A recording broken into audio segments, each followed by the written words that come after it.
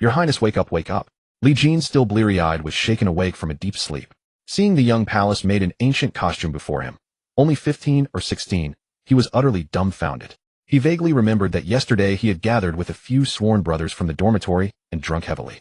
He had shouted that he wanted to go to the Forbidden City where a dragon robes sit on the dragon throne and enjoy being emperor for a day. After that he could not remember anything. You bastards, where did you drag me? Cosplay. A murder mystery game. Tisk tisk, this place, these clothes, these props. Awesome. But this NPC looks a bit young. She's lovely and her acting is good, but she's clearly underage. The boss of this place has some nerve, hiring child labor. Li Jin muttered as he struggled to sit up. Then he suddenly realized that his body had become much smaller. The biceps he had built through 2.5 years of hard gym training were gone. At this moment, he was as thin as a little chick. What the hell? Even more bewildered, Li Jin was about to ask, when a piercing pain shot through his head and nearly knocked him unconscious. The next moment, a great deal of information suddenly flooded his mind. No way. Have I actually transmigrated? After staring blankly for a long time, Li Jin could only accept the truth. He had transmigrated. He had transmigrated into a young man of the same name whose identity was the eldest son of the imperial house of the Dacian dynasty. His father was the current Dacian emperor, his mother the Dacian empress. As the eldest legitimate son, he should have been first in line for the throne. However, because the court preceptor had read his fate at birth and declared his birth chart ominous, born to bring calamity to his parents, he was disliked by his father and mother and spent his childhood in the cold palace. At the age of 7, after Dacian lost a war against Chu to the south, the Dacian emperor sent Li Jin to Chu as a hostage in order to make Chu retreat. That stay lasted 10 years. The legitimate eldest son of a great dynasty had never lived a single good day, truly miserable. Just as Li Jin was sighing, the little maid beside him cried out anxiously, Your Highness, something terrible has happened. Our residence has been surrounded by the imperial guard. I heard them say the Chu emperor may use you as a sacrifice to the war banners. What? Li Jin froze, and soon the relevant memories surged up. A few days earlier, Dacian had suddenly torn up the former friendly alliance and invaded Chu's borders. Caught off guard, Chu had retreated in defeat. As the Dacian hostage, Li Jin had naturally become the target of public anger. Chu's ministers petitioned the Chu emperor one after another to execute him as a sacrifice to the war banners. Damn it. This body's parents really are heartless. Even Li Jin, an outsider, was infuriated enough to kill when he saw what the Dacian emperor had done. Their own son is still in someone else's hands, yet they launch a sneak attack. This is clearly trying to get me killed. What's this? I've only just transmigrated, and I'm already going to die. After a moment of depression, he had another thought. Maybe if he died, he would go back to his original world. With that thought, Li Jin no longer panicked. To remain calm in such dire straits is indeed the mark of a true man. It has been detected that the host's temperament meets the system's requirements. The divine check-in system has been successfully bound. Li Jin's spirit jolted. System, is that you? It's me. Relax. With this system around, I'll soon be taking you to show off and fly high. A surge of information poured into his mind. The system was called the Divine Check-in System. As the name suggested, checking in at designated locations could earn generous rewards. It has been detected that the host is currently in the Chu Imperial Palace. Please go to Xuanwu Gate in the Chu Imperial Palace to check in. If successful, the reward will be the cultivation of a land-bound immortal. A land-bound immortal. When Li Jin heard the system's prompt, every pore in his body thrilled with excitement. From the merged memories, he learned that this was a bizarre and wondrous world. Demons plagued the land, ghosts roamed wild, yet humanity could also cultivate to gain tremendous power. The path of martial cultivation was divided into 11 great realms: skin tempering, bone forging, tendon refinement, spirit fortification, mystic passage, return to void, innate, grandmaster Vudra, heavenly image, and landbound immortal. This meant that as long as Li Jin could reach Xuanwu Gate and complete the check-in task, he could directly obtain the landbound immortal cultivation and become the pinnacle of the mortal world. Gotta hand it to you, system. Awesome. After the excitement passed, Li Jin quickly calmed down. Now the key was, how could he complete the check-in task at the gate of the Chu Imperial Palace? It should be noted that the original owner had little talent for cultivation, and having been neglected since childhood, he was only at the tendon refining realm at the age of 17. Now that the Imperial guards had the place surrounded, forcing his way out was impossible. He had to find another way. Li Jin began pacing around the room, combing through the original owner's memories for a way out. The little palace maid beside him watched her master laughing one moment and lost in thought the next while pacing around. Worried that he had been driven mad by fright, her delicate face was full of concern. I've got it. After sorting through his memories, Li Jin quickly came up with a plan. Hongxiu, go quickly to find Princess Yunxiang and ask her to take me to today's Mingyuan poetry gathering. Whether we can change our fate all depends on you. Hongxiu was the name of the close little maid in front of him. As for Princess Yunxiang, who he had mentioned, her origins were far from ordinary. She was the only daughter of Yun Mutian, the pillar of state of the great Chu dynasty and the foremost military commander in the realm. Yun Mutian was not only the military god of Chu with countless achievements, but also a mighty Vajra stage expert. It was said that because his merit overshadowed the ruler and he feared the Chu emperor's jealousy, he never remarried after his first wife died, and so he had only this one daughter. Because of this, the Chu royal family seeking to win over the Yun family showered favor upon Princess Yunshang. Her status in the Chu imperial city even surpassed that of all the princes and princesses. In Li Jin's memory, the original owner had once saved Princess Yunshang, who had fallen into the water when they were young, and the two became friends.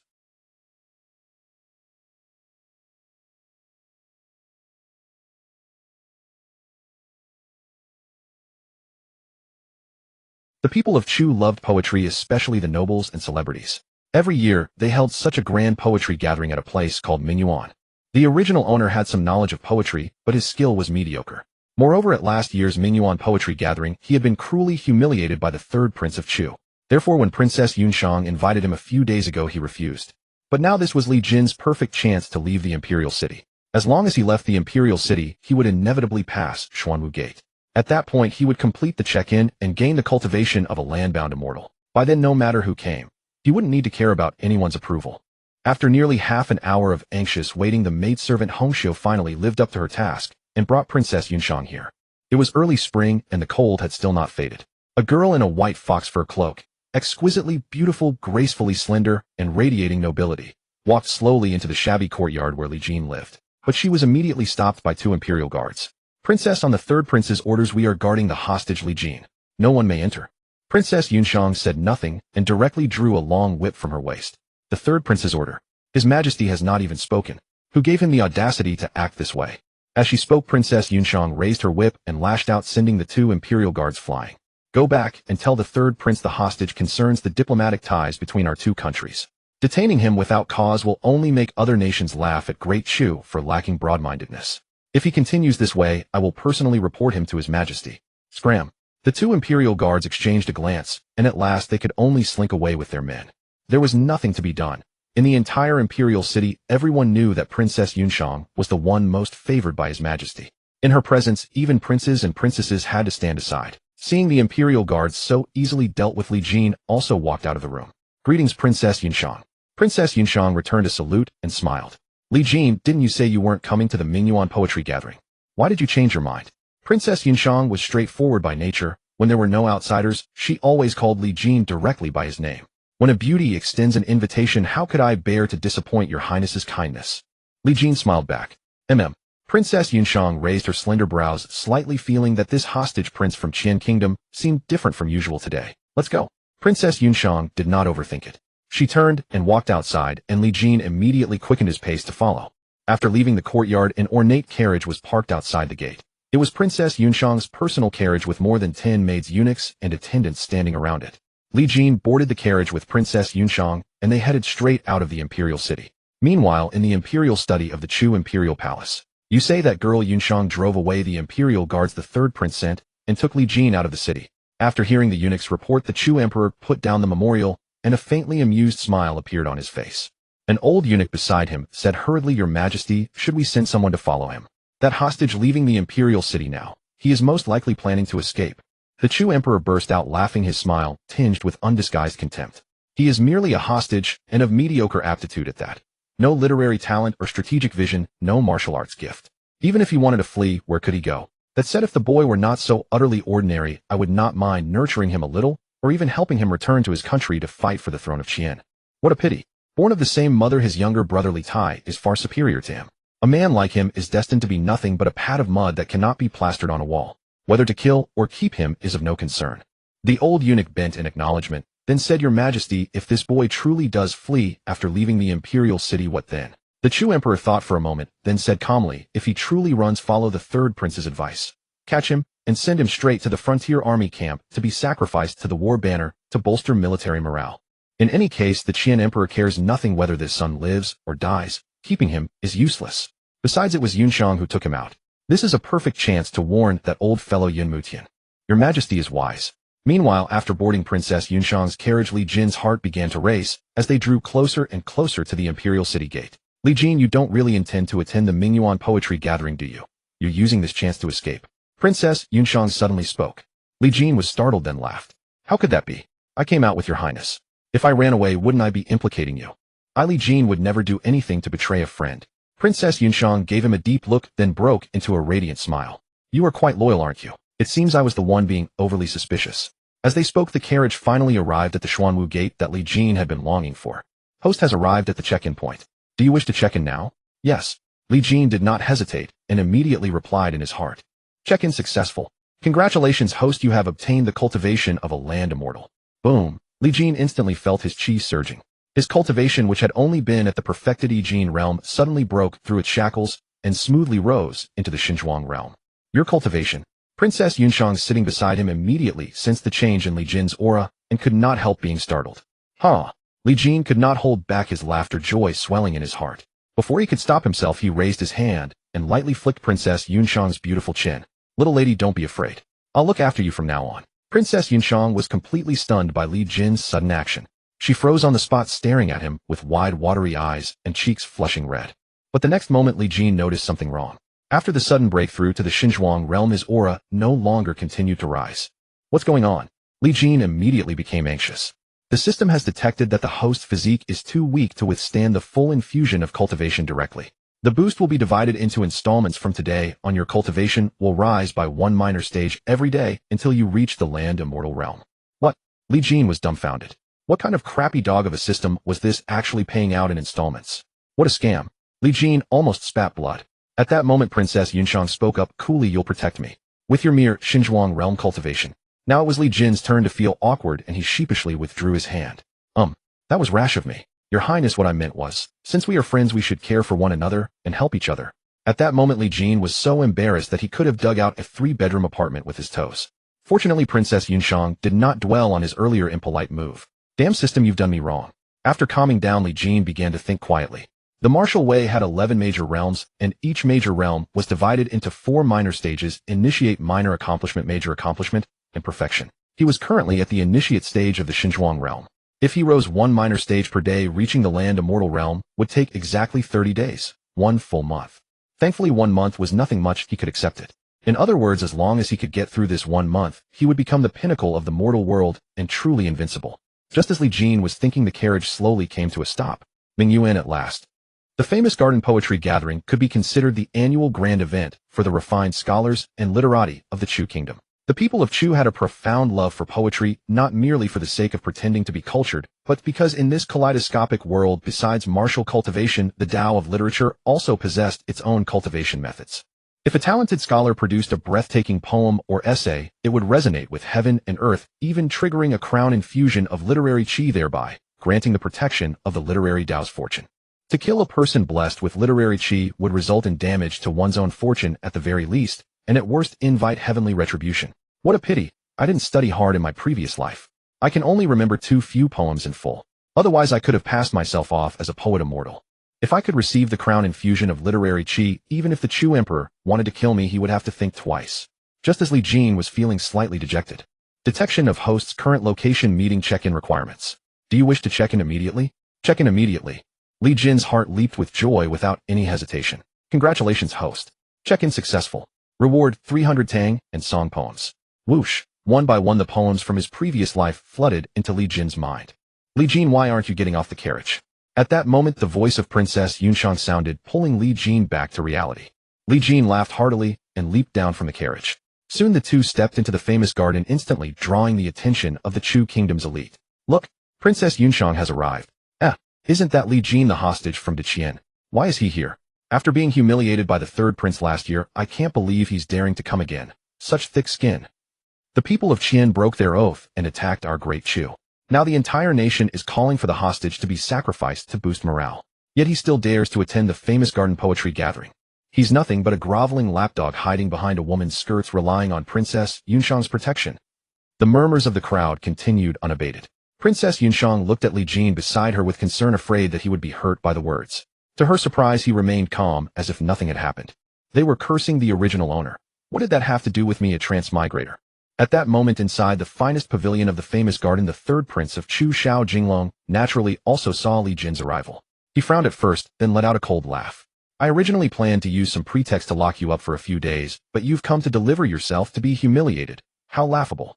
Soon after Li Jin and Princess Yunxiang entered their own pavilion, the famous garden poetry gathering officially began. Welcome everyone to today's famous garden poetry gathering. First, let us invite the chief judge of this gathering, the foremost figure of Chu's literary Tao, the head of Songshan Academy, the venerable Su Yuanhui. Whoosh! The crowd of Chu's elite immediately erupted in excitement.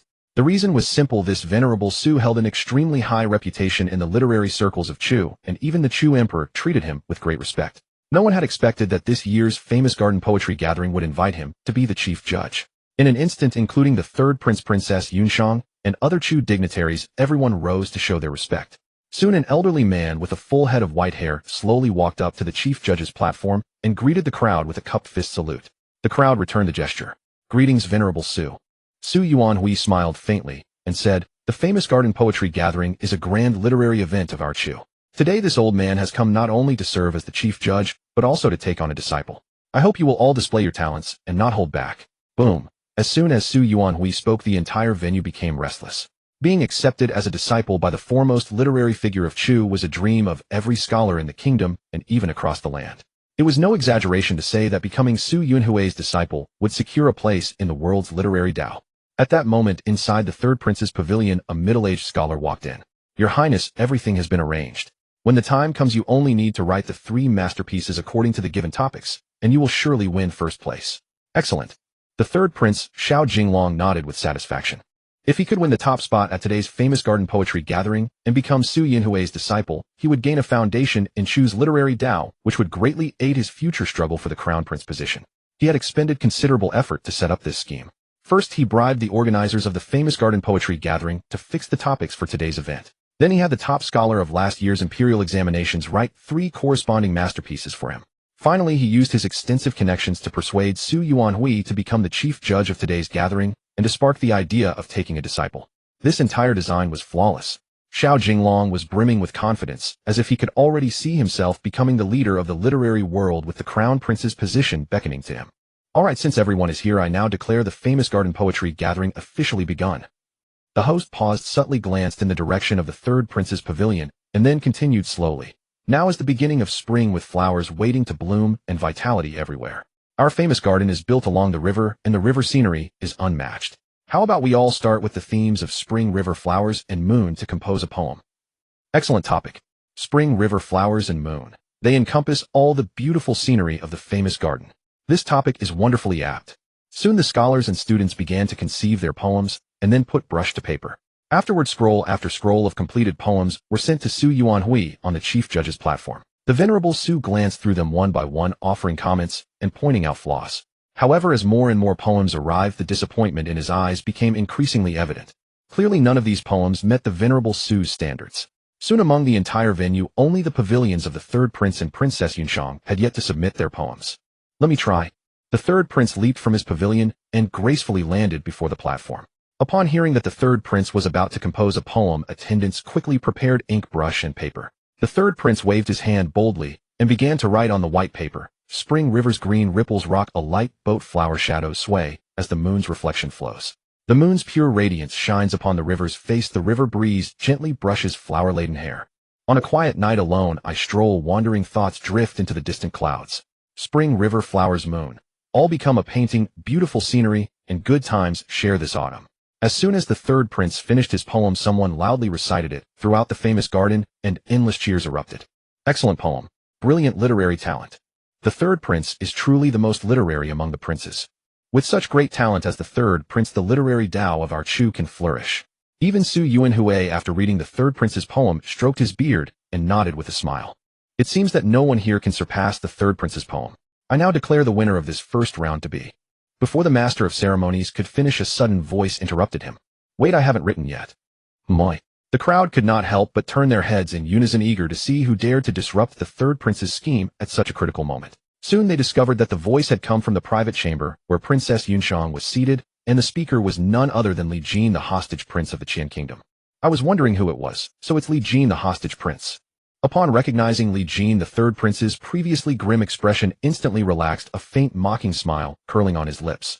"Very well, since Li Jin, the hostage prince, also has a masterpiece, please go ahead." If the challenger had been anyone else, Xiao Jinglong might have been uncertain of their ability, but with Li Jin, he had no worries at all. He knew all too well the caliber of Li Jin's poetry. Last year Li Jin had been utterly humiliated by him. Even if Li Jin composed 100 poems, he could never surpass him. Since you wish to make a public fool of yourself, I the prince shall grant your wish. This way not only would I demonstrate my magnanimity, but when he produces a piece of garbage, it would only further highlight my unparalleled brilliance. Li Jin, are you mad? Why are you showing off at a time like this? Princess Yunshang, standing beside him, grew anxious, utterly puzzled by his intentions. Li Jin smiled faintly. Princess, I told you that today I would show you what it means to be a poetry immortal. At this moment Li Jin was not seeking attention, he had a deeper purpose in mind. He needed to buy himself a month's time to reach the pinnacle of the mortal world. Under the current circumstances, he could be dragged to the sacrificial altar by the Chu Emperor at any moment, and the best way forward was to achieve instant fame through the famous garden poetry gathering. In the Chu kingdom, literature and poetry flourished. If he could attain the title of poetry immortal, even the Chu Emperor would have to think twice before killing him. As long as he could hold out for a month, his earthly immortal cultivation would fully manifest, and then he could trample the Chu Emperor's head beneath his feet like a ball. No one would dare utter a word of dissent. Li Jin lightly leaped onto the grand stage, took up a brush, and began to write in sweeping strokes. Spring river, flower, moon night. The spring river swells to meet the sea. The bright moon rises with the tide. Rippling waves stretch for 1,000 miles. Where on the spring river does the moonlight not shine? Indeed, the poem Li Jin was writing was none other than the timeless masterpiece from his past life, a work that was said to surpass all the poetry of the Tang dynasty. As Li Jin wrote, someone beside him recited the lines aloud. The very first few lines struck like a heavy hammer, landing squarely on the hearts of those who had come to see Li Jin make a fool of himself. Xiao Jinglong, the third prince, felt his face change dramatically. The reason was simple: just a few lines of Li Jin's poem had already utterly obliterated the work he had presented earlier, leaving it in the dust. How is this possible? Xiao Jinglong could not bring himself to believe that Li Jin could have written such verses. Meanwhile, old Master Su, who had been sitting in the chief judge's seat, could not contain himself and rose to approach Li Jin's side. His aged eyes were filled with intense excitement. Marvelous! With just these first 4 lines, one could be deified. However, neither old Master Su nor the crowd anticipated that Li Jin would write faster and faster, finishing 8 lines in one breath, without any sign of stopping. The river and sky are one without a speck of dust. In the sky a solitary moon wheel shines bright. Who by the river first saw the moon? When did the river moon first shine on man? Generation after generation, endless they flow. The river moon year after year looks the same. This is actually a long-form poem. What a line! Who by the river first saw the moon? When did the river moon first shine on man? Absolutely brilliant. I never imagined that Li Jin, the hostage prince, could possess such talent. Even if the poetry immortal from 300 years ago were reborn, he could not compose such verses. The people of Chu cherished poetry, and the gathering today was filled with refined literati. Though they knew well of Li Jin's identity and his relationship with the third prince, among them were many with the proud spirit of scholars. In their eyes, a good poem was a good poem regardless of status or background. Old Master Su stroked his beard, his eyes brimming with joy and excitement, yet he sighed repeatedly. Such poetic talent. I am far inferior. Princess Yunshang had originally hidden in the private chamber, unwilling to witness Li Jin's public humiliation. But now, hearing the lines recited by the crowd and the waves of astonishment, her eyes gleamed with delight as she gazed at the figure still bent over, writing furiously. Did he really write this? Am I dreaming? He has such talent. Princess Yunshang felt that everything was utterly unbelievable. The slanting moon sinks deep, shrouded in sea mist. Between Jiesher and Shaoxiang lies an endless road. How many return home by the moonlight? The falling moon sheds its feelings all over the riverside trees. As Li Jin wrote the final character and set down his brush, the entire venue fell into a profound silence. Even Xiao Jinglong had to admit that Li Jin's poem surpassed his own by far too much. Compared to his poem, the two were on completely different levels. I declare that the poem by Li Jin, the hostage prince, ranks first, while the third prince's poem shall be placed second. Does anyone have any objections? Su Yuanhui's final judgment was met with no opposition from the entire audience. Even the thickest-skinned person would not dare to claim that the third prince's poem was better than Li Jin's. Wait, Li Jin, the hostage prince, has never shown any poetic talent before. How could he write such verses today? It's too strange. Could he have bribed the master of ceremonies, learned the theme in advance, and had someone write it for him? That must be it. How cunning and despicable these Qin people are. We almost fell for it. The master of ceremonies, upon hearing the crowd's speculation, could not help but blush with embarrassment. Even Xiao Jinglong felt a twinge of guilt. It was true that someone had bribed the master of ceremonies and learned the theme beforehand. But that someone was not Li Jin, it was the third prince himself. What Xiao Jinglong could never have imagined was that even with such thorough preparation, he would still lose to Li Jin. The thought only made him more furious. At that moment, Su Yuanhui suddenly let out a cold snort. Is it so hard to admit that your literary talent is lacking? I absolutely refuse to believe that the author of such a masterpiece would stoop to being a ghostwriter for someone else. That is the height of absurdity. Su Yuanhui's words immediately silenced the crowd, and everyone showed signs of shame. Indeed, a person capable of creating such an immortal poem enough to be remembered through the ages would never yield such glory to another. Moreover, Li Jin was a hostage prince from another kingdom barely able to ensure his own survival. How could he possibly have such extraordinary means? Since old Master Su has spoken, let there be no more idle chatter. Master of Ceremonies, please proceed with the next topic. As soon as Xiao Jinglong spoke, the crowd dared not dwell on the matter. The Master of Ceremonies coughed lightly, made a show of scanning the audience, pretended to ponder for a moment, then pointed at the dancing entertainers in the venue, and said with an air of importance, "I have it. We have beautiful scenery before us, and lovely ladies by our side. Just now we used the landscape as a theme. How about for the second round we take beautiful women as our subject?" The theme of beauty, though seemingly improvised by the Master of Ceremonies on the spot, was naturally well planned in advance by the third prince. Next, everyone began writing their works and submitted them to Su Yuanhui for evaluation once again. The third prince pretended to ponder for a long while before writing out the poem he had already prepared. His poem read as follows.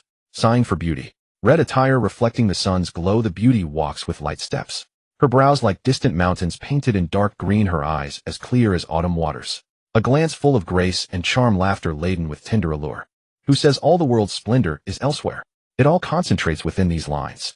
As the Master of Ceremonies deliberately read aloud the third prince's poem, praise erupted once again. This made third prince Xiao Jinglong furious, his gaze toward Li Jin dripping with barely concealed hatred. Hostage Li Jin, have you not yet begun to write?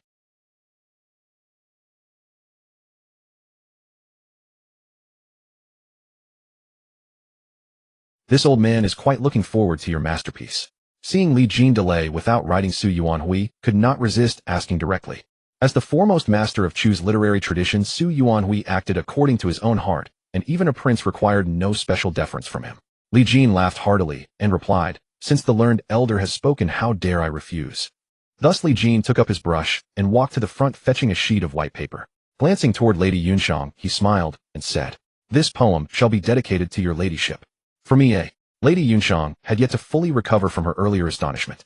Hearing Li Jin's words, anticipation immediately lit up her face, and her beautiful eyes fixed intently upon the brush in his hand. Li Jin wielded his brush like a dragon soaring and a phoenix dancing, and in the blink of an eye had completed a poem. To Yunshang, clouds suggest her gowns, flowers suggest her face, the spring breeze brushes the railing, dew heavy and bright. Were it not seen upon the mountains of Chuanyu, she would surely be met beneath the moonlight at Yaodai. This brief, 7-character regulated verse appeared effortlessly composed, free of any contrived manner, making one feel as though spring light filled the entire page. Exquisite. Cloud, flower, dew, jade, mountain, Yaotai, moonlight. The chosen words are plain and natural, leaving no trace of artifice, yet they fill one's vision with blooming splendor and leave the face ethereally veiled. Truly a masterpiece of the highest order. Having read Li Jin's poem, Su Yuanhui immediately lavished praise upon it, forming a sharp contrast with his earlier attitude toward the third prince. The answer needed no elaboration. In this second round, the victor and the defeated were already crystal clear. After Li Jin finished his poem and displayed it for all to see, Lady Yunshang carefully gathered it with reverent hands, her beautiful large eyes curving into crescent moons, her inner joy entirely unconcealed. "This is a poem he wrote just for me, so beautifully crafted." Yet while some rejoiced, others grew sorrowful. "Oomph." Xiao Jinglong let out a cold snort, his face dark with gloom as he returned to his private box. After consecutive defeats in 2 rounds, his composure had already begun to completely unravel. The Master of Ceremonies was equally disheartened. He had originally believed that this prestigious garden poetry gathering would be the third prince's grand display of brilliance, and that he himself could ride the prince's coattails based on this merit. Never in his wildest dreams did he imagine that someone like Li Jin would emerge from nowhere and ruin every carefully laid plan. Yet the poetry gathering must continue. With clenched teeth, he announced the results of the second round, and then proceeded to say, "As for the third round of this poetry gathering, per established custom, there shall be no restrictions on theme or number of pieces. All are welcome to showcase their talents to the fullest. Pray do not hold anything back." Within the private box, the third prince downed a cup of tea in one gulp and slammed the teacup heavily onto the table, his eyes brimming with murderous intent. "You audacious Li Jin, daring to ruin my plans. Today this matter between you and I is far from over." At this moment, an attendant nearby ventured a careful reminder. "Your Highness, pray do not be angry. There remains the third round. You have fully prepared no fewer than 10 excellent poems. You shall surely turn the tide." Hearing these words, the third prince's rage subsided slightly. Taking a deep breath, he said, "No hurry. This time let that young man write first. This prince shall make his breathtaking reveal in the end. Returning to Li Jin after unleashing 2 poems, he suddenly sensed a faint connection forming between himself and some mysterious force within heaven and earth. Could this be the legendary cultural aura? I never thought that merely reciting poems could stir the cultural aura of heaven and earth. This discovery sent waves of wild joy through Li Jin's heart. Legend held that when cultural aura gathered to a certain threshold, it could resonate with the heavens and earth, drawing down a cascade of cultural energy, a phenomenon known as the anointment of cultural aura. Put plainly, it was heaven and earth's recognition of one's talent, the highest glory coveted by all scholars across the realm. If I can summon the anointment of cultural aura, I shall be blessed with the fortune of literary Tao. At that point, even the king of Chu would dare not harm me recklessly. At the very least, I could hold out for a month. At this thought, Li Jin burst into loud raucous laughter, drawing everyone's sidelong glances. If we are to compose poetry, how can there be no fine wine? Someone fetch wine. Yet after waiting a moment, no one paid him any mind. Who does he think he is? A mere hostage from another state. And here he is putting on airs. Fortunately, Lady Yunshang reacted swiftly, sparing Li Jin from losing face. Someone go fetch the finest vintage from my carriage, the Immortal's Intoxication. Before long, Lady Yunshang's men returned with 2 large jars of Immortal's Intoxication. Li Jin took them and immediately uncorked one, cradling it to his lips and drinking deeply. Fine wine. Bring paper and brush. Lady Yunshang gestured at once, and her attendants quickly prepared ink, brush, and white paper. Li Jin immediately set to writing furiously, the poems flowing in their entirety from his mind, without need for any deliberation. When will the bright moon appear? I raise my cup to ask the azure sky, not knowing what year tonight is in the palaces above. At dawn in the painted hall, word comes that snowflakes fall. These must be celestial immortals in a drunken revel, scattering white clouds to shreds. Among the flowers, a pot of wine, drinking alone with no close friend. I raise my cup to invite the bright moon, and with my shadow we become 3. In the blink of an eye, Li Jin had already composed more than 10 fine poems, yet showed no sign of stopping. All present at the entire venue were rendered speechless with astonishment. They had witnessed poets stirred to inspiration by wine, but never had they seen anyone compose like this. While others toiled for months without producing a single fine piece, he casually penned them without a moment's hesitation, and each one was an extraordinary masterpiece destined to endure through the ages. The poet immortal has descended. The poet immortal has descended. Some could no longer contain themselves and began shouting enthusiastically. The way they looked at Li Jin had completely transformed. Even Su Yuanhui, who had witnessed numerous grand occasions, was now trembling with emotion. Could this youth truly be the rebirth of the poet immortal? Why must he not be one of our Chu people? Li Jin was now completely immersed in the world of poetry, having no time to heed the surrounding murmurs, still vigorously continuing his writing. Finally, with both jars of fine wine entirely consumed, the poems Li Jin had written had surpassed 100. At that very moment, Li Jin suddenly sensed something and lowered his brush. The next instant, beneath the utterly stunned gaze of all present, an exceptionally brilliant ray of light suddenly descended from the heavens and fell with pinpoint accuracy upon Li Jin. Li Jin felt his body suddenly grow weightless, as though at this moment he and heaven and earth had merged into one. The crowd first froze in terror, then someone recovered enough to cry out loudly. The anointment of cultural aura. It is the anointment of cultural aura. With 100 poems brewed from wine, he summoned the literary chi infusion, a sight that utterly stunned everyone present. Heavens! Literary chi infusion. This is the supreme glory of a scholar. In the past 1,000 years, it seems only the poet immortal by Li 300 years ago, and the Confucian sage Ming Zhongni 800 years ago have ever triggered the literary chi infusion. What a pity! Why must it be that hostage from the Qian kingdom and not a man of our Chu kingdom? This Li Jin has lived in Chu for 10 years, nurtured by our kingdom's literary fortune. Thus he should be considered half a man of Chu. Princess Yunshang gazed at Li Jin enveloped in dazzling light, her cherry lips slightly parted, utterly frozen in shock. When she realized it was all real, a surge of intense joy welled up in her beautiful eyes. Originally, Chu and Qian were at war, and she had been worried about Li Jin's safety. But now, with today's literary chi infusion, Li Jin would be regarded as a paragon by scholars everywhere.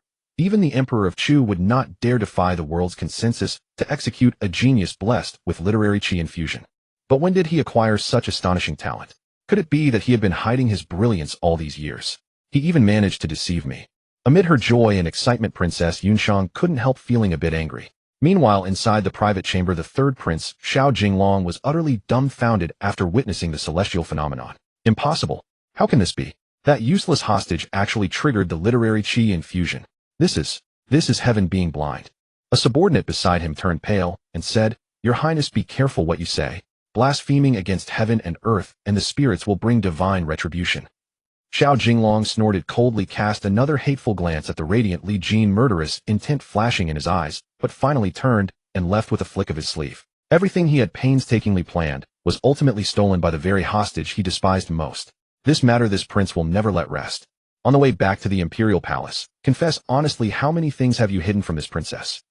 As soon as he boarded the carriage, Li Jin was cornered by Princess Yunshang, who demanded angrily with a stern face. Princess, my dear, and I am a hostage. To survive in Shu I have to keep some trump cards, don't I? After Li Jin's explanation, Princess Yunshang gradually calmed down. Then why didn't you keep pretending? If I kept pretending, I would have been dragged off to be sacrificed to the army banner. Li Jin found a perfect excuse. Princess Yunshang raised her slender brows. With this princess here, who would dare?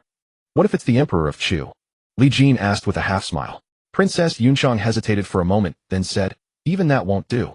I would rather give up my title as princess than allow anyone to harm a single hair on your head. Li Jin couldn't help but pause. He could feel that the girl was speaking from her heart. This silly girl was truly kind to the original owner. She was also the only person in this world aside from the maidservant Hongxiu who truly cared for him. Hey, don't get the wrong idea. This princess regards you as a friend, and isn't a friend supposed to go through thick and thin? Princess Yunshang seemed to realize that her previous words had been too straightforward, so she immediately added an explanation. However, the explanation only made things worse, like protesting too much. Well, this princess is tired. I'll sleep for a while, remember to wake me when we arrive. With a face full of shyness, Princess Yunshang found a clumsy excuse, then turned her head away, leaned against the carriage window, and pretended to close her eyes in repose. But the next moment, Princess Yunshang suddenly felt a warm, slender hand caressing her cheek. What is he trying to do? Yunshang's eyes flew wide open as she almost held her breath, completely, her body stiff, her flushed cheeks as delicate as a blooming flower, and her heart pounding like a startled deer. It's cold, you'll catch a chill. Here, let your brother's shoulder be your pillow. With that, Li Jin, without allowing any refusal, gently pressed Yunshang's rigid little head onto his own shoulder. At that moment, Yunshang's mind went completely blank. After all, in all her years, this was the first time she had been in such close, intimate contact with a man.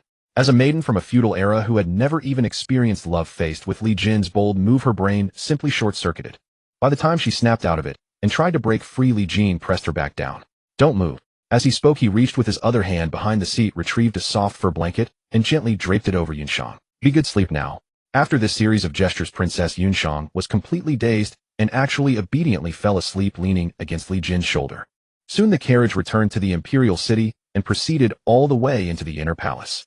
Princess, I'm sorry. Li Jin lowered his head to glance at the beautiful girl who was now sweetly asleep on his shoulder and silently said to himself. Just then a group of eunuchs and maids happened to approach from the opposite direction. Seeing the princess's carriage, they quickly halted by the roadside. But at that moment, the carriage curtain seemed to be lifted by a gust of wind. The maids and eunuchs waiting by the road instinctively glanced inside the carriage and were instantly stunned by the sight before them. The most honored Princess Yunshang in the imperial city was actually lying in the arms of Li Jin, the hostage from Qian Kingdom. Soon news that Princess Yunshang and the Qian hostage Li Jin had a secret affair began to spread like wildfire within the palace. This was, of course, all deliberately orchestrated by Li Jin. Although after the famous garden poetry gathering, he had not only earned the title of Poet Immortal, but also obtained the highest honor for a scholar, the literary Qi infusion. Yet it was still uncertain that the Emperor of Chu would not make a move against him. He might even be eliminated as a potential threat. Therefore, to survive the coming month, he had to set up a double-layer insurance for himself.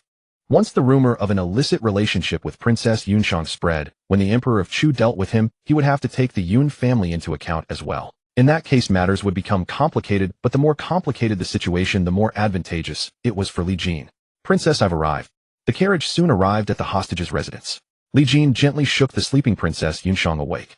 Oh. Princess Yunshang woke up groggily, feeling that this was the first time in her life she had slept so soundly in a carriage. Princess, great kindness needs no words of thanks.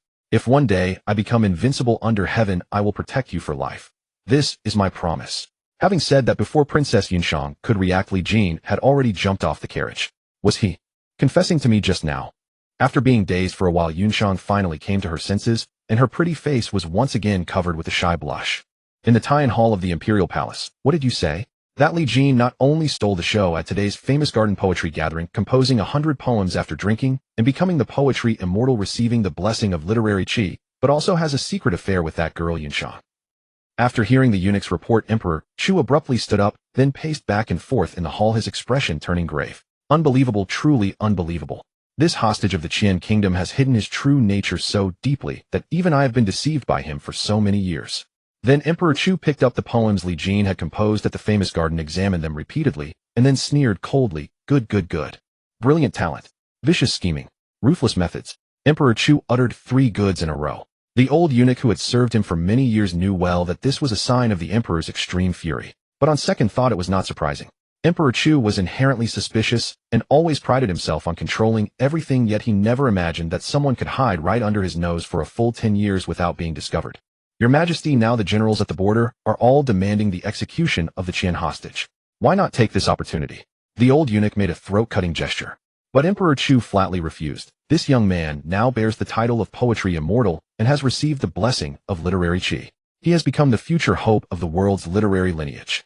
If I rashly kill him, I will only earn the infamy of being jealous of talent. Moreover, he now has a secret affair with that girl from the Yun family. This involves the Yun family, making the matter even more complicated.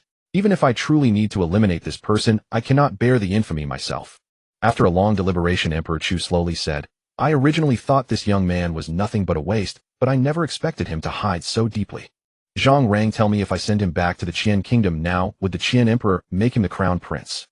The old eunuch called Zhang Rang immediately laughed. Absolutely impossible. If the Qian emperor and the Qian empress cared about their son's life, they would not have brazenly torn up the treaty and attacked our great Chu.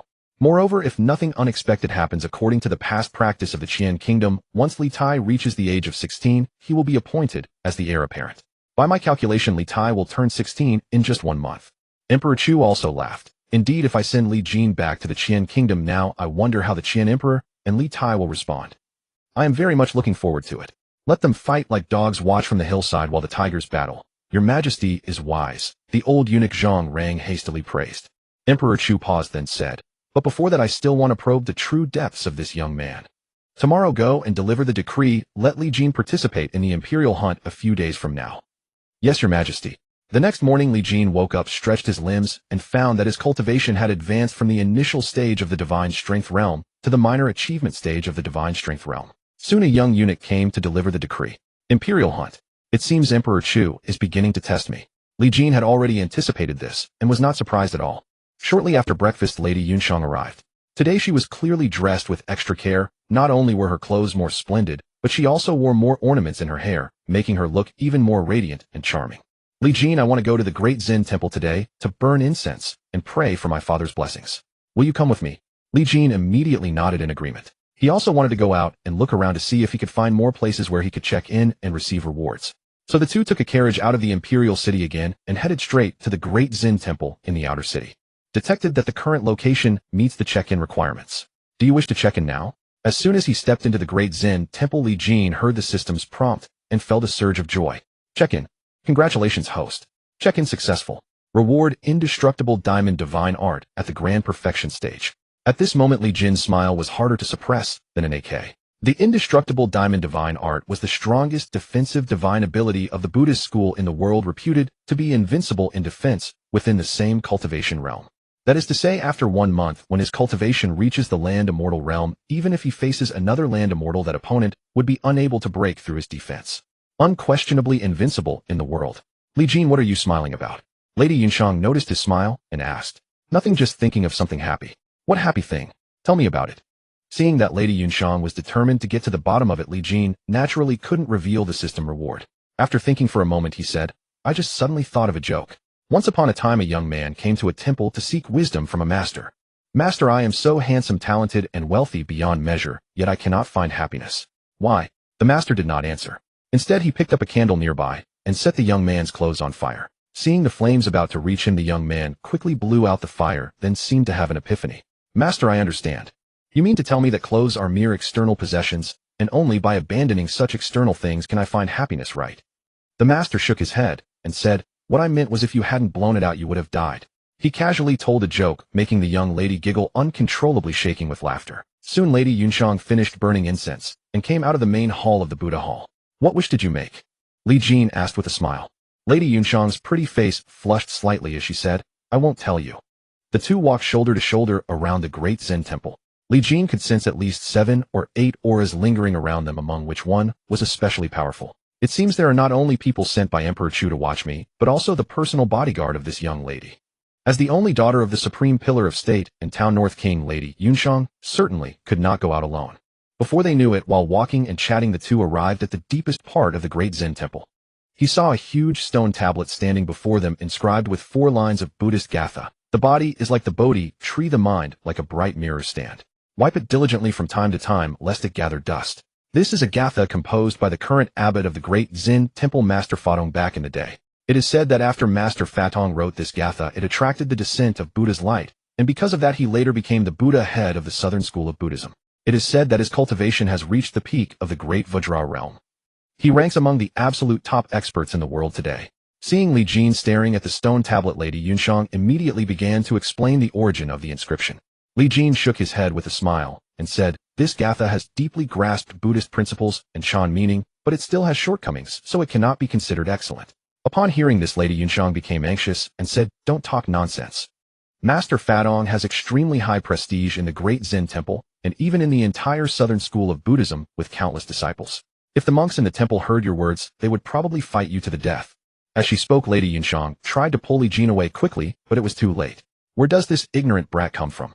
How dare you spout nonsense in my great Zen temple?" As he spoke, a burly monk with a full beard and an exceptionally robust figure had already blocked their way. Lady Yunxiang saw this and inwardly exclaimed, "Trouble." The Buddhist teachings flourished in the present age, especially in the southern Chu kingdom, where even the Chu emperor was a devout follower of Buddhism. As the foremost temple of the southern dynasties, the great Zen temple's lofty status was self-evident. To put it without exaggeration, even princes and princesses held no sway in this place. Li Jin, however, remained unhurried. He stepped forward, shielding the anxious Lady Yunxiang, and said slowly, "I merely spoke the truth.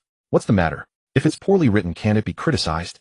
The burly bearded monk's eyes widened, already as big as copper bells, now even more terrifying. He rumbled, "You insolent brat. How dare you say our abbot's writing is poor? Do you believe I'll cripple you with one palm?" As he spoke, the burly monk's aura surged, his might formidable. Return to Void Realm. I never expected that even a random monk from the great Zen temple would be a master of the Return to Void stage. Lady Yunxiang sidestepped forward and stood before Li Jin. Her aura irradiated, matching the burly monk's, clearly also at the Return to Void Realm. At that moment, Li Jin keenly sensed that the powerful aura that had been trailing them was rapidly approaching, presumably the protector of Lady Yunxiang. "Zhizhong, cease your insolence. This is a sacred Buddhist ground. How can you give in to anger? Withdraw at once." A voice, ethereal and ancient, suddenly rang out like a Buddhist chant that soothed the mind. The next moment, an old man with a long white beard appeared before Li Jin and the others like a phantom. The burly bearded monk hurriedly bowed, "Greetings, abbot. This disciple admits his fault." So the sudden arrival was none other than the abbot of the great Zen temple, the Chan Master Fatong, who had inscribed the current Gatha on the stone tablet. The renowned Buddhist leader of the southern sect, a heaven phenomenon realm powerhouse. Li Jin had not expected that his casual comment would summon the very author himself. The heaven phenomenon realm was undoubtedly the pinnacle of power in this world. If this master intended to attack them, even the mysterious protector of Lady Yunxiang would likely be unable to withstand him. Lady Yunxiang's lovely face changed slightly upon seeing the newcomer, but she still resolutely shielded Li Jin behind her. "Amitbach." Chan Master Fatong intoned the Buddha's name, his face full of kindness. Smiling at Li Jin and the lady, he said, "This Zhizhong was originally a bandit. After converting to Buddhism, his 6 roots are not yet pure, and he acted out of anger, offending you 2 distinguished guests. I beg your forgiveness." Seeing that Chan Master Fatong bore no ill intent, Lady Yunxiang breathed a sigh of relief. This benefactor. Chan Master Fatong's gaze fell upon Li Jin, and he continued with a smile, "I have just heard that you benefactor remarked that my 4-line Gatha has shortcomings. Might I ask for your instruction? I am all ears." Li Jin returned the courtesy with a smile, "Certainly." As they spoke, many pilgrims in the great Zen temple, hearing the commotion, came running over to watch. "What? Someone dares to say that Chan Master Fatong's Gatha is poorly written? Who is so arrogant? Everyone knows that Chan Master Fatong is the leader of the southern sect of Buddhism with profound dharma that is unparalleled in the world.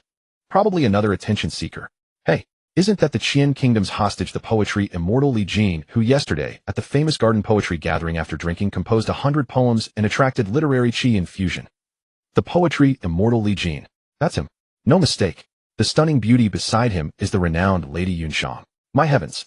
On one side the poetry immortal, on the other the Buddhist leader. This will be a great show. With all due respect, Li Jin may be the reincarnation of the poetry immortal, but he may not understand Buddhism. Right? When it comes to Buddhist teachings and Zen principles, I still trust Chan Master Fatong more.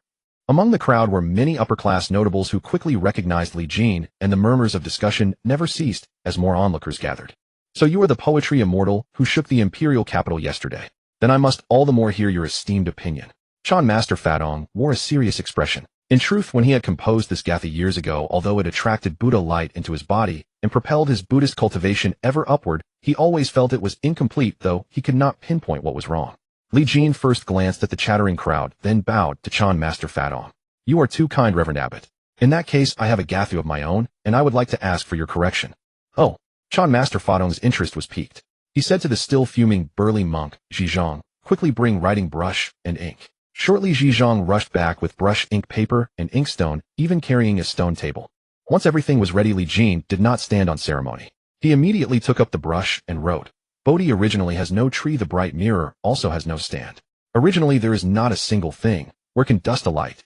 As soon as this gatha was uttered, Chan Master Fatong felt as if the invisible shackles deep within his heart were suddenly shattered, and he was instantly enlightened like a bucket of cold water poured over his head. Not only did his understanding of Buddhist teachings and Zen essence ascend to a higher level, but he also felt that if he wished, he could break through the great Vajra realm at any moment and reach the legendary heaven phenomenon realm. Yes, originally there is not a single thing, where can dust alight. I was ultimately attached to appearances. So that's how it is. At the same time, after Li Jin finished writing, a golden Buddha light suddenly descended from the great Zen pagoda in the center of the temple, falling upon Li Jin. For a moment, Li Jin's entire body radiated dazzling golden light, as if a divine Buddha had descended. The crowd erupted into chaos. Buddha light descends. He actually attracted the descent of Buddha light. Isn't it said that only the top Buddhist geniuses upon comprehending supreme Dharma can attract Buddha light? Heavens! I thought this Qian kingdom hostage was only a peerless prodigy in poetry, but his talent in Buddhism is also terrifyingly profound. Literary Qi infusion. Buddha light descent. Either of these events is rare once in 1,000 years, yet both have happened to the same person. I'm dumbfounded. How can such an extraordinary genius exist in this world? Amid the endless chatter, Chan Master Fatong also snapped out of his enlightenment. His gaze toward Li Jin had completely changed. Chan Master Fatong first made a solemn bow to Li Jin, then said slowly, Your single gatha is worth more than 30 years of my arduous cultivation. Although you are not a member of our Buddhist order, your Dharma comprehension is innate and natural. You are truly a heaven-sent genius. You have a great affinity with our Buddhist path. Why not join our order? The southern sect of Buddhism would be honored to offer you the position of Buddha's son. Chan Master Fatong's words caused an uproar throughout the venue. Buddha's son. That was a title reserved for the first heir to the next Buddhist leader. In other words, if Li Jin agreed, barring unforeseen circumstances, he would become the future leader of the southern sect of Buddhism. Even the human emperor would have to yield to him. Li Jin, of course, without a second thought, flatly refused. I've finally come to this vibrant world, and before I've even had a chance to enjoy myself, you want me to become a monk. Thank you for your kindness, great Chan Master. This young man's 6 roots are not yet pure, and his worldly ties are not yet severed. I have no intention of entering the Buddhist order for now. With that, Li Jin grabbed the still-stunned Lady Yunshang, held her delicate hand, and quickly made his way out of the crowd. In the Taiyan Hall of the Imperial Palace, news of what had transpired at the Great Zen Temple naturally reached the court without delay. After listening to the report, Emperor Chu doubted his own ears. Yesterday, he went to the famous garden and became a poetry immortal. Today, he visited the Great Zen Temple and nearly became a Buddha's disciple. Who can tell me how many more hidden cards this Li Jin possesses? This young man has concealed himself so deeply. Li Jin's astonishing performance had successfully aroused the emperor's wariness. Grand Eunuch Zhang Rang spoke with a worried expression. But if we kill him, not only will the literati of the world blame your majesty, but the southern sect of Buddhism will also be difficult to appease. Emperor Chu sighed. If it had been 2 days ago, sending Li Jin to the frontier military camp for execution would have been greeted with applause by the people of Chu, and no one would have sympathized with a foreign hostage. If Li Jin had been killed before today, at most the backlash of literary aura would have incurred the condemnation of the world's scholars, which Emperor Chu could have gritted his teeth and endured. But after today, Li Jin had gained another identity, the valued successor of Great Chan Master Fatong.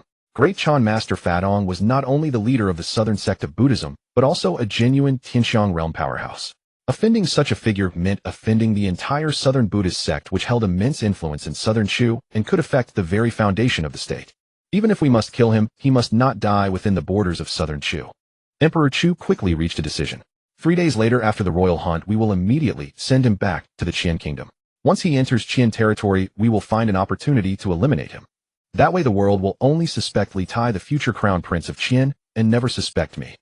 Moreover, even if we fail to kill him, letting him contend with Li Tai for the throne of Qian works to our advantage. Meanwhile, after returning to his residence in the palace, Li Jin began to review his actions of the day. I never expected an unintentional act to catch the eye of Great Chan Master Fadong. But this is good.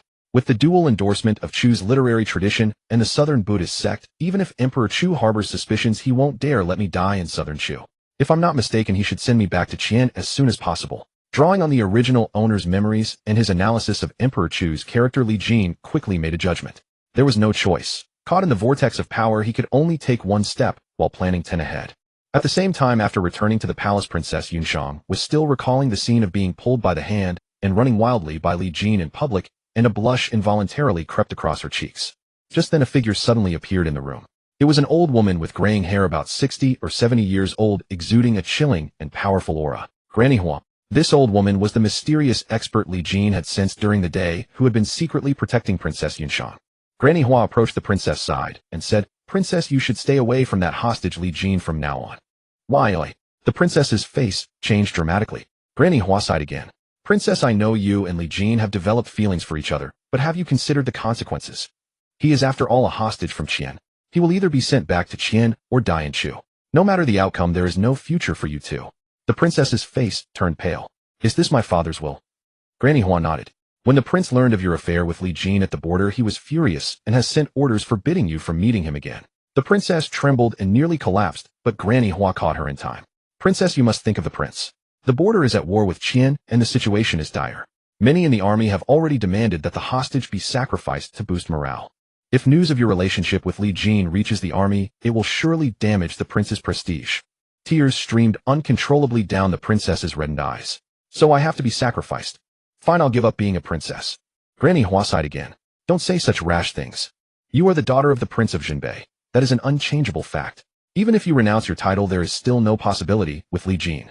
You can only blame fate for making you fall for the wrong person. Perhaps this is destiny." The princess's heart ached as if twisted. Through tearful eyes she asked, "Granny Huang, is there really no way?"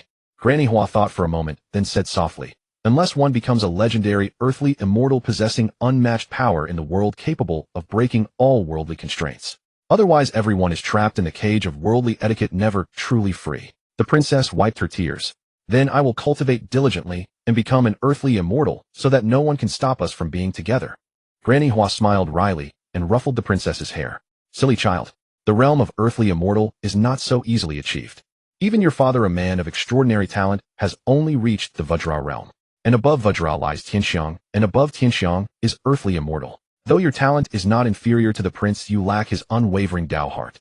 Even if you redouble your efforts from now on, reaching the Vajra realm by the age of 40 would be quite an achievement.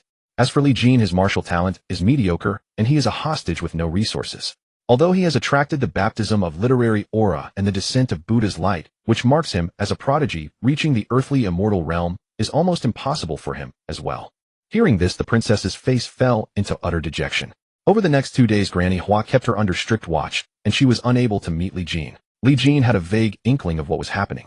Without the princess's support, a hostage like him naturally could not leave the palace. He could only obediently stay in the hostage quarters.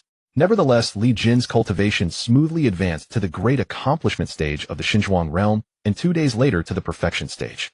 By the morning of the third day, when a young eunuch came to escort Li Jin to the royal hunting grounds, his cultivation had already broken through to the Tongxian realm. The royal hunt was a frequent event hosted by the Chu royal family. A gentleman mastered 6 arts, and archery and horsemanship were mandatory subjects for the nobility. Following the young eunuch onto the carriage, after about an hour they arrived at the royal hunting grounds outside the Chu capital. "Congratulations, host, for signing in at the royal hunting grounds. Reward Sunset Divine Arrow Art." Buzz. As the reward arrived, Li Jin felt a flood of archery knowledge pour into his mind. After alighting from the carriage, Li Jin noticed that all the princes and princesses of Chu except the very young were present. However, scanning the crowd, he did not see Princess Yunxiang, and a wave of disappointment washed over him. It seemed his guess was correct. The Yun family had already restricted the girl's movements, forbidding her from further contact with him. "No rush. There are still 26 days, then no one will be able to stop me from doing anything." Just as he was pondering, a familiar voice suddenly sounded in his ear. "Oh, if it isn't the famous poetry immortal. I didn't expect father to allow you to attend the royal hunt. Since you're here, dare you compete with me?" The speaker was none other than the third prince, Xiao Jinglong. Ever since childhood, Xiao Jinglong had never missed an opportunity to bully the hostage Li Jin. The latter had always been submissive, never fighting back or retaliating. If not for Princess Yunshan's constant protection, he might not have survived to this day. But for Xiao Jinglong, this worthless hostage whom he had always trampled underfoot had stolen the spotlight at the famous garden poetry gathering and become the universally praised poetry immortal. Rumor had it that 3 days ago at the great Zen temple, Li Jin had nearly been accepted as the southern sect's Buddha's disciple by great Chan Master Fatong. The more Xiao Jinglong thought about it, the more irritated he became, and his anger was about to boil over. Compete with me. You're not worthy. Li Jin did not indulge him and shot back directly. Now with the dual endorsement of the literary tradition and the southern Buddhist sect, even his father Emperor Chu would not dare to easily harm him. A mere prince was nothing to Li Jin. Xiao Jinglong's eyes widened in disbelief. He could never have dreamed that the formerly timid and submissive hostage Li Jin would dare speak to him like this. When Xiao Jinglong recovered his senses, he erupted in fury, his eyes nearly popping out. You're asking for death. With a roar, he raised his palm and struck fiercely at Li Jin. Tongxian realm perfection. Although the third prince, Xiao Jinglong's martial talent was not as great as Princess Yunshan's, he was still quite outstanding among the princes.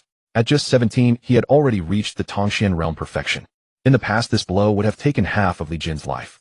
But now Li Jin had also entered the Tongxian realm and possessed the indestructible Vajra divine ability reputed to be invincible at the same cultivation level.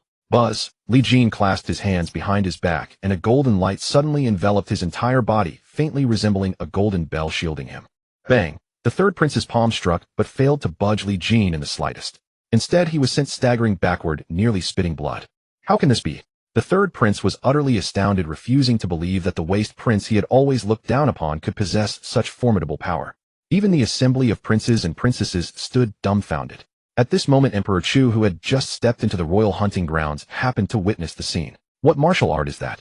It can actually repel the full force of third prince's palm. Emperor Chu was equally shocked.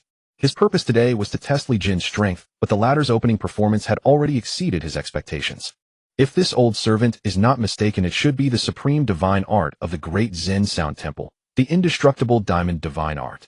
And it appears to have reached a considerable level, indicating years of cultivation. The eunuch Zhang Rang's words only deepened Emperor Chu's shock. Could it be that Chan Master Fatong had already taught this art to the lad? Didn't he only visit the great Zen Sound Temple yesterday? Or had they met long before? The more Emperor Chu pondered, the more alarmed he became. A hostage right under his nose had cultivated the supreme divine art of the great Zen Sound Temple to such a level without his knowledge. How many other hidden cards does this brat possess? If not for the war between the two kingdoms forcing him to reveal himself, he would have kept me in the dark until when? The more Emperor Chu thought, the angrier he grew, yet he became more determined to send Li Jin back to the Qian kingdom as soon as possible. Since Li Jin had already mastered the indestructible diamond divine art, it proved his relationship with Chan Master Fatong was far deeper than imagined.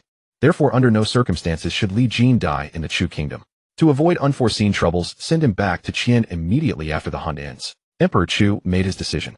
On Li Jin's side, after repelling the third prince with the indestructible diamond divine art, he paid no further attention to the latter. The third prince's mind buzzed. He was still in shock, not daring to provoke Li Jin again. Soon the hunt officially began. Since this is a hunting competition, why not add some stakes? Let's set a time limit of 2 hours. Whoever hunts the most game may ask me for one favor, and if it is within my power, I shall grant it. Emperor Chu deliberately cast a glance toward Li Jin as he spoke. All cheered in gratitude, then selected their horses and bows, charging into the forest. Li Jin also took a bow and arrows, mounted a tall steed, and entered the woods. After everyone had entered, Emperor Chu nodded to Zhang Rang. Try to probe the lad's full strength, but do not harm him. Zhang Rang quickly replied, Rest assured, Your Majesty. This old servant has arranged everything. We will surely force the hostage Li Jin to reveal his full capabilities. Li Jin rode into the forest. Since he had never been on good terms with the princes and princesses, he deliberately chose a remote direction. As he ventured deeper, wild beasts and birds became more abundant. Time to try out the sunset divine arrow art I obtained from the sign-in. Li Jin promptly drew 3 arrows, knocked, drew the bowstring, and released in one fluid motion. The 3 arrows shot out. He then followed with 3 more arrows, then another 3. He drew the bow 3 times in rapid succession, each movement seamless. This was the 9 stars connecting arrows technique of the sunset divine arrow art. Though using it for the first time, Li Jin executed it as if he had practiced it countless times. The 9 arrows, though launched at different times, struck 9 flying birds almost simultaneously. A truly miraculous feat. Legend has it that the sunset divine arrow art was created by an ancient immortal. When one's cultivation reaches a certain level, even celestial beings can be shot down. I wonder if it's true. Li Jin pressed forward, soon having hunted over 100 game animals. The royal hunt was a high-class entertainment event for the Chu royal family, with dedicated recorders to collect the kills. Li Jin did not need to personally retrieve them, others would do so, and keep a real-time tally. Soon Li Jin hunted his way into the deep forest. He suddenly sensed danger. The next moment, over a dozen black-clad men emerged from the thicket. Are you Li Jin, the hostage from Qian? Prepare to die. The black-clad men appearing from nowhere charged at Li Jin, without explanation, murderous intent radiating from them. That old bastard Emperor Chu is going this far. Though Li Jin had anticipated the test, the scale still startled him. Fortunately, these black-clad men were not too strong. Only at the divine strength realm.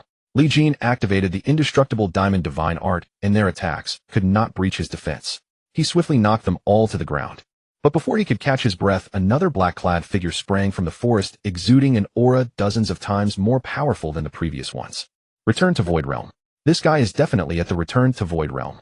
Li Jin was on high alert, mustering all his concentration. However, the gap in cultivation was significant. Even though his indestructible diamond divine art had reached perfection, fighting across realms still proved exceedingly taxing. With a boom, Li Jin was forced back by a palm strike, gasping for breath.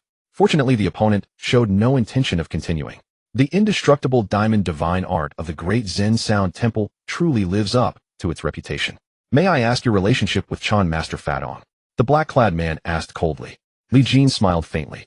Since you've already guessed, why ask further? The black-clad man chuckled darkly, then turned and vanished into the forest. Just then the bell signaling the end of the hunt sounded. Li Jin smiled, brushed the dust off his clothes, mounted his horse, and started back.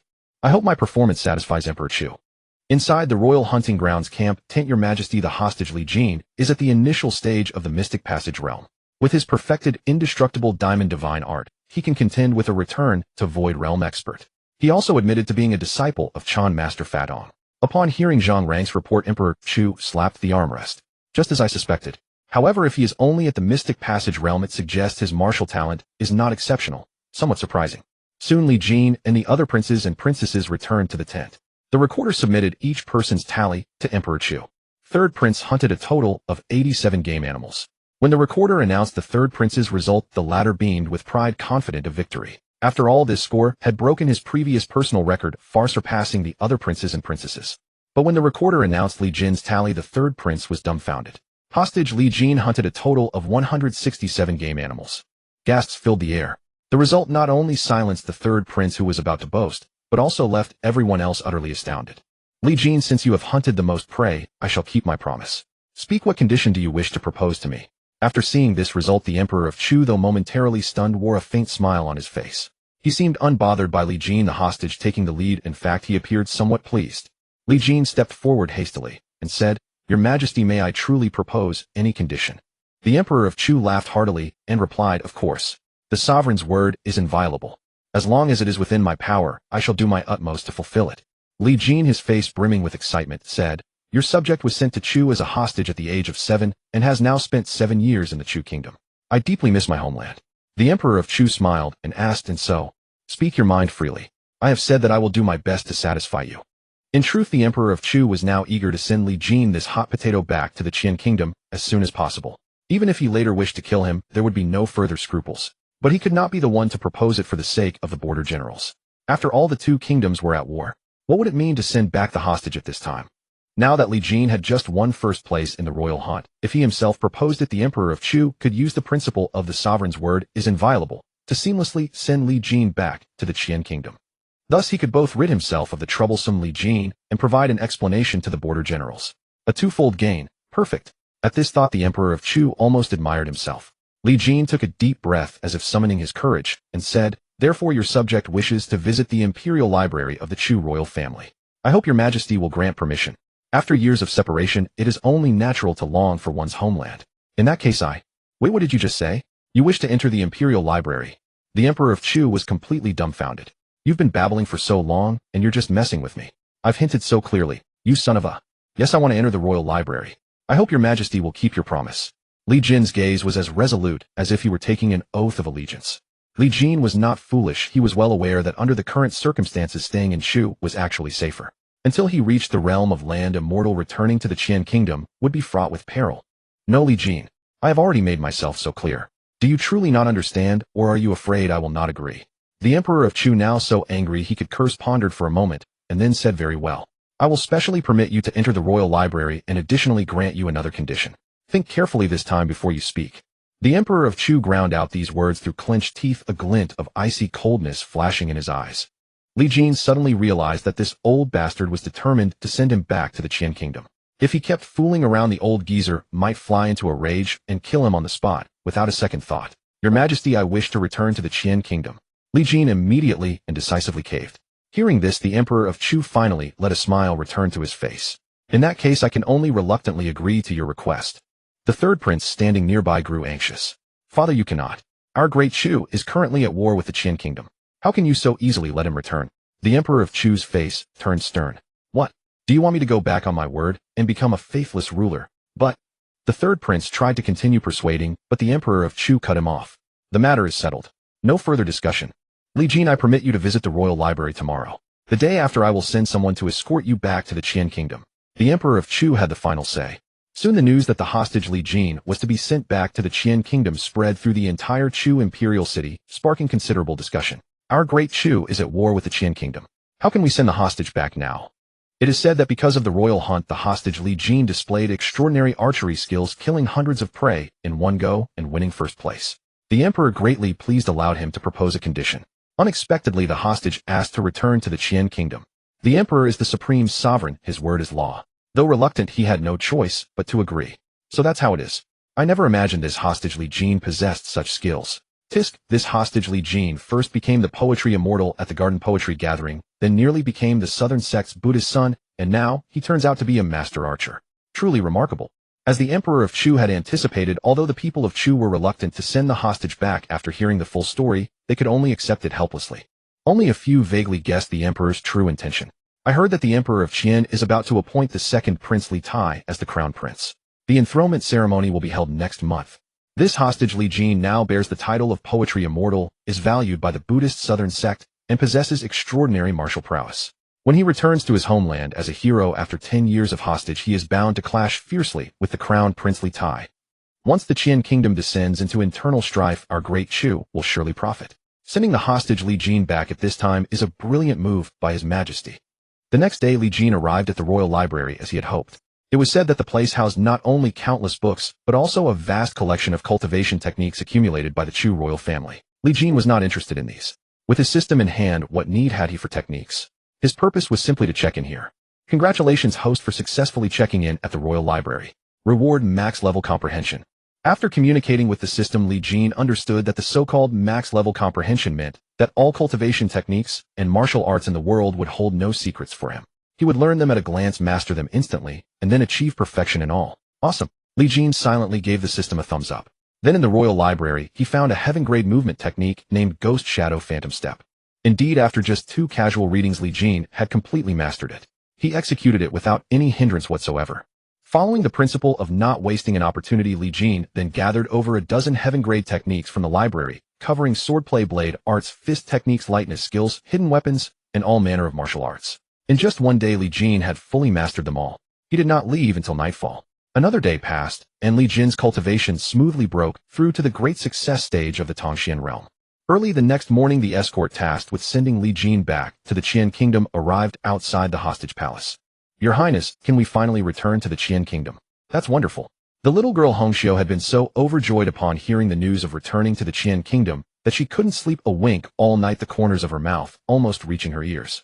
Yet it was not surprising. A little girl away from home for 10 years had been only 4 or 5 years old when she arrived, sent as a playmate for Li Jin. Now finally able to return to her native land, she was naturally overjoyed. Hongxiu, you have endured much hardship by my side all these years. Once we return to the Qian kingdom, I will have you freed from your slave status and grant you liberty. How does that sound? In this world, servants were the private property of their masters, subject to arbitrary disposal. As a modern man, Li Jin could not change the laws of this world, but could only do his utmost to help those around him. Unexpectedly, as soon as Li Jin spoke these words, the little girl burst into tears and fell to her knees. Your Highness, have I done something to anger you? Hongxiu will surely correct it. Please don't drive me away, okay? Li Jin was utterly bewildered. He quickly helped the little girl up and said, What are you saying? I am grateful to you, how could I be angry? I am so grateful to you, how could I be angry? What I meant was, don't you want to live freely and happily, never having to worry about others' expressions again? Hongxiu looked bewildered and said, But I only want to stay by your Highness's side and be your little maidservant. That is the happiest thing in the world. Li Jin was speechless. Feudal society was a deadly poison. Look how it had brainwashed such a lively young girl. Forget it, we'll talk about this later. As long as you're happy. Li Jin knew well that people raised in such a rigid hierarchical feudal society had deeply ingrained ideas that were difficult to change in a short time.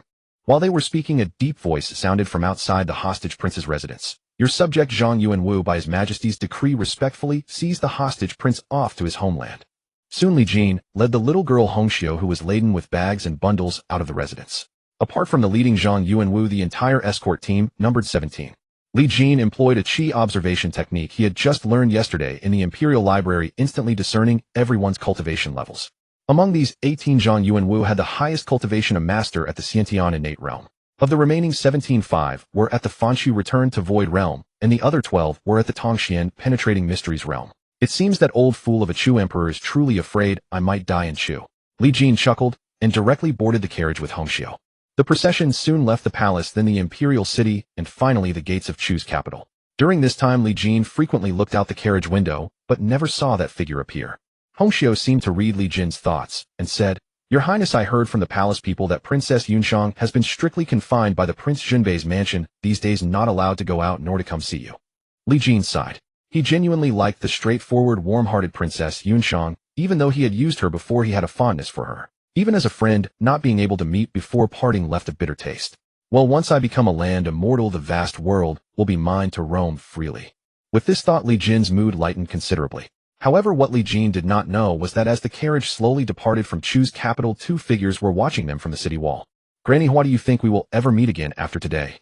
Princess Yunshang's eyes were full of reluctance, her eyes red, clearly having cried recently. Granny Hua sighed and said, Better not to meet than to meet. I have told you, you and this hostage Li Jin are destined never to be together in this life. Better to give up this hope as soon as possible. Besides, there is something else. Granny Hua stopped mid-sentence, hesitating, as if she had something difficult to say. Granny Hua, just say whatever it is. For me now, nothing could be worse. Granny Hua sighed and then said, All these years His Majesty has never been able to rest easy about the Prince of Junbei, frankly, because he fears the prince's military power. And you are the prince's only daughter. For His Majesty, your marriage will determine the allegiance of the 300,000 troops of the Prince Junbei's mansion. Therefore you must marry into the royal family. Hearing this, Princess Yunshang already guessed what Granny Hua was referring to. Her face instantly turned pale. Is His Majesty going to arrange a marriage for me? Then which prince is it? Granny Hua sighed. Marrying into the Prince of Junbei's family means controlling the 300,000 troops at the border, so it can only be the future crown prince of Chu. As it stands, His Majesty seems most inclined to the third prince. Upon hearing this, Princess Yunshang trembled and nearly fell over. Because of her connection to Li Jin, Princess Yunshang's hatred extended to the third prince, whom she detested. Hearing that she was to be married to the third prince was like a bolt from the blue. Is there no way to change this? I could go ask my martial grandmaster to intervene. Princess Yunshang truly did not want to marry someone she loathed. As for the martial grandmaster she mentioned, it was the Prince of Junbei, Yun Mutian's mentor, the renowned peerless powerhouse of southern Chu Yanba Tinkasiai Bai. Granny Hua sighed. Although Senior Xia is a master of the celestial phenomenon realm, I'm afraid he cannot rashly interfere in royal affairs. After all, the Chu royal family also has celestial phenomenon realm masters, and more than one. Even if it is not the third prince, it must be another prince. That should be His Majesty's bottom line. He will never allow the 300,000 Junbei troops to slip out of royal control. Unless... Granny Hua did not finish her sentence, shaking her head gently and not continuing. After all, that last possibility likely did not exist. Princess Yunshang was utterly despondent. Meanwhile, since leaving the capital of Chu, the carriage had been traveling faster and faster. The Chu emperor seemed eager to send Li Jin back to the Qian kingdom as quickly as possible. They urged the horses on, covering nearly 500 li in a single day. Hostage prince, it's getting late. Let's stop at the old lord's temple ahead for the night, and resume our journey early tomorrow. Soon the group arrived at the foot of a mountain, and indeed saw a dilapidated old temple. Li Jin, nearly sick from the bumpy ride, was the first to jump off the carriage. At that moment, the system's voice suddenly sounded, a check-in point has been detected nearby. Please proceed to the old lord's temple to sign in. Who would have thought that even a dilapidated mountain temple could trigger a check-in? Based on Li Jin's prior experience, only locations with profound historical significance were capable of activating the sign-in system. For instance, the Xuanwu Gate, where he had first checked in, was said to be the very place where the founding emperor of the Chu kingdom had ascended to the earthly immortal realm during an epic battle. Could this rundown temple also harbor some hidden past? Curiosity driving him forward, Li Jin joined the main group as they approached the Laojun Temple. Host, congratulations on successfully checking in at Laojun Temple. Your reward has been Taoist 5 Thunders Orthodox Law. After processing the reward details, a smile of satisfaction gradually spread across Li Jin's face. It was rumored that this world harbored demons and monsters, and the Taoist Five Thunders orthodox law was precisely the ultimate bane of all evil creatures. If it were not for Zhang Yuanwu and the others nearby, Li Jin would have been unable to contain his eagerness to test the power of the Thunder Law. The group soon settled within the temple. Meanwhile, not far from the old temple atop a nearby hill, a contingent of riders had been covertly tailing them. "Boss, why must we wait until we enter Qian territory before eliminating that hostage Li Jin? We could have killed him tonight." Thwack! The lead middle-aged man backhanded his subordinate without hesitation. "You fool. If hostage Li Jin were to perish within Chu territory, the blame would fall squarely on our kingdom, giving Qian the perfect excuse to wage war. Should His Majesty discover this, the third prince would not escape culpability either. Only after delivering the person into Qian hands will our kingdom be absolved of any responsibility for Li Jin's fate." The next 5 days saw the convoy pressing onward at full gallop, scarcely pausing for rest. Finally, on the 7th day after departing the Chu capital, the group arrived safely at Huangya Pass on the border between the two nations. "Your Highness, the hostage, once we cross Huangya Pass, Tian River lies ahead. The Qian reception party awaits at the Junling ferry. After completing the handover, our duties shall be concluded." Zhang Yuanwu approached the carriage to report to Li Jin, a faint glint of killing intent flashing in his eyes. In truth, even before departure, Zhang Yuanwu had received a secret edict from the Chu emperor. Once the handover was complete and Li Jin entered Qian territory, he was to lead his men in an assassination attempt. "Thank you for your vigilance throughout this journey, Commander Zhang," Li Jin responded, then began contemplating his next moves. For now, he was safest within Chu territory. Once the formal handover occurred and he crossed into Qian, his safety could no longer be guaranteed. Fortunately, after 7 days of cultivation, his cultivation had smoothly broken through to the early stage of the innate realm, placing him among the ranks of true experts. "Once we pass through the pass, I'll simply take the young miss and make a run for it. Hiding away for 20 days should not be difficult." Li Jin made his decision. However, just as Li Jin's group reached Huangya Pass, submitted the necessary documents, and prepared to cross the border, the long-absent voice of the system suddenly echoed in his mind, detected a sign-in point in the vicinity. "Please proceed to Huangya Pass to complete your check-in, host." Li Jin's heart leaped with joy. After several days, the sign-in prompt had finally reappeared. Soon as the convoy passed through the Huangya Pass city gates, "Congratulations, host. Successful sign-in at Huangya Pass. Reward, 3,000 Great Snow Dragon Cavalry." After reading the reward description, Li Jin could barely suppress his elation. 3,000 Great Snow Dragon Cavalry, an elite cavalry unit composed of 3,000 innate realm experts. Possession of such forces is enough to dominate the world. An elite cavalry of 3,000 innate experts, even a Vajra-level powerhouse, could be slain by them. With such an extraordinarily generous reward, Li Jin's earlier anxieties evaporated instantly. "Host, your reward has been delivered. Would you like to manifest them immediately?" The system's voice rang out again. "System, how does the manifestation work?" Each manifested Snow Dragon cavalry member requires 1 minute to materialize, appearing before you through plausible means. Note: host may choose to manifest them in batches or all at once. When not needed, you may withdraw them at any time. The system will automatically replenish their energy reserves. Impressive. Li Jin was overjoyed. After a brief pause, he declared, "Manifest 30 of them for me first." 30 elite cavalrymen at the innate level were more than sufficient to overwhelm a grandmaster-level expert. Summoning too many at once would be impractical and consume excessive time. Manifestation successful. 30 Great Snow Dragon cavalry members will arrive before you in 30 minutes. After exiting Huangya Pass, the convoy continued for another 20+ minutes before reaching the designated Junling ferry, where the two kingdoms had agreed upon meeting. As expected, a Qian detachment of several hundred soldiers had already been waiting at the ferry for quite some time. "Commander Zhang Yuanwu of Chu's first-rank Imperial Guards, by order of our sovereign, I shall escort the hostage prince back to his homeland." Zhang Yuanwu urged his horse forward toward the Qian detachment and presented the relevant credentials and seal. The Qian side was led by a middle-aged general who, after inspecting the documents, smiled warmly. "Thank you for your efforts, Commander Zhang. Once His Highness the Crown Prince is entrusted to my care, you may return." The middle-aged general remained seated on his horse throughout, and as he spoke to Zhang Yuanwu, his gaze fixed upon Li Jin's carriage with undisguised contempt. By all customary protocol, Li Jin, being the Crown Prince of Qian, this reception officer, should have dismounted immediately to greet him. Zhang Yuanwu sensed something amiss from the man's demeanor. It seems the Qian Emperor does not welcome this hostage Li Jin back. In fact, this person might even be an agent sent by Li Tai. Poor hostage Li Jin, having served as a hostage in Chu for 10 years, only to be treated so poorly by his own countrymen. However, they waited an extended period and Li Jin still did not emerge from the carriage. The middle-aged general grew visibly impatient and called out loudly, "Your Highness the Crown Prince. This subordinate is Yang Qinglin, sent by our sovereign to escort you back to the capital. Please dismount at once." After a long silence, just as both Yang Qinglin and Zhang Yunwu were growing increasingly exasperated. Li Jin's languid voice finally drifted from within the carriage. There is no rush. My personal guards have not yet arrived. We shall wait a little longer. Yang Qinglin and Zhang Yunwu both froze, thinking simultaneously, a hostage? Where would he possibly have personal guards from? Just as their confusion deepened, an exceptionally resonant neigh echoed from the distance. The next moment, Yang Qinglin and Zhang Yunwu witnessed a scene that sent tremors through their hearts. A squadron of terrifyingly majestic elite cavalry thundered toward them from the distance, warriors like dragons, horses like tigers, kicking up rolling clouds of yellow dust. Though they numbered only 30, they surged forward as if thousands of troops were charging, and for a moment it seemed even heaven and earth themselves changed color. Has Qian arranged an ambush? Commander Zhang, what do you mean by this? Yang Qinglin and Zhang Yunwu both erupted in outrage, their faces draining of color as they involuntarily locked gazes with one another. Clearly both Zhang Yunwu and Yang Qinglin assumed that this suddenly appearing contingent of mysterious elite cavalry must have been dispatched by the other side. The two drew their swords and faced each other, the atmosphere between them growing razor-sharp as they all eyed one another with vigilance. Not your people, eh? From each other's reactions, they instantly sensed that matters were not so simple. Li Jin, who had remained within the carriage this entire time, finally lifted the curtain and stepped out slowly, standing upon the carriage. Could it be that this cavalry unit is? Zhang Yunwu gazed at Li Jin, standing with his hands clasped behind his back at the front of the carriage, a possibility flashing through his mind before he forcefully shook his head. Impossible.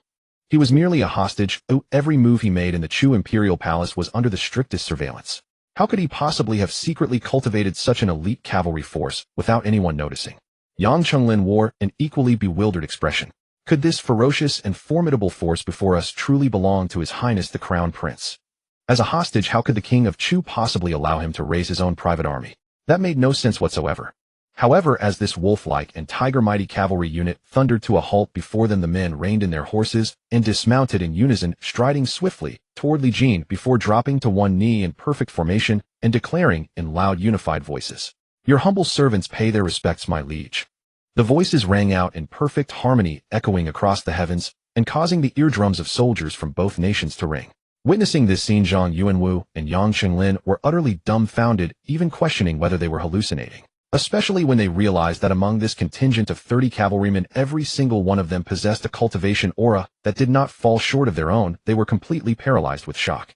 This was an elite cavalry composed entirely of masters at the innate realm. Both men hailed from military backgrounds and naturally understood what such a force represented. Though the numbers were small, this type of super elite cavalry could sweep across thousands of ordinary troops in an offensive or vanish like the wind in a retreat. No army could hope to intercept them. Even a grandmaster could be charged through and slain on the spot. Fortunately, their numbers were limited. If they had possessed such an elite force exceeding 1,000 strong, it would have been sufficient to lay the foundation for hegemony over the entire realm. Though both men refused to believe that a prince who had spent 10 years as a hostage in a foreign state could quietly cultivate such a formidable force, the evidence before their eyes left them no choice but to accept it. This hostage, Li Jin, conceals himself so deeply. This cannot be allowed to go unreported. This matter must be immediately submitted to your majesty. Zhang Yunwu came to his senses, and the look in his eyes as he gazed upon Li Jin had completely transformed. A hostage from a foreign nation raised under strict surveillance in the imperial palace since childhood had somehow managed to deceive everyone's eyes and cultivate such a powerful force. What extraordinary cunning and skill this represented. Meanwhile, Yang Qinglin's thoughts turned to the nobles of Chu. Were they all utter fools? How could they possibly allow a hostage to cultivate such a terrifying force? His ambition must have been truly staggering. Rise. Li Jin leisurely descended from the carriage with Heng Xiu following closely behind, clearly somewhat nervous at the scene before them. Li Jin swept his gaze across the stunned crowd before finally resting it on Yang Qinglin. Are you the one tasked with escorting me back to my homeland? Yang Qinglin hastened to reply. Indeed, this humble subordinate. Li Jin frowned. You sit so high up. Did you intend for me to crane my neck to address you? Yang Qinglin hesitated for a moment, then quickly dismounted and approached Li Jin, offering a deep and reverent bow. This humble subordinate, Yang Qinglin, by order of His Majesty, welcomes the crown prince back to the kingdom. Before departing, Yang Qinglin's strategist had advised him that upon the crown prince's return, he would inevitably become a thorn in the side of the second princely tie. Therefore, it would be wisest to treat the crown prince with coldness, or even hostility, to gain the second prince's favor. After all, within a month the second prince would be named heir apparent of the Qi kingdom. Countless others would be vying to curry favor, and even if he could not win the second prince's approval, he at least needed to distance himself from the crown prince to avoid any misunderstanding. Yang Qinglin had originally planned to follow this strategy after all, A prince who had spent 10 years as a hostage in another nation would have what foundation or influence upon his return? It was the second prince Li Tai who was the true future of the Qi kingdom. However, the events just witnessed had shaken Yang Chenglin's resolve. A mere hostage had somehow managed to conceal from the king of Chu and the entirety of the Chu state the cultivation of such a terrifying force. This level of scheming and capability was simply horrifying. Could such a person truly be someone easily manipulated? Even if he chose not to ally with the one before him, he absolutely must not provoke him. Your Highness the Crown Prince, all preparations have been completed. Please board the vessel. After making his decision, Yang Chenglin immediately spoke with renewed reverence. Li Jin nodded, and with young Hongxiu at his side and the 30 great snow dragon riders in tow, he boarded a warship that had come from the Qi kingdom. Soon the warship set sail, making its way steadily toward the northern shore. The Qi kingdom and the Chu kingdom were separated by the Tian River dozens of li wide. Once they reached the riverbank, they would enter Qi territory. Watching the warship grow ever more distant, one of Zhang Yuanwu's subordinates spoke up. Commander Zhang, according to the secret decree from your majesty, we are to intercept and assassinate Li Jin once he has been handed over to the Qi kingdom. The vessels are already prepared. Shall we pursue immediately? Zhang Yuanwu delivered a sharp slap to the forehead of the palace guard. Pursue my foot. 30 elite cavalrymen composed of innate realm experts. Whoever isn't afraid of death may go chasing after them. Speaking thus, Zhang Yuanwu wheeled his horse around. Hurry back to the imperial city with me and report this matter to your majesty. And soon after Zhang Yuanwu and his palace guards departed, another group arrived at the hillside ferry crossing, none other than those dispatched by the third prince of Chu to ambush and assassinate Li Jin. Brothers, the hostage Li Jin has been handed over to the Qi kingdom. We've followed them this far. Now is the time to strike. The third prince has decreed 100 gold pieces for whoever kills the hostage Li Jin. Upon hearing this, the men erupted in jubilant shouts. These were all outlaws and adventurers from the martial world of Chu. In their eyes, killing a powerless hostage with no backing was as easy as plucking fruit from a tree. Meanwhile, Li Jin and his party boarded the warship and soon reached the middle of the river. On the deck, Yang Qinglin had prepared fine wine and dishes warmly entertaining the two of them. 30 snow dragon cavalry guards stood not far from Li Jin, as still as spear-carved statues. Seeing this, Yang Qinglin felt an even deeper reverence from the bottom of his heart, and his expression grew more respectful. Your Highness truly possesses remarkable skills. To have nurtured such an elite guard right under the Chu Emperor's nose. This general is sincerely impressed. Yang Qinglin said with genuine admiration. Moreover, I have heard that your Highness, after a drinking bout at the Chu Kingdom's famous gardens poetry gathering, composed 100 poems and was hailed as the poet immortal by the southern Chu people. You even nearly became the Dharma prince of the southern sect of Buddhism. Is this true? In recent days, Li Jin's deeds had spread to the Qian kingdom, but many considered them too legendary and exaggerated, dismissing them as mere rumors. Li Jin gave a faint smile. These are nothing but empty reputations. Yang Qinglin gasped inwardly upon hearing Li Jin's confirmation. If all this were true, then this great prince was indeed vastly different from the rumors. Poet immortal, Dharma prince. And he had managed to cultivate a super elite cavalry unit right under the watch of the entire Chu kingdom. Such a person was no ordinary talent. Had he not been held hostage in Chu for 10 years, even the position of crown prince might not have been beyond his reach. Just as the two were conversing, suddenly, the previously calm river surface began to churn violently, and the entire warship rocked violently, as if about to capsize at any moment. Trouble. It's the Tianjiang water monster. Yang Qinglin's face turned pale as he cried out in alarm. The Tianjiang water monster. What is that? Li Jin asked curiously. While directing his men to steer the ship away, Yang Qinglin explained, Your Highness, you may not know.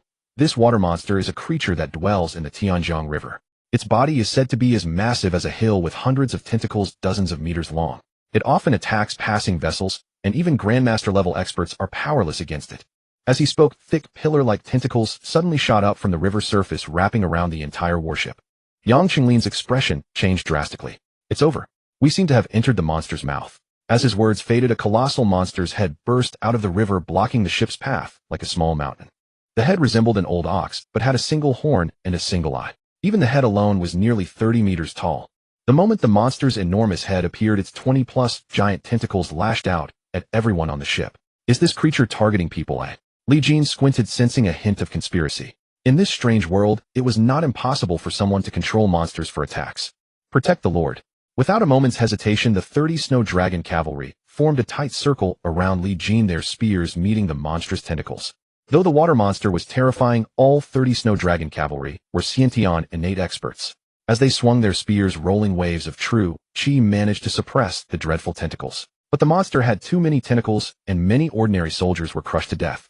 Suddenly, a tentacle broke through the encirclement and shot straight toward Li Jin. Yang Qinglin was startled, but he was also entangled by a tentacle and unable to help. It's over, it's over.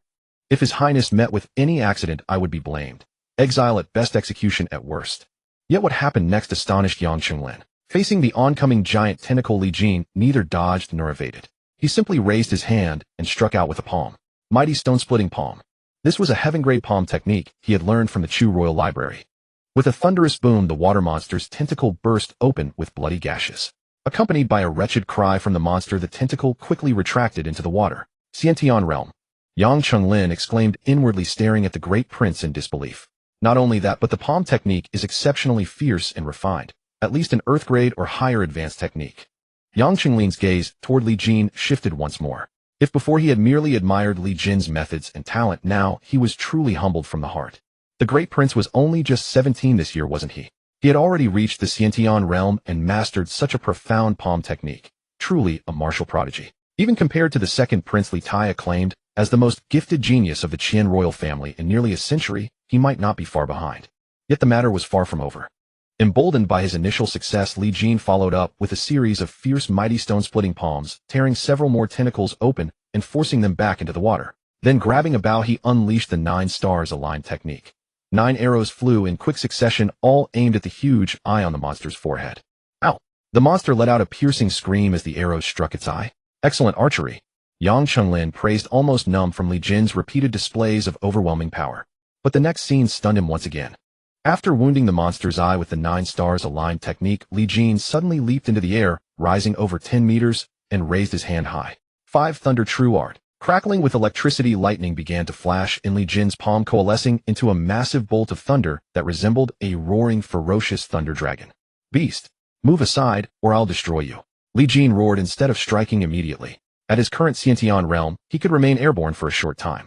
As Yang Qinglin had said, the river monster was enormous, and fighting in the river made it difficult even for a grandmaster to eliminate it. But the 5 Thunder True Art was authentic Taoist lightning magic, a bane to all demons and monsters. The monstrous creature seemed to understand. Its bleeding eye stared at the thunder surging in Li Jin's palm, showing a hint of fear. It let out a low growl at Li Jin, then obediently submerged its head and soon vanished.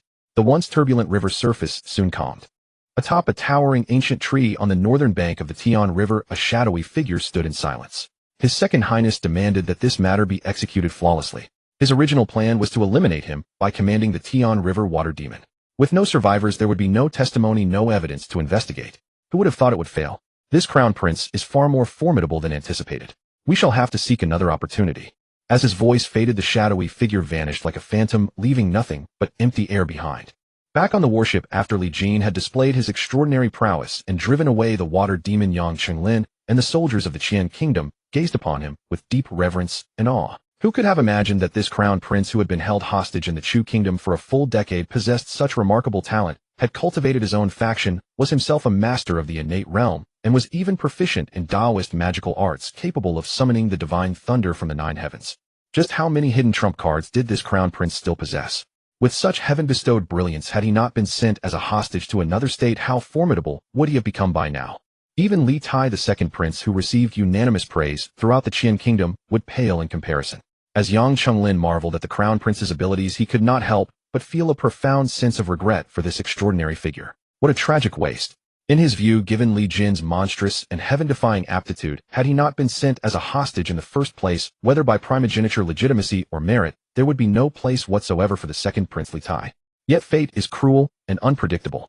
Despite the crown prince's extraordinary talents, he had already lost 10 precious years.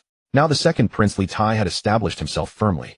Even if the crown prince remained as exceptional as ever, it would likely be impossible to alter the grand design. General Yang, tell me about the situation in the capital of Qian. After the river surface calmed as the warship drifted forward once more, Li Jin took his seat and spoke with a smile. Yang Qinglin's mind stirred, and he deliberately asked, which aspect would your highness like to know about? Li Jin smiled faintly, thinking to himself, we are both sly foxes of 1,000 years. Why bother beating around the bush? Naturally, my dear second brother, the future heir apparent of Qian kingdom, second prince Li Tai. Li Jin went straight to the point. He was nearly certain that the Tian River water demon that had suddenly attacked the warship was absolutely no coincidence. Of course, there were many who desired his death. The Emperor of Chu counted as one, the third Prince of Chu as another, and then there was his own dear second brother Li Tai. Among these three, Li Tai harbored the strongest murderous intent toward him. For the Emperor of Chu and the third prince, while it would be advantageous to kill Li Jin, failure to do so was tolerable. They could simply sit back and watch him compete with Li Tai for the throne. But for Li Tai, it was absolutely unthinkable to see his elder brother return to the capital of Qian. Yang Chenglin clearly had not expected such directness from Li Jin. He cleared his throat and slowly began. As for his second highness, he has long held a reputation as a virtuous prince throughout our Qian kingdom. Legend has it that he began studying literature at age 3 and martial arts at age 5. His teacher in the literary path was Meng Zhuangzhou, the Grand Chancellor of the Imperial Academy and the foremost Confucian scholar in all of Qian. His master in martial arts was Lu Zhaoyue, the Lone Moon Sword Immortal, one of Qian Kingdom's supreme experts in the heavenly manifestation realm. At 8 years old, his second highness could compose elegant verses on the spot, completing a poem within 10 steps. By 10, he had inherited Meng Zhuangzhou's legacy and became the exemplar of scholars throughout the world. At 14, he joined the army on campaign to the frontier borders. In just 1 year, he slew over 10 enemy generals and killed more than 1,000 soldiers. His martial valor rivaled the Marquis of Champion from years past, and his prestige among the troops was equally formidable. Furthermore, since the age of 12, His Majesty had granted permission for his second highness to establish his own mansion. He has recruited countless able hands and extraordinary talents under his command. It is even said that numerous Jianghu factions have sworn allegiance to his second highness. Oh, and there is also this. His second highness's betrothed is none other than Han Xing, the beloved daughter of Grand Marshal Han Qi, who holds the titles of Grand Sima and Shang Zhuhua in our Qian kingdom. Good heavens! After listening to Yang Qinglin's detailed description, Li Jin could only exclaim inwardly, what a fellow! This was a textbook protagonist script through and through. If he were not a transmigrator arriving with cheat abilities, then based on the original host's nature, even if he successfully returned to the capital of Qian, he would likely not survive beyond 2 chapters, a mere cannon fodder. Fortunately, he had the system. Once he reached the realm of a terrestrial immortal, he would make them all kneel before him and sing of his conquest. Your Highness, this humble officer has a word to say, though I am uncertain whether it is appropriate to speak it. Yang Qinglin appeared to have summoned great courage as he spoke again, his expression grave. Speak freely, there is no harm. Li Jin drank a sip of wine with supreme composure, only to feel his throat burning with fire. The brewing craft of this world was pitifully inadequate. He would surely find an opportunity to showcase the advanced techniques from his previous life to this world. Yang Qinglin likewise took a large gulp, then continued. Your Highness possesses extraordinary talent, no less impressive than that of the second prince. Yet you have spent many years in Chu and lack any foundational support or faction within Qian Kingdom. Should you recklessly oppose the second prince, the outcome may not favor your wishes. That was phrased quite tactfully. Li Jin naturally understood Yang Qinglin's meaning and knew that it stemmed from genuine goodwill. After all, he was merely a hostage who had spent 10 years in the Chu Kingdom. Meanwhile, his so-called dear second brother held influence spanning the entire court, the military, and even commanded immense prestige among the common people and the Jianghu. On every conceivable level, his side had absolutely no chance of victory. It was a 10-0 disparity at best. Then from your perspective, General, what should I do? Li Jin asked with a broad smile. Yang Qinglin emptied his cup of strong liquor in one draught and spoke in a heavy tone. If I were your Highness, upon returning to the capital of Qian, I would immediately submit a memorial to His Majesty endorsing the second prince as the crown prince and relinquish the supreme position of ruler. Perhaps then I could live out my days as an easeful prince. Li Jin gazed deeply at Yang Qinglin, the corners of his mouth rising slightly. But what if I follow your advice, yet my second brother still refuses to let me go? What then? This? Yang Qinglin was momentarily at a loss for words. To hand one's destiny into another's hands and pray for their mercy to preserve one's life. That is the act of a weakling. Li Jin continued, his voice calm. Besides, human effort can alter outcomes. How do you know I will surely lose? Yang Qinglin was utterly stupefied.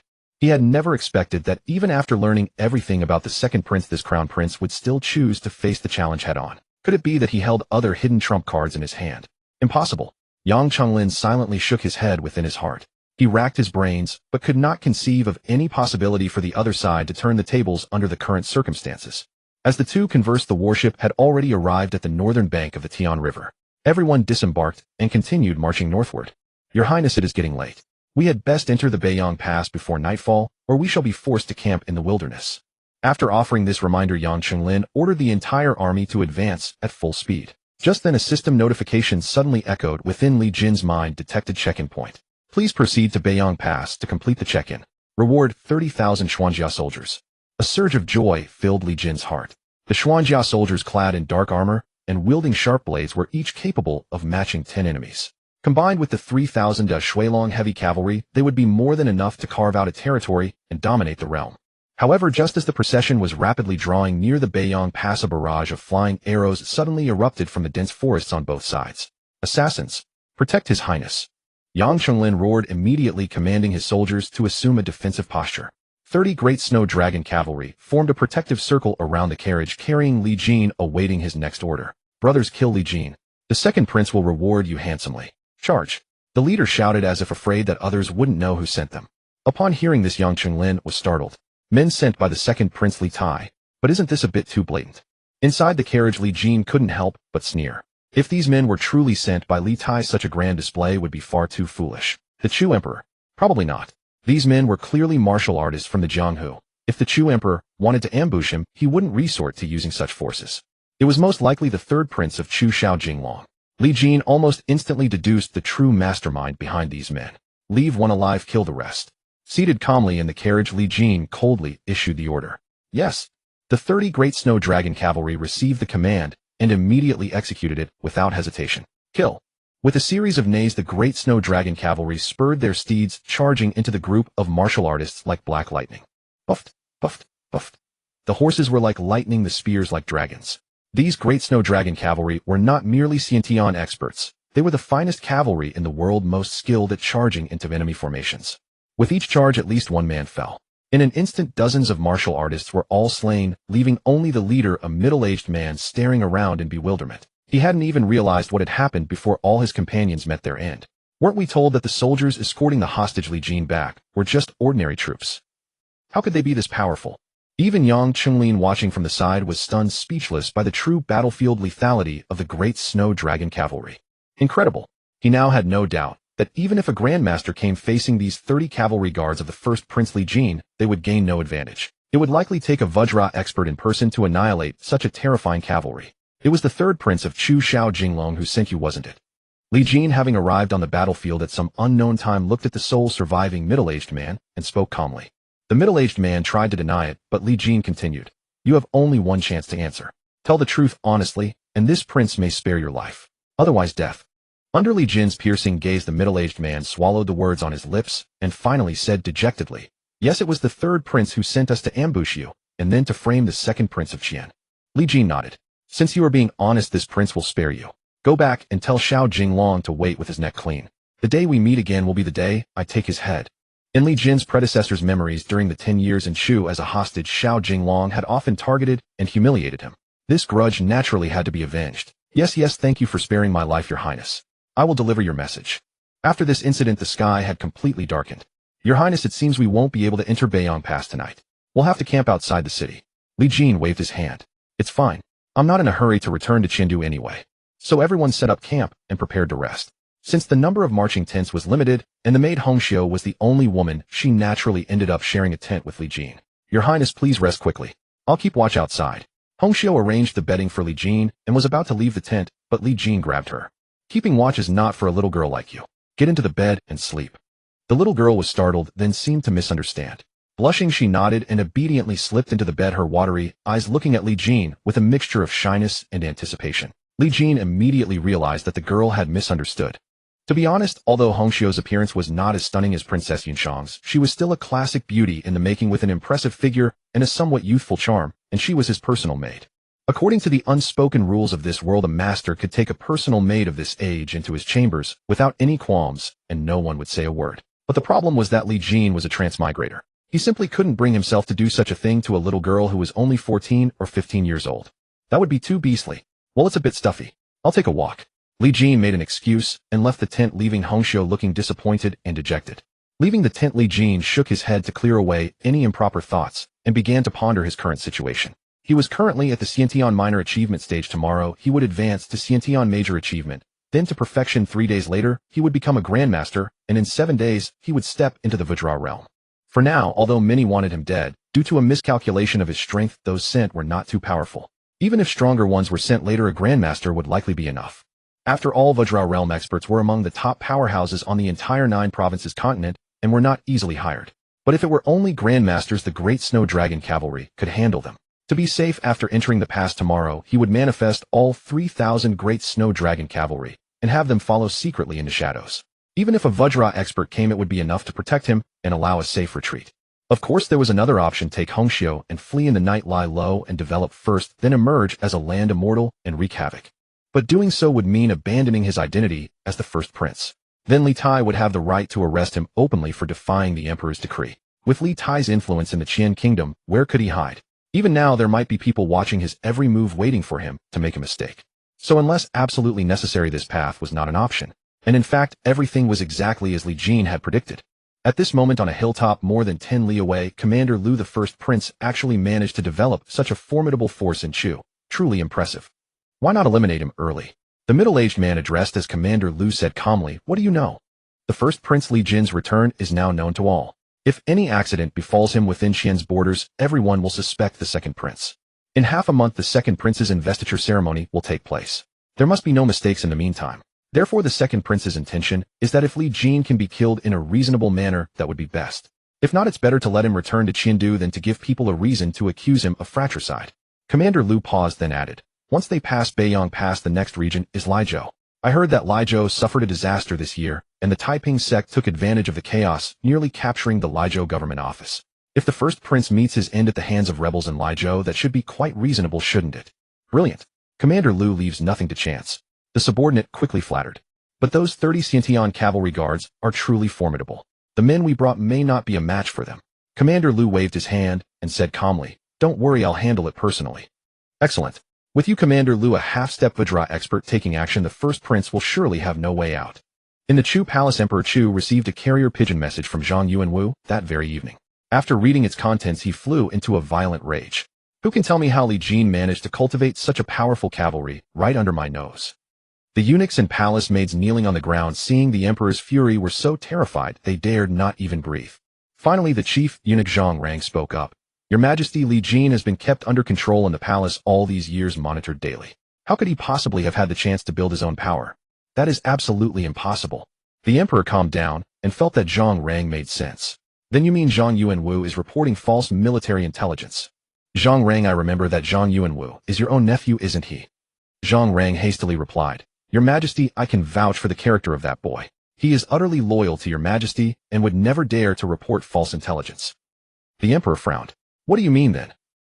Zhang Rang leaned close to the emperor and whispered, "Unless someone is helping the hostage Li Jin. And in the entire Great Chu Kingdom, the only one who could possess such a powerful cavalry is." At this point, Zhang Rang pointed toward the north.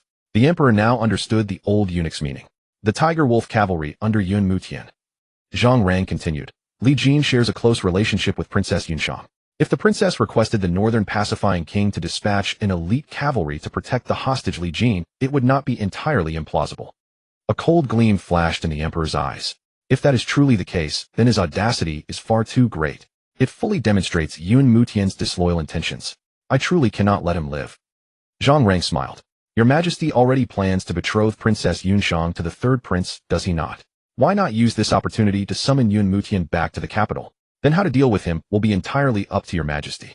Li Jin never expected that the appearance of the great snow dragon cavalry would cause the Chu emperor to suspect the northern pacifying king Yun Mutian. The latter truly had a calamity dropped from the sky. The next morning, when Li Jin groggily woke up, he found the little maidservant Hongxiu lying on his chest with one of her long legs still draped across his body. Don't misunderstand. Last night Li Jin stayed up until midnight. After the little girl fell asleep, he lay down beside her, and eventually, too tired, he fell asleep. He never expected this little girl to be so restless in her sleep. How did she end up burrowing into his bed? He had not noticed at all. Now that he was already a master of the Xiantian realm, how could he have been completely unaware? It shouldn't be. Li Jin thought about it, but couldn't figure it out, so he decided to stop thinking and reached out to push Hongxiu's shoulder. The little girl woke up drowsily, not seeming particularly surprised to find herself in Li Jin's bed. She rose with a blush and whispered, "Your Highness, you're awake. Let me help you dress." Li Jin took a deep breath and silently recited the calming heart mantra once before suppressing that restless urge. "This little vixen, are you testing my limits?" After getting up, Li Jin first sensed the condition inside his body. His cultivation had indeed advanced another level, reaching the great accomplishment stage of the Xiantian realm. Li Jin estimated that with his current strength, if he used all his trump cards, he should be able to escape unscathed even against a Grandmaster realm expert. Soon Li Jin left the tent. After Yang Qinglin and the others had packed everything up, the main force continued forward, heading straight for Beiyang Pass. 2 hours later the group arrived smoothly at Beiyang Pass. Yang Qinglin submitted his credentials and completed the formalities, after which the party passed through the pass smoothly. Congratulations to the host for successful check-in. Reward 300 Xuanjia Armored Soldiers.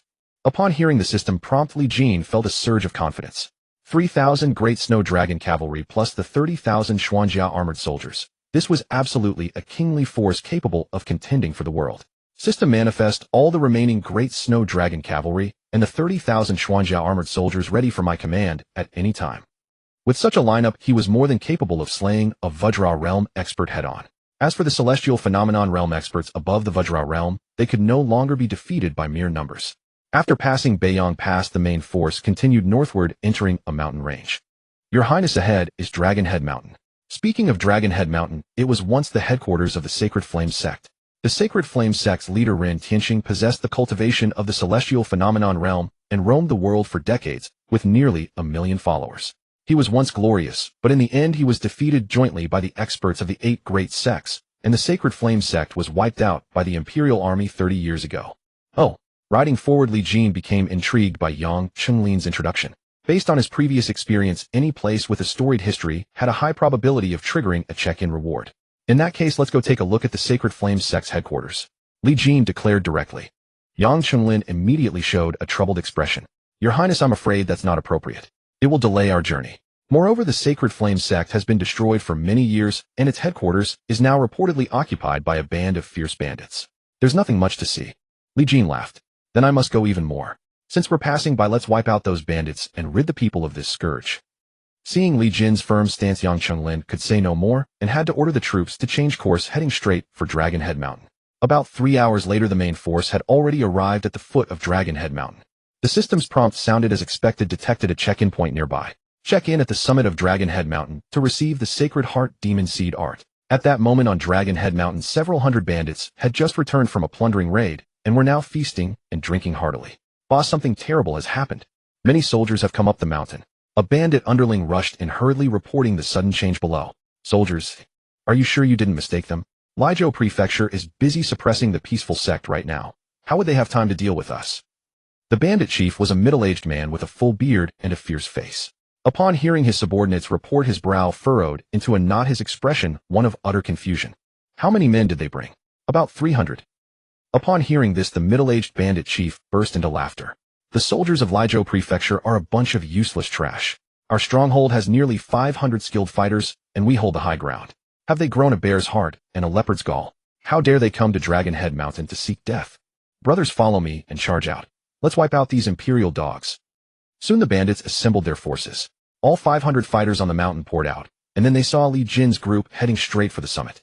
Kill them. With a single command, the middle-aged bandit chief leading his 500 underlings charged down from the high ground. Since they are bandits who rule this mountain, they must have many lives on their hands and deserve to die. Annihilate them all.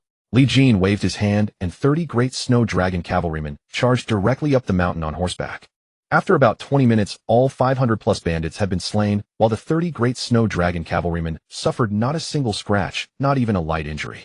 The disparity between the two sides was immense. It was nothing short of absolute one-sided domination. Soon the group arrived at the summit of Dragon Head Mountain.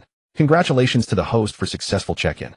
Reward Sacred Heart Demon Seed Art. Sacred Heart Demon Seed Art. A sinister demonic skill capable of controlling people's minds. However, the prerequisite for its use is that the target's cultivation must be weaker than the user's. After reading the content, Li Jin raised an eyebrow. Manipulating the minds of others. This skill was indeed extraordinarily sinister. Li Jin couldn't help but glance at Yang Qinglin beside him. The latter's cultivation rested merely at the early threshold of the innate realm, a full 3 minor realms below his own, yet precisely fitting the requirements of the Sacred Heart Demon Planting Art. Why not put old Yang to the test first? The thought flashed for an instant, but Li Jin quickly shook his head, inwardly quashing the wicked idea before it could take root. Once ensnared by the Sacred Heart Demon Planting Art, a person would be reduced to nothing more than a puppet stripped of all will and driven solely to obey their master's commands. Though Li Jin had known old Yang only a short while, the man's character was trustworthy and sound. To betray him in such a manner would feel deeply unjust. Yang Qinglin caught that strange look in Li Jin's eyes and felt an inexplicable shiver run through him. A wave of heavy foreboding rose in his chest, only to dissipate moments later as if it had never been. Strange. Yang Qinglin shook his head, convincing himself it had been nothing but an illusion, and pressed on. Your Highness, beyond plundering valuables, these mountain bandits also abduct people and hold them captive in the rear of the mountain. I will dispatch men to investigate at once. Before long, Yang Qinglin returned leading close to 100 ragged commoners, overwhelmingly young women, before the main hall. This is His Highness, the first prince of our Qian kingdom. Your lives were saved by His Highness, do you understand? Yang Qinglin announced in a clear, resonant voice. The women all fell to their knees in a tangle of trembling limbs, tears streaming down their faces. We thank His Highness the first prince for saving our lives. Li Jin watched these common women who had suffered unspeakable cruelty at the hands of the bandits, and his heart grew heavy with emotion. No wonder that girl Hongxiu would rather serve as a maid than live as a free commoner. What a wretched age it was. For ordinary folk, mere survival was an exhausting struggle. Divide the gold and silver these bandits plundered among them, and send an escort party to see them safely back down the mountain. Li Jin tossed out the order casually, yet his attendants immediately fell to their knees again, bowing their heads to the ground in gratitude, treating Li Jin as though he were a living bodhisattva. Even Yang Qinglin's gaze carried a note of surprise. In his experience, nobles and high officials viewed commoners as little better than ants, never sparing a thought or a care for their welfare. For a prince of such noble birth to show genuine concern for ordinary folk was truly rare. If the first prince were to ascend the throne, it would be a blessing upon all the people of Qian. Alas, alas! The daylight grows thin. We shall rest on the mountain tonight, and resume our journey tomorrow. For Li Jin, there was no hurry to return to the Qian capital. His cultivation would strengthen by another step by the following day, granting him greater confidence upon his arrival back in the capital, was it not so? Far below Dragon Head Mountain, Lu Chun, commander-in-chief of the Qian Kingdom's Imperial Guard, had witnessed every detail of what transpired above. That Li Jin is genuinely amusing. Does he not know the second prince is about to be named heir apparent? And yet he still deigns to come to Dragon Head Mountain to suppress bandits. Lu Chun was utterly baffled by Li Jin's inexplicable maneuvers.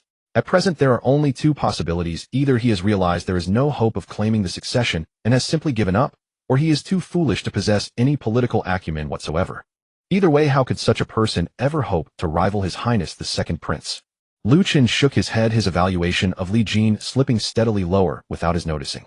How are preparations in Lizhou Prefecture? Lu Chun turned to his subordinate beside him. Reporting to Commander Lu, everything has been arranged. I have already spread word that the first prince is returning to the capital and will pass through Lizhou, and that his carriage is laden with vast quantities of gold and silver. Lu Chun nodded and smiled faintly. For the rebellious sectarians of the Taiping cult, the gold and silver are secondary. What they truly crave is an imperial prince in their hands, as though that alone would grant them the courage to defy the court. That is precisely what they need most. Therefore, any Taiping leader not utterly foolish will certainly make a move against the first prince. But with this one present, they will only ever lay hands upon his corpse. At that point, His Highness the second prince can march against the Taiping cult in the name of avenging his elder brother, wiping them out in a single stroke. He will earn not only a great merit, but also the reputation of a fraternal and virtuous ruler, a true masterstroke. The night passed without incident. At dawn of the following day, Li Jin's cultivation had successfully broken through to the Grandmaster realm. Li Jin and his party descended the mountain and continued heading north.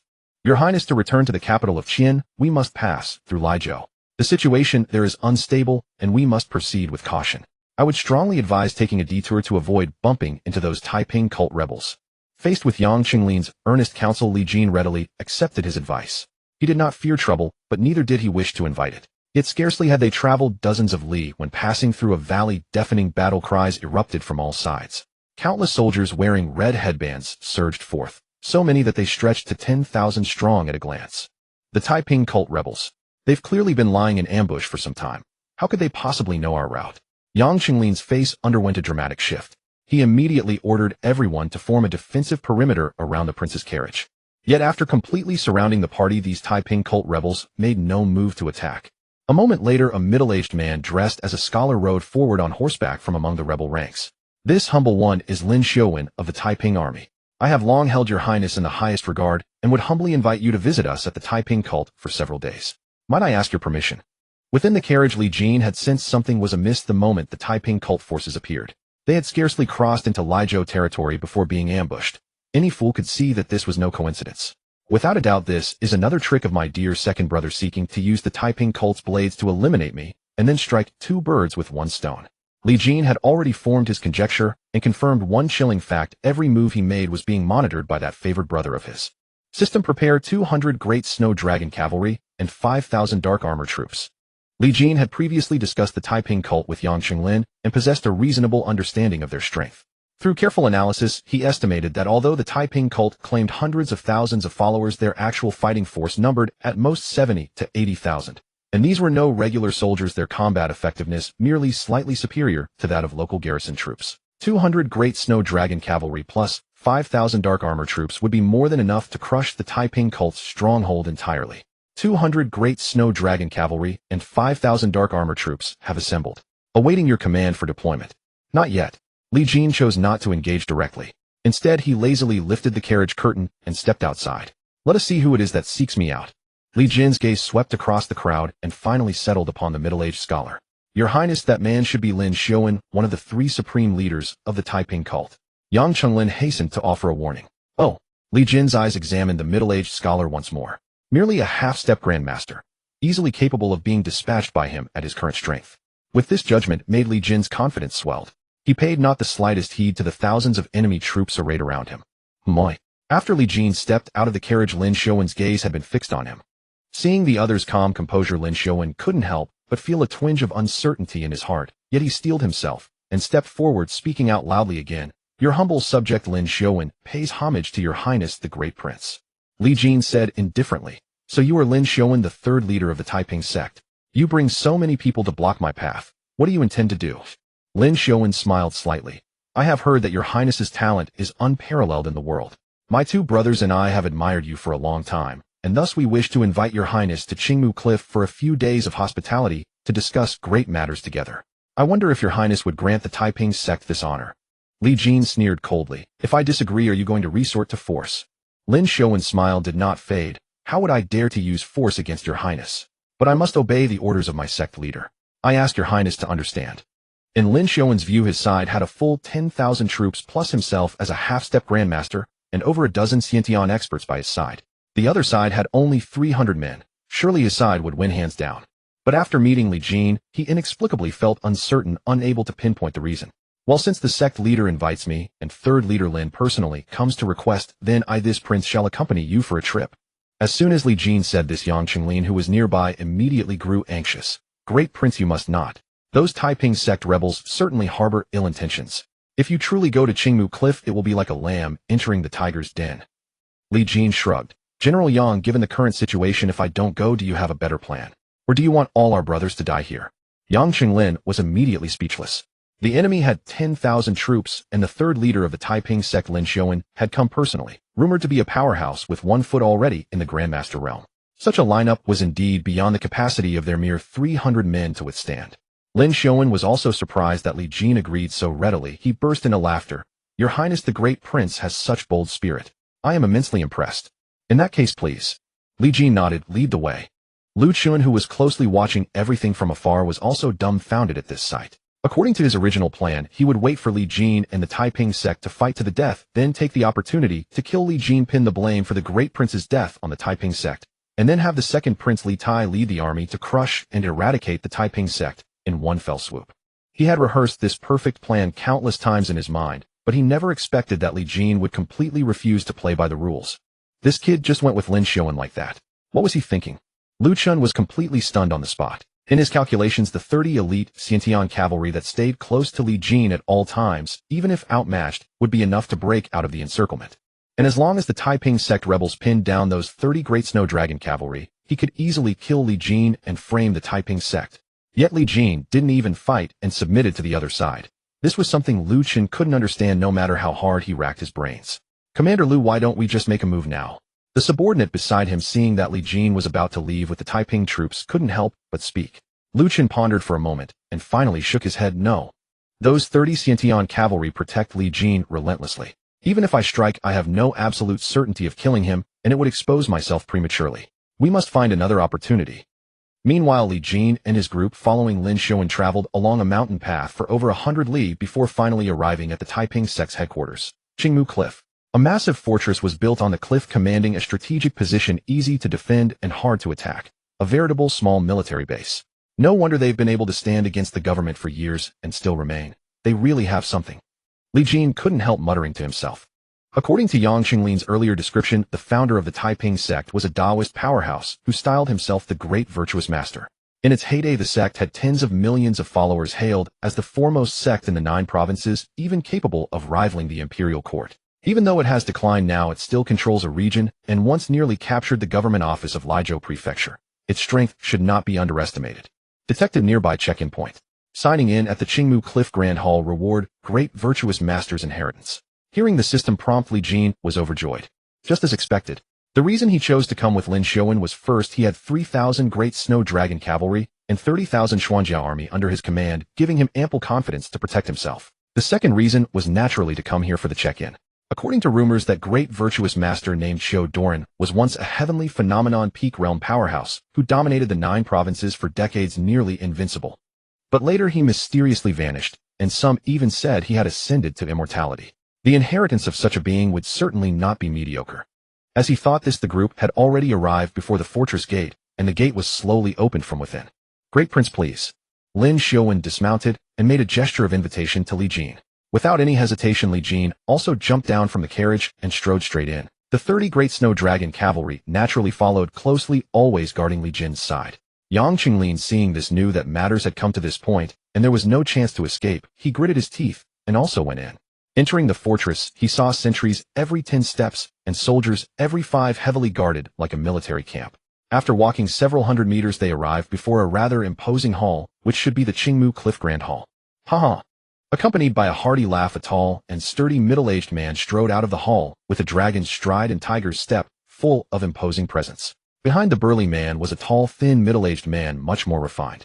Your Highness, the Great Prince honors us with your presence, making my humble abode shine.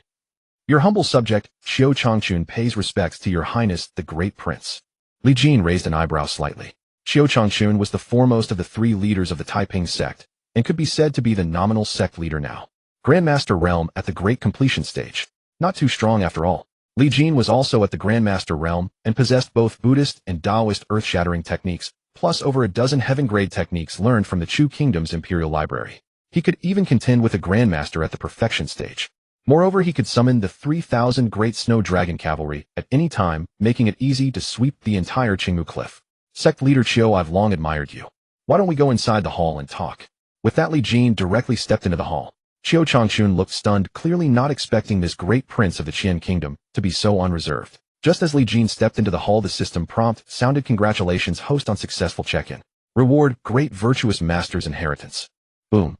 Torrents of memories and inheritance flooded into Li Jin's mind. Talismans, pills, arrays, incantations. A series of inheritances, as if they had always belonged to Li Jin, rapidly merged perfectly with his memories. Almost instantly, Li Jin's aura even gained a hint of a Taoist master's presence. Xiao Changchun, who entered right after him, was suddenly dazed. This aura, why is it so familiar? After the group entered the great hall and took their seats, Li Jin spoke bluntly. Speak, why have you summoned me?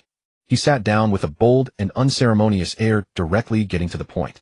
Xiao Changchun exchanged glances with the other 2 leaders of the Taiping sect, then smiled and said, Your Highness, the Great Prince is a man of direct speech.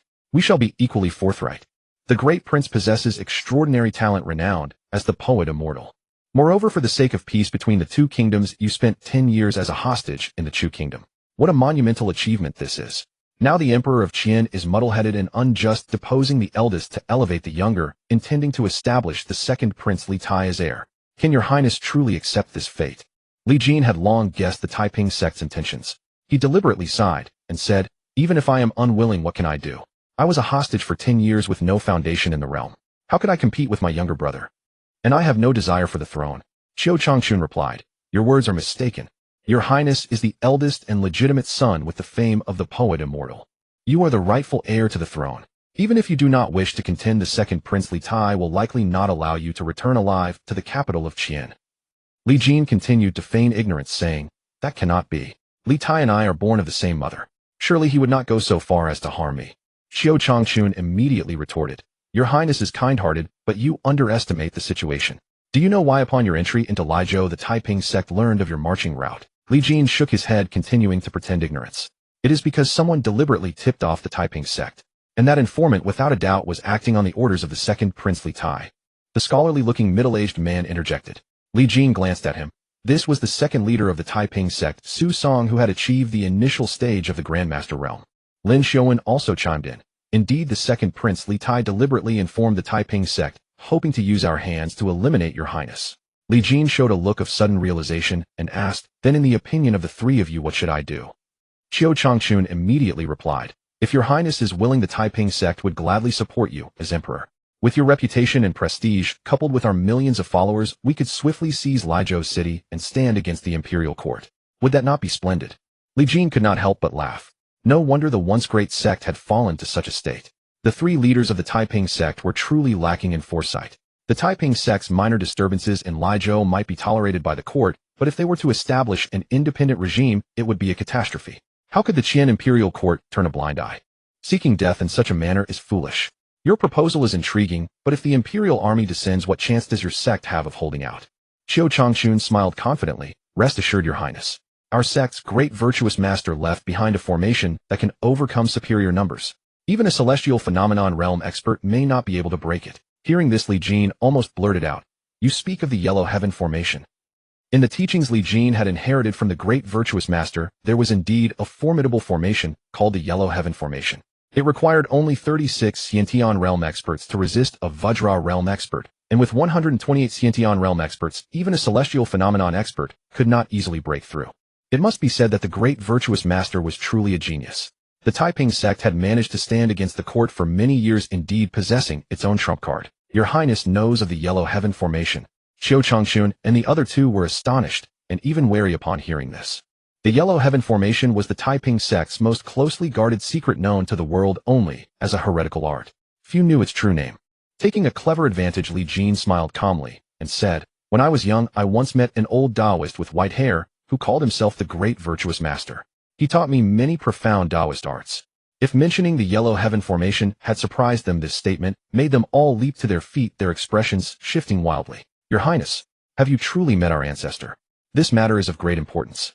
Think carefully before speaking. Impossible. If the great virtuous master were still alive, why would he pass his teachings to an outsider? Their reactions ranged from shock to doubt, even deep suspicion. What? Do you think I am lying to you? Li Jin chuckled softly and then began reciting. To the left support the 6 Jia, to the right guard the 6 Ding, before the yellow god, behind you Zhang, the divine master slays, sparing no mighty.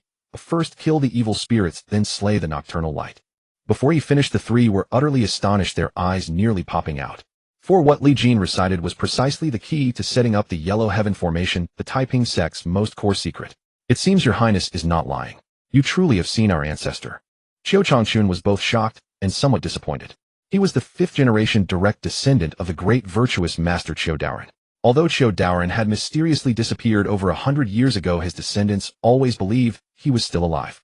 But what Qiu Changchun could not accept was that the ancestor had not sought out his own descendant, but instead passed his teachings to an outsider. Why? Could it be that the ancestor had foreseen that your highness would one day come to the Taiping sect? Su Song, the second leader, interjected, still skeptical. Brother, although the Yellow Heaven formation is our sect's utmost secret, it might have been leaked. Li Jin smiled lightly and said, besides the Yellow Heaven formation, that elder also taught me the art of talismans known as the Heavenly Talisman. As he spoke, he used 2 fingers as a brush, drawing talismans in the air. They instantly materialized before him, requiring neither cinnabar nor talisman paper. Blazing Fire Talisman, Thunder Kill Talisman, Ice Freeze Talisman. Qiu Changchun exclaimed in succession, these are the unique heavenly talismans created by our ancestor. Drawing talismans with true qi is a supreme Taoist art now lost. Even I have not mastered it. There can be no mistake. Li Jin casually tossed the talismans and flames blazed, thunder rumbled, and ice splattered, a breathtaking sight. But it was not over. After displaying the great virtuous master's unique technique, Li Jin suddenly moved, appearing before Qiu Changchun in a flash. Such speed! A grandmaster! His strength is not inferior to mine. The three were again greatly alarmed. They had never imagined that the young great prince who had spent 10 years as a hostage in Chu would actually be a grandmaster realm expert. This far exceeded their expectations. Qiu sect leader, the technique you practice is the supreme sensing technique, is it not? This technique pursues supreme non-action and tranquil freedom. However, in your cultivation, you have been overly eager for quick results, leaving hidden dangers. If not treated soon, you may never be able to break through to the Vajra realm. Li Jin's words struck Qiu Changchun like a thunderbolt, leaving him utterly stunned. Indeed, encountering an obstacle on the cultivation path is precisely the major problem Qiu Changchun currently faces, and it is directly responsible for his cultivation stagnating for years. Just as Li Jin had said, if he could not resolve this issue, he might never be able to step into the diamond realm in his lifetime. Your Highness, since you already know of my problem, do you have a solution? Qiu Changchun hurriedly asked in urgency. Li Jin said indifferently, only the Pai pill can resolve it. Qiu Changchun immediately looked despondent and said, I naturally know this, but unfortunately the recipe for the Pai pill has long been lost, and furthermore, I have no talent for alchemy. I can refine this pill, Li Jin said with a smile. The inheritance of the great sage included the art of alchemy, and Li Jin was eager to try his hand at it.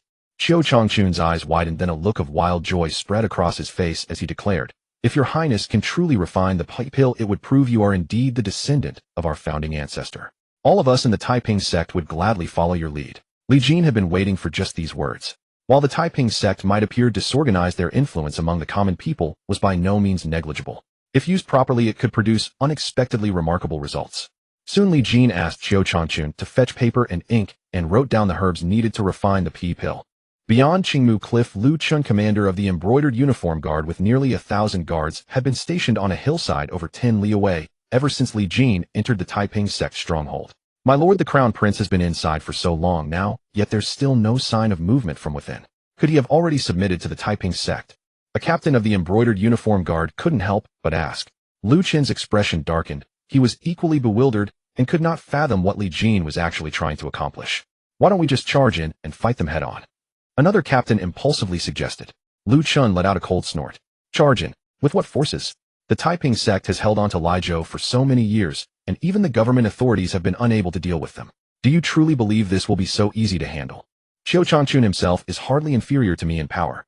The entire Qingmu Cliff holds nearly 100,000 fighters, and combined with the legendary dark arts that cultivator Qiu left behind, sending our small group in would be certain death. Hearing Lu Chen say this, everyone instantly lost their morale. My lord, then what should we do now? After pondering for a moment, Lu Chen finally said, continue waiting. 3 days from now, if Crown Prince Li Jin has not yet emerged, report back to the capital as the truth, that the Taiping sect has abducted the Crown Prince, and request the court to dispatch a massive army to suppress the rebels. However, by that time we won't be able to determine whether Li Jin is dead or alive. A subordinate captain said, then what if the Taiping sect rebels release Crown Prince Li Jin within 3 days? Lu Chen immediately laughed.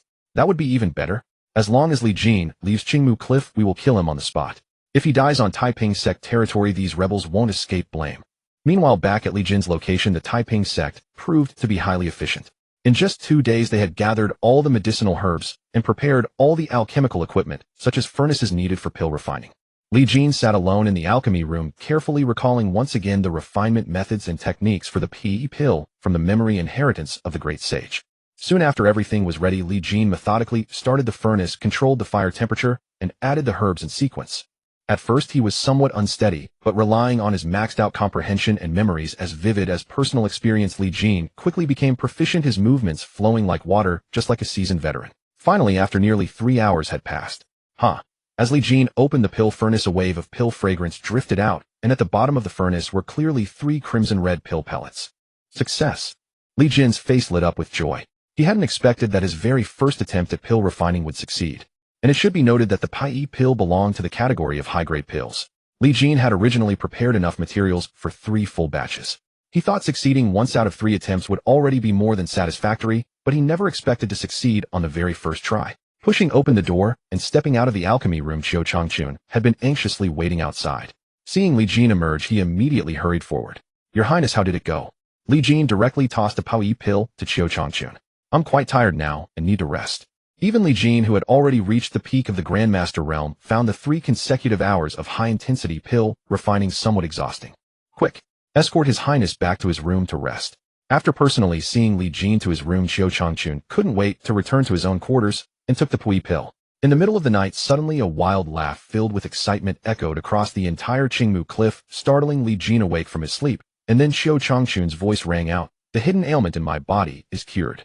Moreover, my cultivation has also broken through to the Grandmaster perfection stage. This feeling is absolutely exhilarating. When Li Jin stepped out of his room, he found that Qiu Changchun, Su Song Lin Xiuwen, along with a number of high-ranking members of the Taiping sect, had actually all gathered outside his door. 30 great snow dragon riders stood guard around them at all times. Yang Qinglin, upon hearing the news, had also rushed over, his face alert as he watched the Taiping sect members, his hand tightly gripping the long sword at his waist. Li Jin, however, remained completely calm. By now his cultivation had already reached the Grandmaster perfection realm, and he had 3,000 great snow dragon riders and 30,000 black armor soldiers at his disposal, ready to be summoned at any time. He had no fear whatsoever of these Taiping sect members turning hostile. However, what no one on this side had expected was that Xiao Changchun stepped forward and directly knelt on one knee, and behind him the rest of the Taiping sect members all knelt on one knee in perfect unison. Crown Prince I Old Xiao am now fully convinced that you are the chosen successor of our founding ancestor, and therefore naturally the new sect leader of our Taiping sect. Xiao Changchun pays homage to the sect leader. As he spoke, Xiao Changchun shifted from a single knee bow to kneeling on both knees, paying solemn tribute to Li Jin. The remaining senior members of the Taiping sect also followed suit, bowing their heads to the ground in reverence. Paying homage to the sect leader. Everyone rise. What virtue do I possess to become your sect leader? Sect leader Xiao, please don't joke about this. As he spoke, Li Jin's palms surged with true energy, forcefully lifting Xiao Changchun and the others off the ground from a distance. This, Li Jin's unintentional display of strength, instantly shocked Xiao Changchun and the others. Especially Su Song, the second-in-command, who had harbored reservations about Xiao Changchun yielding the sect leader position. Previously, although he had marveled at how this crown prince had already reached the Grandmaster realm at such a young age, he felt it was merely on par with himself, perhaps even slightly inferior. But now he was horrified to discover that Li Jin's cultivation was far beyond him, and was probably even more refined than Xiao Changchun's, who had already reached Grandmaster perfection. Su Song dared not even imagine that a 17-year-old youth could conceal himself so deeply. Such talent, such calculating depth, terrifyingly powerful. Perhaps this person truly could lead the Taiping sect toward a brighter future. Unknowingly, Su Song's attitude toward Li Jin had begun to undergo a dramatic transformation. Your Highness, we genuinely support you becoming our sect leader. If you refuse, we will kneel here without rising. As Xiao Changchun spoke, he was about to kneel again, but Li Jin hurriedly stopped him. Very well, since you insist, I'll reluctantly agree for now. Li Jin deliberately wore an expression of reluctance. Xiao Changchun was overjoyed. However, Li Jin suddenly changed his tone and continued, for me to become your sect leader, you must agree to 2 conditions. Please speak, sect leader. Xiao Changchun immediately changed his form of address. Li Jin said, the first is my identity is special, which you are aware of. Therefore, to avoid unnecessary trouble, you must not let others know that I am your sect leader. Xiao Changchun hurriedly replied, naturally. Sect leader, you need not worry at all. Whoever dares to leak this information, I Old Xiao will be the first to tear them apart. Li Jin nodded and continued, the second is from now on our entire sect must bide our time and conceal our strength. We must not directly confront the government authorities, but instead wait patiently for the changes of fate. Upon hearing these words, Lin Xiaowen immediately said, sect leader speaks wisely. If we draw too much attention, it will inevitably provoke the imperial court's suspicion. Should the court send a massive army to suppress us, our sect could face annihilation. Lin Xiaowen was the only scholar among the 3 major leaders of the Taiping sect.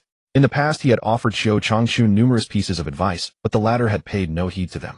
Li Jin's words, however, struck right at what Lin Xiaowen had always wanted to convey, so he naturally raised both hands in enthusiastic agreement. Hearing Li Jin say the same, Xiao Changchun could only sigh and say, I shall respectfully obey the sect leader's decree.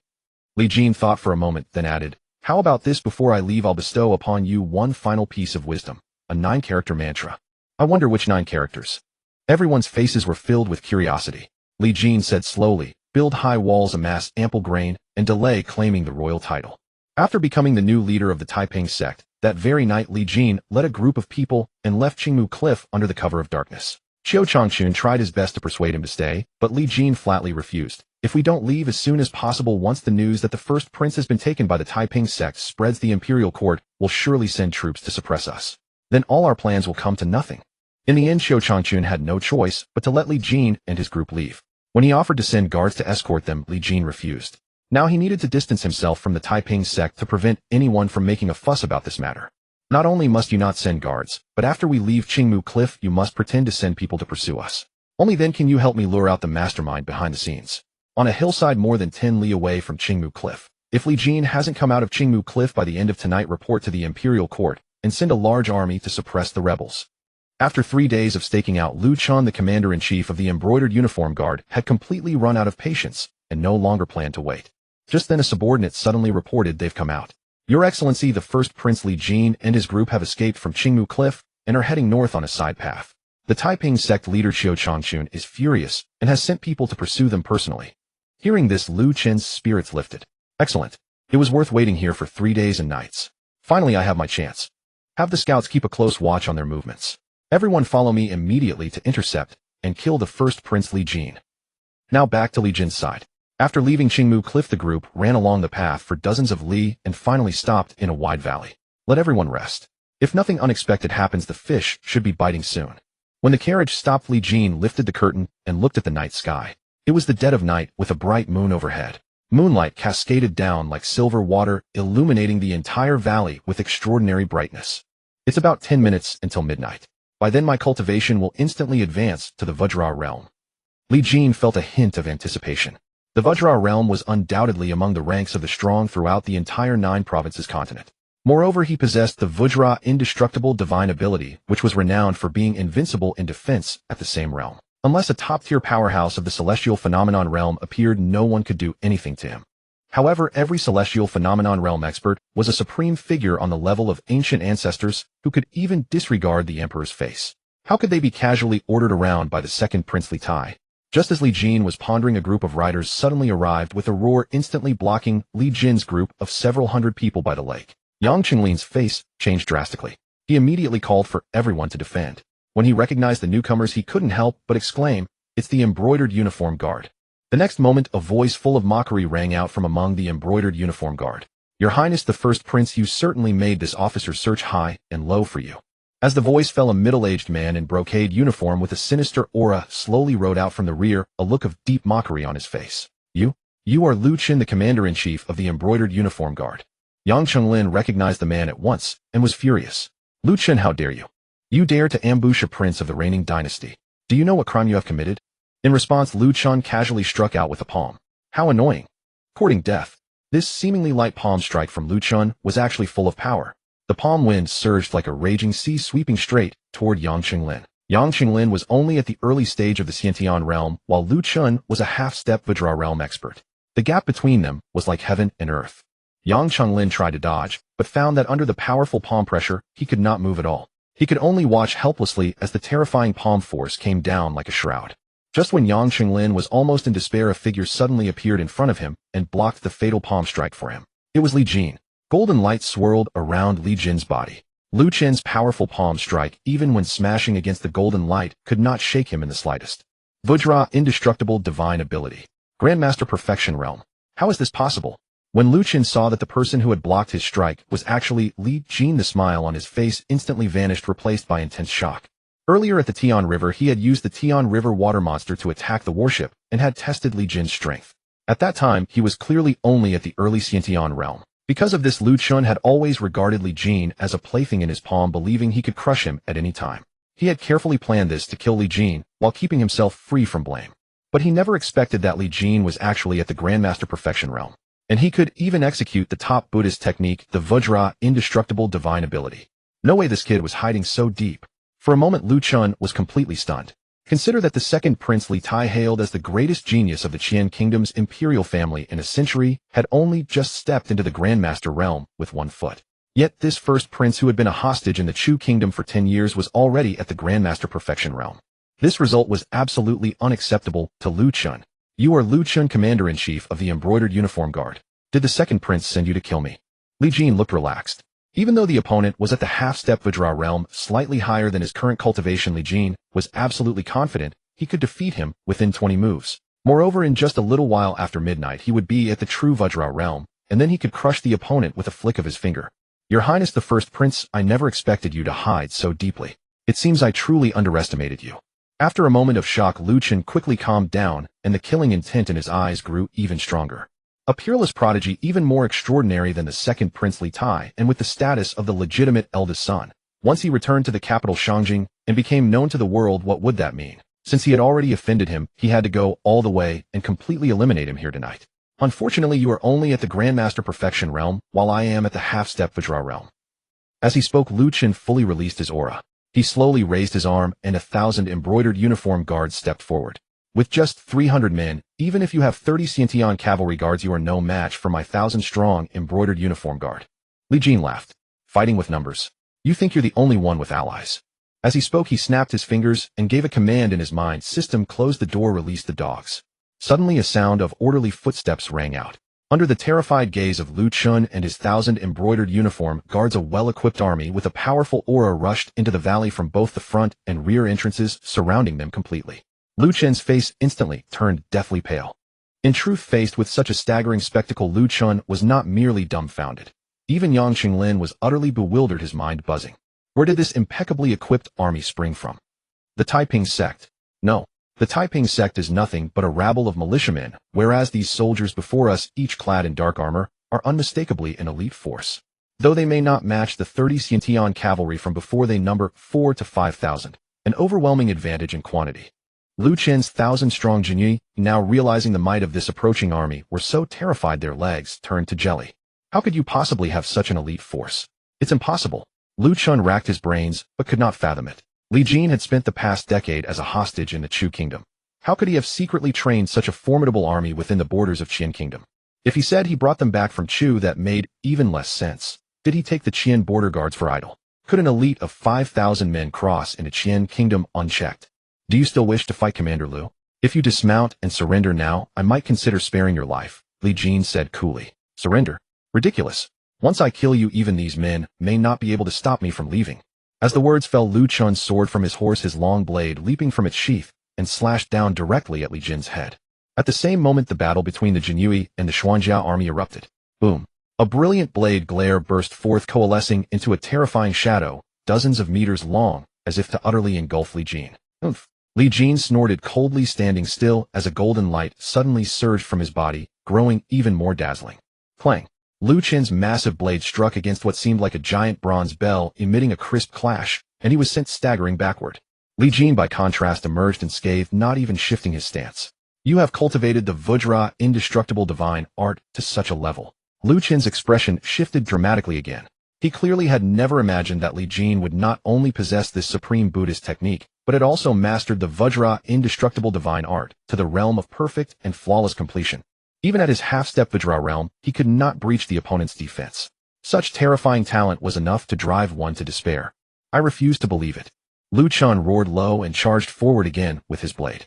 Whoosh. His long blade danced, flashing with relentless light, and in an instant he had unleashed dozens of strikes. Each blade force was sufficient to effortlessly slay a Xiantian expert, and even an ordinary Zongshi master would likely hesitate to receive it. Yet these terrifying blade forces, upon striking Li Jin, were all blocked by the golden light, unable to break through. Is this all the strength you possess? Li Jin chuckled. The Jinyue commander Lu Qin was weaker than he had imagined. Try receiving one of my palms. Seeing that Lu Qin, despite his utmost effort, could not breach his defense, Li Jin seized the opening and suddenly struck out with a palm. Boom. An enormous palm imprint materialized in the void like a small mountain, hurtling toward Lu Qin. Mighty palm that splits steel. Lu Qin instantly recognized the technique. It was the famous heaven-grade palm art of the Chu royal family, the mighty palm that splits steel, and his heart filled with shock and suspicion. This fellow had even learned the royal palm art of the Chu kingdom, where the Chu emperor and the entire Chu royal family idol. To allow a hostage to possess such formidable power. Cursing inwardly, Lu Qin swiftly swung his long blade, relying on his profound cultivation to barely block Li Jin's palm. But before he could rejoice, rumble. A bolt of lightning suddenly descended from the sky, striking Lu Qin directly on the crown. A piercing pain shot through Lu Qin's entire body, nearly causing him to faint. Taoist thunder method. Earlier on the Tianjiang River, Lu Qin had witnessed Li Jin wield this Taoist art, but now it was more than 10 times more powerful than before. Though Lu Qin barely managed to withstand it, he was charred like a lump of charcoal, his hair turned into a disheveled nest, utterly ridiculous. Off. Lu Qin bellowed in fury. Li Jin, you forced me into this. As his wrathful voice faded, Lu Qin soared into the air again, suddenly swallowed a pill, and his aura began to surge continuously. This seems to be some forbidden pill that drains one's potential. Li Jin saw through Lu Qin's intention at once. He planned to use the forbidden pill to forcibly break through to the Vajra realm. Yet Li Jin did not bother to interrupt him. Instead, he glanced at the moon in the sky. It should be almost midnight. Boom. After fully refining the forbidden pill, Lu Qin's aura finally completed its breakthrough, surging into the Vajra realm. Lu Qin's hair now stood on end, and a formidable aura emanated from his body, coalescing into a phantom nearly 10 meters tall, as if a celestial god had descended. The Vajra realm. This is the Vajra Dharma manifestation, unique to Vajra realm experts. Your Highness, be careful. Yang Qinglin, engaged in battle with the Jinyue army in the distance, could not help but cry out. Compared to the Zongshi realm, the Vajra realm represented a qualitative leap.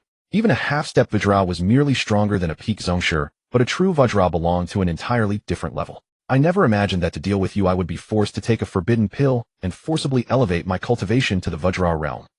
Because of this, from now on I will never again have a chance at the true Vajra realm. All because of you. Lu Qin's heart burned with unparalleled rage. Had he known that this great Prince Li Jin was so deeply hidden and so troublesome, he would never have volunteered to eliminate this nuisance for the second prince. But now it was too late. Cornered to this point, he had no way back. Only by killing Li Jin could he minimize the immense losses he had suffered. Decades of cultivation wasted in a single day? Today you must die. Lu Jin's eyes turned bloodshot, the Vajra Dharma manifestation blazing even brighter. His giant hands clasped together, forging a massive blade, nearly 100 meters long, which he again slashed down fiercely at Li Jin. Bang! This time Li Jin's Vajra, indestructible divine art, could not withstand it. It shattered, and Li Jin was forced back more than 10 meters. Below the Vajra realm all are but ants. Die! Boom boom boom. Lu Qin swung his giant blade like the Grim Reaper. The great snow dragon cavalry who tried to assist were sent flying by the shockwaves of the blade force. Li Jin only managed to evade Lu Qin's relentless assault through his exquisite footwork. Are you only capable of dodging? Lu Qin attacked again and again, driving him into a corner of the valley with no retreat. Where do you think you can run now, eh?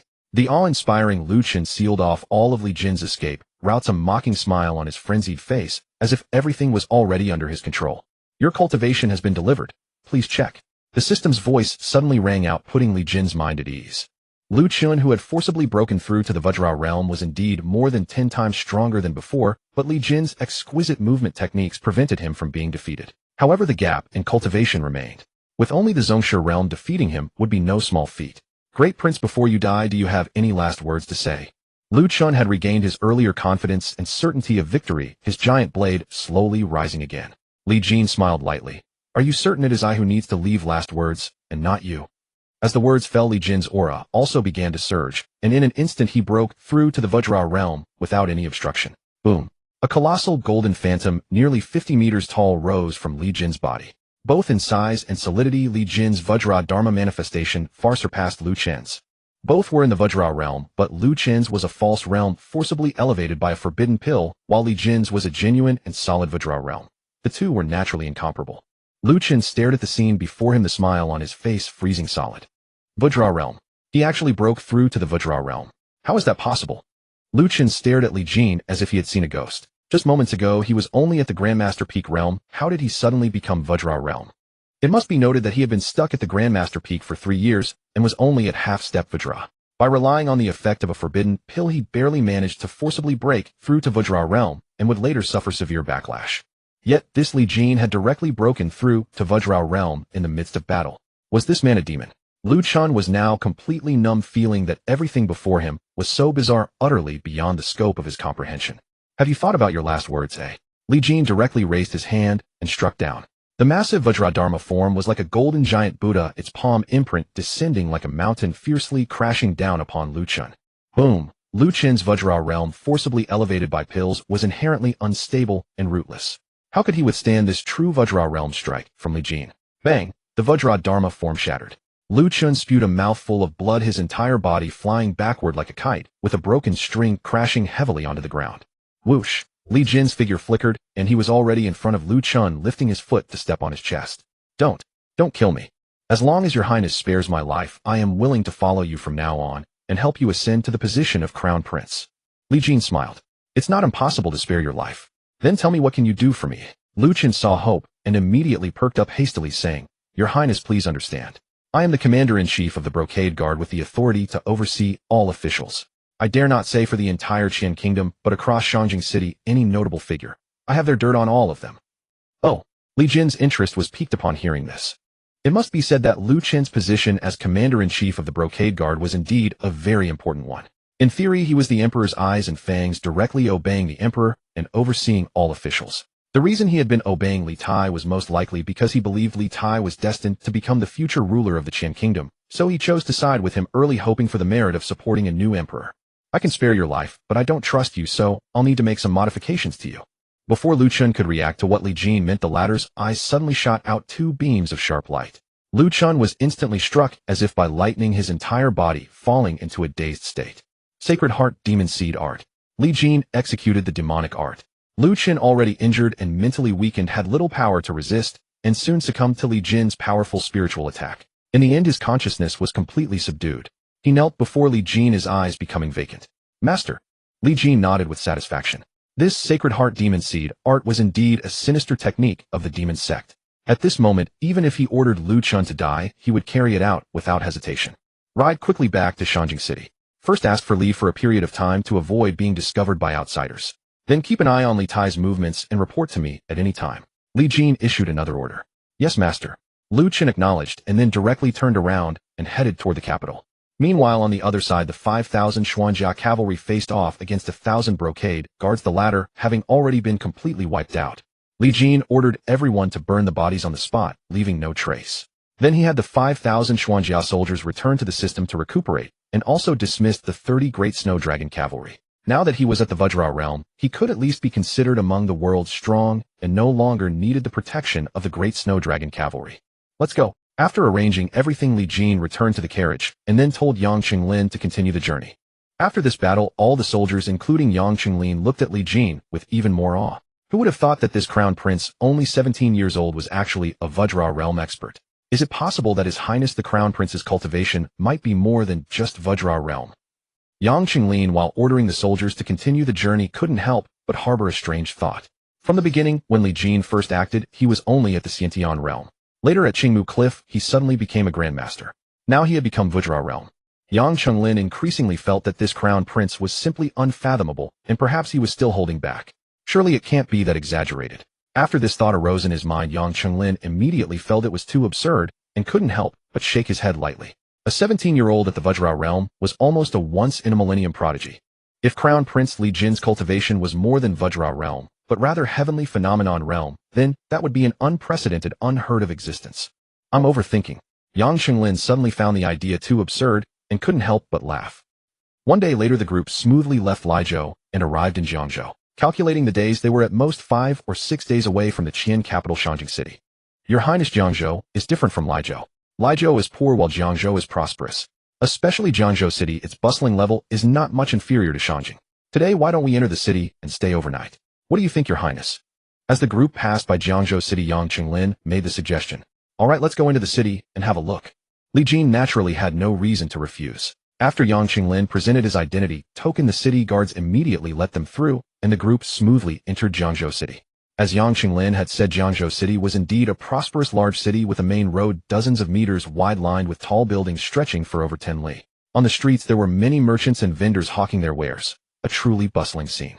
The little girl Hongxiu pressed against the carriage window, looking around curiously, her face full of excitement. It's too stuffy in the car. Let's hit the streets. Li Jin also became interested. He directly pulled Hongxiu and jumped off the carriage, walking on the bustling street. Hongxiu grew even more excited looking here, and there, like Granny Lu entering the Grand View Garden, extraordinarily curious about everything. But it was understandable. The little girl had followed Li Jin to the Chu Kingdom since childhood and had hardly ever left the palace gates. How could she have seen such a bustling scene? Just then, however, a tall, pure white horse suddenly came charging from the opposite direction, ridden by a young man in brocade clothes. In an instant, he had galloped right up to Li Jin and the girl. Get out of my way, I'm a prince. The young man in brocade, seeing that he was about to hit people, neither reined in his horse nor changed direction. He charged straight on, even raising the whip in his hand to lash at Li Jin and Hongxiu. Li Jin's good mood was instantly ruined by this person, and his expression darkened. Whoosh! The whip lashed out like lightning, hurtling straight toward Li Jin and Hongxiu with ferocious force. Had it struck an ordinary person, such a heavy and swift blow would have sent them flying, leaving them either dead or clinging to life by a thread. In broad daylight, in the midst of a bustling market, how dare you act with such arrogance? Incensed by the assailant's audacity, Li Jin simply raised his hand and caught the lightning-fast whip with ease, then yanked it sharply. The richly dressed young man atop the white horse had clearly never imagined anyone would dare strike at him, let alone with such prowess. Caught off guard, he was jerked straight off the horse by Li Jin and sent tumbling through the air. Bang! The young man crashed heavily onto the ground, face first, skidding over 10 meters before rolling another 7 or 8, finally coming to a halt. Ow! A blood-curdling scream like a pig being slaughtered echoed through the street. Half his face had been scraped raw, leaving a bloody, horrifying sight. His body was covered in fractures and bruises, clearly indicating severe injuries. Little Prince, are you all right? Quick, help the little prince up. Another group of riders galloped over. Seeing the pitiful state of the richly dressed young man on the ground, they panicked, dismounted in a flurry, and rushed to his side, clumsily helping him to his feet. Little Prince. Hearing this title, Li Jin raised an eyebrow and glanced at the already pale-faced Yang Qinglin. Old Yang, do you know this reckless fool who just broke every traffic rule? Although Yang Qinglin didn't fully grasp Li Jin's choice of words, he understood the gist. He replied, Your Highness, I may not know him personally, but I can guess his identity. In Jiangzhou City, the only one addressed as Little Prince would be Li Tsong, the only son of the Liang King. Liang King? Who's that? Li Jin asked. Yang Qinglin explained, the Liang King is the elder brother of the current emperor. It is said that he voluntarily relinquished the throne. Grateful for his selflessness, the emperor bestowed upon him the title of Liang King and granted him the wealthiest fiefdom in the realm, Jiangzhou. After listening to Yang Qinglin's detailed account, Li Jin roughly understood the situation, though he couldn't shake the feeling that things were not so simple. Could the man in the capital who had left his own son to fend for himself truly be so magnanimous toward his brother? As for Li Tsong, the heir apparent of the Liang King, half his face was ruined, and who knew how many bones were broken. Having lived a life of luxury and never suffered a single grievance, this was more unbearable than death itself. You dare lay a hand on me. Guards, kill him for me. Li Tsong pointed at Li Jin, his eyes nearly spitting fire, his whole body trembling with rage, as if he wished to devour Li Jin alive. Yes. 3 of Li Tsong's attendants immediately sprang forward and lunged at Li Jin. How dare you disrespect the little prince? You're asking for death. The leader, a man around 40, was a Grandmaster Perfection realm expert. His aura surged like a tidal wave as he threw a punch aimed directly at Li Jin's head. The other 2, though slightly weaker in cultivation, were also Grandmaster realm experts. One drew a long sword, the other a giant axe, and they charged forward as well, but only to block Li Jin's escape routes. In their eyes, a mere teenager of about 15 or 16 years old required no more than one of them to subdue. There was no need for 3 Grandmaster realm experts to act together. Wait, don't kill him. Just as the middle-aged man was about to strike, Li Tsong suddenly shouted from behind, stopping him. Even Li Jin was momentarily taken aback, wondering if Li Tsong had a change of heart or was restrained by the public setting. However, Li Tsong's next words made Li Jin laugh in bitter fury. Just break his legs. I want him alive. He dared to reduce me to this state. I won't let him die so easily. I'll make him wish he were dead, but can't die. Li Tsong's face was twisted with venom, his hatred for Li Jin palpable. By now Yang Qinglin had snapped to attention. He stepped forward, shielding Li Jin, and declared, "This is His Highness the Crown Prince of our great dynasty. Do you have the audacity to lay hands on the Crown Prince?" As he spoke, Yang Qinglin produced his official token to identify himself. The 3 Grandmaster experts froze, exchanging glances before turning to look at Li Tsong, the heir apparent. Li Tsong too was taken aback, then his face darkened. How dare you? Who are you, some petty thief, to impersonate the Crown Prince? If he is the Crown Prince, where is his imperial seal as proof? Li Jin frowned slightly. Having spent 10 years as a hostage in the Chu state, how could he possibly possess any imperial seal? Yang Qinglin was also momentarily speechless. Seeing this, Li Tsong sneered coldly. What audacity! Assaulting me in public and impersonating the Crown Prince. These crimes deserve death. What are you standing there for? Seize him. Seeing Li Tsong's resolve, the 3 Grandmaster experts hesitated no longer. Their master was Li Tsong, and they only needed to follow orders. Old Yang, you'd better step aside. Li Jin grabbed Yang Qinglin and tossed him out of the fray with a casual flick. Huh. Witnessing Li Jin's display of skill, the 3 Grandmaster experts were stunned. They had never expected a mere youth of 17 or 18 to possess such formidable strength. Even the casual move they just witnessed was something they themselves could not perform with such ease. This kid is no ordinary foe. Let's attack together and finish this quickly. With that, the leader charged at Li Jin, throwing a punch that transformed into a claw mid-motion like a tiger descending from the mountain, accompanied by a chilling roar. It was as if a phantom tiger pounced upon Li Jin, its momentum terrifying. Simultaneously, the other 2 struck with their sword and axe, targeting his lower body and the back of his head. The 3 had launched killing moves, yet held back, slightly mindful of Li Tsong's order to take him alive. But in the next moment, something none of them anticipated occurred. Just as their attacks were about to land on the young man before them, he finally moved. Swish! Li Jin's figure vanished into thin air, and in the blink of an eye he appeared right in front of Li Tsong. Li Tsong recoiled in terror, stumbling backward. Protect me! Protect me! What are you 3 good for? Get over here, he bellowed. Those 3 were martial arts experts he had hired at a high price, each a Grandmaster realm master with a fearsome reputation in the Jianghu, and they had always been reliable guards. Yet today they seemed not to hear him at all, standing rigidly still, not moving an inch. Just as Li Tsong was bewildered and terrified, thud, thud, thud, the 3 Grandmaster experts collapsed almost simultaneously, their bodies severed from their heads, which rolled across the ground. Li Tsong's face turned deathly pale, and he nearly lost control of his bladder. Dead. His 3 prized martial arts guards, upon whom he had always prided himself, were all dead. He hadn't even seen how they died.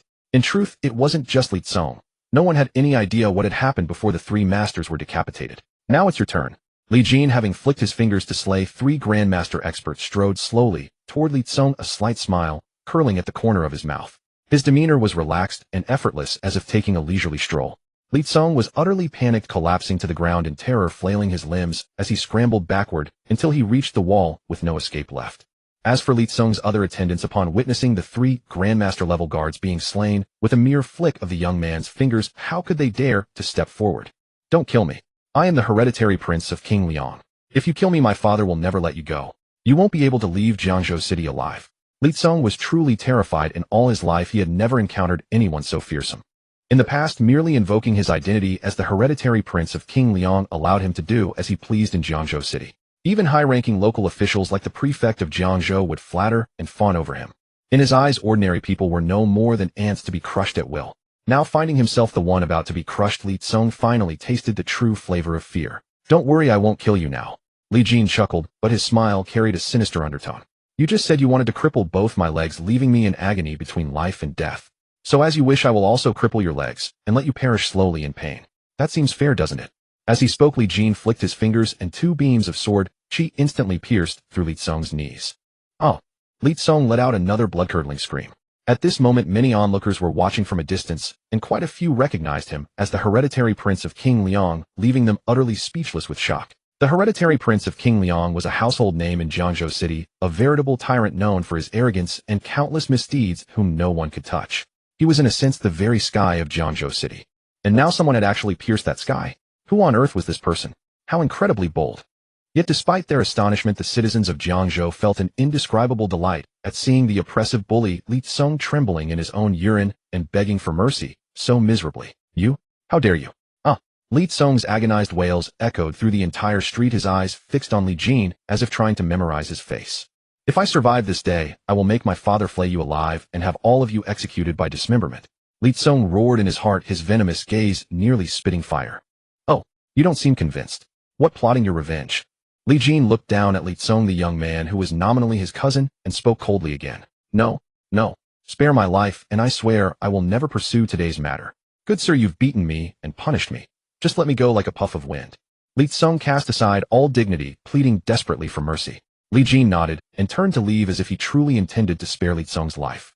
Just as Li Tsong and his attendants breathed a sigh of relief, and a sinister malice flickered in Li Tsong's eyes as he plotted to swiftly notify his father and send troops to capture this man, Li Jin, who had already reached the carriage, suddenly turned around, catching that venomous glare. The latter was startled and immediately replaced it with a look of pitiful supplication. Little one, quite the actor. But do you take me for a fool? With that, Li Jin raised his hand and flicked his finger again, sending an invisible force into Li Tsong's body. Having done this, Li Jin boarded the carriage and ordered the party to continue. As for Li Tsong, he was initially startled, but after confirming no abnormality in his body, he relaxed. Quick, take me back to the prince's mansion immediately. I need to summon reinforcements from my father. I will kill him. Kill him. Li Tsong roared as if unleashing all the pent-up emotions. Yet the next moment, as he struggled to rise, a searing pain suddenly struck his heart and rapidly spread throughout his entire body, reaching every inch of his meridians in an instant. With a series of cracking sounds, all of Li Tsong's meridians shattered simultaneously. He spat out a mouthful of blood and collapsed stiffly. To his extreme horror, Li Tsong found that he could neither move nor speak. Only his broken meridians caused his entire body to convulse uncontrollably, while boundless agony permeated every fiber of his being. His eyes wide with terror, Li Tsong suddenly recalled the mysterious young man's words, "I will let you die slowly in pain." How dare he? How could he dare? Li Tsong, unable to make even the slightest movement, could only rage impotently in his mind as he felt his life ebbing away. On the other side, after the carriage had gone some distance, Yang Chonglin hurried to the window. "Your Highness, we can no longer stay in Jiangzhou City. Li Tsong is King Liang's only son. If he learns that you have crippled him to such an extent, he will surely not let this go." Li Jin pulled open the window and looked at Yang Chonglin's anxious face, remaining utterly calm. What? Is King Liang that formidable? Having already reached the minor completion stage of Vajra realm, and with the 3,000 Snow Dragon cavalry and 30,000 armored soldiers at his command, he feared no one, not even a Heaven Image realm expert. Yang Chonglin pondered and said, "King Liang himself is mediocre in martial arts, but I've heard that among his retainers is a Vajra realm expert known as the Black-Faced Beast King. Not only is his strength unfathomable, but he can also summon birds and beasts to fight for him. It's said that he alone is worth 100,000 troops." Oh, a beast tamer. Li Jin's interest was piqued. This world was indeed full of wonders with all kinds of extraordinary talents. Yang Chonglin was taken aback. Beast tamer. That term is quite fitting. In any case, this black-faced Beast King's methods are inscrutable. Even ordinary Heaven Image realm experts are reluctant to provoke him. The imperial court has long been wary of King Liang, but has never dared to move against him largely due to this man's influence. Li Jin smiled. Then I must see him for myself. One man worth 100,000 troops. Exaggerated or not, even if true, his 3,000 snow dragon cavalry and 30,000 armored soldiers were far more formidable than 100,000 ordinary troops. Your Highness, Yang Chenglin tried to persuade further, but Li Jin cut him off. Old Yang, tell me instead, what is the most famous place in Jiangzhou City? For Li Jin, nothing mattered more than signing in to claim rewards. Seeing that Li Jin was resolute, Yang Chenglin sighed inwardly. After a moment's thought, he said, Jiangzhou City is a metropolis no less than the capital Shanjing. There are many famous places, but the most renowned is undoubtedly the Heavenly Music Pavilion. Heavenly Music Pavilion. Excellent. Let's head there now. From Yang Chenglin, Li Jin learned that the Tianyin Pavilion was nominally a music house, but functioned more like a martial sect. Legend held that its founder was Wu Qiyun, the zither saint of centuries past. Wu Qiyun's zither skills were unparalleled throughout the world, and his cultivation depth was equally unfathomable. He was a powerhouse at the peak of the heavenly phenomenon realm. It was said that Wu Qiyun had fused killing techniques with zither mastery, creating a method called Tianlong Bane capable of slaying people invisibly through resonant melodies, even seizing one's soul, a force impossible to defend against. Regrettably, after Wu Qiyun's passing, the Tianyin Pavilion gradually declined, and now existed merely as a second-rate sect forced to rely on musical performances for survival, never again witnessing the splendor of its former days. Yet it must be acknowledged that although the Tianyin Pavilion no longer enjoyed its former glory, its zither techniques remained among the finest in the world, making it a gathering place for Jiangzhou's nobility and officials, all of whom took pride in gaining entry to hear performances. A live concert.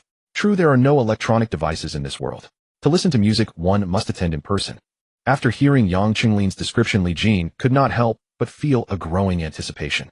Soon after Yang Chenglin had asked for directions, the group spent over 10 minutes before finally arriving at a grand building near the riverside. Jiangzhou was a fertile land of fish and rice with numerous waterways crisscrossing the city. Many buildings were constructed along the water, creating an elegant environment with distinctive charm. Li Jin's expression brightened upon hearing the system prompt. The Tianlong Bane was the signature technique of the zither saint Wu Qiyun, also known as the sound assassination art. While its power in single combat might not reach the highest tier in group battles, it was absolutely at the pinnacle. Your Highness, please enter with Miss Hongxiu. This subordinate understands nothing of music, and entering would be a waste of money. Li Jin nodded and stepped into the Tianyin Pavilion with the young girl. As befitting a gathering place for Jiangzhou's elite, the prices were astonishingly high.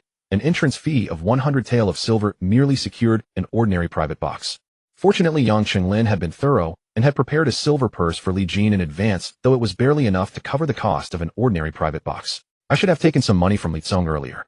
What's the point of keeping a dying man's wealth? After Li Jin and the girl entered an ordinary private box under the guidance of an attendant, a burst of massive information exploded within Li Jin's mind. With the blessing of max-level comprehension, Li Jin quickly mastered the essentials of this peerless martial art, instantly achieving complete integration. Not only did he fully grasp the Tianlong Bane, but his zither skills also reached an extraordinarily high level. If a Guqin had been before him at that moment, Li Jin would have been unable to resist testing the devastating power of this sound assassination art. After waiting in the private box for a short while, guests from other boxes gradually arrived until every seat was filled. Soon after, a crimson-robed girl carrying a Guqin ascended the performance platform and began to play. As her jade-like fingers plucked the strings, melodious tones slowly emerged like flowing water, striking rocks, bringing tranquility to the mind and spirit. Her technique is decent and her foundation is solid, but she ultimately lacks a certain refinement. Li Jin could not help but comment softly. Having mastered the Tianlong Bane, his own understanding of zither art had reached first-rate level, making it easy for him to discern the shortcomings in the crimson-robed girl's performance. Hongxiu, the young girl beside him, blinked her bright big eyes in surprise upon hearing Li Jin's evaluation. Your Highness also understands the zither. In her impression, Li Jin had never shown any talent in music. He couldn't even play a complete tune. Li Jin tapped the girl's head. What expression is that? Who do you think your Highness is? Trivial zither skills are nothing to me.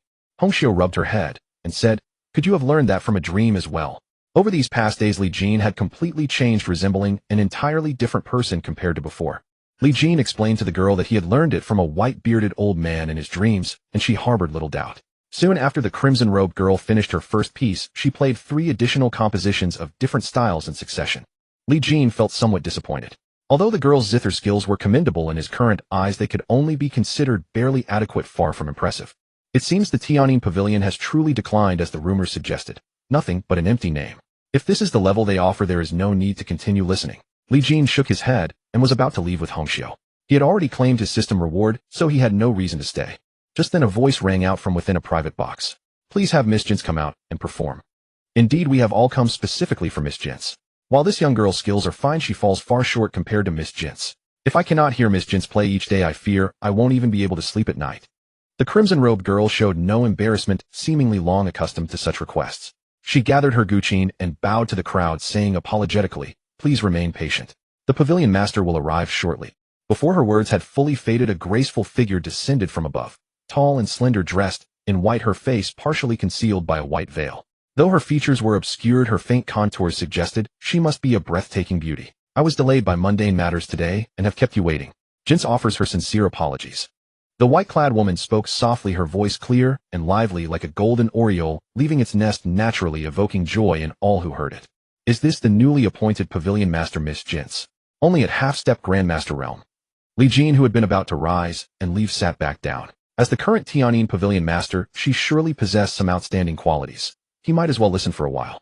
The pavilion master Jin sat with her guqin, plucked the strings briefly, and began to play.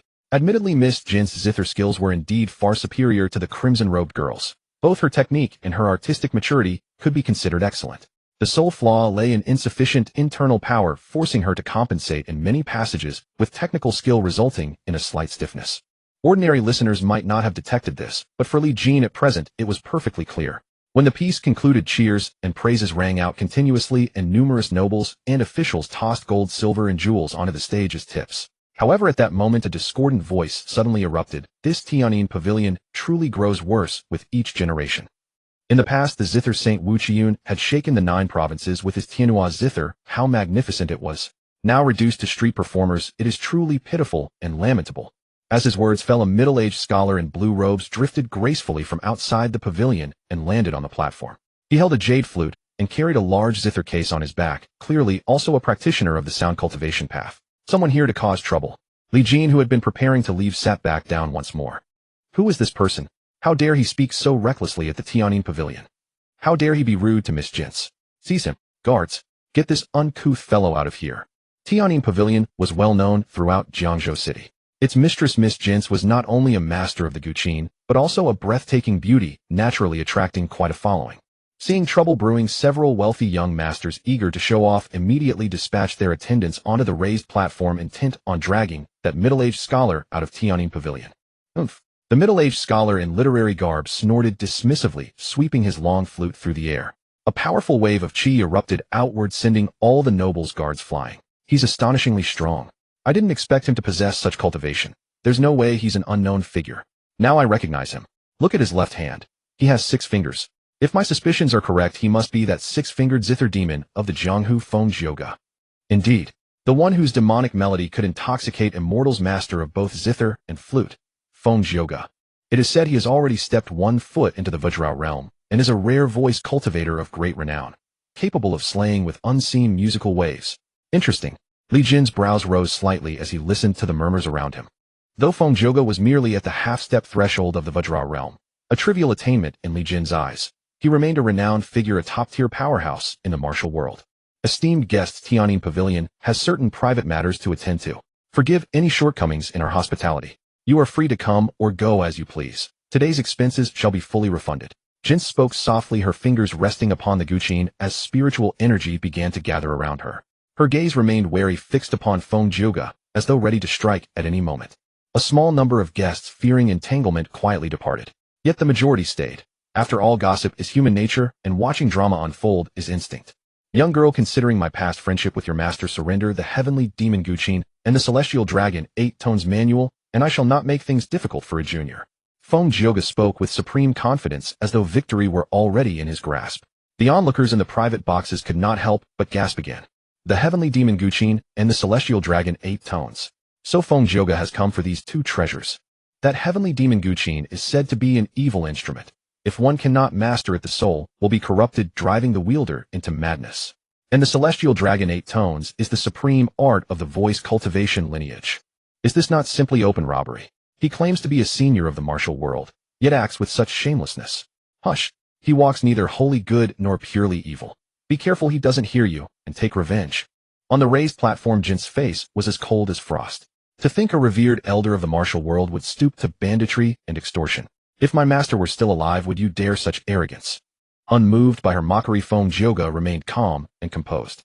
The victor writes the rules of this world. The strong devour the weak. This is the timeless law of the Jianghu. With Tianyin Pavilion's current strength, you are no longer worthy of possessing either the heavenly demon Guqin or the celestial dragon 8 tones. Even if I had not come today, others would, and they would not have been as lenient as I am. A wise soul recognizes his moment, young one. Even if you do not consider yourself, ought you not to consider your disciples? Jin's fell silent, her expression growing colder, yet a trace of wavering had appeared in her beautiful eyes. Though she was the most talented disciple of Tianyin Pavilion in the past 2 decades, she was still too young, merely at the half-step grandmaster stage. Mistress, let us help you. With a flurry of movement, over a dozen figures descended from above, landing beside Jin's on the platform, all clad in white robes, clearly disciples of Tianyin Pavilion. Almost all of them were women, each carrying various instruments: short flutes, long shows, gushings, yankins, pipas, and more. Excellent. Form the 12 instruments array. Jin's voice was stern. Though she would never yield without a fight nor surrender her sect's sacred treasures, she knew the stakes were grave. All 12, including Jin's herself, took their positions at once, channeling their inner energy while raising their instruments in unison. The middle-aged scholar opposite them wore an expression of open contempt, making no move to disrupt their formation. He watched with relaxed amusement, clearly regarding the 12 as nothing worth serious attention. Very well. I shall make you surrender with a clear mind today. As he spoke, Feng Jioge's body trembled sharply. The Guqin upon his back flew free from its case, and as he bent into a half-crouch, the instrument settled lightly upon his thighs. The 12 instruments array of Tianyin Pavilion took shape. Mistress Jin struck first, unleashing a killing note, and the others followed in harmonious succession. The sonic blades from the 12 instruments converged into one, forming a massive lance of resonant energy that shot toward Feng Jioge like a bolt of sound. Childish tricks. Feng Jioge smiled faintly and brushed his 6-fingered hand across the strings.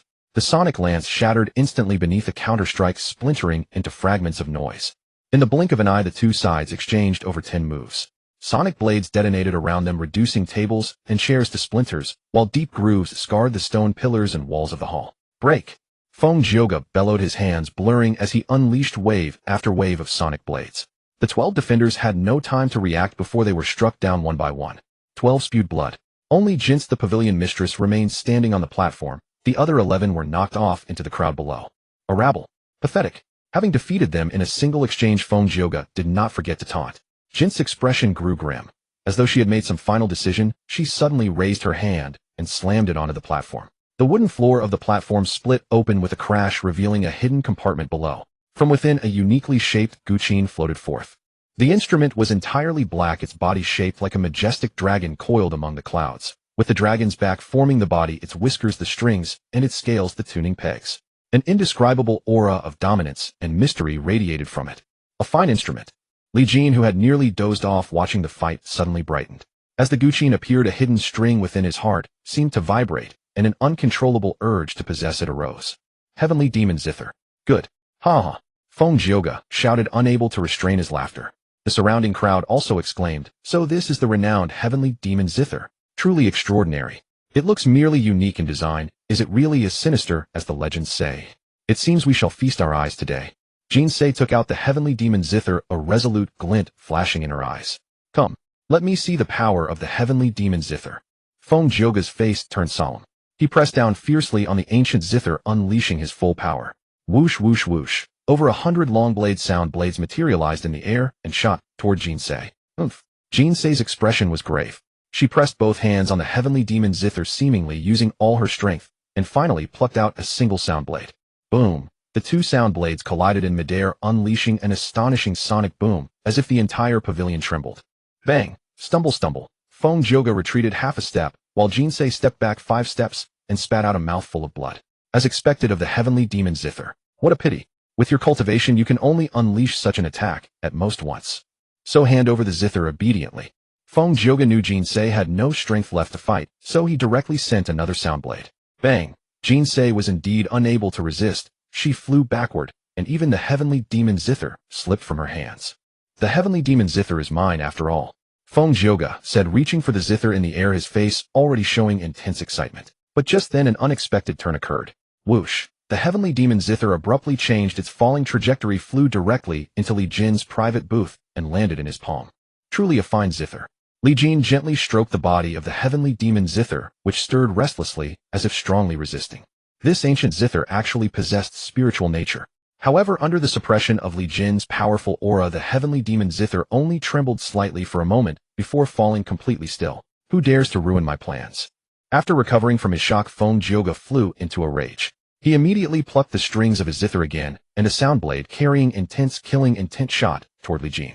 However, to Feng Jioge's utter astonishment, that attack, which could instantly reduce a Xiantian expert to a bloody pulp, was blocked by a dazzling golden light when it reached within a meter of Li Jin, dissolving into nothingness in an instant. What? Feng Jioge's face changed drastically.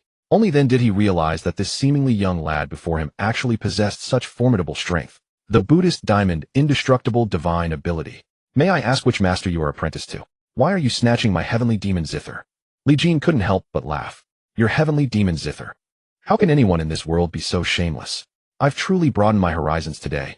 The people in the other booths also couldn't help laughing, and even Jin Se, who was already badly injured on the stage, had a flicker of amusement in her eyes. Feng Jioge couldn't help but blush, having blurted out those words completely subconsciously. Under the watchful eyes of the crowd, he had snatched the treasured artifact of the Tianyin Pavilion, and now claiming it as his own was indeed a bit shameless. Treasures of the world belong to the virtuous. This heavenly demon Zither was originally dug up from an ancient tomb by Wu Qian, so it was never the property of the Tianyin Pavilion. What's wrong with me taking it from his descendants? Feng Jioge immediately retorted. Li Jin smiled. If we follow your reasoning, whoever snatches it gets it, then this Zither should now belong to me, right? You. Feng Jioge was so angry his chest felt like it would explode. He had almost snatched it only to have someone else cut in and take it. No one could tolerate that. If he hadn't tested the other's considerable strength with that earlier attack, he wouldn't be wasting words here. He would have already killed and taken the treasure. Young friend, I was indeed impulsive just now. How about this? Let's make a deal. This heavenly demon Zither is useless in your hands, so why not sell it to me? Feng Jioge decided to change his strategy, his voice much gentler.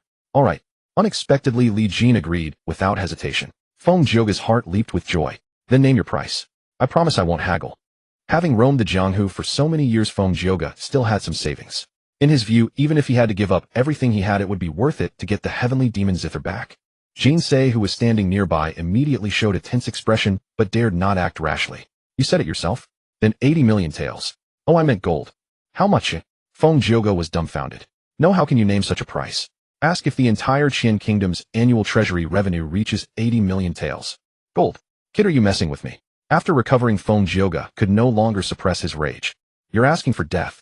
The enraged Feng Jioge roared, then crouched down again, playing the Zither with one hand and the flute with the other, actually performing a Zither flute duet by himself. Buzz. The Zither sounded low and powerful, the flute high and clear.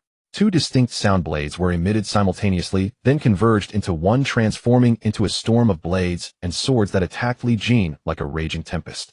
Jin Se, watching from the side, turned even paler. Was this Feng Jioge's true strength? She had thought that by forcibly using the heavenly demon Zither, she could barely block his full-powered attack. But now it seemed Feng Jioge hadn't even used his full strength earlier. For a moment, Jin Se couldn't help but secretly worry about this mysterious young man who had appeared out of nowhere. Yet soon she realized her worry was unnecessary. Li Jin stood motionless, a brilliant golden light shining 3 feet in front of him.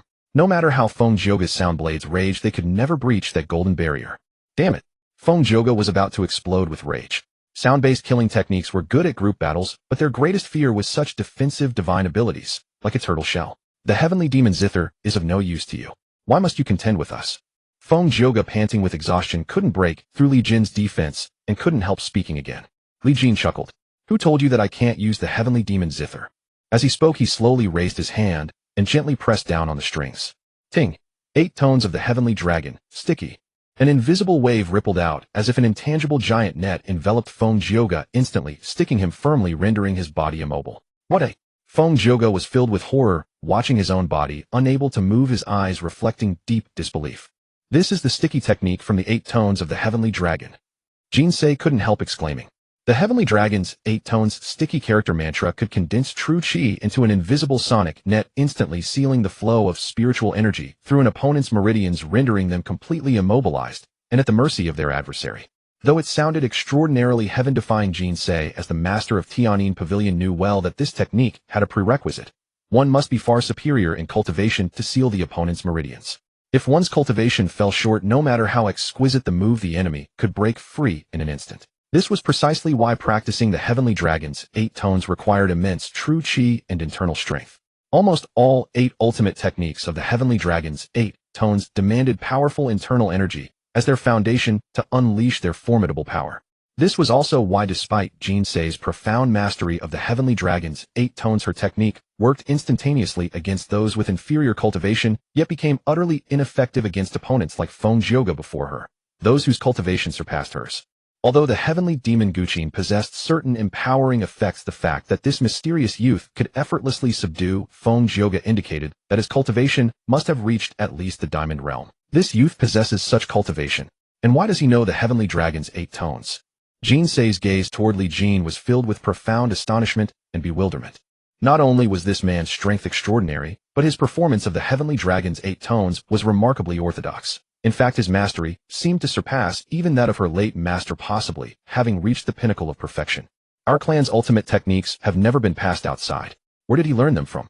Jinsei puzzled over this, unable to find any explanation. As for the onlookers in other private rooms, they were completely baffled, seeing only Feng Jioge standing motionless atop the high platform like a statue, leaving everyone wondering what trick he was playing. After delivering that single strike, Li Jin did not continue his attack, but instead waited quietly. This was his first time employing the Heavenly Dragon's 8 tones, and he wished to test its effectiveness.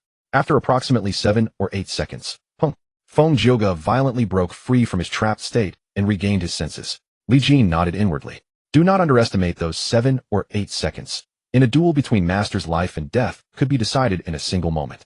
Had he not intended to use Feng Jioge as a subject for experimentation, Li Jin could have killed him dozens of times during that brief period of entrapment. In other words, the greater the cultivation gap between him and his opponent, the more potent the Heavenly Dragon's 8 tones would become.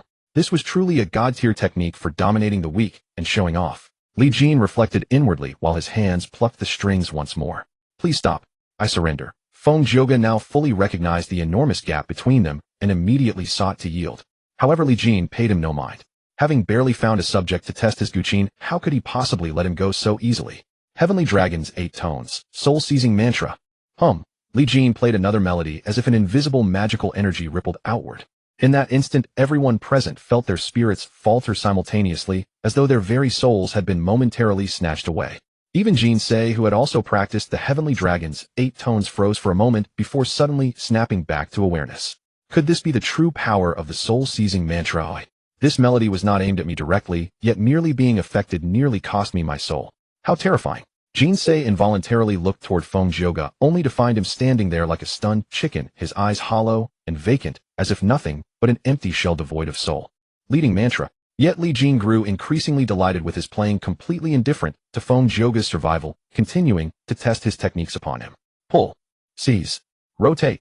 For a time, everyone witnessed an incredibly bizarre scene, accompanied by melodies emanating from Li Jin's private room, each seemingly imbued with demonic power. Feng Jioge moved like a walking corpse on the high platform, staggering and crashing about wildly, even bashing his head against the ground as though driven mad. There remains one final form. Heavenly Dragon's 8 tones. Execution. At this moment, Feng Jioge had recovered consciousness, but his entire meridian system was saturated with Li Jin's sonic blade power, transforming him into a puppet entirely stripped of bodily control. His eyes revealed profound terror, despair, and even deep remorse. Had he known this youth possessed such overwhelming strength, he would never have dared contend with a killing deity like him for the heavenly demon Guqin, even under threat of death. Spare him. Using all his strength, Feng Jioge finally managed to part his lips and speak, attempting to beg Li Jin for mercy. Alas, as Li Jin's final execution mantra descended, a Guqin melody suffused with overwhelming killing intent resonated throughout Tianyin Pavilion. All present inexplicably felt their hearts lurch as though the Grim Reaper himself had suddenly materialized, sending chills down their spines. Boom! The sonic blade power that had been surging within Feng Jioge's body, vast as an ocean now under the guidance of this final melody, surged like boiling water in a pot. Feng Jioge's entire body shattered violently, directly dissolving into a mist of blood, leaving not a trace of flesh or bone behind. Hiss! Seeing this horrifying and merciless spectacle, everyone present gasped sharply, some so terrified they dared not even breathe heavily. Even Li Jin was astonished by the explosive effect before his eyes. The person actually detonated directly. He knew the Heavenly Dragon's 8 tones combined with the Heavenly Demon Guqin would be formidable, but he had never imagined it would be this terrifying. No wonder the legendary Zither Saint Wu Qiyun of past years was known among the Jianghu as a great demon. Jin Se now raised her beautiful eyes to gaze at the mysteriously composed youth in the private room, her heart filled with conflicting emotions. Though young, this youth acts arrogantly and strikes decisively. Now that the heavenly demon Guqin has fallen into his hands, he will certainly not return it easily. But if we simply let him leave, how can we face the ancestral spirits of Tianyin Pavilion? After hesitating for a moment, Jin Se steeled herself and decided to step forward and try her luck. We thank you, Senior, for your intervention that saved our Tianyin Pavilion from disaster. This humble pavilion has nothing to offer in return, but should you ever require anything in the future, we will fearlessly venture through fire and water to serve you. Li Jin did not respond immediately, his hand gently stroking the strings as he tilted his ear as if listening to something. Just moments ago, when he killed Feng Jioge, Li Jin had distinctly felt the heavenly demon Guqin tremble, slightly, seeming extremely thrilled. Indeed, it was a demonic Guqin. If someone with insufficient cultivation used it to kill, they would gradually be corrupted by its killing intent, becoming bloodthirsty and bloodlusty. Fortunately, at Li Jin's current realm, with Buddhist supernatural powers at his side, precisely the counter to this demonic Guqin, he would not be affected by it in the slightest. Senior, seeing Li Jin remain silent, Jin Se plucked up her courage to speak again. Come in and speak. Li Jin casually employed the leading mantra, an invisible chi force instantly enveloping Jin Se and controlling her entire meridian system. This woman's strength was far weaker than Feng Jioge's, making her naturally easier to control. As Li Jin flicked his fingers, Jin Se felt her body completely lose control, flying directly into the private room where Li Jin resided. Jin Se initially panicked, but seeing no killing intent from the other party, and no further action after being pulled into the private room by the Guqin melody, she gradually relaxed. However, Li Jin's first words made her complexion change drastically. This Guqin is excellent. I'll take it. This Guqin is excellent. I'll take it. Inside the Prince Liang's mansion in Jiangzhou City. Who is it?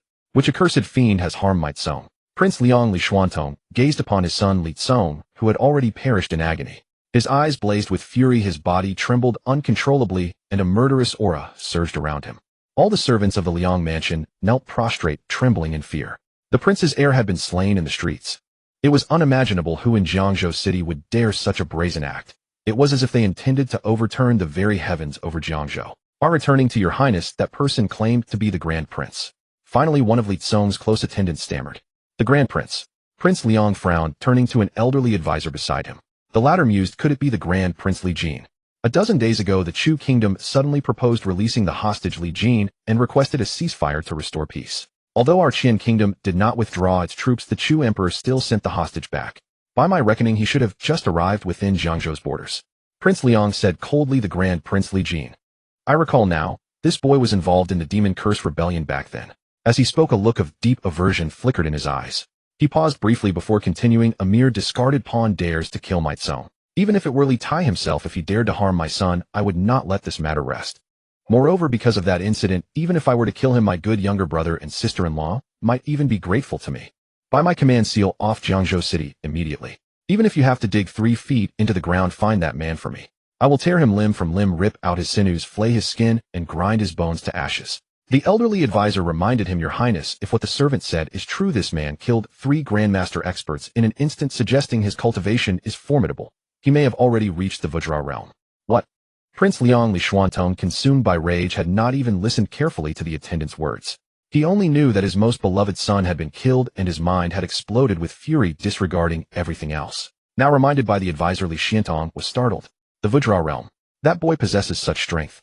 How old is he? Barely 17, isn't he? How could he be a Vajra realm expert? Could he really be a demon? Li Xuantong stopped mid-sentence again, as if recalling something terrifying. His expression grew grave, even tinged with panic. Your Highness, the 3 Grandmaster experts beside the prince were not weak. To slay all 3 in an instant, even if they were careless, the opponent's strength must be at least half-step Vajra realm. Li Xuantong took a deep breath. I care not what realm he is in, nor whether he is a prince. He killed my Tsong, and he must die. Issue orders once his whereabouts are found. Do not act rashly. Send word back immediately. Also dispatch someone quickly to invite Master Meng from outside the city. Inside the Tianyin Pavilion, in Li Jin's private chamber. I am indebted to you, Senior, for your life-saving grace. Even 1,000 deaths would not repay it. Since you have spoken, Jin should not refuse. However, the heavenly demon Zither is the treasure of our Tianyin Pavilion. If I lose it, how could I face our ancestors in the afterlife? Jin finished speaking with difficulty, then knelt gracefully before Li Jin, tears glistening in her eyes. I beg, Senior, to show mercy and not trouble a humble woman further. If you have any other request, I will not refuse. As she spoke, Jin lowered her head and bent forward. Whether intentionally or not, from Li Jin's angle, the sight before him was unobstructed, truly waves surging at least a D-cup powerhouse. Moreover, this woman was tall with a slender waist. Kneeling on the ground, her curves were fully displayed, coupled with her pitiable demeanor and tear-streaked face. Truly a sight to melt any heart. Li Jin cleared his throat. In his mind, he chanted, merely a skeleton of red dust. How could it disturb my Tao heart? Still, as a virtuous youth from his past life, he could not bring himself to seize by force. But this heavenly demon zither intrigued him, and he wished to study it further. A spirit-infused artifact was rarely seen. How about this? I have no intention of taking your sex treasure. I merely find it interesting and wish to examine it. Let me keep it for 10 years as a loan. After 10 years I will return it. What do you think? This, seeing Jin's hesitation, Li Jin deliberately put on a stern face. I have already made a concession. If you still refuse, you are not giving me face. Moreover, you must understand your Tianyin pavilion possesses such a treasure, but lacks the strength to protect it. It is like a child carrying gold through the market. Today it was Feng Jioga, tomorrow it might be Feng Chiga or Feng Beige. Do you think you will always be so fortunate? Jin was speechless. After a moment of contemplation, as if she had made a decision, she said, very well. I agree to lend the heavenly demon zither to Senior for 10 years. However, I have one condition, and I beg Senior to grant it. You dare to set conditions? Li Jin could not help but smile. It seemed he was too kind. According to the rules of this world, even if he openly took it, what could she do? But in the end, Li Jin decided to hear her condition. If it was a trivial favor, he would not mind helping. If it was too excessive, he would make her understand that he was not so easily persuaded. Speak your mind. Jin bit her lip lightly, her beautiful eyes lowered. Even the gauze veil could not conceal the blush on her cheeks. She whispered slowly, Senior has shown great kindness to my Tianyin pavilion. I have no way to repay you. I wish to serve as your maidservant for 10 years. I beg Senior to accept. Li Jin, the esteemed pavilion master of the Tianyin pavilion, was offering to be his servant girl. After a moment of shock, he suddenly understood. Good heavens. This little girl was probably worried that he would take the heavenly demon zither and disappear after 10 years, so she proposed this condition, to keep an eye on the zither. Was his integrity not worth trusting? Well, if he were in her shoes, he probably wouldn't trust himself either. Still, for the sake of guarding the heavenly demon zither, the pavilion master of Tianyin was willing to become a servant. Li Jin couldn't help but admire her. Li Jin estimated that if he did not agree, this woman would probably not lend him the celestial demon Qin, and he did not want to bully the weak by seizing her belongings. Are you sure you want to be my maidservant, the esteemed head of the Tianyin pavilion? Jinxiu replied with determination. A word spoken is past recalling. I hope you will grant my wish. Enough. Li Jin nodded and pointed to Hongxiu beside him, saying, This is my personal maidservant Hongxiu. From now on you will follow her arrangements. Upon hearing that the exquisite beauty of the Tianyin pavilion's master had voluntarily offered to become Li Jin's maidservant, Hongxiu was filled with anxiety, fearing her own position would be replaced. Only after hearing Li Jin's words did she breathe a sigh of relief. Yes, young master. Please guide me well, Sister Hongxiu. This maidservant greets you. Jinxiu quickly adapted to her role and immediately bowed to Hongxiu, referring to herself as a maidservant. No, you are older than me, just call me Hongxiu. The young girl waved her hands repeatedly, looking a bit flustered. Although Li Jin said to let the other follow her, she was after all the master of Tianyin Pavilion, while Hongxiu was just a young girl. She dared not presume to be her senior. Li Jin continued, I will only stay in Jiangzhou for one night, then I will go to the capital Shanjing. Is that all right with you? Of course, Jinxiu immediately replied. Since I have become your maidservant, I naturally will follow your steps. Wherever you go, this maidservant will go. Li Jin thought to himself, it should be, wherever the celestial demon Qin is, you will go, right? Both were silent for a moment. Jinxiu opened her mouth as if to say something, but swallowed her words. You want to ask where I learned the celestial dragon 8 tones, am I right? Li Jin said with a smile. Jinxiu nodded. Your mastery of the celestial dragon 8 tones is so skilled and has reached perfection. Even my master is far inferior to you. The celestial dragon 8 tones is the unique supreme art of our Tianyin Pavilion. I wonder where you learned it.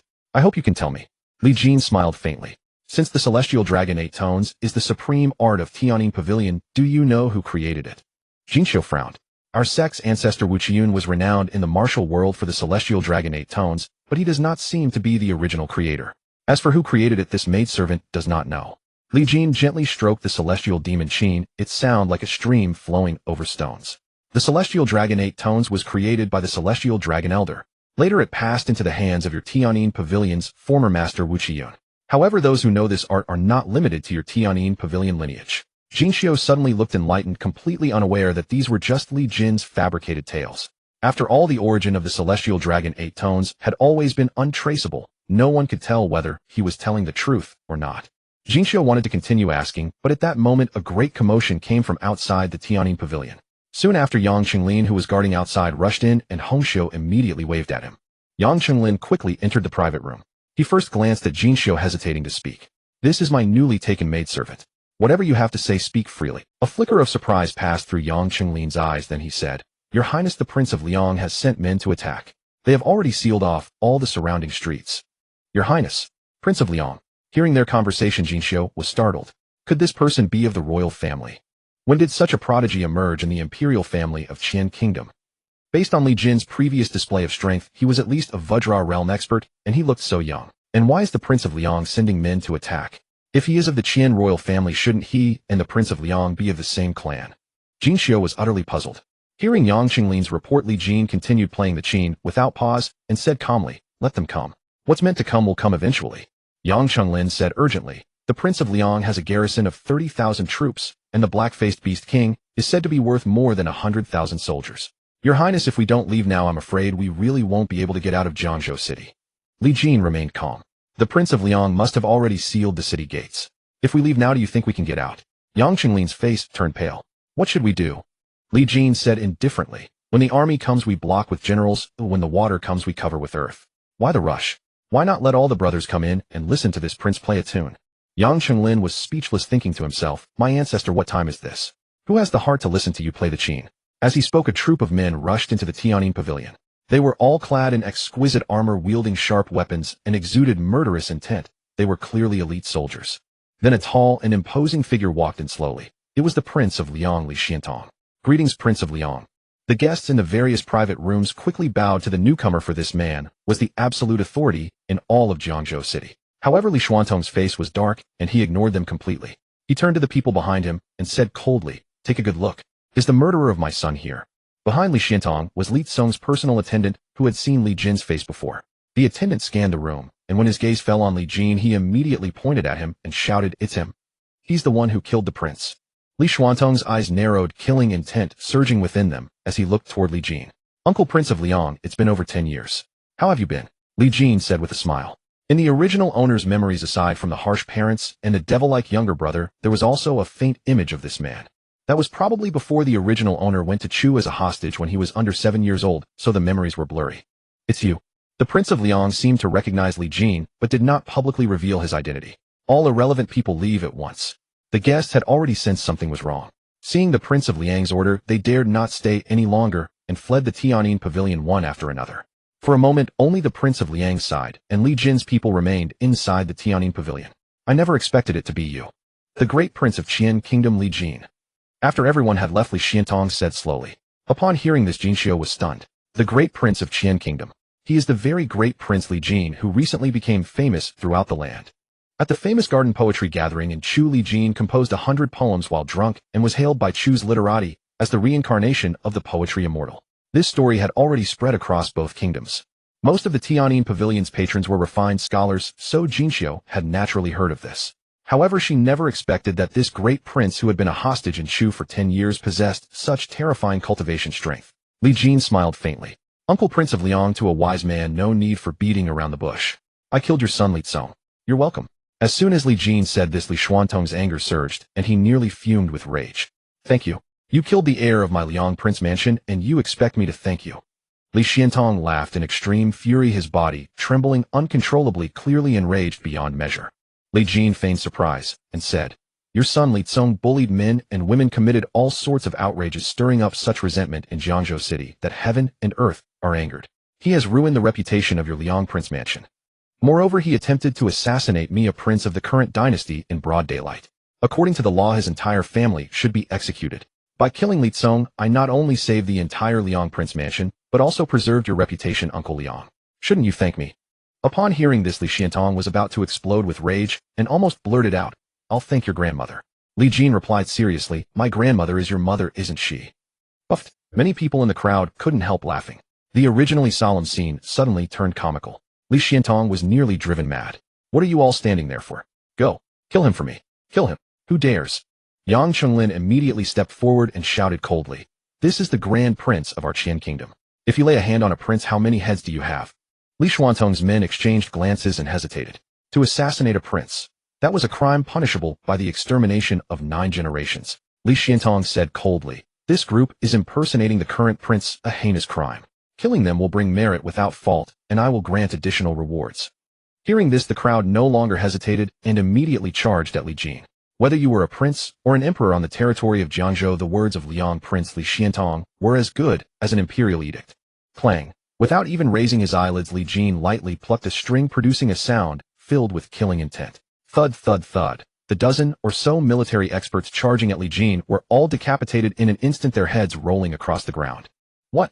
Li Xiantong involuntarily stepped back several paces, his eyes filled with intense shock. He clearly had not expected that the former reviled Grand Prince had become so powerful.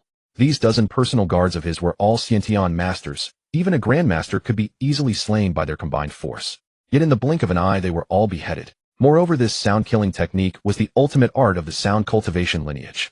How could he know such a sinister skill? Uncle Liang, considering our kinship, if you kneel and confess your crimes now, I may spare your life. How about it? After casually disposing of more than 10 men, Li Jin spoke again calmly. You think you can make me kneel? What do you think you are? Not to mention you, even your imperial father is not worthy of having me kneel. As he said this, the Liang Prince took 2 more steps back. Whoosh, whoosh, whoosh, whoosh. 4 figures appeared, as if out of thin air, blocking the Liang Prince. They were all dressed in black, and their faces looked as if they were cast from the same mold. These are the 4 ghosts of Tianhe, Jinshi exclaimed. As the only native of Jianzhou among Li Jin's group, she recognized them at a glance. It is said that these 4 are twin brothers naturally connected in mind, and they practice a sinister art of shifting forms and shadows. All are at the half-Vajra realm, and together they can rival a Vajra-level powerhouse. While Jinshi was speaking, the 4 suddenly vanished into thin air. Everyone be careful. The 4 ghosts of Tianhe specialize in assassination. Jinshio quickly warned, but she saw Li Jin not even lifting his eyelids. A mere trick. How dare you show off? 8 dragon notes. Kill. Li Jin suddenly swept his fingers, rapidly plucking the strings. Sound blades shot out, and 4 cries of agony rang out from the void. In the next moment, thud, thud, thud, thud. The figures of the 4 ghosts of Tianhe reappeared, falling to the ground, each spitting blood, clearly severely wounded. The 4 ghosts' movement technique was indeed extraordinary. With such skill, their combined assault did give them the strength to fight a Vajra-level expert. Unfortunately, the 8 dragon notes were area of effect damage, least afraid of group tactics. Die. Li Jin raised his hand and sent 4 more killing sounds, directly shattering the meridians of all 4. The 4 ghosts of Tianhe died instantly. 8 dragon notes. Hammer. Li Jin sent another sound blade, this time using the hammer technique. You kneel. Boom. Li Xiantong suddenly felt as if an invisible mountain was pressing down on his head, crushing his shoulders. Thud. Although Li Xiantong himself was a Xiantian expert under Li Jin's hammer technique, he had no power to resist. His knees uncontrollably slammed into the ground, leaving 2 deep pits in the floor. Since he refused to confess, then died. Just as Li Jin was about to use the killing technique again to finish Li Xiantong. Ching. A clear bamboo flute sound suddenly rang out, unexpectedly blocking Li Jin's killing sound for Li Xiantong. In the next moment, a middle-aged man, over 2 meters tall with a face as black as charcoal, stepped in from outside. With each step, the ground seemed to tremble. This middle-aged man was not only extraordinarily dark, but also had a messy beard, thick and coarse hair braided into small plaits, and wore dirty linen clothes. Could this be the legendary black-faced Beast King? Yang Chenglin couldn't help exclaiming. Jinshi also looked grave. Correct. This man is the strongest in Jiang City, the black-faced Beast King Meng Wushan. Li Jin said calmly with a smile. I didn't expect this man to also know sound-killing techniques. Jinshi said, the beast-taming lineage has methods of controlling birds and beasts through music somewhat similar to our sound cultivation lineage, yet different. While speaking, Meng Wushan had already walked to the center of the hall, stopped playing his short flute, and reached out to help the still kneeling Liang Prince to his feet. Master Meng, kill him. As long as you help me kill him, I will give you the 100-li peach grove outside the city to raise your beasts. Meng Wushan laughed. Since the prince commands, I shall not disappoint. He raised his hand and snapped his fingers. Rustle, rustle, rustle. The entire Tianyin pavilion stirred. Then the crowd saw long snakes crawling in from outside the windows and doors and from cracks in the floor, more and more, until in an instant the entire hall was filled with them. A bunch of vermin. Get out. Li Jin plucked the strings again. Whoosh. Like a violent gale, the snakes filling the hall were all swept away by Li Jin's pull technique. Oomph. The black-faced beast King Meng Wushan snorted coldly, standing firm, while also protecting the Liang Prince behind him. Impressive 8 dragon notes. The Tianyin pavilion has been in decline for 100 years. When did it produce a master like you? I am unaware. May I ask who your master is? This Meng Wushan, though outwardly slovenly and rough, spoke in a refined, scholarly manner. Li Jin didn't even bother to lift his head. A man about to die, why need to know so much? Meng Wushan flew into a rage, instantly losing his elegance.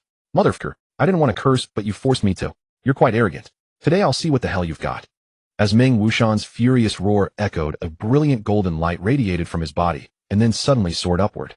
It was unmistakably the Vajra Dharma manifestation. Bang! As Meng Wushan's Vajra Dharma manifestation emerged, a colossal golden shadow, dozens of meters high, soared into the sky, directly shattering the entire Tianyin pavilion, even tearing through the rooftop, leaving only the private chamber, where Li Jin and his companions were seated intact. Jin, seeing her sect destroyed, felt a pang of heartache, and could not help but cast a resentful glance at Li Jin.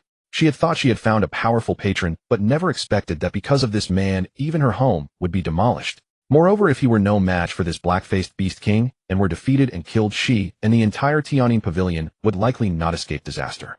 If you fear being implicated, you may take your disciples and leave at once. Li Jin saw through Jin's thoughts at a glance, and spoke directly.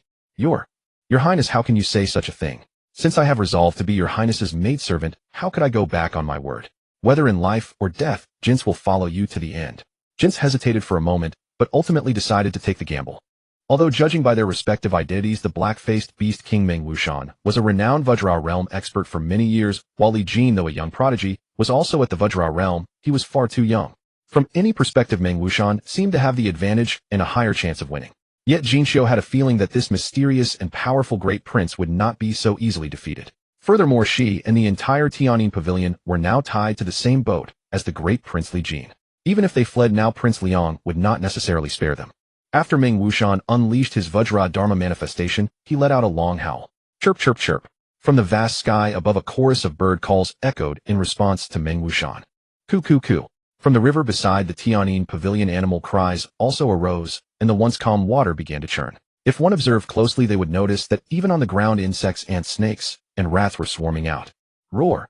With another furious roar from Meng Wushan, the sky turned dark as countless falcons, hawks, crows, and sparrows, an innumerable multitude nearly blotting out the sun, swooped down toward Li Jin and his group. At the same time, the insects, ants, snakes, and rats on the ground began their assault, frenziedly gnawing at the building where the group stood. From the river, two giant pythons, each dozens of meters long, emerged and slithered toward them at breakneck speed. So this is the black-faced beast king's power. Witnessing this scene, not only Jin Xiu, Yang Chunlin, and Hong Xiu turned pale with terror, but even Li Jin was somewhat astonished. Admittedly, this beast king Meng Wushan indeed had some tricks up his sleeve. If Li Jin had not obtained the 8 sounds of the heavenly dragon and the demon lute, merely dealing with these beasts would have required considerable effort. Unfortunately, your techniques are nothing but paper tigers in my eyes now. Art of seizing. Li Jin activated the demon lute and directly executed the art of seizing from the 8 sounds of the heavenly dragon. What is the art of seizing?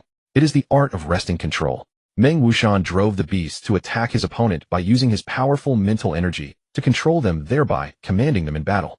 As Li Jin's sound emerged, it was like an invisible sharp blade directly severing the connection between Meng Wushan and the beasts. Oomph. Meng Wushan let out a grunt, staggered back 2 steps, and a look of terror spread across his face. The flock of birds that had been swooping toward the 4 of them suddenly seemed to lose their target and scattered in all directions. The insects, ants, snakes, and rats below also ceased their attack, and even the 2 giant pythons now appeared bewildered, as if wondering why they had come here. This brat can actually break my technique. I must not let him live. After the initial shock, a surge of murderous intent erupted within Meng Wushan.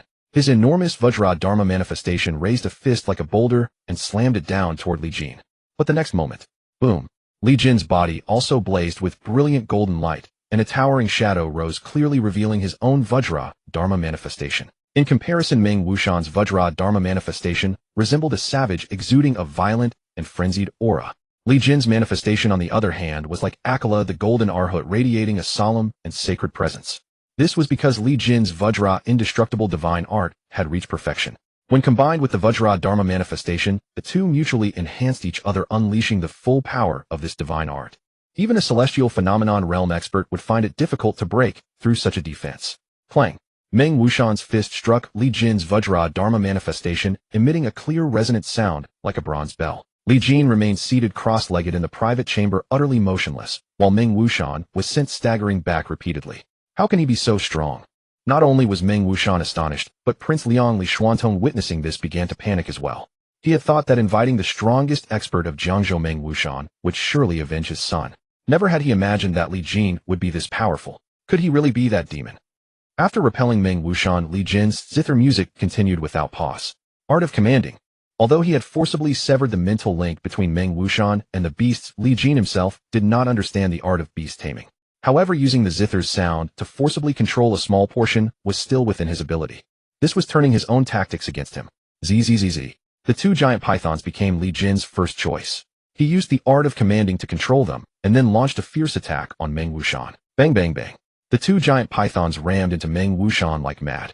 Although protected by his Vajra Dharma manifestation, he could not withstand such relentless battering. Meanwhile, Li Jin pressed the zither with one hand, while freeing the other to rapidly form hand seals. Thunder come. It was the Taoist thunder art. Boom. A bolt of lightning from a clear sky struck directly onto Meng Wuxian's Vajra Dharma manifestation. Boom boom boom. After several consecutive lightning strikes, Meng Wuxian's Vajra Dharma manifestation began to dim. Break. With a low shout from Li Jin, his Vajra Dharma manifestation threw a powerful punch. Bang. Under the multiple blows, Meng Wuxian could no longer hold on, and his Vajra Dharma manifestation shattered. At the same time, the two giant pythons had already lunged forward. In addition, Li Jin had also controlled several birds of prey, sending them swooping toward Meng Wuxian. Cursed beasts! You seek death. Meng Wuxian was furious. Though he had not taken these creatures seriously, the fact that the very beasts and birds he had personally trained and controlled were now attacking him infuriated the Beast King. Art of adhering. Li Jin plucked the strings again, enveloping Meng Wuxian in an invisible net of sound. Meng Wuxian suddenly felt his entire body sluggish as if stuck by something. Although both were at the Vajra realm, Li Jin's art of adhering could only restrain Meng Wuxian for a single instant, but that single instant was enough to decide the entire battle. The two giant pythons sank their fangs into his shoulder and thigh respectively, while the hawk in the air went straight for Meng Wuxian's eyes.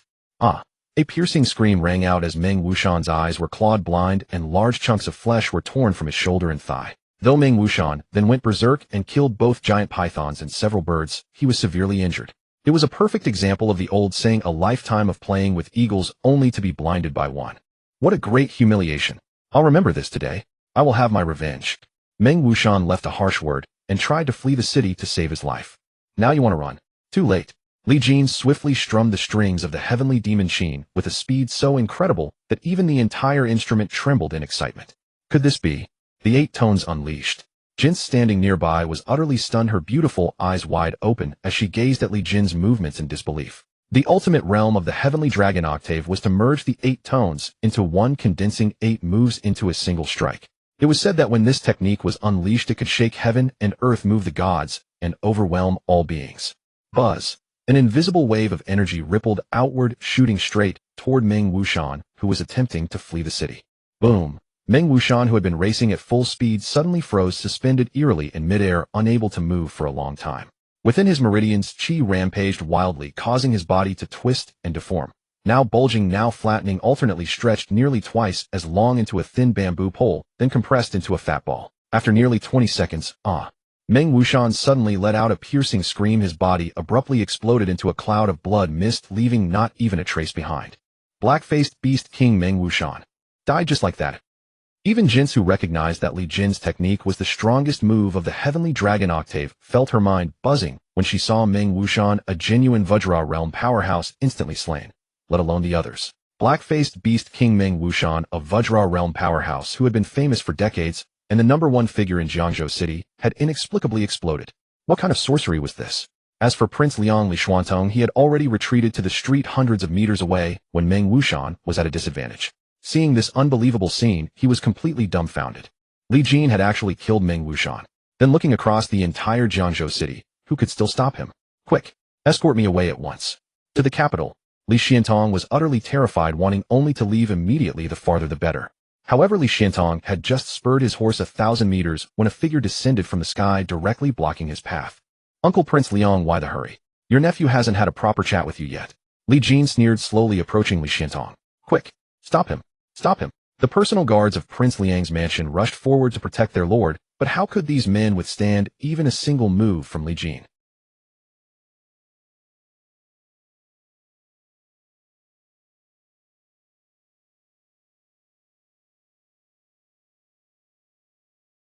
Thus, he had brought only 100 guards and 1,000 elite soldiers, confident of victory. But he never imagined the outcome would be this. The 4 ghosts of Tianhe and Meng Wuxian were all defeated and killed. Li Xuantong had originally thought that with the 4 ghosts of Tianhe and black-faced Beast King Meng Wuxian, They could even kill a Vajra realm powerhouse, so killing a mere 17-year-old youth like Li Jin would be a trivial matter. Thud, Li Xiantong fell to his knees, his former arrogance and killing intent gone, his whole body trembling violently. Good nephew, your uncle was wrong. For the sake of our family, can you spare your uncle's life? Li Xiantong begged desperately. No. Li Jin directly refused, slowly raising his arm as a phantom of the Vajra Dharma form appeared and a giant palm descended toward Li Xiantong. Wait. Nephew, your uncle has a great secret to tell you in exchange for my life. How about it? Li Jin did not immediately crush him with a palm.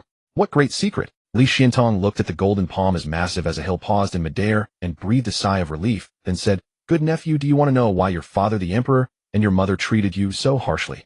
No. Li Jin had thought Li Xiantong was about to reveal some earth-shattering secret, but this was nothing but a waste of his time. Li Jin didn't care at all why his so-called parents treated the original owner like that. He only knew that to give birth without raising them made them unworthy of being called parents, and to push their own child into a pit of fire was even worse than beasts. The facts were clear, so he didn't bother to investigate the reasons. Boom! Li Xiantong had intended to use this secret to save his own life, but he never expected Li Jin to refuse to listen and simply bring the giant palm down. Splat! Li Xiantong was crushed into a meat paste, dead beyond any doubt. At that moment, another group of people arrived. The leader wore a red official robe, followed by a crowd of yamen runners clearly different from Li Xiantong's men. The newcomer was Su Zhirong, the prefect of Jiangzhou. When Su Zhirong arrived, he happened to witness Li Jin smashing Prince Liang Li Xiantong to death with a single slap, and was so frightened that he almost fell off his horse. Before coming, Su Zhirong had already learned the situation. On one side was the great Prince Li Jin, on the other was Prince Liang Li Xiantong. If either of them ran into trouble in Jiangzhou, he as the prefect would be unable to explain himself. He had agonized for a long time before finally gathering the courage to come with the aim of mediating the conflict between the two and turning hostility into peace. Yet upon arrival, he saw Prince Liang Li Xiantong being crushed into a pulp by Li Jin's palm. I never expected this great prince to have such terrifying strength. Su Zhirong's mind was buzzing, and he was almost dazed. To be honest, his initial inclination was naturally to favor Prince Liang. After all, Prince Liang was the true ruler of Jiangzhou City. But the outcome was beyond his expectations. Prince Liang had been killed on the street by the great prince. Greetings, your highness, the great prince.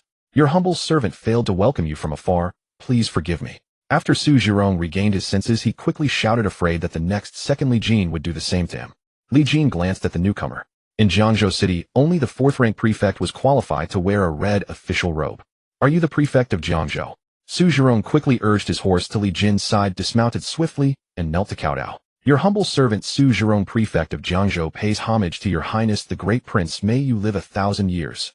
Li Jin said calmly. Tell me, what did you just see? Su Zhirong, with his head bowed to the ground and his eyes darting, immediately spoke loudly.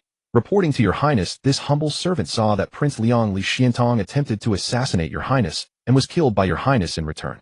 In broad daylight, under the clear sky, the villain was extremely audacious, daring to assassinate your highness and plotting rebellion. He deserved to die. Li Jin nodded. You sure know how to change with the wind. Never mind. Report as you wish. I killed him, and I'll take the responsibility. Send someone to clean the street and pacify the surrounding people. If you fail, I'll hold you accountable. With that, Li Jin turned and left.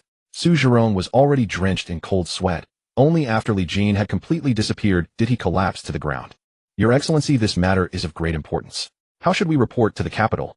A subordinate came over, helped Su Zhirong up, and asked. Su Zhirong said, how else to report?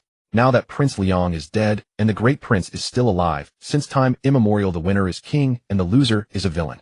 Naturally, we must place all blame on Prince Liang to be most safe. Su Zhirong pondered for a moment, then said, all right, quickly draft a report saying that Prince Liang and his son rebelled and were discovered by the great prince, who led us in a brave suppression, personally slaying Prince Liang on the street, and should be credited as the foremost hero. The great prince is unparalleled in wisdom and courage, the pillar of the nation. That evening, Su Zhirong personally led Li Jin and his party to a guest house to rest. Li Jin planned to stay in Jiangzhou for one night and continue the journey the next day. Inside the guest house, your highness, this servant will attend to your bath. Jin's blushing approached Li Jin, her voice barely audible, like a mosquito's. Since she had become a maidservant, she naturally had to do what a maidservant should. If you can't do it, you don't have to force yourself. I won't blame you. Li Jin said calmly.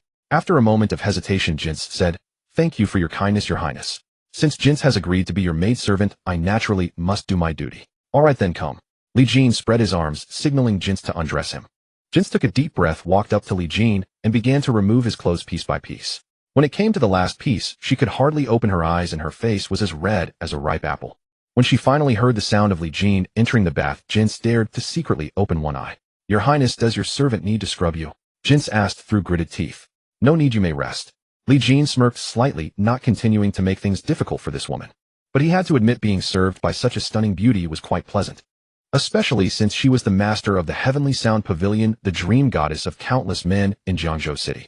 Such a proud woman had become his maidservant. The next day, Li Jin's cultivation smoothly advanced to the great achievement stage of the Vajra realm. Su Zhirong, the prefect of Jiangzhou, personally saw them off, escorting the party out of the city.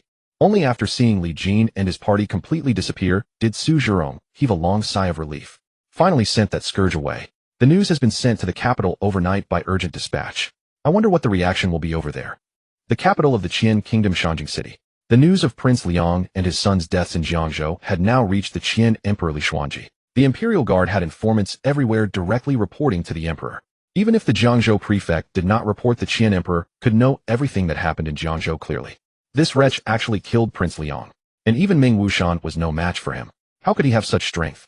Li Xuanji tapped his fingers on the dragon throne, appearing calm on the surface, but his eyes revealed a shade of disbelief and even a hint of panic. Could it be that he is really the reincarnation of a demon? Originally, I sent him as a hostage to the Chu Kingdom, letting him live or die on his own. Even if he were a demon reincarnate, he would only harm Chu. I never expected him to return alive and with such formidable power. The more Li Xuanji thought, the more uneasy he became. He immediately ordered Go. Quickly summoned the national preceptor for consultation. In the Eastern Palace, Li Tai, who was about to formally become the crown prince of the Qian Kingdom, had already learned of everything that had transpired in Jiangzhou. He actually killed the Prince of Liang and his son. Even Meng Wushan, the strongest powerhouse in Jiangzhou, fell at his hands. How is this possible? When did he acquire such formidable strength? Not only that, according to the report from the brocade uniform guards, this individual appears to be accompanied by an extremely elite cavalry force reportedly brought back from southern Chu. I hear this fellow is on friendly terms with Lady Yun Shang, the daughter of Yun Mutian, Marquis Jinbei of southern Chu. Could it be that Yun Mutian dispatched someone to protect him? That is indeed a possibility. Throughout this realm, elite cavalry at the innate realm level are rare to come by. Yun Mutian's tiger and leopard cavalry is one such example. By the way, Commander Lu Chun of the brocade uniform guards had previously volunteered to eliminate Li Jin on your highness's behalf. However, several days ago he suddenly returned to the capital, requested leave, and has remained behind closed doors ever since. I wonder what could have happened. Li Tai waved his hand to halt their discussion and declared, "Our pressing priority now is to uncover the true strength of my royal brother. If he manages to return to Shanjing unimpeded, my position as crown prince will be jeopardized." Originally, according to his initial plan, Li Jin was meant to die reasonably along the route back to the Qian capital. This way the threat would be eliminated without tarnishing his own reputation. At that time, Lu Qin, commander of the brocade uniform guards, had eagerly volunteered to undertake this mission. Li Tai had considered the plan foolproof. After all, with Lu Qin's half-step into the Diamond Realm coupled with the brocade uniform guards' extensive intelligence network spanning the entire Qian Kingdom, dealing with Li Jin, a hostage who had spent 7 years in Chu, should have been a trivial matter. Who would have expected that when Lu Chun returned from Lizhou a few days ago, he immediately took leave and secluded himself, refusing even to see his liege. Meanwhile, Li Jin not only survived, but successfully passed through the rebel-ridden Lizhou and entered Jiangzhou territory. This left Li Tai utterly bewildered. Could it be that Lu Chun himself had been won over and turned by Li Jin? Ever since then, a seed of unease had taken root in Li Tai's heart. He dared no longer underestimate his royal brother and was preparing to dispatch someone to conduct a thorough investigation. Now, with the events in Jiangzhou coming to light, Li Tai could no longer maintain his composure. According to the intelligence, Li Jin had first clashed with the heir of the Prince of Liang on the main streets of Jiangzhou's capital city. Li Jin brutally executed Li Tsong in public. The Prince of Liang then brought Jiangzhou's top powerhouse, the black-faced beast king Meng Wushan, along with the Tianhe Four Ghosts and over 1,000 elite soldiers to besiege Li Jin at Tianjin Pavilion.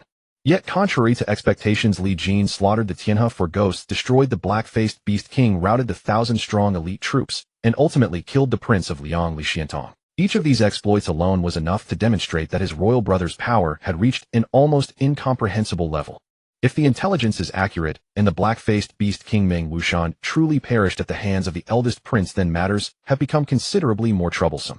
Meng Wushan is renowned as Jiangzhou's #1 powerhouse, rumored to have reached the minor completion stage of the Diamond Realm. To have slain him, one would need to be at least at the peak of the Diamond Realm. How could this be? The eldest prince, Li Jin, is merely 17 years old. How could he possibly be a powerhouse at the peak of the Diamond Realm? This is utterly unbelievable. Could it be that Li Jin has a Diamond Realm master protecting him? Li Tai's advisors began debating fervently. They simply could not reconcile the notion that the eldest prince who had spent a decade as a hostage in Chu might possess such terrifying strength. As a hostage of another state, should not Li Jin's every move have been under constant surveillance? How could southern Chu possibly permit him to cultivate to such an extraordinary level? Thus, everyone reached a consensus the intelligence must contain certain inaccuracies. The most probable scenario was that the eldest prince Li Jin had a Diamond Realm expert accompanying him. Li Tai nodded in agreement with their deduction. Alas, my master is currently in deep seclusion. Were he available, sending him out would surely expose whoever is secretly aiding Li Jin. The advisors also agreed wholeheartedly. Immortal, you are the first sword immortal of our great Qian. Were he to intervene, the matter would be settled without a shadow of a doubt. Just then a raspy old voice suddenly echoed through the Eastern Palace's main hall. Moments later another voice followed suit. But why use a sledgehammer to crack a nut?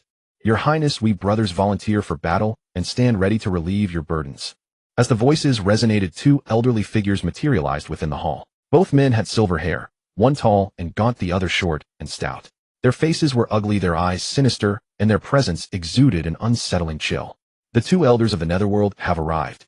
Li Tai hastily rose from his seat and approached with a warm smile. If the elders are willing to lend their aid, that would be most welcome. The advisors also nodded in approval. Both elders of the netherworld are masters at the great success stage of the Diamond Realm.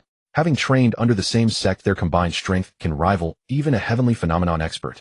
Hence they are famed as invincible below the heavenly phenomenon. Even if Li Jin's mysterious protector is formidable, could he truly be at the heavenly phenomenon stage? Are you jesting?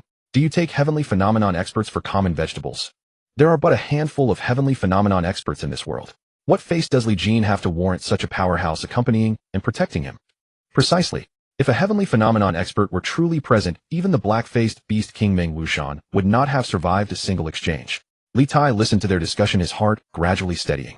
Yet a cold gleam flickered in his eyes. Previously, he had been reluctant to jeopardize his reputation and had intended to let Li Jin die quietly en route. Now it was evident that circumstances no longer permitted such restraint. As long as Li Jin did not return to Shangjing alive, he would gladly bear the infamy of fratricide. The position of Crown Prince of Qian shall belong solely to me, Li Tai. Li Tai's eyes blazed with killing intent. Meanwhile, Li Jin's party had departed Jiangzhou City. They were in no rush to travel quickly, spending another 2 days before finally leaving Jiangzhou Prefecture and entering Zhili Prefecture. Your Highness, at our current pace, we should reach Shangjing in approximately 3 days. Yang Chenglin spoke with a smile as the group rested at a roadside tea house. At that moment, Li Jin suddenly overheard a conversation between two martial artists at the adjacent table, which immediately caught his attention. Have you all heard the news? This time the Sword Evaluation Assembly at Mingjian Manor will also see the attendance of the renowned sword maniac Yan Lingyun. For real, the sword maniac Yan Lingyun. He is the foremost sword cultivator among the younger generation across the 9 provinces. Then it's all over. Once Yan Lingyun arrives the legendary divine grade, swords will be completely beyond our reach. Li Jin listened carefully to their words, and his mind stirred. Mingjian Manor. This must be another checkpoint capable of triggering a sign-in reward. What? Your Highness intends to attend the sword appreciation gathering at the prestigious Sword Mountain Manor. Yang Qinglin was momentarily stunned upon learning of Li Jin's plan, then spoke with a hint of concern. If we go to the Sword Mountain Manor, we must detour southwest, adding at least a day's journey. If we alter our route so abruptly, I fear His Majesty might take offense. Li Jin waved his hand dismissively. Pay it no mind. Just do as I say. His cultivation had now reached the celestial phenomenon realm. Across the entire 9 provinces, unless a terrestrial immortal appeared, no one could threaten him. And it was said that no terrestrial immortal had been seen in the 9 provinces for over a century. This meant that Li Jin now truly possessed the confidence to look down upon the world.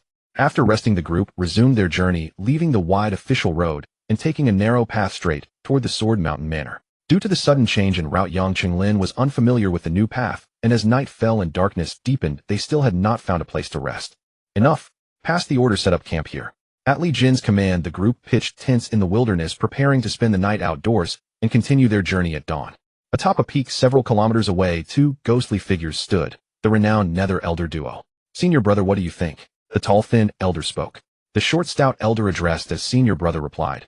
We followed them for so long, yet we still haven't discovered the mysterious powerhouse behind the great Prince Li Jin. In that case, there are only 2 possibilities. First, this person's strength far exceeds ours, allowing him to conceal his aura so completely that even we cannot detect it. The second possibility is that the mysterious powerhouse is not currently with this group. The 2 exchanged glances, frowning in indecision. If it were the second possibility, they could easily handle the group before them with their combined strength. But if it were the first, they would be in grave trouble. A being whose aura they could not detect was likely a celestial phenomenon realm expert. If they attacked rashly, it would be akin to courting death. Even working together, they could barely resist a celestial phenomenon realm expert, and only one who had just stepped into that realm at best, just managing to survive. If it were a true celestial phenomenon realm powerhouse, they would likely be unable to escape unscathed.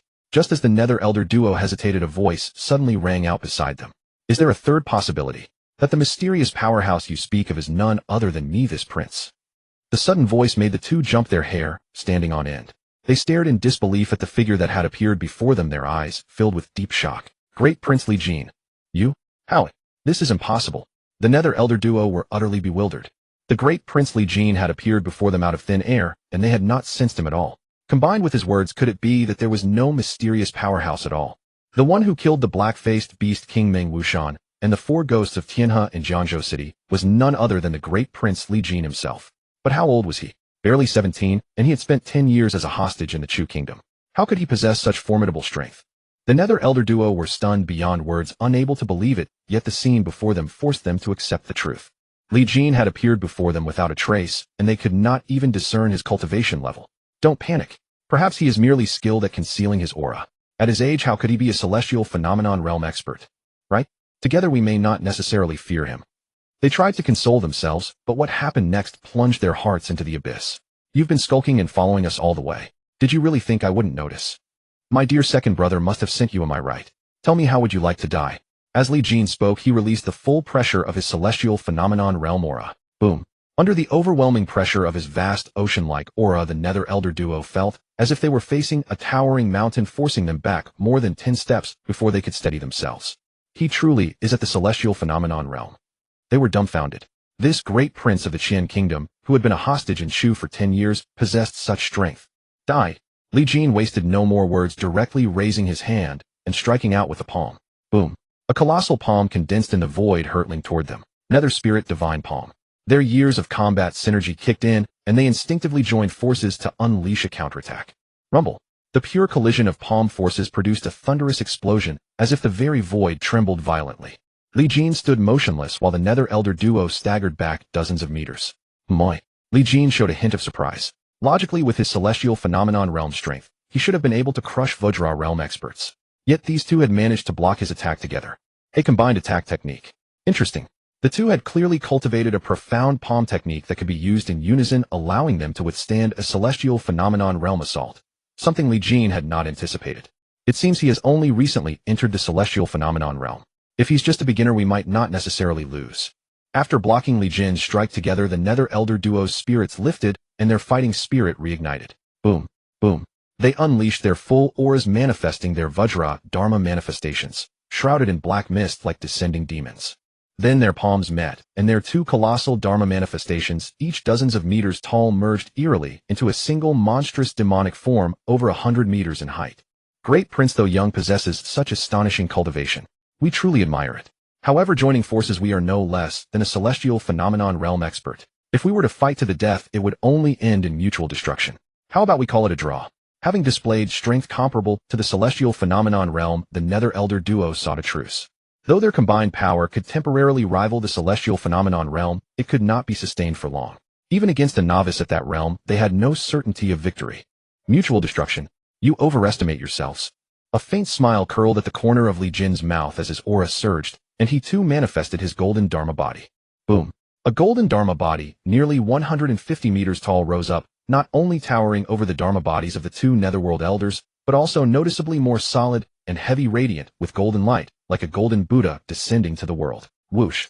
After manifesting his Dharma body, Li Jin directly threw a punch, carrying immense power, his fist like a small mountain, hurtling toward the 2 netherworld elders. Bang. Although the 2 netherworld elders tried their best to resist together, they were ultimately unable to withstand it. Their Vajra Dharma bodies shattered easily. Puffed, puffed. Both of them sprayed mouthfuls of blood and flew backward nearly 100 meters, staring in disbelief at the Dharma body that resembled a god or Buddha. He clearly just entered the heavenly aspect realm. How could he be so strong? However, Li Jin didn't give them time to think. After shattering their Dharma bodies with a single punch, he flickered and was already before them again. His Dharma body's giant hands grabbed one, each directly capturing the 2 netherworld elders in his palms. Spare us, Great Prince. We are willing to surrender to the Great Prince, and from now on follow your orders. We are Vajra realm experts. We can be of great service to your highness.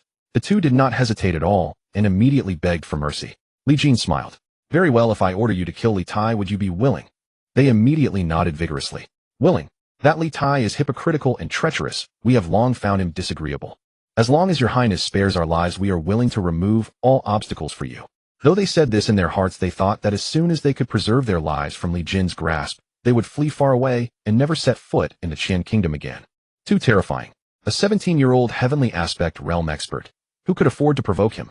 Give him a few more years, and becoming a Land Immortal would be a foregone conclusion. Who could have imagined that the Qian royal family would produce such a peerless monster?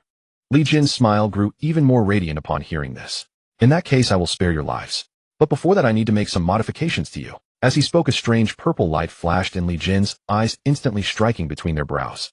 Sacred Heart Demon Seed Art. Hum. As Li Jin executed this sinister demonic art, he unleashed a barrage of mental attacks upon their spiritual worlds. At first they were dazed, then struggled fiercely to break free, but under Li Jin's powerful mental indoctrination, their personal consciousness gradually sank. It took Li Jin nearly an hour to successfully plant the demon seed in the two Vajra realm experts, draining a considerable amount of his mental energy. Master. Under the influence of the Sacred Heart Demon Seed Art, the two Netherworld Elders had become Li Jin's spiritual puppets. You two return to the Shanjing city immediately and kill Li Tai for me. Li Jin directly issued an order to the two. First the commander of the embroidered uniform guard Lu Chun, and then the two Netherworld Elders. Li Tai's successive assassination attempts had successfully stirred Li Jin's killing intent. Since you are ruthless, do not blame me for being unrighteous. The two Netherworld Elders were originally Li Jin's men. If they were to kill Li Tai, whether they succeeded or failed, the blame could never be traced back to him.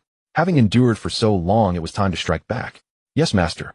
The two Netherworld Elders immediately accepted the order and departed. Early the next morning, everyone packed up and continued the journey. After spending most of the day, they finally arrived near the Mingjin Manor. Coincidentally, that day was the official start of the Sword Appreciation Convention. Detected a nearby sign-in point. Signing in at the Mingjin Manor will reward the luminous Sword Heart. As Li Jin expected, upon arriving at the Mingjin Manor, the sign-in reminder was successfully triggered. Old Yang, wait outside. Hongxiu, Jinsu, you two come with me. However, when the three of them reached the front of the Mingjin Manor, they were stopped by the manor guards at the gate. This young master looks unfamiliar. May I see your invitation? Li Jin shook his head. I don't have an invitation. Hearing this, the guard's smile gradually faded, and he said with a forced smile, without an invitation, I'm afraid you cannot attend the Sword Appreciation Convention. Li Jin frowned slightly. He had no interest in the Sword Appreciation Convention itself, though he only wanted to go in and sign in, but he hadn't expected it to be so troublesome. Just as Li Jin was contemplating whether to use the Sacred Heart Demon Seed Art to directly seize the minds of these guards, or simply force his way in, a young master in splendid brocade clothes jumped down from a luxurious carriage and strode directly into the manor gate. The guards did not stop him, instead they bowed respectfully. He didn't show an invitation either, so why can he enter? Hongxiu couldn't help asking. The guard sneered. You don't even recognize him, yet you dare to attend the Sword Appreciation Convention. This is the renowned young master Flowing Cloud Yi Liuyun, a distinguished disciple of the Lone Moon Sword Immortal. Lone Moon Sword Immortal Lu Xiaoyue. Li Jin's eyebrows raised slightly. Wasn't that the martial arts master of his second brother Li Tai? If that was the case, then this young master Flowing Cloud was Li Tai's fellow disciple. Young master Flowing Cloud seemed to have overheard their conversation and turned back to look at the three. As his gaze swept over Li Jin and Hongxiu, it landed on Jin's, and his eyes suddenly lit up. He quickly approached them, saying, Is this Lady Jin's of the Tianyin Pavilion? What are you doing here? At this scene, not only Li Jin and Hongxiu were stunned, but Jin's was also taken aback for a moment before she thought of something and frowned slightly. It's me. You visited the Tianyin Pavilion 3 years ago, and we met briefly. I never expected you to still remember me, young master. Jin's words were clearly intended for Li Jin. In fact, after so long, she had almost forgotten the appearance of this young master Flowing Cloud. It was only now that she recalled that he had once visited the Tianyin Pavilion and even pestered her for a period of time. Young master Flowing Cloud laughed. How could I forget a celestial being like Lady Jin's? By the way, are you here to attend the Sword Appreciation Convention? How about we go together? At that moment, the guard spoke up. Young master Flowing Cloud, they don't have invitations, so I'm afraid. Before the guard could finish, Yi Liuyun interrupted. What? With my reputation, is it not possible to bring a few people in? This? The guard hesitated for a moment, then stepped aside with a resigned expression. Yi Liuyun looked pleased with himself and made a gesture inviting Jin to enter. Jin glanced at Li Jin, who nodded. Better to avoid trouble if possible. Since someone was willing to bring them in, he didn't want to resort to underhanded means. Thus, the three followed Yi Liuyun into the Mingjin Manor. May I ask how to address this young master? Yi Luyan seemed to notice that Jin's treated Li Jin with great respect, so he couldn't help asking. Before Li Jin could speak, Jin said, "My master's surname is Li." "Oh, Master Li." "Wait, Lady Jin, you just said this is your master. What do you mean by that?" Yi Luyan was puzzled. Jin did not hide it. "I am now my master's maidservant." "What a—" Hearing this, Yi Luyan's eyes widened, and then his aura surged. A cold, murderous intent filled his gaze as he looked at Li Jin. The goddess he had once pursued in vain had become another man's maidservant. This made Yi Luyan's emotions nearly spiral out of control. Yi Luyan was a senior disciple of a Sword Immortal, his cultivation having reached the half-step Vajra realm. Among the martial world of the 9 provinces, he stood as one of the most celebrated young masters, and with his dashing and refined appearance, countless Jianghu ladies had long been captivated by him. Yet Jinsei, the master of Tianyin Pavilion, remained one of the exceptionally rare beauties he had never been able to win over, a fact Yi Luyan had long cherished as his greatest regret. In Yi Luyan's eyes, Jinsei kept her distance from all men renowned across the realm for her cold and aloof demeanor. If even Yi Luyan himself could not capture her attention, then surely no man in this world could stir her heart.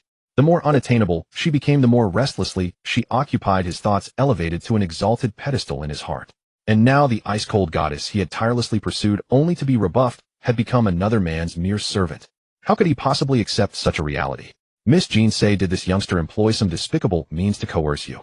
Speak freely, and this young master shall surely deliver justice for you, freeing you from your suffering." After forcibly suppressing his raging fury, Yi Luyan began, unable to stop his imagination from running wild. If that were truly the case, this would be the perfect moment for a hero's rescue.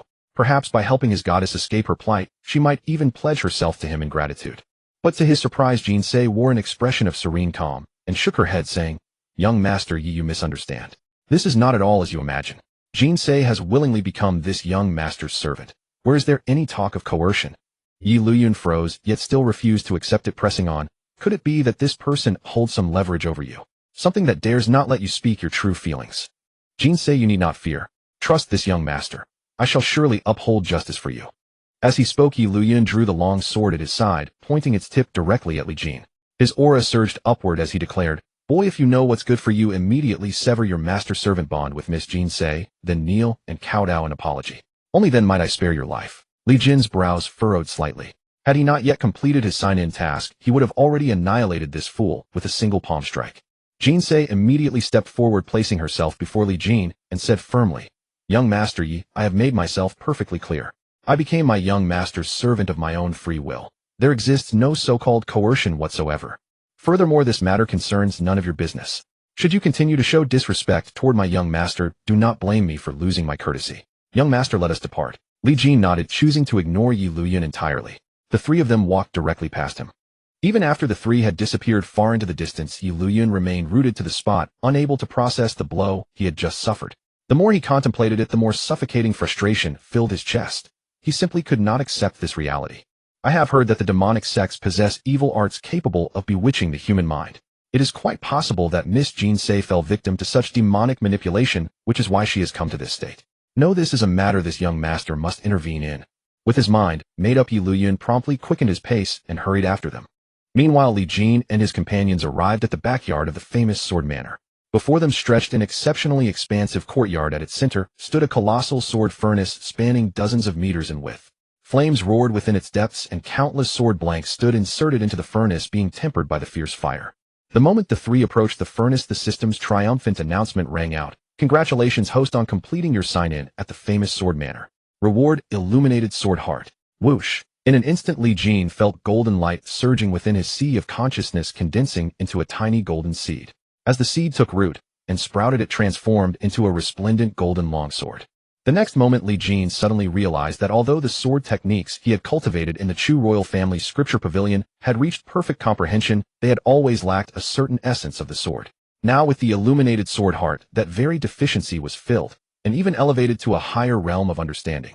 Moreover, as Li Jin possessed the illuminated sword heart, he sensed an inexplicable spiritual connection forming between his soul and every long sword within the massive furnace before him. Buzz! The long swords within the furnace began trembling simultaneously as though responding to Li Jin, each emitting their own piercing sword song. Worse still, even the swords carried by everyone present on this field began to vibrate uncontrollably, seemingly on the verge of leaping from their scabbards. At the same time, thousands of long swords flew in from the back mountains of the famous Sword Manor, circling above the furnace in a thunderous symphony of sword resonance. Li Jin now experienced an extraordinarily profound sensation where he could command and control every sword within the bounds of the entire famous sword manor at will. What's happening? Why can't I control my sword? Mine too, what on earth is going on? Look at those swords in the furnace. What's wrong with them? Heaven help us. Are all the swords of the famous sword manor being drawn here? What in the world is happening?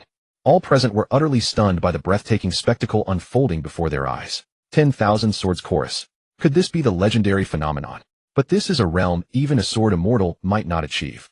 On the high platform, Yi Chongfeng, the patriarch of the famous sword manor, cried out in shocked astonishment. Beside him, Yi Chongfeng's eldest son, Yi Lei, said, "Could it be that among today's guests a sword immortal senior has arrived?" Yi Chongfeng, now also roused from his daze, stepped forward and boomed in a resonant voice, "To whatever sword immortal senior graces the famous sword manor with their presence, our apologies for not receiving you sooner. We implore you to reveal yourselves." Yi Chongfeng's voice was deep and powerful, revealing considerable strength. Despite the chaotic scene, every word carried clearly to each and every listener. What? A sword immortal has come to the famous sword manor. No wonder our swords are beyond our control. If a sword immortal has appeared, then everything is explained. Who would have thought that this sword appreciation assembly would attract a sword immortal? The 9 provinces martial world has 5 great sword immortals, though which one has arrived we cannot say. A sword immortal comes seeking swords. Then the divine grade sword at this assembly must be beyond our reach. Hearing the murmurs of the crowd, Li Jin also came to his senses and gave a subtle mental command, "Halt." As Li Jin communicated with the 10,000 swords through his illuminated sword heart, those restless blades instantly fell silent. The swords hovering in the air returned along their original paths, and all settled into tranquility as though nothing had occurred at all. Li Jin was slightly astonished within. He had not expected the power of the illuminated sword heart to be so extraordinary, capable of summoning the magnificent phenomenon of 10,000 Swords Chorus. By now Yi Luoyun had also caught up and witnessed the same incredible scene with his own eyes. 10,000 Swords Chorus. Such magnitude, even my master might not accomplish this. Could a sword immortal truly have come to this sword appreciation assembly, and one whose strength surpasses my master's? Yi Luoyun's expression darkened considerably. Before arriving, he had unexpectedly learned that the famous sword manor had forged a peerless sword, one that even surpassed the divine grade and reached the legendary level of a spiritual treasure. He had come specifically for this spiritual treasure sword and had made thorough preparations for it. According to what he knew, among all the guests who had come, the only one qualified to be his opponent was Yin Lingyun, known as the Sword Madman. However, he had already made preparations, deliberately keeping a trump card in reserve, confident that he could defeat Yin Lingyun and claim the top prize in one stroke. After encountering Li Jin and Jin Se, Yi Luoyun silently added another condition to his plans. After defeating Yin Lingyun and obtaining the peerless sword, he would snatch Jin Se back from Li Jin's hands. At that time, with the Sword Madman, Yin Lingyun vanquished the peerless sword in hand, and a beauty won as his own. What could be more wonderful? But now a mysterious sword immortal had suddenly appeared. If this person was also here for that spiritual treasure sword, would he not return empty-handed this time? That's not right. Even Master could not have triggered the simultaneous resonance of 10,000 swords. Among the 5 great sword immortals of the world, Master Guyu Jinxian ranks second, while the number 1 spot belongs to the ancestral master of the Shu Mountain sect, who has been in seclusion for decades. How could he possibly come to the famous sword manor? A powerhouse who has reached the level of sword immortal would never demean himself by attending a high-grade sword assembly and competing for weapons against a young junior. Yi Luoyun could not fathom this.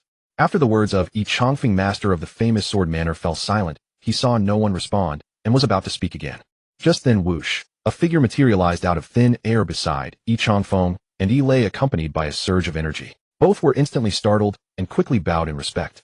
"Ancestor, you have emerged from seclusion." The newcomer wore gray robes with white hair radiating a fierce aura like a weathered sword that seemed capable of shattering the void at any moment. Upon seeing this person appear, the entire venue stirred once again. This person's sword intent is exceptionally strong. Duh, didn't you hear what Master Yi just called him? Ancestor.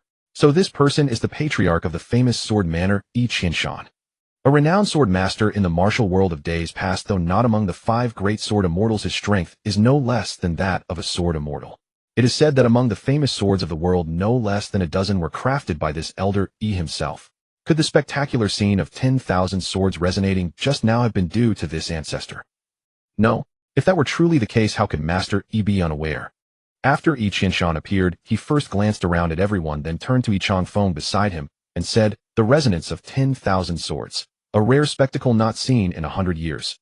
Even this old man could not remain seated. I still recall. The last time I witnessed such a scene was 100 years ago when that peerless sword immortal Jiang Jueji appeared. Yi Changfeng's face showed excitement as he said, "So, Ancestor, you also believe that a sword immortal has descended upon our famous Sword Manor?" The Sword Appraisal Assembly at famous Sword Manor had actually attracted a sword immortal. Once this news spread, it would surely shock the world, and the prestige of famous Sword Manor would reach new heights. Not so. Yi Qinshan shook his head and said, "Do not assume that sword immortals can do anything they please. While a sword immortal can control over 1,000 flying swords, that is merely forcing the matter through overwhelming power. But today's scene represents a genuine resonance of 10,000 swords, a feat not even a sword immortal could accomplish. Moreover, these 10,000 long swords moved of their own accord, which is night and day different from forcing flying swords through power." Hiss, Yi Changfeng and Yi Lei both drew in cold breaths upon hearing this. From the ancestor's words, it seemed the spectacular scene witnessed today was something even a sword immortal might not be able to achieve. Ancestor, could it be the sword god, that being said to exist only in legend? The sword god, a realm even higher than that of sword immortals, but confined to legends alone, with many even questioning whether such a state truly exists. Unexpectedly, Yi Qinshan shook his head once more and continued, "The notion of a sword god is vague and elusive. However, extraordinary individuals emerge throughout history. It is rumored that some are born with a sword physique, possessing a clear sword heart, endowed from birth with the ability to commune with 10,000 swords, thereby attracting the homage of all swords, a once-in-an-era prodigy of the sword path. Those blessed with a clear sword heart are naturally born sword immortals, mastering any sword technique or art without formal instruction, a rarity occurring once every few hundred years." Upon hearing these words from Yi Qinshan, both Yi Changfeng and Yi Lei, along with the gathered martial artists below the stage, all displayed expressions of shock. Born with a sword physique, possessing a clear sword heart, a rarity unmatched in a millennium, 10,000 swords paying homage. Such a heaven-defying prodigy truly exists in this world. Yi Changfeng exclaimed with excitement. "So, Ancestor, are you saying that among today's guests there is indeed a peerless prodigy possessing a clear sword heart?" As he spoke, Yi Changfeng scanned the crowd once more, but with so many attendees he could discern nothing. Elder Yi Qinshan whispered, "Be patient. This person may wish to keep their identity hidden, but once the Dragon Abyss Sword is revealed, it will automatically seek its master. The Dragon Abyss Sword is a spiritual treasure-level divine weapon. Ordinary people cannot hope to catch its attention." Yi Changfeng's heart lightened with joy, saying, "Your child understands. Once the Dragon Abyss Sword emerges, the one it recognizes as master must be the bearer of the clear sword heart." Yi Qinshan gently stroked his white beard, a faint smile appearing on his wrinkled face. He too was curious. Just who could this once-in-a-millennium bearer of the clear sword heart be? Having made up his mind, Yi Changfeng could hardly contain his impatience and stepped forward, declaring, "Everyone, first I thank all you martial arts friends for gracing us with your presence at this Sword Appraisal Assembly." He extends his heartfelt gratitude. As you all should know our famous Sword Manor's customs, the Sword Appraisal Assembly occurs once every 5 years, an opportunity to find worthy masters for the divine weapons we forge. Blades of the world are only bestowed upon those fated to wield them. As Yi Changfeng spoke, the young girl Hongxiu couldn't help but whisper, "Your Highness, Sister Jin Sei, how can this famous Sword Manor possibly be willing to gift the swords they've so painstakingly forged to outsiders? What are they thinking?" Jin Sei glanced at Li Jin, noticing him gazing intently into the depths of the sword furnace, and smiled. "Hongxiu, you don't understand. The famous Sword Manor is the most renowned sword forging family in the 9 provinces. Where does their fame come from? It comes precisely from gifting these divine weapons to the promising young talents of the martial world. When these individuals achieve success and renown someday, the swords they wield will naturally become famous throughout the world. This is the finest promotion for the famous Sword Manor." Just as the two were conversing in hushed tones, Yi Changfeng's voice on the stage suddenly rose, brimming with palpable excitement. "Furthermore, I have astonishing news to share with you all. Our entire manor has poured our hearts and blood into this endeavor, and after 5 years we have finally forged a peerless divine sword, the Dragon Abyss. This Dragon Abyss Sword has transcended the divine grade. It is a spiritual treasure-level divine weapon." With those words from Yi Changfeng, the entire crowd erupted into uproar. A spiritual treasure-grade divine weapon. Good heavens! Not immortal grade, nor divine grade. It is actually a spiritual treasure-grade artifact. Looking across the 9 provinces, the total number of spiritual treasure-grade weapons in existence scarcely exceeds a dozen. Among spiritual treasure-grade weapons, swords are the most numerous, yet there are only 7. Could this be the birth of the 8th spiritual treasure-grade divine sword? Dragon Abyss Sword. What a domineering name. The famous Sword Manor is willing to present this blade for the Sword Appreciation Assembly. Truly a grand gesture and magnificent spirit. Everyone was filled with extreme excitement, and the atmosphere at the scene ignited instantly, reaching a crescendo. Even Li Jin, who had already learned of this intelligence in advance, still saw excitement and fervor flashing in his eyes. There were only 7 spiritual swords in this world, and each belonged to a sword immortal. For instance, his master, the Lone Moon Sword Immortal Li Jin, wielded Zhanlu sword, one of the 7 great spiritual blades. This meant that whoever became the master of this Dragon Abyss sword would be able to stand shoulder to shoulder with those 7 and become a figure admired by all in the Jianghu. Such glory held an irresistible allure for any swordsman. However, Yi Changfeng suddenly changed his tone and continued. A spiritual sword is a sentient divine weapon possessing its own consciousness. Therefore, a spiritual sword choosing its master is no ordinary matter. Only those recognized by the spiritual sword can become its master. Yi Changfeng's words did not dampen the crowd's enthusiasm. Rather, they fueled even greater anticipation among many. After all, people always believed themselves to be the unique one. If a spiritual sword chose its master, why not him? Even Li Jin's eyes narrowed slightly upon hearing this. He had sensed earlier that amidst the symphony of 1,000 swords, only one unfinished sword deep within the furnace remained completely motionless. If my guess is correct, that must be the Dragon Abyss sword. I wonder how this spiritual sword differs from an ordinary blade. Li Jin was filled with curiosity. Yi Qianshan observed the expressions on everyone's faces and could only silently shake his head. As long as the person with a transparent sword heart was present, no one else stood a chance, unless the spiritual sword had lost its sight. Now I, as the Manor Master, hereby declare the Sword Appreciation Assembly formally. But Yi Changfeng's words were cut short by an unexpected voice. Hold on. A figure hurtled through the distant sky and arrived above the famous Sword Manor in an instant. I have not yet arrived yet, Master. He is already beginning. Is this not inappropriate? With a haughty and unrestrained voice, a young man clad in black combat attire drifted gracefully onto the grounds. It's Sword Madman Yin Lingyun. In the entire Jianghu, who else dares to speak so arrogantly but him? Do we really have to wait for Yin Lingyun to arrive before the assembly can begin?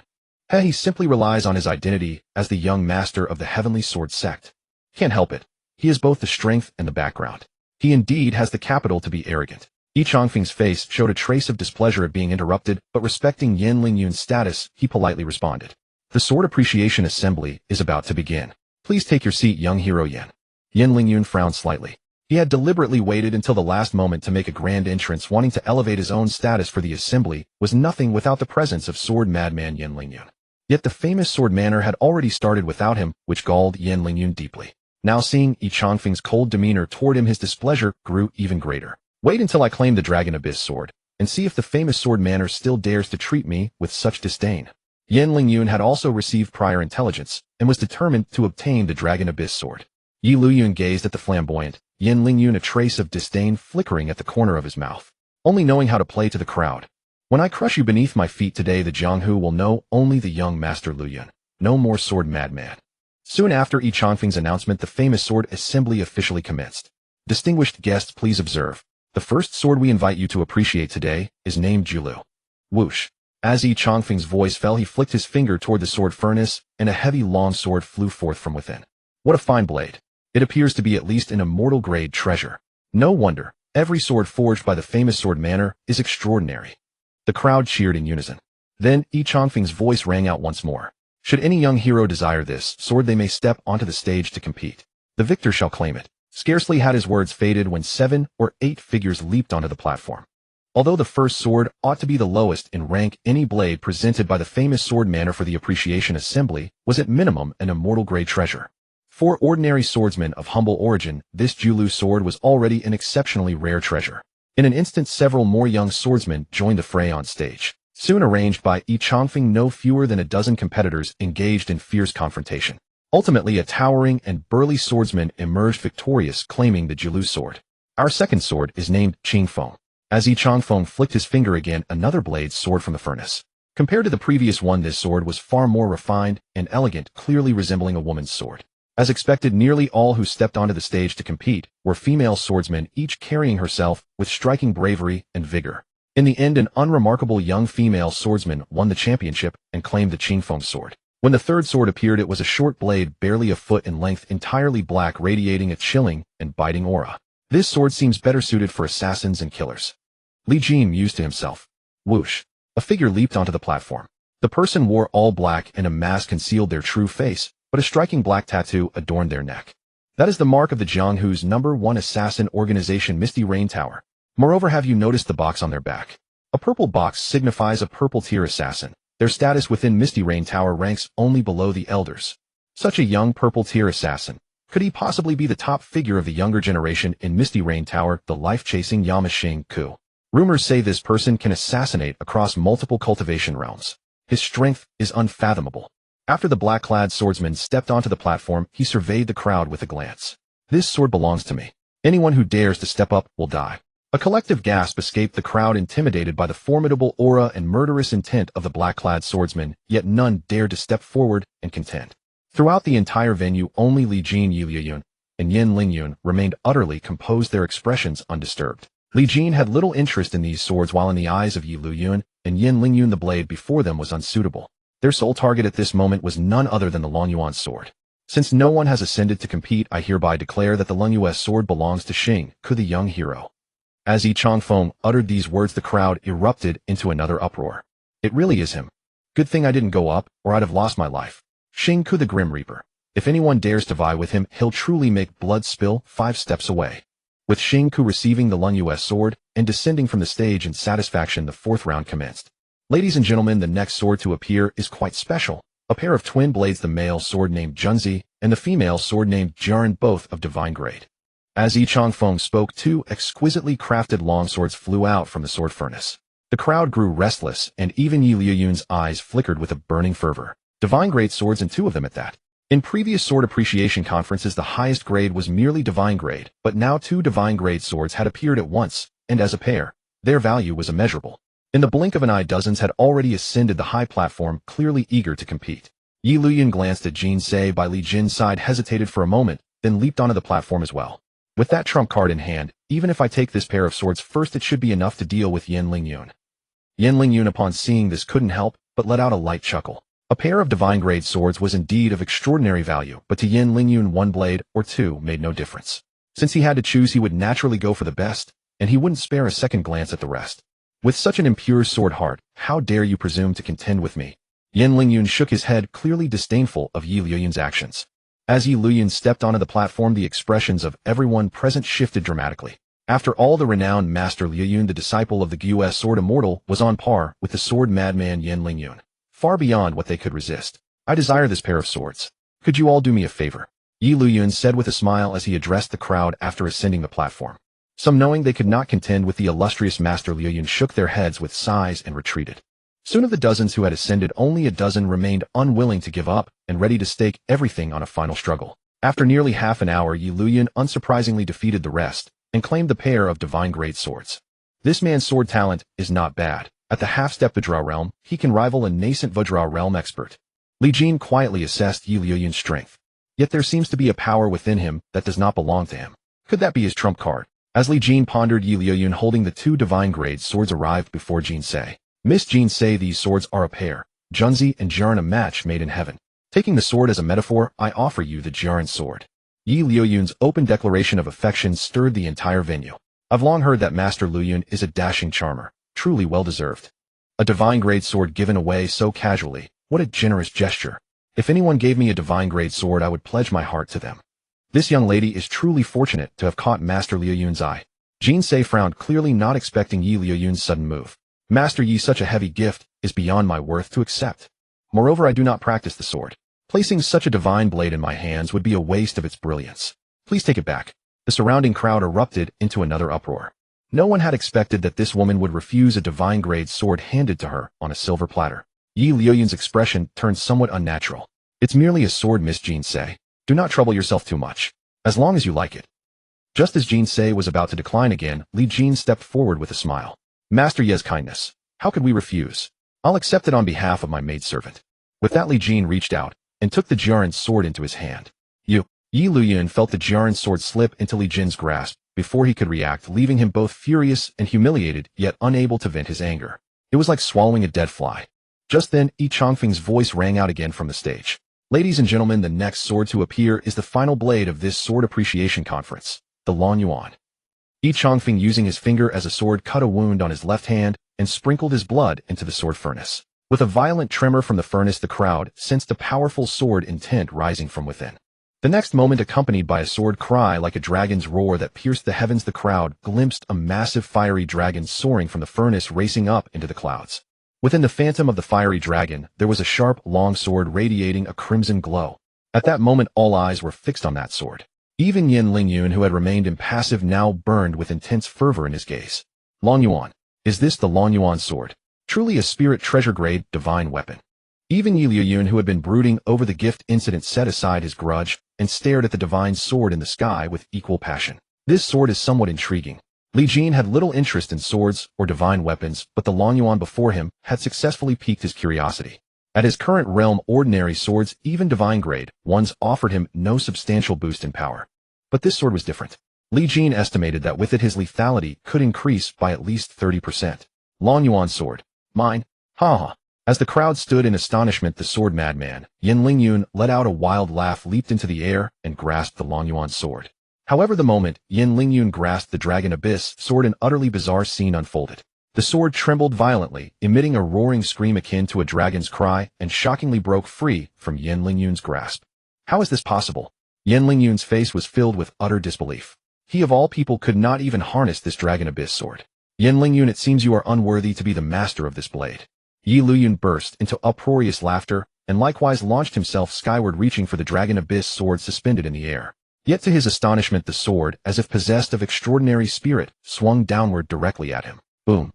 The sword energy descended like a blazing fire dragon straight toward Yi Liuyun's head. Yi Liuyun was wildly startled and hastily dodged aside. Ha ha ha. Yi Liuyun, you fare no better. Seeing Yi Liuyun suffer a rebuff, Yin Lingyun could not help but laugh heartily. Whoosh, whoosh, whoosh. The two men and one sword chased each other through the skies for an extended period, yet neither could so much as touch the sword's tail. It seemed as though the Dragon Abyss sword was deliberately taunting them, leaving both men frustrated and anxious. Yin Lingyun, why don't we temporarily join forces? Once we subdue this sword together, we can then settle who is the true master. What say you? Yin Lingyun hesitated only briefly before decisively agreeing to Yi Liuyun's proposal. Both men possessed absolute confidence in their abilities, yet being toyed with by a mere sword was far too humiliating. The spectators below watched the scene unfolding in the sky, their expressions entirely stupefied. Whether it was sword maniac Yin Lingyun or the cloud-flowing young master, Yi Liuyun, both were the cream of the younger generation of swordsmen across the 9 provinces. Geniuses among geniuses. Who would have imagined they would be made to look so foolish by a single sword? Yi Qianshan, the ancestral patriarch of the famous sword manor, shook his head and remarked, although both are peerless sword genius, they ultimately cannot catch the eye of the Dragon Abyss sword. How could a divine artifact-grade weapon be subdued so easily? To forcibly tame it, one would need at least the realm of a sword immortal. As expected, events unfolded precisely as Yi Qianshan had predicted. Under the combined efforts of Yi Liuyun and Yin Lingyun's sword energy crisscrossed wildly, forming an invisible sword net in an attempt to suppress the Dragon Abyss sword by force. Yet the Dragon Abyss sword, like a playful young dragon, darted left and right, and in the blink of an eye broke through their encirclement and soared into the skies once more. Yi Liuyun, if we continue holding back, we shall become the laughingstock of the entire world today. Yin Lingyun's face darkened as he whispered sternly. If the two peerless geniuses of sword arts could not even subdue a single sword, the shame would be unbearable if word ever spread. Yi Liuyun snorted coldly. I could say the same to you. If we do not reveal our true strength now, neither of us will ever manage to tame this sword. After all, they were rivals, and beneath mutual suspicion and vigilance, each had been holding something back, unwilling to go all out. But now, seeing how difficult this Dragon Abyss sword was to tame, neither could remain calm any longer. Let us both strike with full power together. Subdue this sword. At this very moment, the two finally set aside their prejudices and resolved to give everything. Thousand-leaf, flowing cloud. Mysterious heaven, one sword. Boom, boom. Both simultaneously unleashed their signature techniques. Their sword energy surged dramatically, far stronger than before. Powerful sword energy struck from 2 directions and then converged into one, instantly forcing the Dragon Abyss sword into a corner. Submit. Both men roared in unison, pouring their formidable sword energy into the Dragon Abyss sword, finally managing to suppress it momentarily and render it immobile. Both Yi Liuyun and Yin Lingyun felt a surge of elation. Now is the best moment to tame it. Both men simultaneously dove forward, reaching for the Dragon Abyss sword. It's mine.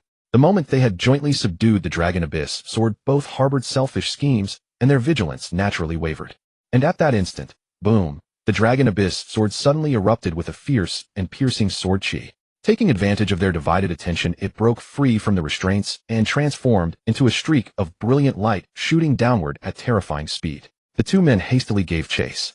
But what they saw left them stunned. After slicing through the vast sky, the Dragon Abyss sword returned to the sword furnace within the famous sword manner, coming to rest before Li Jin. Li Jin merely extended his hand. The previously unruly Dragon Abyss sword now voluntarily flew into his grasp, emitting a clear dragon-like cry before falling completely silent. What?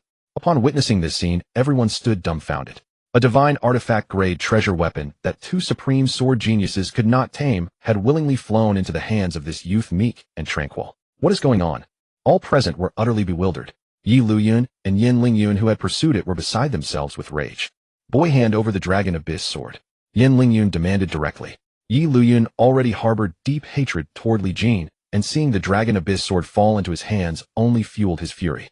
The Dragon Abyss sword is not something a brat like you can possess. Hand it over swiftly or die. Li Jin appeared not to hear them. He raised his hand and gently stroked the blade of the Dragon Abyss sword, which emitted a sword cry brimming with joy. Indeed, a fine sword. Li Jin's heart swelled with delight. Possessing a crystal-clear sword heart, he could sense the Dragon Abyss sword's emotions, which mirrored his own, a profound sense of joy and excitement. Who is this person? Do you know him? Yi Qianshan hurriedly turned to Yi Changfeng beside him. Yi Changfeng shook his head with a bitter smile. Ancestor, I have encountered all the sword geniuses of the younger generation across the 9 provinces, but this person is a complete stranger to me. Could there have been a mistake? Yi Qianshan had previously stated that the one whom the Dragon Abyss sword acknowledged as its master must possess the crystal-clear sword heart. Yet this person before him hardly resembled a sword genius in any way. Impossible. The Dragon Abyss sword is a divine artifact weapon. It would never be mistaken. This person must be the one who triggered the symphony of 10,000 swords. Just as they were conversing, seeing Li Jin remain indifferent, Yin Lingyun acted first, reaching out directly toward the Dragon Abyss sword in Li Jin's hands. Yet the moment his hand approached within a meter of Li Jin, an invisible aura defensively repelled him, sending him stumbling backward repeatedly, his face contorted with terror. Qi transformed into a barrier. This person is at the Vajra realm. Yin Lingyun exclaimed in shock. Beside him, Yi Luyun, who had been about to act, froze in astonishment. He could never have imagined that this youth, who appeared several years younger than himself, possessed such terrifying strength. He himself was a rare sword genius born in decades, barely reaching the half-step Vajra realm. Yet this boy, who seemed even younger, had already reached the Vajra realm. 10 years to temper a sword, its frosty edge untried. Today I shall test it upon the both of you. With a casual smile, Li Jin slowly raised the Dragon Abyss sword in his hand. Sword chi gathered upon the blade, erupting into blazing sword luminescence, and with a single stroke, he slashed directly toward Yin Lingyun. Yin Lingyun was instantly filled with horror. He raised his sword to block, and his sword aura surged forth as well. The power unleashed by this swordsmanship prodigy was enough to rival that of the Vajra realm. However, under Li Jin's sword strike, Yin Lingyun's sword aura was utterly fragile. Spare him. Yi Qianshan, the moment Li Jin unleashed his sword aura, realized something was wrong. He hastily struck out with a palm, using hidden force to assist Yin Lingyun. After all, Yin Lingyun was the young master of the Xiantian sword sect with a formidable background. If he died within Mingjian Villa, it would cause no small trouble for them, so he had to intervene. However, what shocked him was that this young man, who appeared to be only 17 or 18, possessed such terrifying power. In that instant, even he felt immense pressure. Boom. Clang. Li Jin casually swung his sword. Although much of the force was blocked by Yi Qianshan's hidden force, the remaining might was undiminished, directly cutting Yin Lingyun's longsword in two. The latter staggered back repeatedly, his chi and blood churning, nearly spitting out a mouthful of blood. The surrounding crowd did not realize that the Mingjian Villa's ancestor had secretly intervened. Yet even so, witnessing Li Jin sever Yin Lingyun's sword with a single strike and force him back, they were greatly shocked. He actually forced back the sword maniac Yin Lingyun with one sword strike. Judging by his age, he's at most 17 or 18, yet he possesses such terrifying strength. Or is it because the Long Yuan sword is a spirit treasure level divine weapon with astonishing power? In any case, after today, this man will surely make a name for himself in the martial world. After Li Jin struck out with his sword, he could have killed Yin Lingyun on the spot, but seeing that someone blocked him with a thick hidden force, he couldn't help frowning. Chua. Yi Qianshan's figure flickered, and the next moment, he was already in front of Li Jin. A smile appeared on his weathered face as he cupped his hands and said, "Since you have gained the recognition of the Long Yuan sword, you are its master. Can you for my sake let this matter rest? How about it?" Li Jin pondered. After all, he had obtained a spirit treasure level divine weapon for nothing. If he didn't give the other party some face, it would be really hard to justify. Moreover, he had no deep enmity with Yin Lingyun. Just as Li Jin was about to agree, unexpectedly Yin Lingyun and Yi Luyun, upon hearing Yi Qianshan's words, both refused to accept. "Ancestor, we too haven't lost yet. Why should the Long Yuan sword belong to him?" Both of them clearly did not realize Li Jin's true strength. Especially Yin Lingyun because of the concealment of Yi Qianshan's assistance. Just now, although he was almost spitting blood from Li Jin's sword strike, he still had no intention of admitting defeat. He even believed that he had been careless and underestimated the enemy, and that Li Jin held the Longyuan sword, taking advantage of the divine weapon, thus causing his defeat. Therefore his determination to obtain the Longyuan sword grew even stronger. As for Yi Liuyun, he was naturally even more unwilling and vowed to seize the Longyuan sword back from Li Jin's hands. Ancestry, you've seen it. It's not that I don't give you face, but they are the ones rushing to be reborn. Li Jin sneered. Yi Qianshan was also a bit speechless. Young master, you listen to my advice. You are no match for this person. You'd better leave quickly. Yin Lingyun and Yi Liuyun exchanged a glance. The former seemed to think of something. I understand. Ancestor, could this person be a decoy hired by your villa? If Mingjian Villa is unwilling to let the divine weapon leave, it shouldn't have brought the Longyuan sword to the sword appraisal assembly. Since it has been brought out, it should follow the rules. Otherwise it will be difficult to convince the public. Don't you all agree? Yin Lingyun clearly had not realized the seriousness of the problem. Instead, he suspected that Li Jin and Mingjian Villa were secretly colluding, aiming to prevent the Longyuan sword from falling into outsiders' hands. The crowd, always eager to watch the excitement, immediately cheered in agreement upon hearing Yin Lingyun's words. That's right. The outcome hasn't been decided yet, so why should the Longyuan sword be awarded to him? Moreover, this man looks unfamiliar. He might really be a decoy hired by Mingjian Villa. Fairness. There must be fairness. Otherwise this result will hardly convince the public. Seeing that he had successfully stirred up the crowd's emotions, Yin Lingyun became even more smug. Yi Liuyun, however, frowned slightly. Others might not know, but he was perfectly aware that Li Jin and his two companions had been brought into Mingjian Villa by him. How could they possibly be decoys of the villa? However, concerning the ownership of the Longyuan sword, he naturally could not reveal this fact at this moment to prove Li Jin's innocence. Alas, Yi Qianshan couldn't help but sigh. Good advice is hard to give to those who are doomed to die. Very well, since young Master Yin insists on this, I will no longer interfere. But let me say one thing in advance, and I ask everyone to bear witness for me later. No matter who lives or dies, it has nothing to do with Mingjian Villa. Having said this, Yi Qianshan directly retreated to his position, his eyes lowered, as if in meditation. This mysterious young man before him. Although he had only released a wisp of his aura, Yi Qianshan had already sensed that his power was unfathomable, even not inferior to his own. He had done his utmost to protect Yi Liuyun and Yin Lingyun, yet was falsely accused instead. Perhaps this was their fate. In the arena, Li Jin, Yi Liuyun, and Yin Lingyun stood facing each other. Kid, I was careless just now. Since this is a fair contest, do you dare not use the Longyuan sword? Li Jin chuckled casually, thrusting the Longyuan into the ground, then clasped his hands behind his back, and said indifferently, both of you come at me together. If you can withstand 3 moves, I'll spare your lives. Boom. As soon as Li Jin said this, the entire audience erupted in uproar. Yin Lingyun and Yi Liuyun felt an immense humiliation. Even Yi Qianshan was stunned for a moment. Yin Lingyun and Yi Liuyun were both outstanding figures among the younger generation of the 9 provinces martial world. Although they had not yet stepped into the Vajra realm, they both possessed combat power equivalent to the Vajra realm. Even he would not dare to claim that he could defeat the 2 of them together within 3 moves. Fine. Today I've actually met a kid, even more arrogant than me. You're good. Yin Lingyun laughed in anger, raised his hand, and a long sword flew out from the sword furnace. He leaped into the air, and the long sword seemed to merge with his entire being, transforming into a giant sword that spanned the sky, and came crashing down fiercely toward Li Jin. Yin Lingyun had already tested earlier that his opponent was likely already in the Vajra realm, so he struck with a killing move, the strongest blow he could deliver. Man and sword is one. As expected of the sword maniac, he has actually cultivated his swordsmanship to the realm of man and sword as one. Under this strike, even an ordinary Vajra realm practitioner might not withstand it. Die! A roar from Yin Lingyun came from within the giant sword, and then it directly chopped down toward the top of Li Jin's head. However, in the next instant, brilliant golden light radiated from Li Jin's body as he steadily blocked Yin Lingyun's most powerful sword strike. The massive sword shattered into pieces while Yin Lingyun was sent flying backward, his long sword already reduced to fragments. How is this possible? He had anticipated Li Jin's cultivation reaching the Vajra realm, allowing him to manifest a Vajra Dharma idol. But his human sword unity technique possessed tremendous power capable of shattering ordinary Vajra realm manifestations.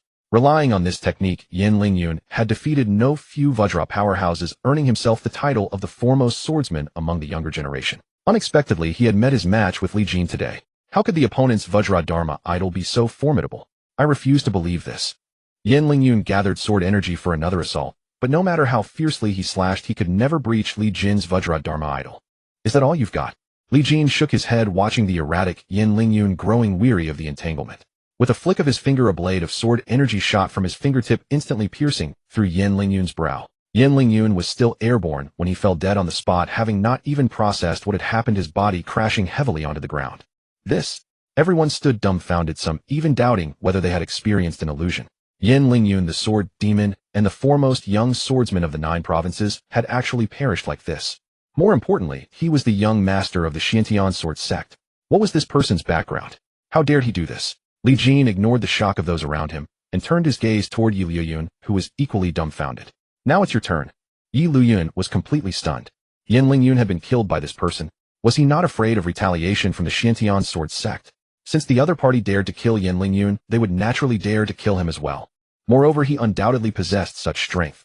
Flee. In Yi Luyun's mind at that moment, only one thought remained. Without any hesitation, he raised his hand and tossed a jade talisman before turning to flee. The jade talisman exploded in midair, unleashing a startling surge of sword intent that shot directly toward Li Jin. So this is your trump card then?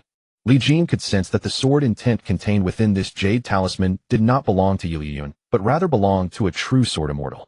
Considering Yi Luyun's identity, the owner of this sword immortal intent was naturally easy to guess. Lone Moon Sword Immortal, Lu Zhaoyue.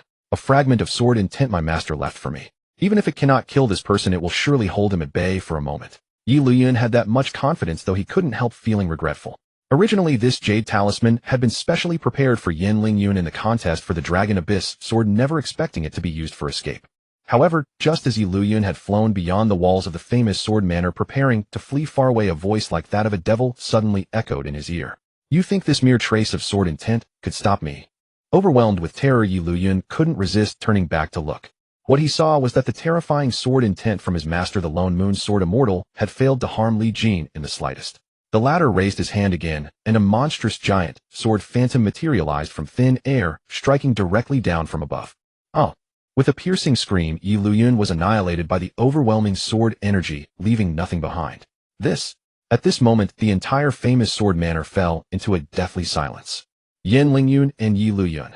These 2 prodigies of the sword path in the 9 provinces, Jianghu, one the young master of the Xiantian sword sect, and the other a top disciple of the Lone Moon Sword Immortal, had both perished at the hands of a single person. What exactly was this person's background? This was causing chaos that would shake the heavens. Meanwhile, within a courtyard in the outer city of Shanjing, Li Tai was in foul spirits. Over these past few days, he had exhausted every method, but the embroidered uniform guard commander Lu Chun remained secluded indoors. He had even specifically requested an imperial edict from Emperor Qian, hoping to summon Lu Chun, yet the latter still ignored it, almost driving him to madness. Your Highness, news has come from the Ministry of Justice's 6 Gates Division. Several days ago, Commander Lu personally led 1,000 embroidered uniform guards to ambush the Crown Prince, yet in the end, all 1,000 guards perished in battle, with only Commander Lu returning alive. Upon hearing the report from his subordinate, Li Tai suddenly rose to his feet. This Lu Chen truly is suspicious. What baffles me is what benefits Li Jin could have promised him to make him disregard my commands. Li Tai and his several advisors were utterly perplexed. Just then another guard arrived to report. Second Prince, the 2 old ghosts have returned. Li Tai was overjoyed and hurriedly said, quickly invite them in. In Li Tai's view, the return of the 2 old ghosts meant they had completed their mission and killed his imperial brother. Though directly ambushing and assassinating along the way was somewhat undignified and rumors might soon spread among the common people, accusing him, Li Tai, of fratricide, at this point, he no longer cared. Once word reaches Shanjing that Li Jin is dead, I'll bet Lu Chen won't remain composed. The embroidered uniform guard oversaw all officials and served as the royal family's eyes and ears. Even Li Tai valued this position greatly, so Lu Chen's betrayal infuriated him deeply. He had already secretly resolved that if he could not bring Lu Chen back under his command, then Lu Chen could not be spared either. He must replace him with a more loyal dog in that position. Just as Li Tai was weighing his thoughts, bang bang, several guards stationed outside were blown inward, followed by the murderous 2 old ghosts bursting in from outside. Witnessing this, Li Tai was dumbfounded. Elders, what are you doing? The 2 old ghosts said nothing, each raising a palm and striking directly toward Li Tai. Seeing these 2 immediately launch a lethal attack, Li Tai's Grandmaster Realm Cultivation would hardly be able to withstand them. However, at that very moment, a brilliant golden radiance erupted from Li Tai's chest, forming a defensive barrier that blocked the 2 old ghosts' fatal strike and sent them reeling backward. It's the protective jade talisman Master gave me. Li Tai's heart steadied, yet he remained bewildered by the sudden attack from the 2 old ghosts. Elders, could there be some misunderstanding? Please stop at once. However, the two old ghosts paid no heed, raising their palms to continue their assault on Li Tai. Though Li Tai possessed the protective jade talisman bestowed by the Lone Moon Sword Immortal capable of resisting attacks below the heavenly phenomenon realm, the two old ghosts' frenzied and relentless assault eventually overwhelmed it, causing the talisman to shatter. Die. The two old ghosts' eyes were vacant as a low raspy voice emerged from their throats, and they lunged at Li Tai once more. Controlled by the Sacred Heart demonic seed technique, they knew only to execute their master's commands, to fight until death. Seeing the imminent strike from the two netherworld elders, Li Tai was destined to perish. Yet at that moment a wisp of black aura flickered deep within Li Tai's eyes, as though a concealed power was on the verge of breaking free from its seal. However, in the next instant panic returned to Li Tai's face, and that mysterious power vanished just as swiftly. Then a figure suddenly materialized before him out of thin air. The newcomer was a middle-aged man draped in cyan robes, his silver-white hair cascading over his shoulders, radiating an aura of aloof solemnity. Master, save me. So this person was the Lone Moon Sword Immortal Lu Jiayue, one of the 5 great sword immortals of the realm. Upon his appearance, he merely raised his hand and waved it effortlessly, sending the two netherworld elders flying. These two must have fallen under the demonic cult's dark art, their minds clouded by bewitchment. Let me attempt to break the spell. Lu Jiayue did not wait for the two netherworld elders to regain their footing. With a flicker of his form, he appeared behind them, and his hands shot out in rapid succession, striking down upon their heads. Moments later, a piercing scream of agony erupted from the two netherworld elders. Such a ruthless demonic technique. If my suspicions are correct, this must be the Sacred Heart demon seeding art, the infamous art of Ren Tianqing, the former leader of the Holy Fire cult. I had believed that when the 8 great sects united to destroy the Holy Fire cult, this evil art perished alongside Ren Tianqing. Who would have imagined it would resurface in our era? It was Li Jin. I had dispatched these two to ambush him, but when they returned, they turned on me with murderous intent. This must be Li Jin's doing. What? You sent these two to assassinate the crown prince? Lu Jiayue's brow furrowed, clearly taken aback that his esteemed disciple, the second Prince Li Tai, would resort to such treachery. Though he served as Li Tai's martial arts instructor, his loyalty remained with the Qi kingdom and its royal family above all else. Li Jin might not be his disciple, but as the crown prince of Qi, he deserved protection regardless. Li Tai realized his mistake and hastily explained, Master, you are unaware. My imperial brother spent 10 years as a hostage in Chu, and his heart long ceased to belong to our kingdom. According to my investigation, Li Jin returned accompanied by what appear to be Chu's tiger and leopard cavalry, guarding him closely, which sufficiently proves he has defected to their side. And now it seems there are also members of the demonic cult protecting him. Allowing such a person to return alive to the capital would only bring disaster upon our great Qi. Lu Jiayue remained silent. His passion lay in the sword path, and he possessed little knowledge of political affairs, let alone the crown prince Li Jin, who had been sent to Chu as a hostage since childhood. The two netherworld elders shrieked in agony, once more desperately struggling against Lu Jiayue's grip, while casting venomous glares at Li Tai, their murderous intent unabated. This Sacred Heart demon seeding art is far too ruthless. It has completely perverted their will. I'm afraid they can no longer be spared. Upon hearing these words, Li Tai drew his sword and swiftly severed both of their throats with 2 decisive strokes. Lu Jiayue sighed as he watched the bodies of the two netherworld elders collapse to the ground. These two had served Li Tai for many years, yet in the end their own master had executed them without a moment's hesitation. Though Lu Jiayue understood that one seeking imperial supremacy must act with resolute ruthlessness, and that the netherworld elders, having lost their minds, could only be put down immediately. It still disturbed him to witness his own disciple displaying such cold-hearted cruelty. Master, weren't you in seclusion? Why did you emerge from it early? Li Tai seemed to sense Lu Jiayue's displeasure and quickly changed the subject. Lu Jiayue's expression grew grave as he explained. I suddenly sensed that the protective jade talismans I bestowed upon you and your senior brother Lu Jin shattered nearly simultaneously, which is why I emerged from seclusion early. Upon hearing this, Li Tai was instantly startled. What? Li Tai's senior brother's protective jade talisman had also broken. Could it be that senior brother Lu Jin had encountered some kind of trouble? The protective jade talismans were life-saving measures I gifted to both of you brothers. They would never shatter unless faced with a crisis of life and death. If my assessment is correct, your senior brother has likely suffered grave harm. Or worse. Li Tai frowned deeply. If I'm not mistaken, my senior brother should be at the famous Sword Manor attending the Sword Evaluation Assembly. How could an accident occur there? Given my senior brother's prowess, only the ancestor of the famous Sword Manor could possibly harm him. There are barely a handful of such people. Could it be that sword maniac Yanling Yun? Lu Jiayue immediately shook his head. Impossible. Though that lad Yanling Yun is slightly stronger than your senior brother, he is far from capable of breaking through even a fragment of my sword intent. Li Tai hurriedly said, Master, please do not worry. I will send someone to the famous Sword Manor immediately to investigate my senior brother's whereabouts. Lu Jiayue waved his hand. There is no need. Since you are unharmed now, I shall personally visit the famous sword manor. If my senior brother truly met with harm there, I will ensure justice is served. With those words spoken, Lu Jiayue's figure flickered and vanished. After Lu Jiayue departed, Li Tai's brow furrowed even more deeply. Both the two netherworld elders who had followed him for years and his senior brother Yi Luyun were considered key elements of his faction as the second prince. Their deaths within a single day represented a devastating blow to his ambitions. Just as Li Tai was sinking into gloom, a palace eunuch arrived with news. Your Highness the Second Prince, His Majesty, has issued an edict to advance the Crown Prince inauguration ceremony to tomorrow. Please prepare accordingly. Upon receiving this edict, Li Tai was overcome with joy. His relentless efforts to eliminate Li Jin and prevent his return to the capital stemmed from fear that his rival would challenge him for the position of heir apparent. After all, Li Jin was both legitimate by birth and the eldest son, and his decade as a hostage in Chu had earned him merits for the kingdom. Numerous ministers in court opposed Li Tai, repeatedly memorializing the emperor to prevent his designation as crown prince. Now the emperor of Qi had decided to accelerate the succession ceremony, clearly aiming to finalize the appointment before Li Jin's return. Should Li Jin survive and make it back to the capital, at best he would be granted the title of a regional prince, posing no real threat to Li Tai's position. No, just to be safe, Li Jin must not return to the capital until after tomorrow. As Li Tai was pondering this, one of his subordinates rushed in with urgent news. Your Highness, intelligence from the Six Gates Division has tracked the Crown Prince's movements. It appears he has diverted to the famous sword manor. Following the defection of Jinui commander Lu Chun, Li Tai could no longer freely command the Jinui forces and was forced to rely on the Six Gates Division to investigate Li Jin's whereabouts, a much less efficient arrangement than before. What? Upon hearing the report, Li Tai was struck with sudden alarm. He also went to the famous sword manor, and my senior brother Yi Luyun may have met his misfortune there. Could it be him? The moment this thought took hold, Li Tai's expression darkened completely. He could not believe that such a coincidence existed in this world. Yi Luyun went to the Mingjian Manor to attend the Sword Appreciation Assembly, and it happened that Li Jin also changed his route to go there. Moreover, his senior brother Yi Luyun had met with an accident. Could it be that he not only knew of my senior brother Yi Luyun's whereabouts, but also took the opportunity to kill him at the Mingjian Manor?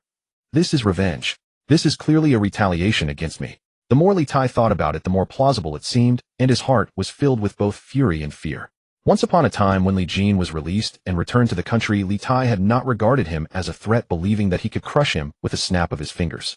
However, what he never expected was that Li Jin's journey would continuously shatter his perceptions.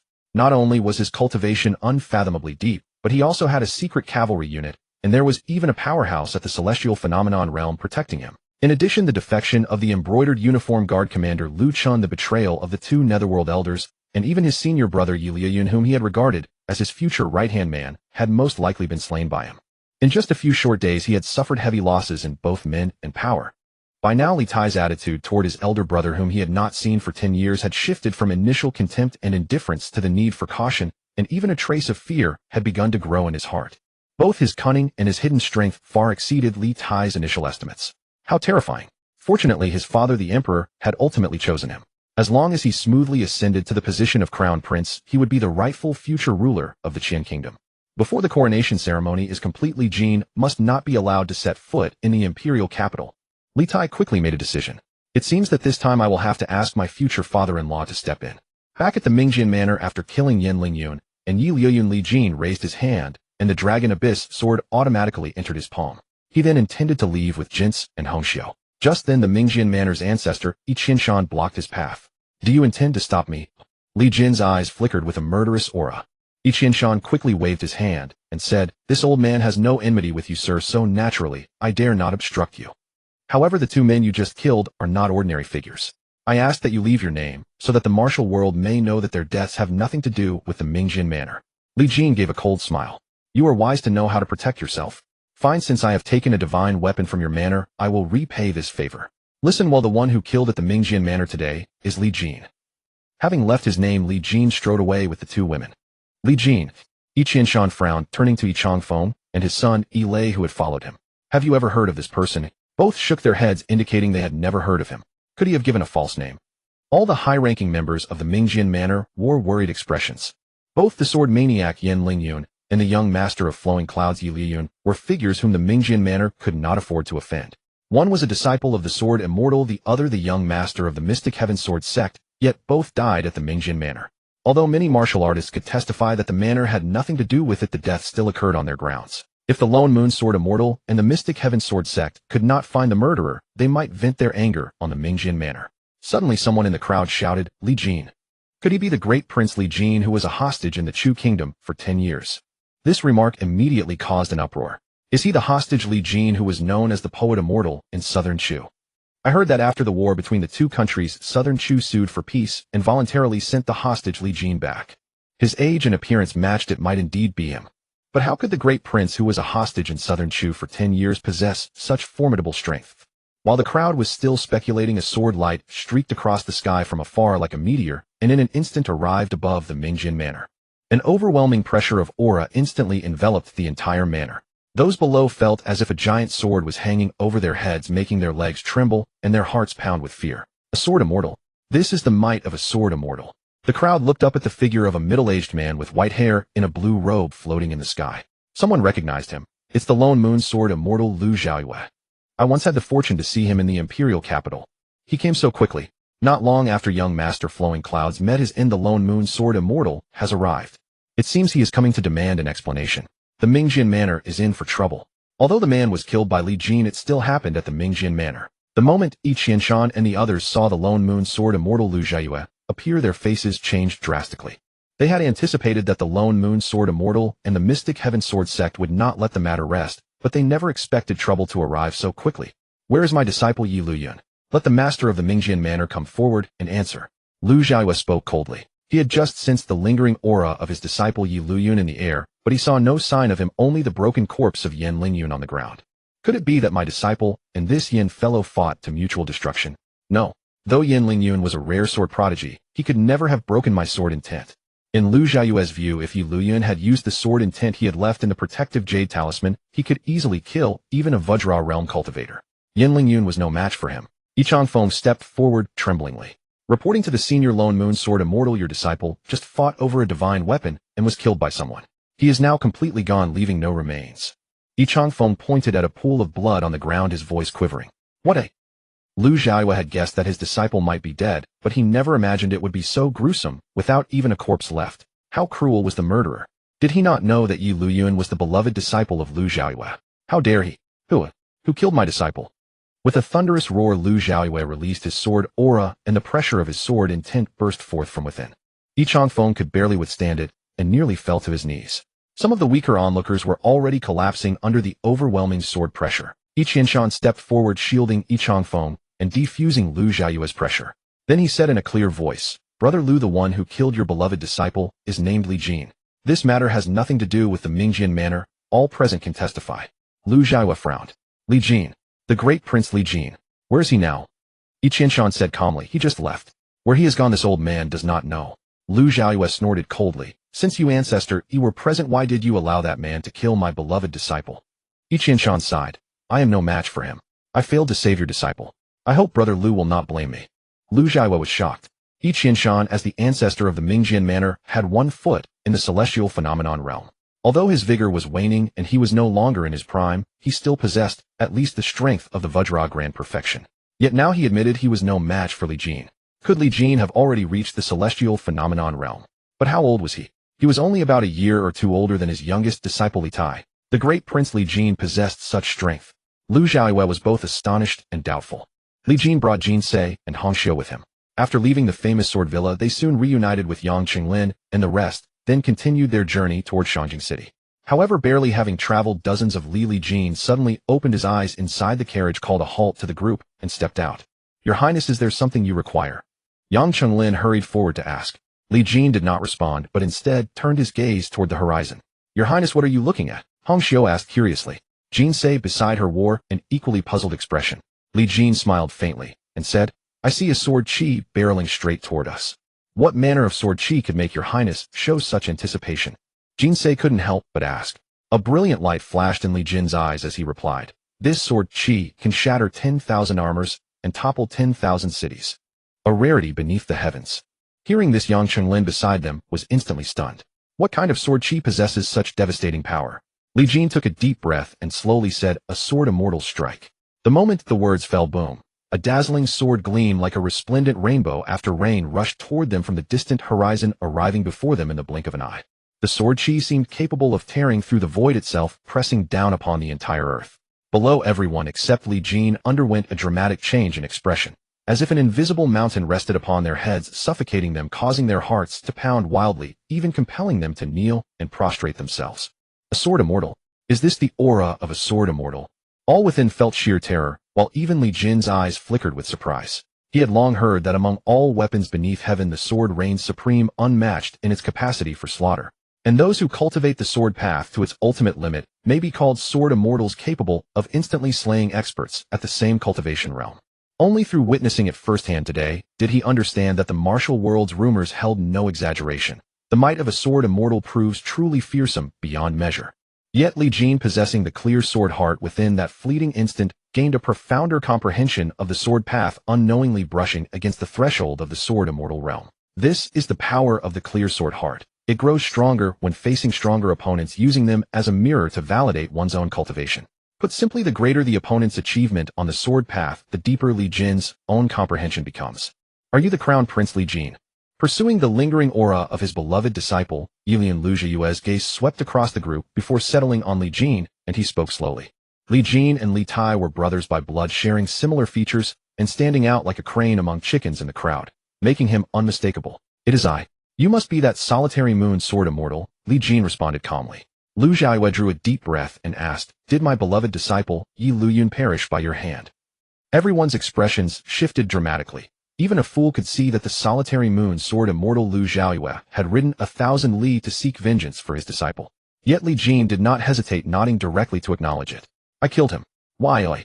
Because he deserved to die. And if I seek revenge, then come and try. Facing Lu Jiue's fierce, questioning, Li Jin remained calm, neither humble nor boastful in tone.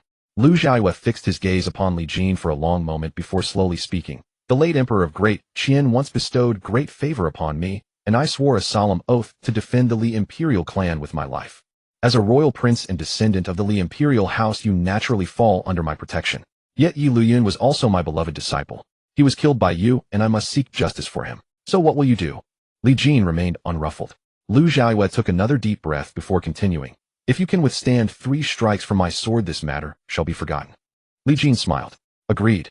He certainly wasn't afraid of this solitary moon sword immortal. Though sword immortals were renowned as the foremost killers within their cultivation realm, Li Jin was confident that at his current state within the heavenly phenomenon realm no one could defeat him.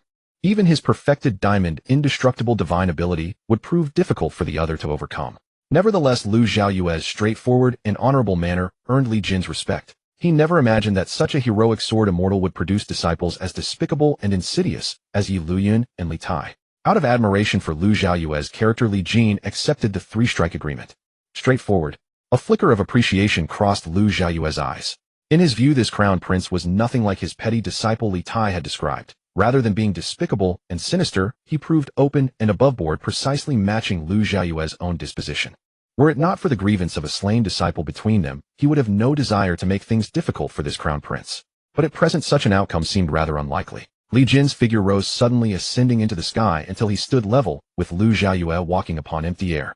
Pleased. Li Jin placed one hand behind his back in a gesture of invitation. Below, Hong Xiujin Sei and Yang Chenglin were already consumed by tension. After all, this was Lu Jiue, one of the 5 great sword immortals of the current era, ranked second among the 5 great sword immortals, and at minimum a top-tier figure among the top 10 on the martial world's supreme ranking. Though they knew Li Jin's strength ran deep and unfathomable, could he truly work another miracle against such a presence? None among them felt confident. Their hearts nearly rose to their throats. Watch closely. Dismissing all extraneous thoughts, Lu Jiue slowly raised 2 fingers, condensing sword chi at their tips. This is my first strike. The sword is named Moonlight Shadow Fallen Petals. With a sweep of his finger, sword chi tore across the heavens as countless blades surged forth like falling leaves and petals blanketing the sky, all hurtling toward Li Jin in unison. A look of delight crossed Li Jin's face. Possessing the clear sword heart, he instantly grasped the essence of this strike. It was indeed a peerlessly exquisite sword technique. Your Highness, watch out. Yang Chenglin below could not resist calling out a warning. Even those unversed in the sword path could sense the terrifying power radiating from this strike. A single strike of this magnitude could sweep away thousands.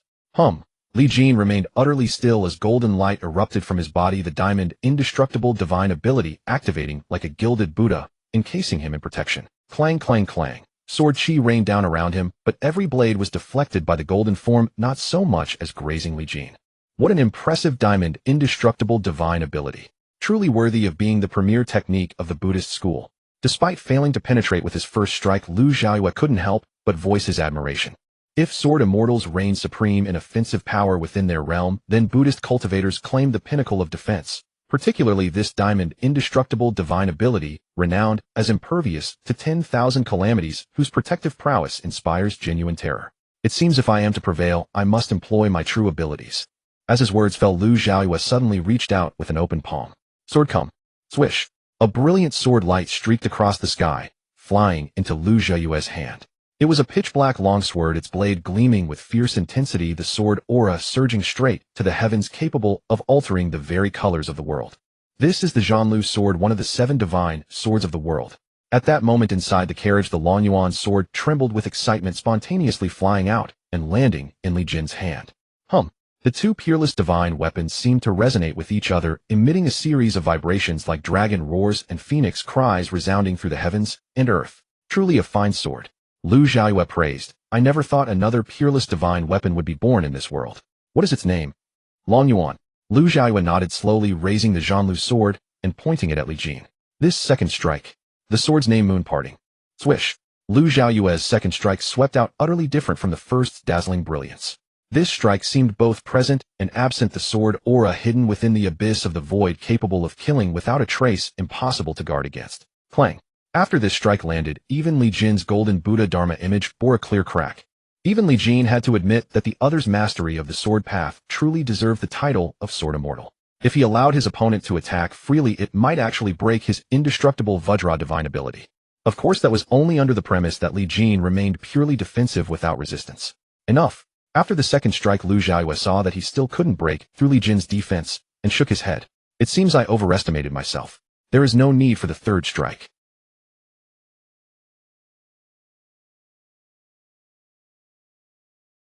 Though he found it hard to comprehend how a mere 17 or 18-year-old like Li Jin could possess such overwhelming power, the facts before him left him no choice but to believe.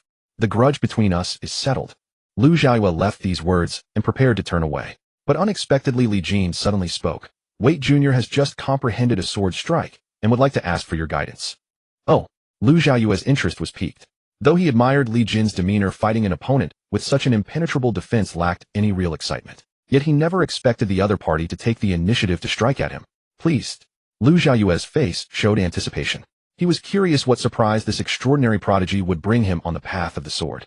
Li Jin slowly closed his eyes, calming his thoughts, and then his sword intent began to surge. The Longyuan sword emitted a series of dragon roars, as if an azure dragon was returning to the sea. Go! Li Jin directly struck out with his sword, merging the insights gained from the exchange with Lu Xiaoyue into his sword intent, then unleashed it with full force. Boom! The sword aura was like a surging ocean, yet it seemed to conceal undercurrents. The two complemented each other, with lethal danger lurking beneath a magnificent exterior, layer upon layer, the sword aura spreading endlessly, impossible to guard against. Bang! Lu Xiaoyue also struck out with his sword, blocking a full 17 streams of sword aura, but was hit by the last one. He was sent flying back 100 meters before stabilizing himself. Excellent sword technique. What is this move called? Lu Xiaoyue asked curiously. Li Jin, seeing that he had only forced Lu Xiaoyue back 100 meters without injuring him, felt a pang of disappointment and said, I just had a sudden inspiration and created it. It has no name for now. Lu Xiaoyue gazed deeply at Li Jin and said, what a fine nameless sword art. Within 3 years you will be the foremost sword immortal under heaven. Having said this, Lu Xiaoyue turned and vanished into the distant horizon. That can't be right. My strike clearly hit him. How could he be completely unharmed? Li Jin shook his head, attributing it to his own insufficient sword skill, and didn't dwell on it. But what he didn't know was that after flying nearly 100 miles, Lu Xiaoyue suddenly plummeted onto a mountain peak. Ugh! Unable to hold it in any longer, he spat out a mouthful of clotted blood. So Li Jin's strike had indeed injured him, but he had forced himself to endure until now. Such formidable sword aura, such exquisite sword technique, such monstrous talent. Lu Xiaoyue exclaimed 3 times in a row. How could he not see that Li Jin had fused the essence of his first 2 strikes and created a new sword technique on the spot? By merely observing his 2 strikes, Li Jin had comprehended a sword technique surpassing his own. Such terrifyingly heaven-defying talent made even Lu Xiaoyue feel a twinge of envy.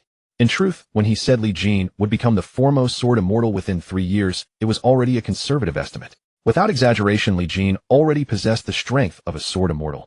A 17-year-old sword immortal. Unheard of. Back to Li Jin's side. When he returned to the carriage, the gazes of Yang Qinglin and the others were, as if they were looking at a monster. Though they knew the great prince was extremely powerful, they never imagined he had reached such heights. That was Guyu sword immortal Lu Jiayue, the second sword immortal under heaven, an absolute peak expert of the heavenly phenomenon realm, the guardian god of the Qian kingdom. And he had been repelled by their great prince. Was he even human? Li Jin returned to the carriage, and the vehicle continued moving forward slowly. Suddenly a carrier pigeon landed on the carriage window. It's a pigeon from the Brocade Guard. After Commander-in-Chief of the Brocade Guard Lu Chun was controlled by Li Jin, all intelligence of the Brocade Guard naturally fell into his hands. As per Li Jin's orders, Lu Chun sent the latest news from Shangjing City via carrier pigeon every day. Li Jin promptly took the letter carried by the pigeon. After reading its contents, a cold sneer spread across his face. What a biased emperor. He's afraid that when I return to Shangjing City, I'll contend for the crown prince position with his precious son, so he's rushed the enthronement ceremony to tomorrow. Even though Li Jin was a transmigrator and had no real affection for his so-called parents and younger brother, their actions still disgusted him. 10 years. He had been a hostage in the Chu kingdom for 10 years, and this is how they treated him. I originally had no interest in the throne, but since you act this way, I'll make sure you don't get what you want.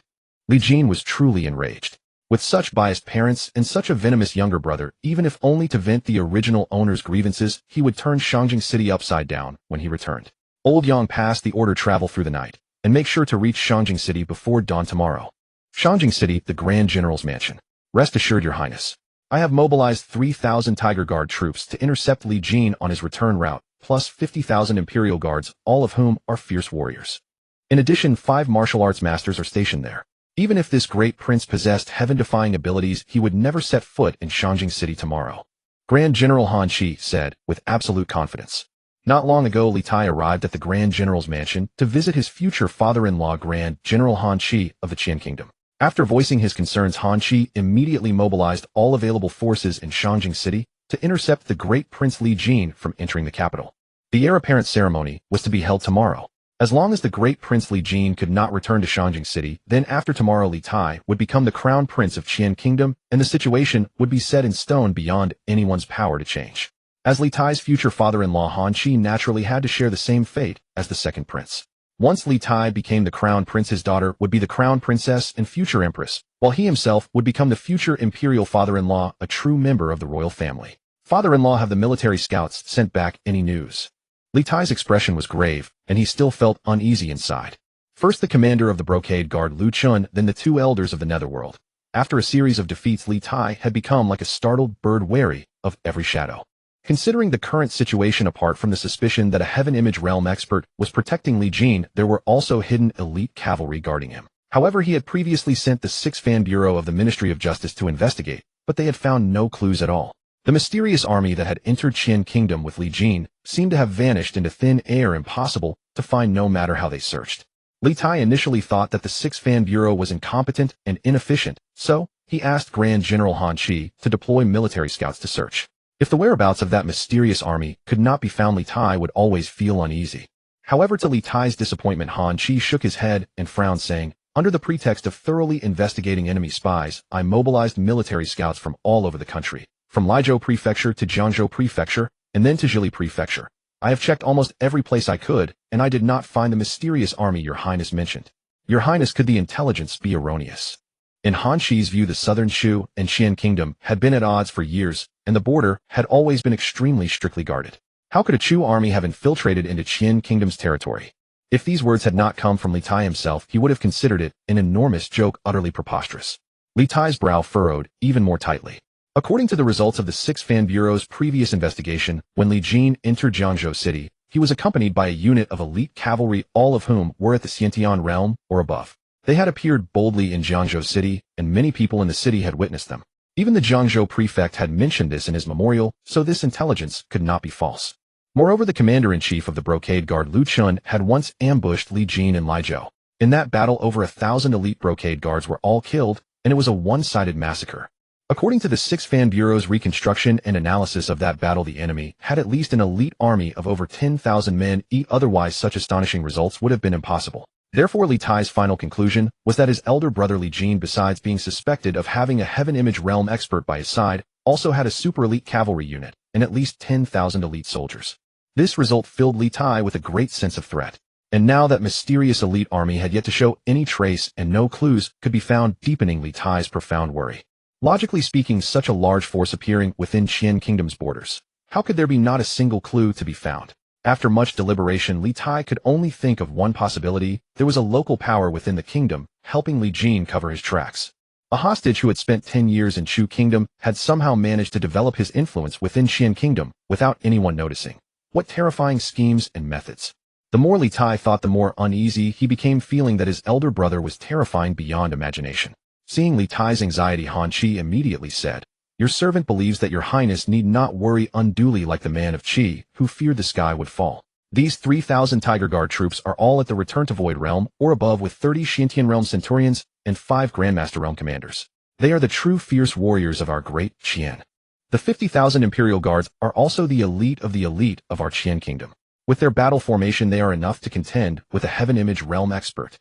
As for the 5 martial arts masters, 4 are at the Vajra Realm, and 1 is at the Heaven Image Realm. With such a lineup and such power, even if Li Jin truly had heaven-defying abilities, he could not take half a step into Shanjing City." After Han Qi's comforting words, Li Tai's mood finally lightened considerably. It seemed he had indeed been overly worried. Returning to Li Jin's side, the group had not stopped galloping hundreds of li through the night, drawing closer and closer to Shanjing City. "Halt!" Yang Qinglin suddenly called the group to a stop, then quickly rode to Li Jin's carriage. "Great Prince, based on my years of military experience, there appears to be an ambush ahead." Yang Qinglin spoke. Li Jin nodded. 3,000 Tiger Guard, 50,000 Imperial Guards, plus 4 Vajra Realm Masters, and 1 Heaven Image Realm Expert. It seems my good second brother has gone all out this time. Upon hearing this, Yang Qinglin's face instantly turned deathly pale. Although he had guessed that the second Prince Li Tai might not allow them to enter Shanjing City smoothly, he had obviously never imagined that such a terrifying force would be deployed. The Imperial Guards were the elite of Qian Kingdom, and the Tiger Guard were super elite, selected from the Imperial Guards. With 5 masters stationed there, had they mobilized all the forces of Shanjing City. How can the second prince be so blatant in opposing you, great prince? How can His Majesty allow him to do this? Yang Qinglin was utterly perplexed. In his view, even if Grand General Han Qi was Li Tai's future father-in-law, mobilizing such forces would be absolutely impossible without the tacit approval of the Qian Emperor. After all, the mere act of privately transferring the Imperial Guards and Tiger Guard out of the capital was a crime punishable by the extermination of 9 generations. My good Imperial father, since he wants to hold the heir apparent ceremony early, it means he fears I will come to seize it. Even if he knows of Li Tai's actions, he will tacitly allow them. A cold sneer curled at the corner of Li Jin's lips. Some people's hearts are inherently biased. How can you expect fairness from them? As he spoke, a troop of horsemen rushed out from the dense forests on both sides and quickly assembled on the main road, blocking the path of Li Jin's group. A squadron of cavalry appeared, numbering roughly 100, each rider fierce as a tiger and each horse mighty as a dragon. Though their overall coordination paled in comparison to the great snow dragon riders, their individual combat prowess seemed superior, with no shortage of Grandmaster-level experts among them. Yang Qinglin immediately spurred his horse forward, drawing the long sword at his side and pointing it at the group as he bellowed, "Who are you? Do you have any idea whose procession you are obstructing?" Leading this formidable cavalry was a middle-aged man clad in golden armor, mounted on a towering warhorse. He cast a casual glance at Yang Qinglin and stated, "I am Xiahou Jie, commander of the Tiger Vanguard Battalion. By the Grand General's orders, I have been awaiting your highness the Crown Prince for quite some time." From within the carriage, Li Jin spoke in a calm tone. "I wonder what guidance Commander Xiahou has for me." Xiahou Jie replied coldly, "The Grand General sent word that your highness has traveled extensively from southern Chu back to the capital. You must be weary from this journey. Please rest outside Shanjing City for 1 day, and tomorrow I will personally escort your highness into the city." The Grand General's orders. Since when may a Grand General command a prince of the realm? Do you even possess an imperial edict for such actions? Li Jin remarked again in that same measured tone. Xiahou Jie's brows furrowed slightly. "There is no edict. However, the Grand General acts solely for your highness's protection. We ask that your highness not place us in a difficult position."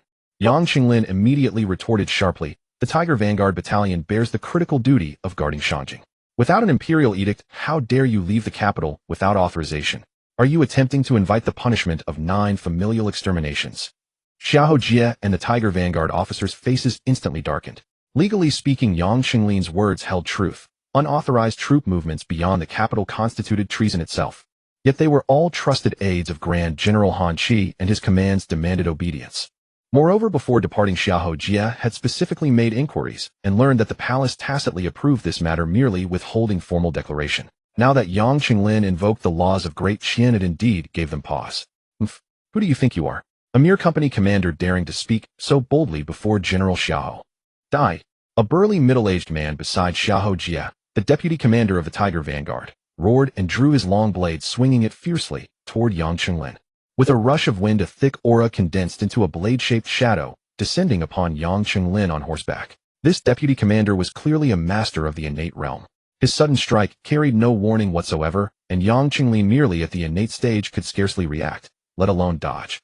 As the blade's killing intent descended, Yang Qinglin faced almost certain death.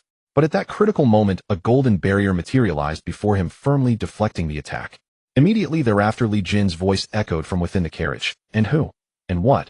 Are you to lay hands on my people? As those words fell, a blade-shaped chi surged forth from the carriage at lightning speed. Even Xiahou Jie, the highest cultivated among the Tiger Vanguard, failed to comprehend what had transpired. The deputy commander who had launched his murderous assault barely registered the events before his head sailed through the air. What? Xiahou Jie and everyone present stood frozen in shock. That deputy commander was at least a grandmaster, yet he had been slain with but a flick of a finger. They could never have imagined such overwhelming power lurking within the carriage. Someone who struck without hesitation and killed without mercy. In truth, before arriving, Xiahou Jie had struggled to understand why Grand General Han Qi would mobilize such forces against a crown prince who was merely a hostage recently returned from southern Chu. Now he finally understood. Withdraw immediately or die. Li Jin's detached voice drifted from the carriage once more. Xiahou Jie hesitated. Military orders were absolute. He could not retreat. Yet the opponent's strength clearly far exceeded his expectations. Tiger Vanguard, where are you? After a moment's deliberation, Xiahou Jie made his decision and roared aloud. Rustling sounds echoed as elite cavalry emerged from the forests on both sides, soon gathering behind Xiahou Jie. A full 3,000 Tiger Vanguard soldiers formed the battle array. Upon Xiahou Jie's command, the 3,000 Tiger Vanguard took their positions and assembled into a combat formation. This military formation concentrated everyone's power into a single point, achieving seamless coordination capable of overcoming opponents of higher realms, a technique specifically developed by the court's military to counter martial arts masters. 3,000 Tiger Vanguard, stand ready. Your Highness the Crown Prince, please withdraw. With the formation complete, Xiahou Jie's confidence surged, and he proclaimed once more in a cold, resonant voice. With 3,000 Tiger Vanguards synchronized through the formation, they could effortlessly slay Vajra realm experts, and even confine those at the heavenly phenomenon level. Yang Qinglin and the other soldiers witnessing this scene were immediately terrified and stumbled backward repeatedly. The Great Qian's Tiger Vanguard shared renown with Southern Chu's Tiger Leopard Cavalry as the realm's most formidable fighting forces. Once synchronized in formation, even heavenly phenomenon experts would need to yield. Your Highness the Crown Prince, please withdraw. 3,000 Tiger Vanguard soldiers shouted in unison, their voices thundering across heaven and earth, shaking the entire forest with reverberating echoes that lingered their might, terrifying. With a rustling sound, the 3,000 Tiger Vanguard advanced, as one, their hooves striking the ground and sending tremors rippling through the earth. Overwhelmed by the Tiger Vanguard's imposing aura, Yang Qinglin and his soldiers retreated once more, some horses collapsing under the crushing pressure. On a distant peak behind them stood 4 figures, each radiating profound spiritual energy, with faint golden light circulating around their bodies. All clearly Vajra realm experts. What is your assessment? Spoke a balding elder cloaked in flame-red robes, surrounded by swirling heat and radiating formidable presence. That sword chi which just slain the Tiger Vanguard deputy commander was truly astonishing, at least at the peak of Vajra realm, or beyond. Unfortunately, this person is too overconfident. Had he struck before the 3,000 Tiger Vanguard formation fully assembled, we might truly have been unable to stop him. Indeed, this 3,000 Tiger Vanguard deployment utilizes the heavenly battle formation created by Great Qian's founding emperor. Executed by 3,000 soldiers, even a heavenly phenomenon expert might fail to break through it. It appears there is no longer need for the 4 of us to intervene. Just as the 4 Vajra experts believed the outcome was sealed, the distant rumble of clashing weapons and galloping horses suddenly reached their ears. What is that? Upon looking, all 4 paled in shock. In the distance, an army whose menacing presence rivaled the Tiger Vanguard was charging toward them. Within the carriage, Li Jin's lips curved into a faint smile. Let us see whether the 3,000 Tiger Vanguard or my 3,000 great snow dragon riders prove stronger.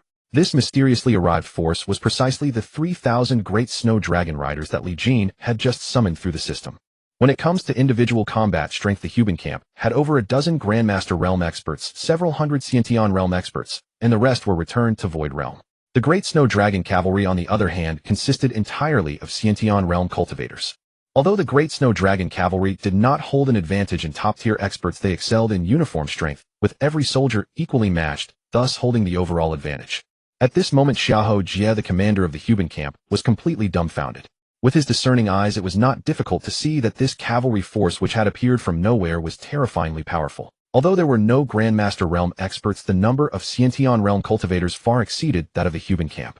Moreover, each of these men wore black metal masks and exuded a chilling, murderous aura that made one's heart tremble. Clearly, every one of them was a battle-hardened veteran, and even he felt inferior compared to them, let alone the others in the Huban camp. It was no exaggeration to say that merely from the momentum his Huban camp had already lost. I never imagined there could be such terrifying cavalry in this world. But how could they suddenly appear near Shanjing City? Xiahou Jie was utterly perplexed. How could such a battle-hardened army be completely unknown? And how could they have arrived here without a sound? Which army are you under? Without a transfer order, how dare you enter the capital without authorization? A centurion of the Huban camp immediately shouted out a question. He clearly had not yet realized the might of this cavalry, thinking they were ordinary cavalry from another military district.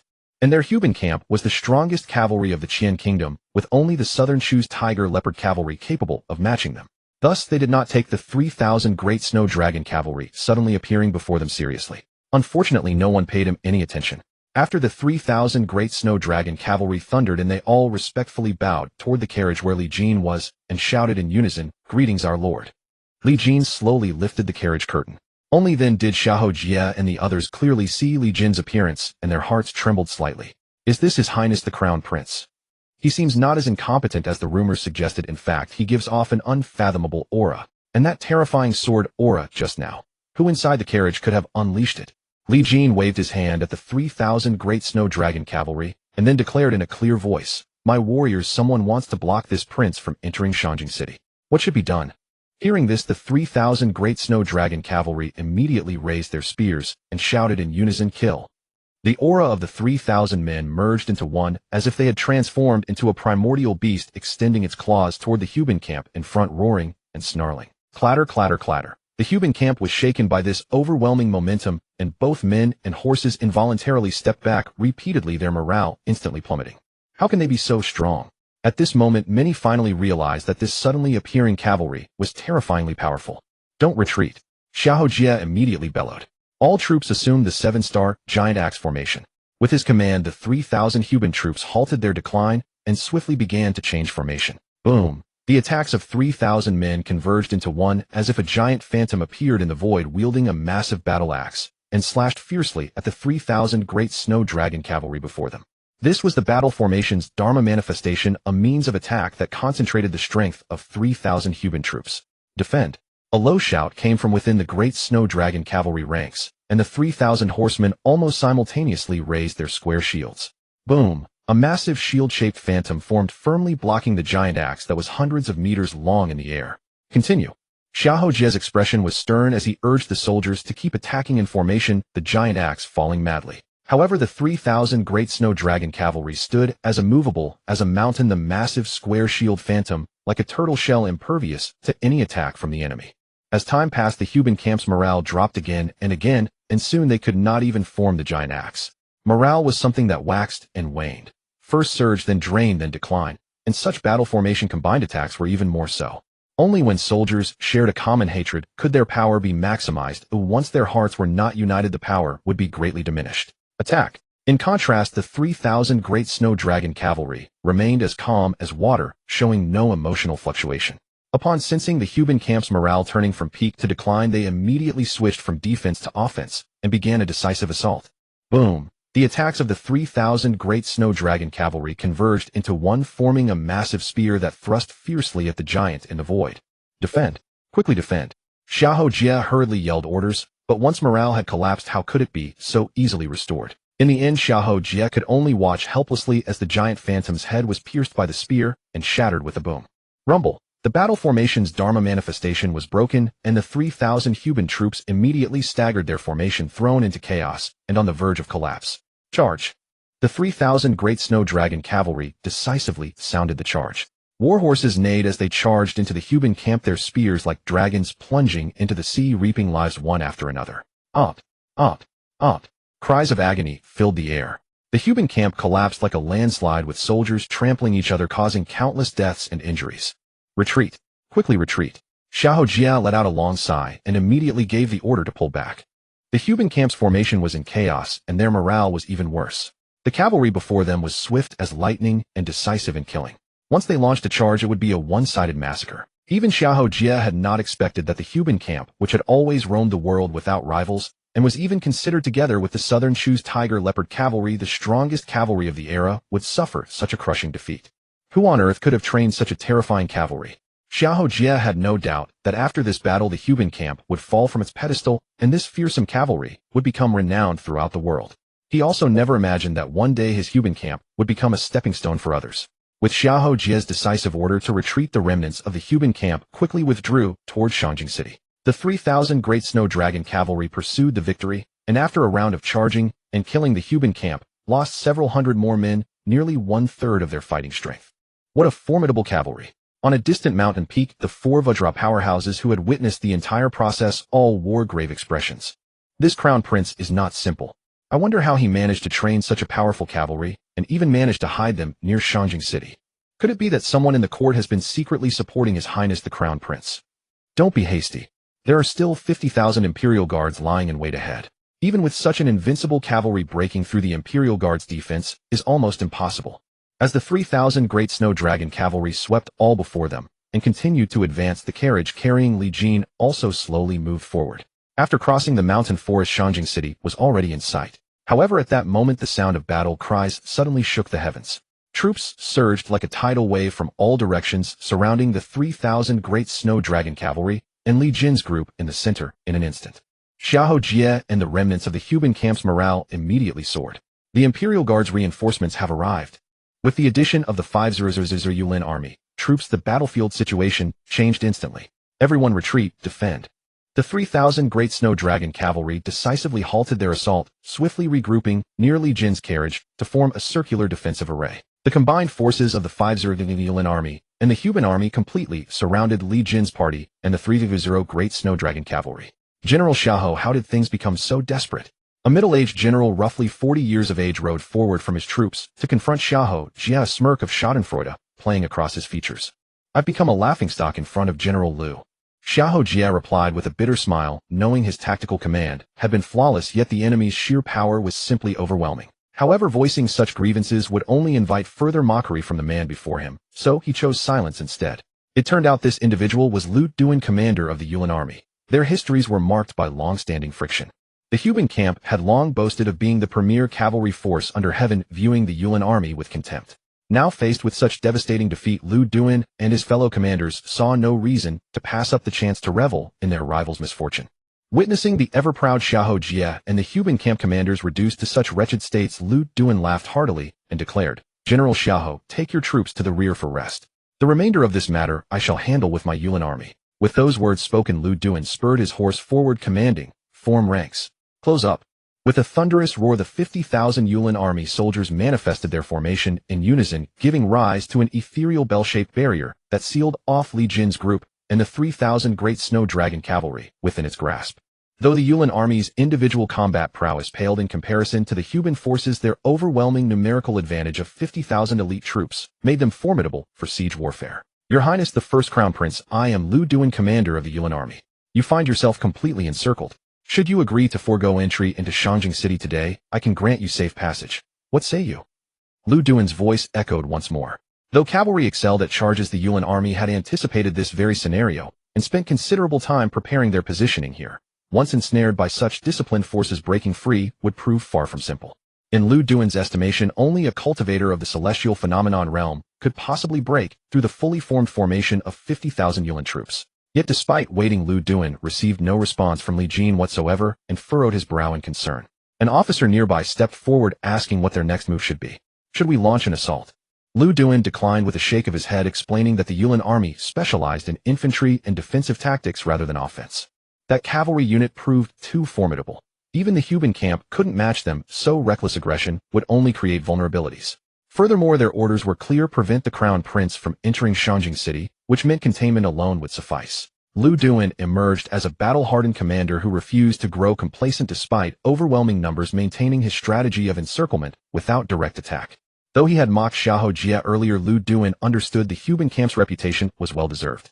This enigmatic cavalry that bested them demonstrated capabilities that demanded respect, making a methodical war of attrition through numerical superiority the most prudent approach.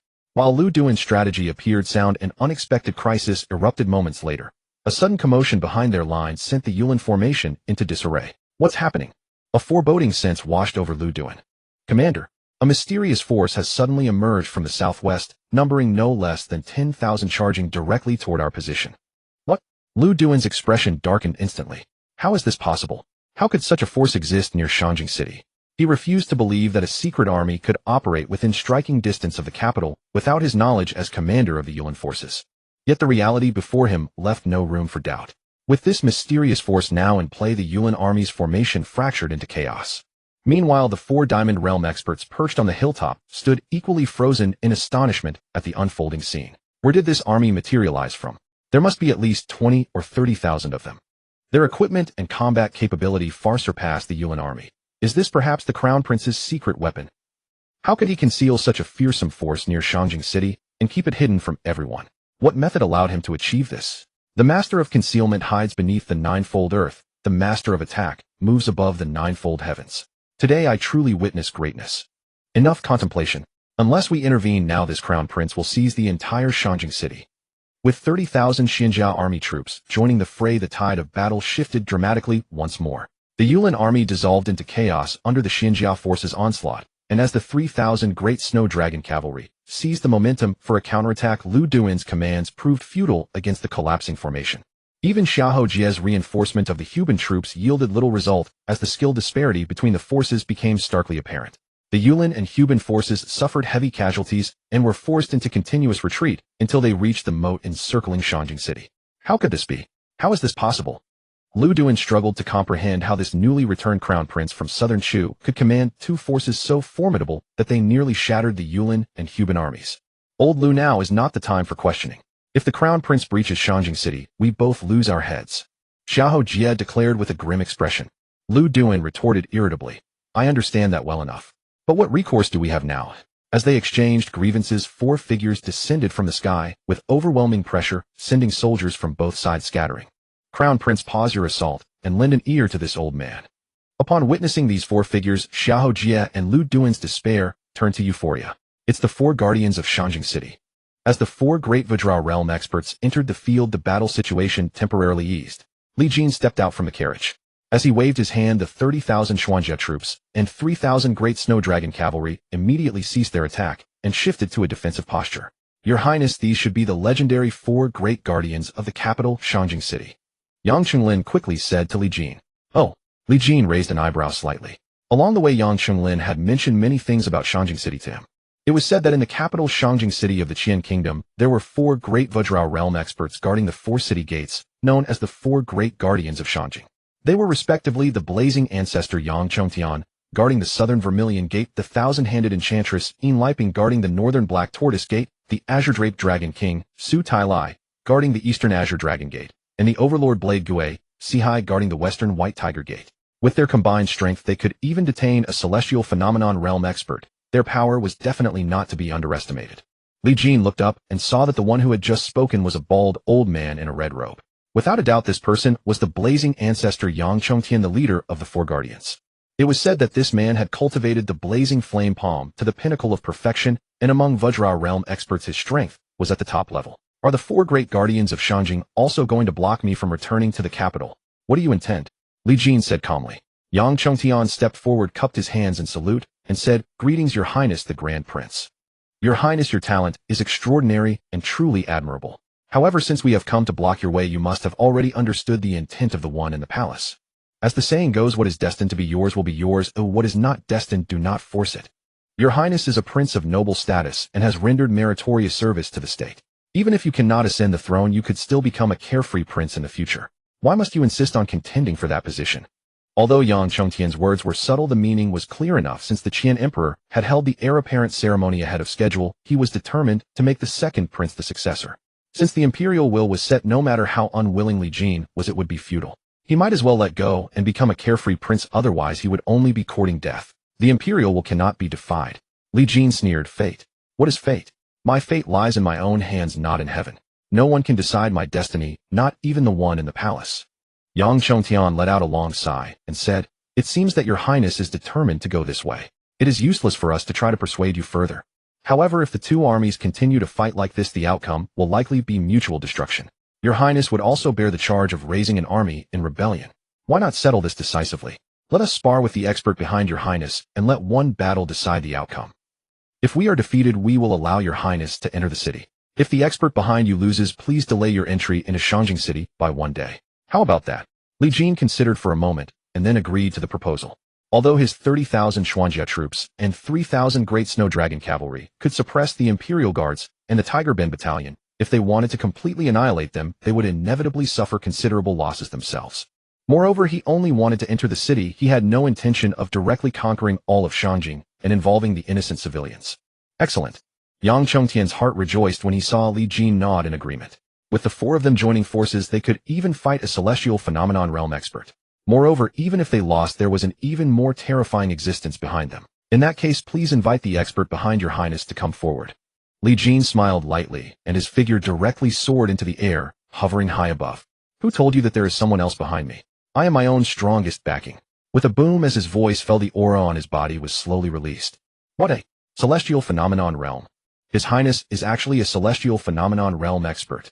Looking at Li Jin, whose body radiated a terrifying pressure, everyone was stunned. Yang Chongtian and the others felt their heads buzzing, their minds went blank, and they were completely dumbfounded on the spot. A celestial phenomenon realm expert, at only 17 years of age. What kind of monstrous genius was this? In that instant, the 4 of them suddenly began to waver in their hearts. Previously, they had firmly believed that the second Prince Li Tai was the more qualified heir to the throne. Although they were not of the second prince's faction, out of consideration for the future of the Qian kingdom, they had also favored the second Prince Li Tai. But now they suddenly felt that they might have been wrong. This Grand Prince Li Jin had been a hostage in southern Shu for 10 years, and the world had thought he had long become a useless person. Yet later he suddenly amazed everyone, becoming the poetry immortal praised by all in southern Shu. That was already astonishing, but now not only had he secretly acquired a powerful mysterious army, his own cultivation had actually reached the terrifying celestial phenomenon realm. Such strategic means, such depth of calculation, such monstrous talent. He was simply more than a match for the second Prince Li Tai, who was called the virtuous king by the world. Perhaps this Grand Prince is the more suitable heir to the throne. At this moment, all 4 of them couldn't help but have this thought in their minds. But soon the 4 of them shook their heads and dismissed the idea. This Grand Prince, both in talent and aptitude, was remarkably exceptional, but unfortunately the Qian Emperor had made up his mind, otherwise he would not have tacitly allowed them to intercept Li Jin's entry into the city. The Imperial will cannot be defied. As the 4 great guardians of Shangjing, they must absolutely carry out the Qian Emperor's will. Even if you are a peerless genius in the face of absolute power, you will ultimately find it difficult to change your fate against heaven. Yang Chongtian sighed inwardly again, and his figure suddenly rose dozens of meters. With a boom, he activated his Vajra Dharma avatar, and flames surged around him as if the fire god had descended. Even the temperature on the ground below began to rise rapidly. At the same time, the other 3 guardians also soared into the air and summoned their respective Vajra Dharma avatars. The 1,000-handed enchantress Yin Liping's Vajra Dharma avatar was a giant tree with countless tentacles. The azure-draped dragon king Su Tailai's Vajra Dharma avatar was a blue giant dragon. The overlord blade Gue Sihai's Vajra Dharma avatar was a huge black blade exuding a fierce aura. The 4 great Vajra realm experts surrounded Li Jin in the center. Your Highness, I must admit that in single combat perhaps none of us 4 would be your match. But you are still too young. You must have just entered the celestial phenomenon realm recently, right? If the 4 of us join forces, we will be more than enough to slay you. Listen to my final advice, leave now. With your talent, you will surely step into the Land Immortal realm in the future. When that time comes, no matter what you want to do, who can stop you? Why must you act on a momentary impulse? Facing Yang Chongtian's earnest persuasion, Li Jin couldn't help but smile faintly. For the sake of these words, I will spare your life today. Yang Chongtian was stunned at first, then he felt a spark of anger. Fine. Let me see how you alone can withstand our 4 symbols formation. With these words, the blazing ancestor Yang Chongtian, the 1,000-handed enchantress Yin Liping, the azure-draped dragon king Su Tailai, and the overlord blade Gue Sihai acted almost simultaneously. Boom! Yang Zhongtian raised his hand and struck out with a palm, transforming the sky full of flames into a giant hand that crashed down fiercely upon Li Jin's head. Meanwhile, Enliping's colossal tree avatar transformed into countless tendrils that surged from all directions, instantly enveloping Li Jin and sealing off every avenue of escape. The blue-robed Dragon King Su Tailai's giant dragon avatar also roared and lunged at Li Jin. Overlord Blade Gui Sihai brandished his blade, sending forth myriad saber chi that pierced through the void and slashed directly down upon Li Jin's head. Li Jin stood suspended in the air with his hands behind his back, golden light surging around him as he manifested a golden Buddha avatar, effortlessly blocking the four assailants' powerful attacks. The Buddhist Vajra indestructibility divine art. Upon seeing this, the four exclaimed in unison, shock and awe evident in their eyes. No wonder he spoke with such arrogance. So he was not only at the celestial image realm, but also possessed the supreme Buddhist divine art known as the invincible Vajra indestructibility. Boom, boom, boom. Despite their astonishment, the four did not cease their attacks, each unleashing their signature techniques and throwing them all at Li Jin without restraint. Yet Li Jin remained as immovable as a mountain, the golden Buddha shining brilliantly as ever like a true Buddha, immune to all spells. No matter how the four attacked, they could not shake him even a fraction. How can he be this strong?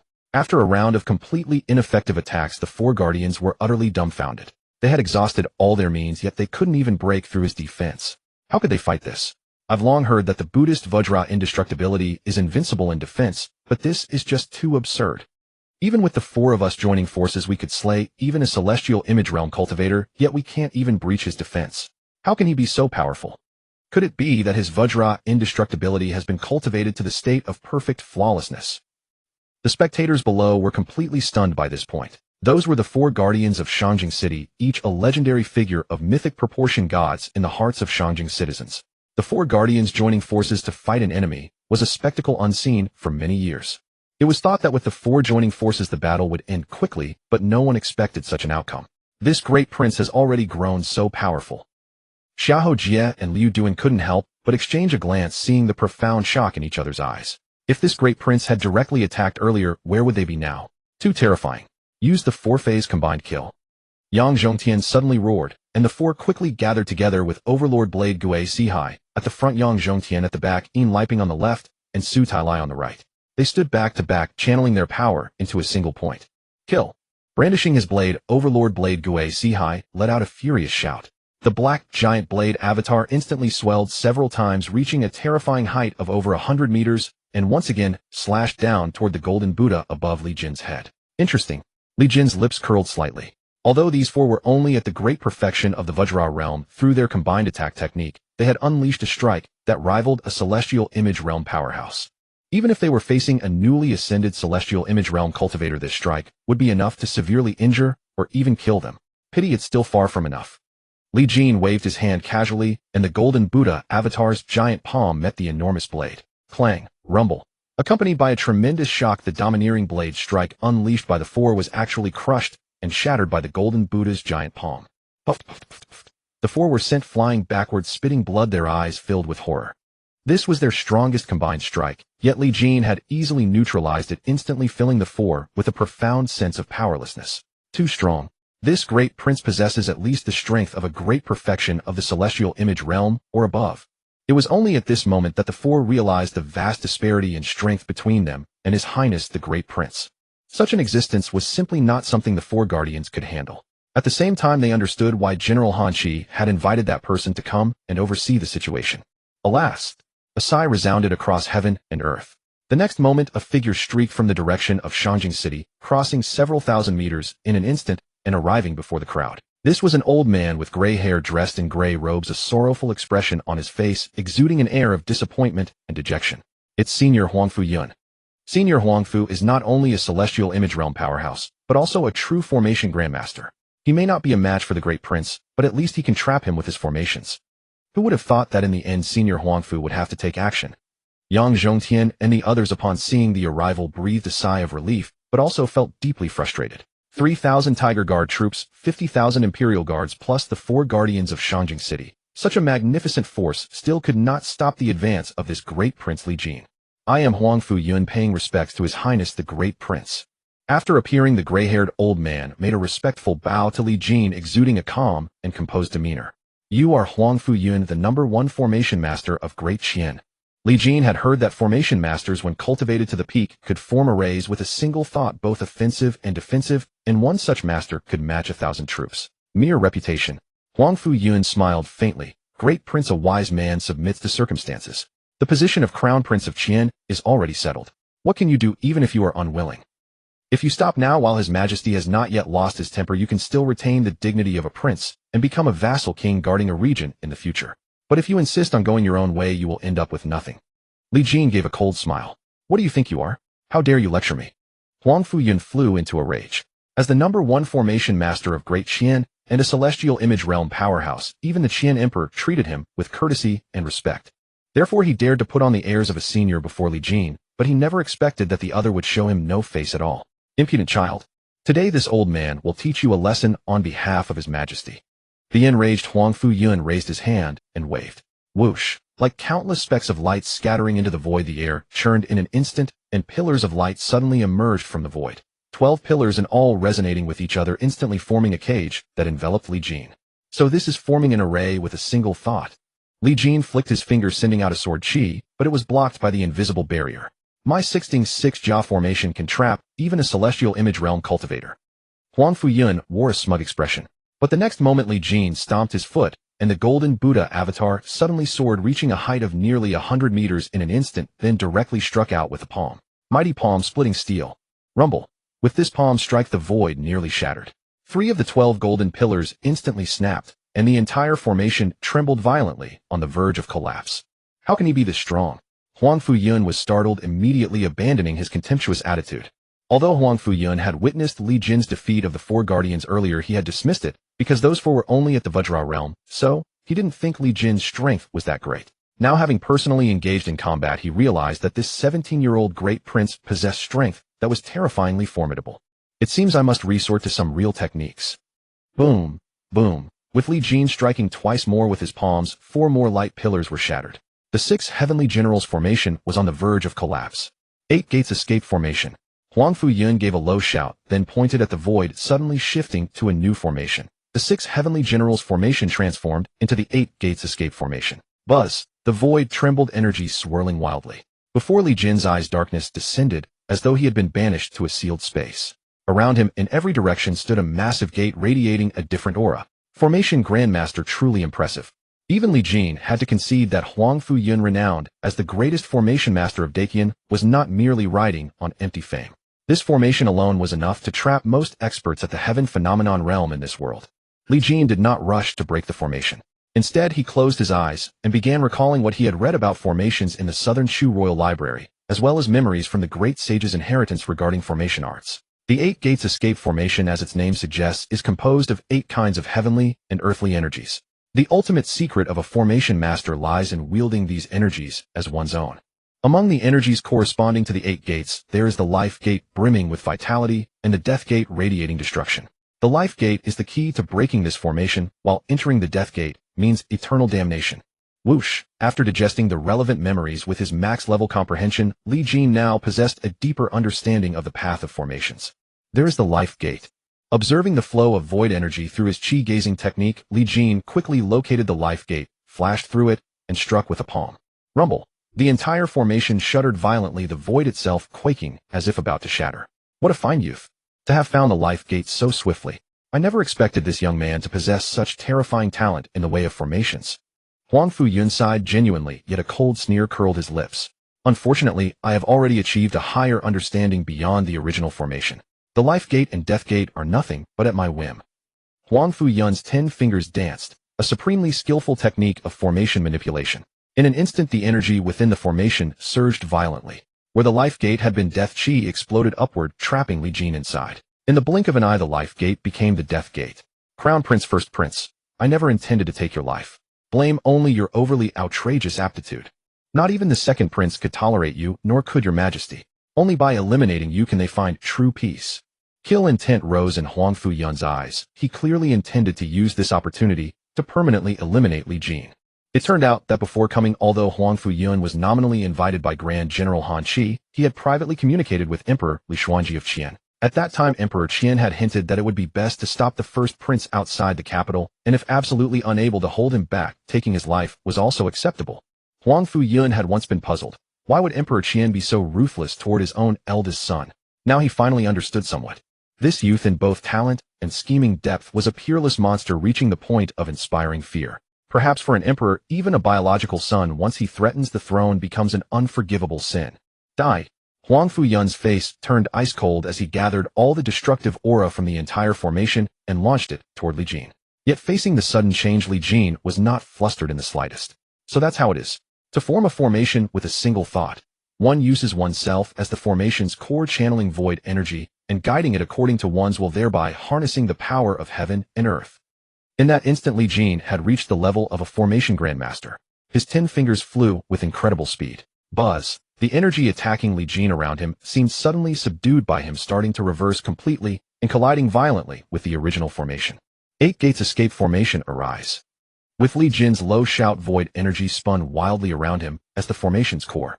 A formation identical to Huang Fuyun's rose up, expanding rapidly and colliding fiercely with Huang Fuyun's formation. How is this possible? He also knows the 8 gates escape formation, and his realm is not inferior to mine. Huang Fuyun was utterly dumbfounded. His prized formation was now being gradually devoured and eroded by Li Jin, inching toward collapse. Li Jin had used the very formation he was most proud of to break Huang Fuyun's formation. Breaking a formation with a formation. No, impossible. Huang Fuyun roared, wanting to put up a final struggle, but it was already too late. Boom! The 8 gates escape formation shattered. Huang Fuyun retreated hundreds of meters, vomiting blood violently. Those below, seeing this scene, were instantly horrified. Even Master Huang Fu has been defeated. Isn't it said that once a formation grandmaster unleashes their formation, even heaven phenomenon experts cannot break it? How could it happen so fast? I can't understand it at all. Could His Highness the First Prince also be a formation master? All that time seemed slow, but in the eyes of those below, Li Jin and Huang Fuyun had barely exchanged a few moves. Almost no one had grasped what was happening when Li Jin had already shattered Huang Fuyun's formation, sending him spouting blood. You think you can kill me? You are not worthy. After breaking the 8 gates escape formation, Li Jin did not give Huang Fuyun any chance to reassemble it. With a flicker of his figure, he was already before Huang Fuyun. Huang Fuyun's face changed instantly. As a formation grandmaster, his greatest fear was close-quarters combat. Once an opponent drew near, even a Vajra realm expert could threaten his life, let alone Li Jin. Originally, with his ability to form formations with a single thought, even a heaven phenomenon expert would find it nearly impossible to approach him, let alone at least escape calmly. Unfortunately, Li Jin's cultivation and formation arts now rivaled his own. In an instant, he had broken the formation with a formation, rendering his own completely useless. He had no power to resist, not even enough to flee. Highness, spare him. Huang Fuyun immediately wanted to beg for mercy. Unfortunately, Li Jin gave him no chance at all, striking his palm directly onto his forehead. Bang! Huang Fuyun, this formation master whose strength equaled a heaven phenomenon expert, instantly had his skull shattered and died on the spot. Gasp! Those below who witnessed everything simultaneously sucked in cold air. Even Yang Chongtian and the others could not help but feel secretly relieved. If this first prince had struck them down as mercilessly as he did Huang Fuyun, would any of them still be alive? With Huang Fuyun dealt with, the last obstacle blocking Li Jin from entering Shanjing City was thoroughly cleared. No one could now prevent him from setting foot inside the capital. The succession ceremony should be about to begin. I wonder, what expressions will my dear father and dear second brother wear when they see me appear? A faint smile curved Li Jin's lips. With a flicker of his figure, he stepped directly into Shanjing City. Shanjing City, the imperial palace, the grand ancestral temple. Before a towering sacrificial altar, all the civil and military officials of the Qian kingdom had assembled. Emperor Li Xuanji and Empress Nangongji stood at the very front of the crowd, quietly awaiting the arrival of the auspicious day. By the customs and ceremonies of the Qian kingdom, the crown prince investiture ritual was the grandest event, second only to the imperial coronation. An auspicious hour had to be selected, followed by sacrifices to heaven and earth and to the ancestral spirits. Only after receiving the blessings of the ancestors and awakening the bloodline dragon aura could one be formally crowned as the heir to the Qian kingdom throne. Your Majesty, the auspicious hour has arrived. The ceremony may begin. An elderly man with white hair, clad in a Taoist robe, stood beside Li Xuanji and whispered softly. This was Qi Songzi, director of the Directorate of Astronomy and the state preceptor of the Qian kingdom. Upon hearing these words, Li Xuanji gestured toward the side. A eunuch immediately stepped forward and with his shrill tenor cried out loudly, "The auspicious hour has arrived. The crown prince investiture ceremony officially commences." As the announcing eunuch's voice echoed through the temple, the second prince, Li Tai, resplendent in golden robes, slowly descended from the far end of the stone steps and soon arrived upon the sacrificial platform. I pay my respects to Father Emperor and Mother Empress. Li Tai knelt and bowed deeply before Emperor Li Xuanji and Empress Nangongji. My son, rise quickly. Empress Nangongji immediately stepped forward and helped Li Tai to his feet, her eyes brimming with doting affection and fondness. Li Xuanji stepped forward, his face filled with parental pride, and said warmly, "Tyre, once the investiture ceremony is complete, and you have received the ancestors' blessing and the dragon aura upon your body, you shall be the crown prince of our Qian kingdom. From this day forward, you must live frugally and govern yourself with restraint, becoming a ruler of great merit." A look of uncontrollable joy spread across Li Tai's face. "Yes, father. I will spare no effort, and shall never fail to live up to your majesty's profound expectations. Nor shall I fail the people of this empire." Among the assembled officials, General Han Chi, who stood at the forefront, also had a gleam of excitement shining in his eyes. Once the crown prince investiture was complete, the second prince Li Tai would become the crown prince of Great Qian. The next step would be to marry his daughter Han Xing to him. At that point, his daughter would become the crown princess, and the Han family would truly become imperial kin. "Father, is there truly no issue with the eldest prince Li Jin's side?" Standing beside Han Chi was a young man in his 30s, Han Chong, Han Chi's eldest son, who had already been appointed vice minister of war at a young age. "Fear not.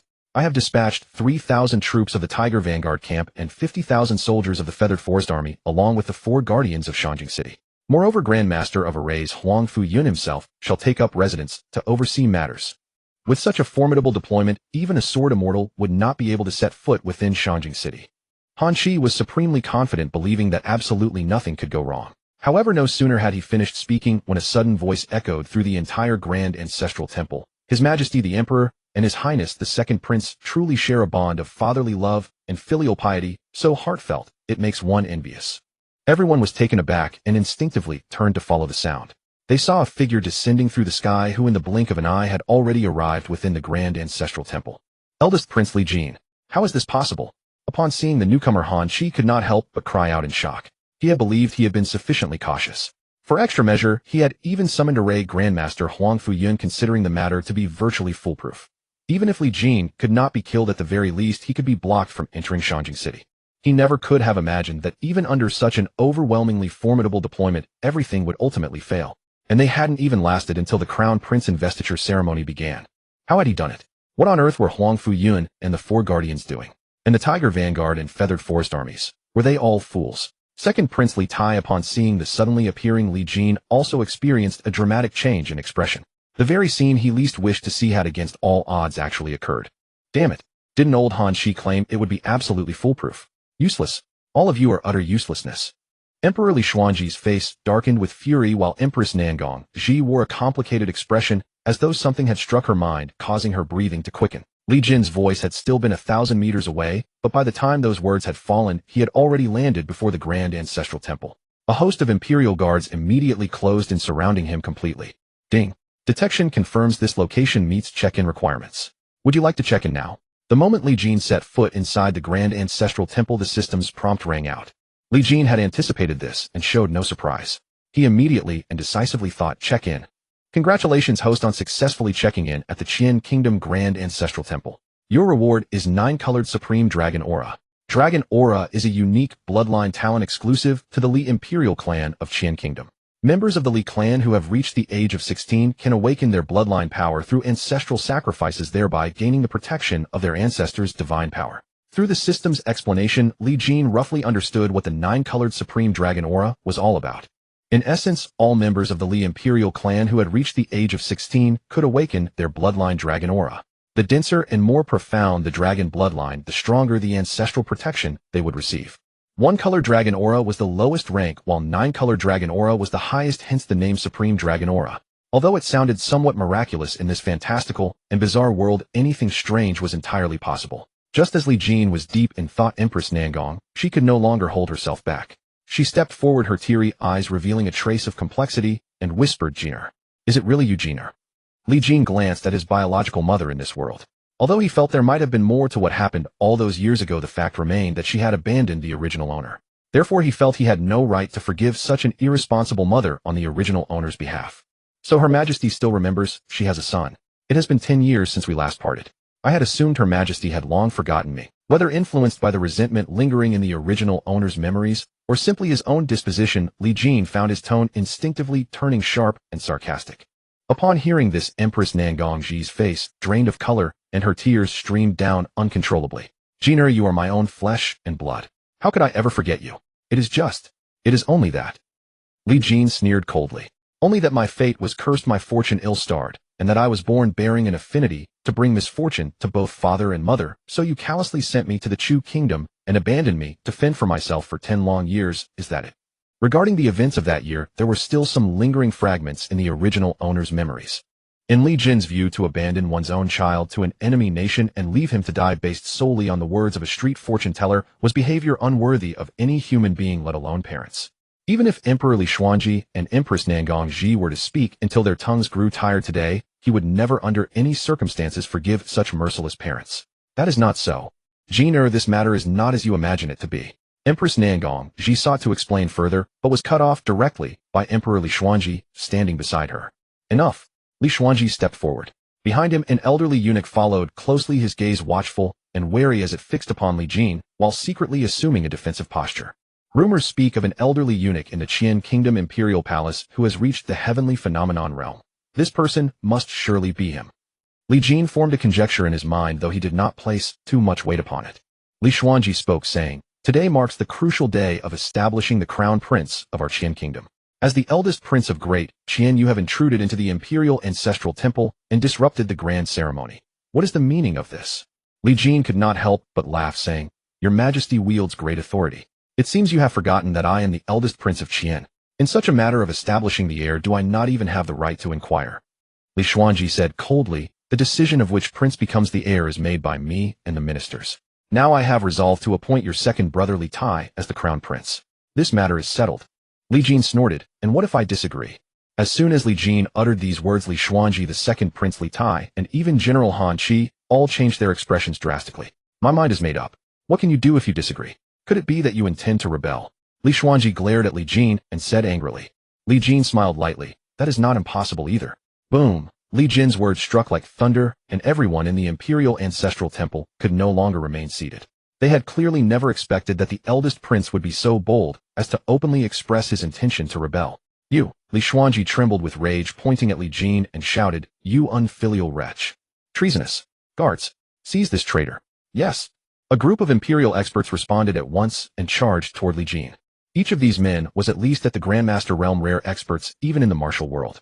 Yet in front of Li Jin, they were clearly outmatched. Without even raising his eyelids, Li Jin simply waved his hand. Bang, bang, bang. All the imperial experts were sent flying backwards, spitting blood, and instantly collapsed to the ground. And this was only because Li Jin held back, unwilling to make things too ugly. If he had used his full strength, he would have obliterated them all, leaving not even a trace. Outrageous! Li Xuanji was both shocked and furious. "What are you all standing there for? Whoever captures this traitor will be rewarded with 1,000 gold and in theft as a marquee." Swoosh, swoosh, swoosh. Dozens more figures rushed forward, but they were still nothing in front of Li Jin. Li Jin waved his hand again, and with a series of screams they all flew away, either dead or injured. Thud! Li Jin took a step toward Emperor Li Xuanji, and the ground trembled. Overwhelmed by Li Jin's imposing aura, Li Xuanji stumbled backward. At that moment, the national preceptor Qi Songzi and the old eunuch stepped forward together, blocking Li Jin's path. Whoosh! They released their auras, and powerful energy pressed toward Li Jin. Both were experts at the celestial phenomenon realm. Li Jin's body radiated golden light, and a golden Buddha manifestation surged forth steadily, withstanding their pressure. Back! Li Jin took another step, and the golden Buddha manifestation grew more solid, instantly shifting from defense to offense. Stagger! Qi Songzi and the old eunuch both retreated, a step shock evident on their faces. Celestial phenomenon grand completion. I never imagined his cultivation had reached such a terrifying level. The strength Li Jin displayed clearly stunned them. Seeing this, Emperor Li Xuanji behind them was greatly shaken, losing his previous composure. Even the combined efforts of National Preceptor Qi Songzi and the chief eunuch of the palace Zhang Linpu could not suppress Li Jin. How could his strength be so overwhelming? Not only Li Xuanji, but everyone present was baffled. Especially the second prince Li Tai, who had originally believed that Li Jin had the support of a celestial phenomenon realm expert, which allowed him to repeatedly foil the deadly traps he had set. But now it seemed that the mysterious celestial phenomenon realm expert was none other than Li Jin himself. Impossible. This is absolutely impossible. Li Tai was on the verge of emotional collapse. He had thought that at just 16 years old, reaching the half-step Grandmaster realm made him a rare genius. But compared to his elder brother, he was utterly crushed. As Li Jin took another step, Qi Songzi and Zhang Linpu retreated again. Emperor Li Xuanji had been forced to the edge of the altar. Li Tai, standing nearby, was trembling all over with fear. General Han Qi, hand on the sword at his waist, could not stop his legs from shaking. No one had expected that Li Jin, who had been a hostage in the Chu kingdom for 10 years, had grown so powerful. Moreover, he acted without any restraint, even daring to lay a hand on the sovereign, his own father. At this critical moment, another figure flashed before Li Xuanji. The newcomer, dressed in a Confucian robe, appeared to be around 50 years old, exuding an aura of scholarly elegance. Whoosh! A surge of righteous energy emanated from the middle-aged Confucian, steadily blocking Li Jin's oppressive aura. Oh! Although Li Jin did not recognize this person, he could vaguely guess his identity. This was also a celestial phenomenon realm expert, and the righteous energy could not be faked by anyone else. He must be the greatest Confucian scholar of Qian Kingdom, Meng Zhuangzhou. With 3 celestial phenomenon realm experts joining forces, they could now contend with Li Jin and even have a slight advantage. Your Highness the eldest prince, may I offer a word? After blocking Li Jin's pressure, Meng Zhuangzhou spoke. After some deliberation, Li Jin slowly withdrew his aura. These 3 were likely the strongest combatants in the entire Qian royal palace. If it came to a fight, given his current strength, he could avoid defeat, but had no absolute certainty of victory. Unless after a couple of days he truly stepped into the earthly immortal realm, then he could crush everything. Please speak. Li Jin did not press further. He also wanted to hear what this great Confucian had to say. Meng Zhuangzhou said slowly, the position of the heir is the foundation of the nation. In my view, the eldest prince has unmatched talent, and the second prince is widely renowned for his virtue. Either one could become a wise ruler. At this point, Meng Zhuangzhou turned to Emperor Li Xuanji and said, May I ask your majesty, according to the traditions of Great Qian, when 2 outstanding princes emerge, and the choice of heir is difficult, what should be done? Li Xuanji seemed to understand Meng Zhuangzhou's intention. He coughed lightly and said, According to the rules of the Li royal clan, if the heir cannot be decided, we leave it to the ancestors to choose the appropriate successor. Meng Zhuangzhou interjected, Exactly. I hold the same view. Let the 2 princes jointly offer sacrifices to the ancestors. Whichever one receives more blessings from the ancestors indicates which one the Li ancestors favor more, and thus that person should inherit the throne. What do the 2 princes think? After Meng Zhuangzhou finished, Li Tai did not hesitate at all. Master Meng is absolutely right. I am willing to compete fairly with my elder brother. The so-called ancestral blessings were related to the bloodline dragon Qi. The more abundant the bloodline dragon Qi, the more blessings one would receive from the ancestors. Li Tai had cultivated the royal dragon true art of the Li clan since childhood and had never missed the annual royal sacrifices. He believed he would surely receive more ancestral blessings and awaken a higher level of bloodline dragon Qi. Thus Meng Zhuangzhou's proposal, though seemingly fair and reasonable, was actually subtly biased toward the second prince Li Tai. And Emperor Li Xuanji, clearly understanding Meng Zhuangzhou's intention, readily agreed. Li Jin perceived the expressions of the others, and how could he fail to discern their hidden intentions? To decide the heir to the throne based on the amount of ancestral blessing. What a preposterous proposal. Li Jin sneered inwardly.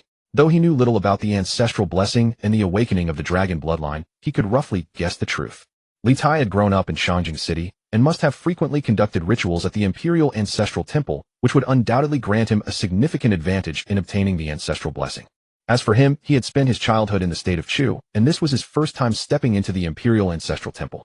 He had never even cultivated the true dragon art of Imperial Qi. Meng Zhuangzhou's proposal, while seemingly fair to those unaware of the inside story, was in fact heavily biased in favor of Li Tai. However, Li Jin was not flustered in the slightest, because just moments ago the reward he had obtained through the system check-in was none other than the 9-colored Supreme Dragon Qi. Though he had never cultivated the true dragon art of Imperial Qi, had been sent to Nanchu as a hostage since childhood, and had never entered the Imperial Ancestral Temple, he had a cheat. Thus the cunning schemes of Li Tai and Li Xuanji were doomed to fail. Fine. Li Jin pretended to be unaware and nodded in agreement. Seeing Li Jin's consent, Meng Zhuangzhou and Li Tai exchanged a barely perceptible smile. Soon everything was ready.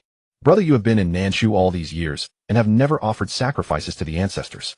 I presume you are unfamiliar with the procedure. Allow me, your younger brother, to demonstrate first. Li Tai stepped forward with full confidence. Li Jin gave a cold smile and remained silent, which was as good as tacit approval. Undeterred, Li Tai began the ritual according to the prescribed steps, washing hands, lighting incense, kneeling, praying.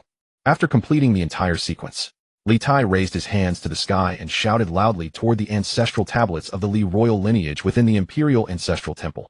I, Li Tai, a descendant of the Li clan, implore the ancestors to bestow their blessing.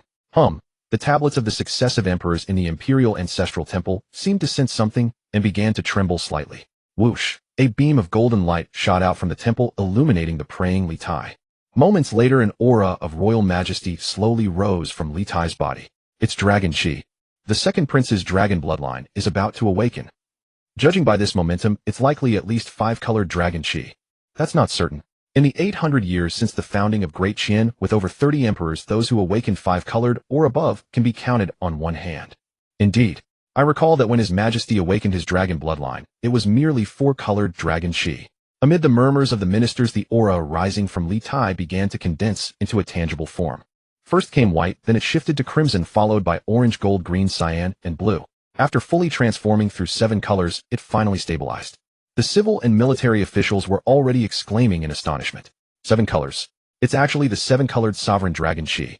Heavens, hasn't the great Qian royal family seen the 7-colored sovereign dragon qi in nearly 300 years?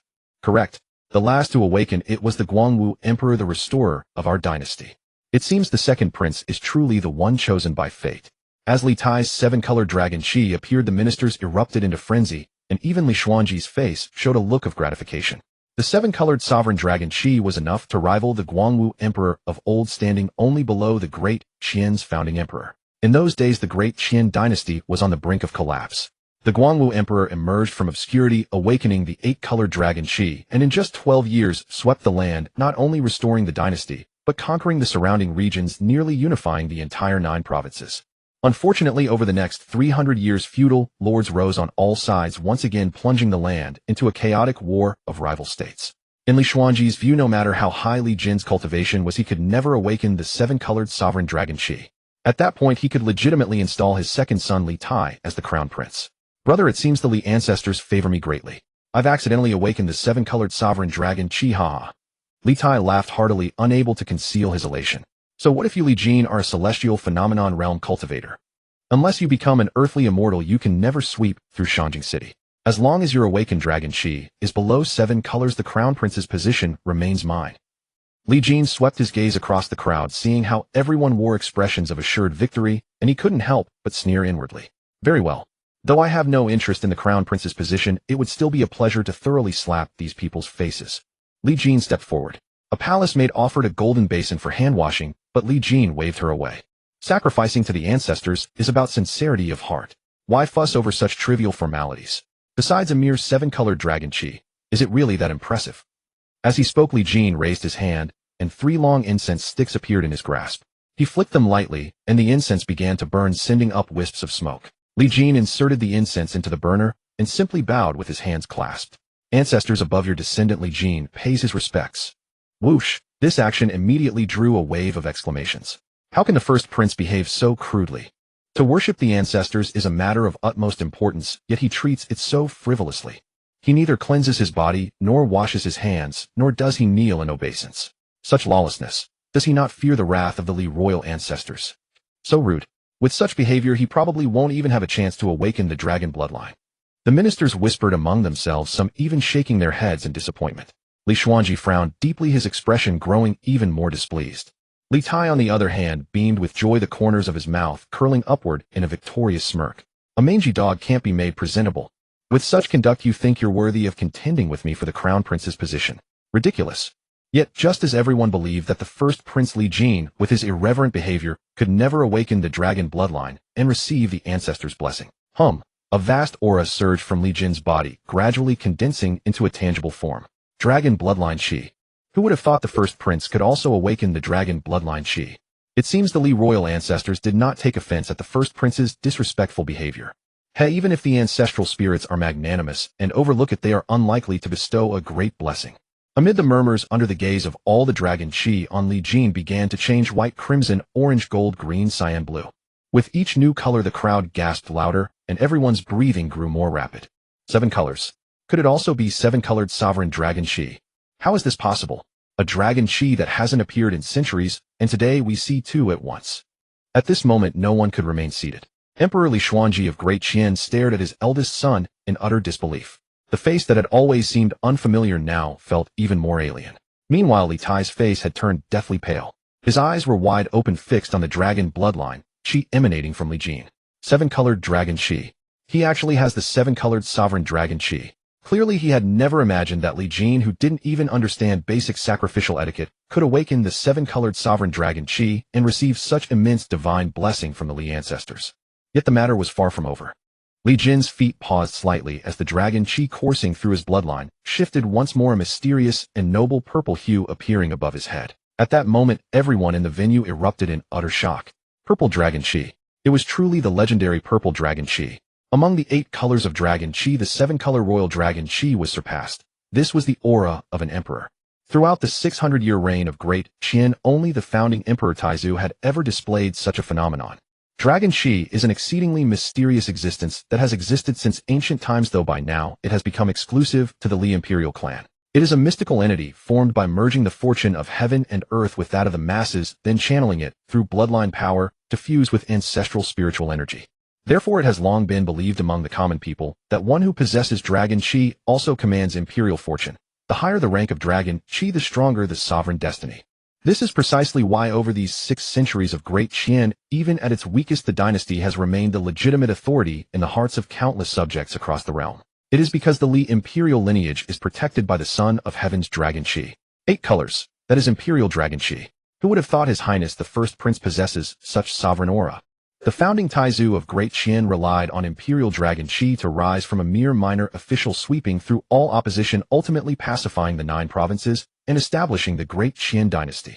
Now that His Highness the First Prince has awakened Imperial Dragon Chi, this is surely an omen of the nation's great prosperity. In that case, the position of Crown Prince rightfully belongs to His Highness the First Prince. As Li Jin awakened the 8-color Imperial Dragon Chi, the attitudes of the entire court underwent a dramatic reversal, and nearly everyone began shifting their allegiance to him. There is no way around it. This is the power of bloodline Dragon Chi, deeply rooted in the hearts of everyone across the 9 provinces. To possess the 8-color Dragon Chi is in the eyes of the world to be the child of fortune destined by heaven. Li Xuanzi and Meng Zhuangzhou exchanged glances, both their expressions turning extremely grim. Their original purpose had been to use bloodline Dragon Chi to secure the crown prince position for the second Prince Li Tai. They had considered it foolproof, never expecting such an outcome. Li Tai had long appeared as if stripped of his soul, continuously shaking his head and muttering to himself, "Impossible. This is impossible." Since childhood, he had diligently cultivated the imperial true dragon art, and at every important occasion throughout the year, he would come to the grand ancestral temple to pay respects without a single omission. His sincerity had reached its utmost limit. How could this result come to pass? By what right? Li Tai racked his brains, but could find no answer, his emotions on the verge of collapse. Yet even at this point, events had not reached their conclusion. Observing the reactions of those present, the corners of Li Jin's mouth curled upward slightly. Next, let me show you the terror of being dominated by the system. With just a slight shift in his thoughts, Li Jin's aura surged once more. The Dragon Chi that had already soared dozens of meters suddenly broke through the 100-meter mark, and above that resplendent 8-color Dragon Chi, a solemn and majestic black hue appeared. The 9th color, Black Dragon Chi, manifested. As Li Jin revealed the 9th color Dragon Chi, the entire area before the grand ancestral temple fell into deathly silence. Black Dragon Chi. If the appearance of Purple Dragon Chi had already made the officials unable to control their emotions, then the appearance of Black Dragon Chi left everyone's minds completely blank in an instant. After a moment of dead silence, the entire grand ancestral temple erupted. 9-color Supreme. Black Dragon Chi. My heavens! This is the Supreme Dragon Chi that not even the founding Taizu of Great Qian possessed. Legend has it that in all of history, the only person to have wielded the Black Supreme Dragon Chi before was Qin Zheng, the first emperor of the 9 provinces and founder of the Great Ming dynasty. It is said that when Supreme Dragon Chi appears, all hearts turn to one. It marks the one blessed by heaven's mandate, the peerless ruler. Who would have thought the first prince possesses such terrifying fortune? Does this not mean that if His Highness the First Prince should one day inherit the throne, our Great Qian will have the hope to sweep across all nations and accomplish the earth-shattering feat of unifying the 9 provinces? The civil and military officials were wildly excited, so much so that they had already spoken words of treason without even realizing it. Emperor Li Xuanzi's face turned ashen, his emotions a tangled mess that defied description. By all rights, the emergence of a Supreme Dragon Chi possessor from their Li imperial family should have been cause for celebration. So why must it be Li Jin? Looking at the excited expressions of the officials, it seemed they all wanted to directly proclaim Li Jin as emperor. These damn ministers. Do they still have their emperor in their hearts? It's merely a wisp of Dragon Chi, an elusive legend. How can one take it seriously? Li Xuanzi thought this to himself, with no awareness that he had previously sought to use the bloodline Dragon Chi theory to help his second son, Li Tai, claim the position of crown prince. Meng Zhuangzhou, the foremost scholar of the Qian state, also wore a grim expression. He had always prided himself on his flawless calculations, never expecting to bring this misfortune upon himself today. Instead of achieving their goal, this had only served to enhance the reputation of the first Prince Li Jin.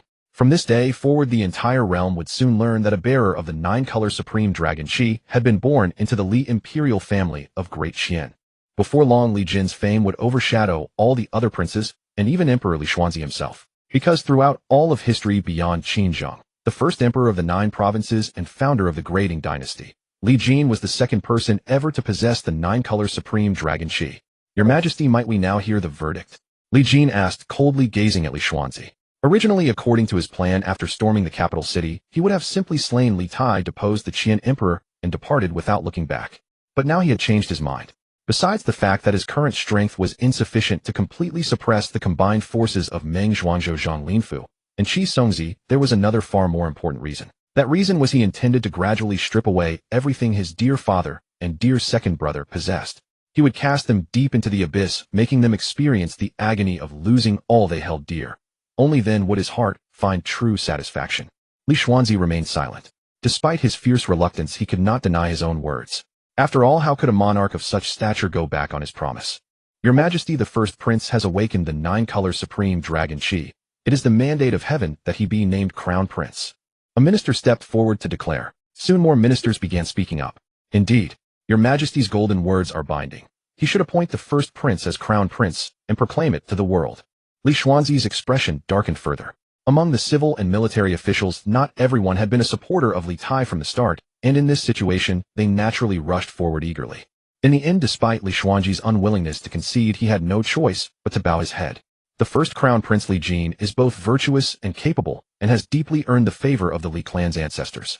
Having awakened the 9-colored supreme dragon Qi, he ought to be crowned as the heir to the throne. However, Li Xuanzi paused slightly at this point. Today has already passed the auspicious date, making it unsuitable to hold the succession ceremony and coronation now. These shall be arranged for another day. Ultimately, Li Xuanzi devised a reasonably acceptable pretext. Though he acknowledged Li Jin's status as crown prince, he had no intention of crowning him immediately. Li Jin chose not to dwell on such matters. As a seasoned transmigrator, he understood well that political power stems from military strength. Whether one held the title of emperor or crown prince, it was merely an empty designation. What he needed to do now was first establish a firm foothold in Shangjing City, then amass strength, seize control of the broader situation, and finally suppress all opposition. Even if 3 experts at the heavenly phenomenon realm stood in his way, he might not have been able to kill Li Xuanzi and Li Tai today. And even if he truly succeeded in eliminating them, he would become an enemy of the entire Great Qian dynasty, branded as a parasite and fratricide, a traitor in all but name.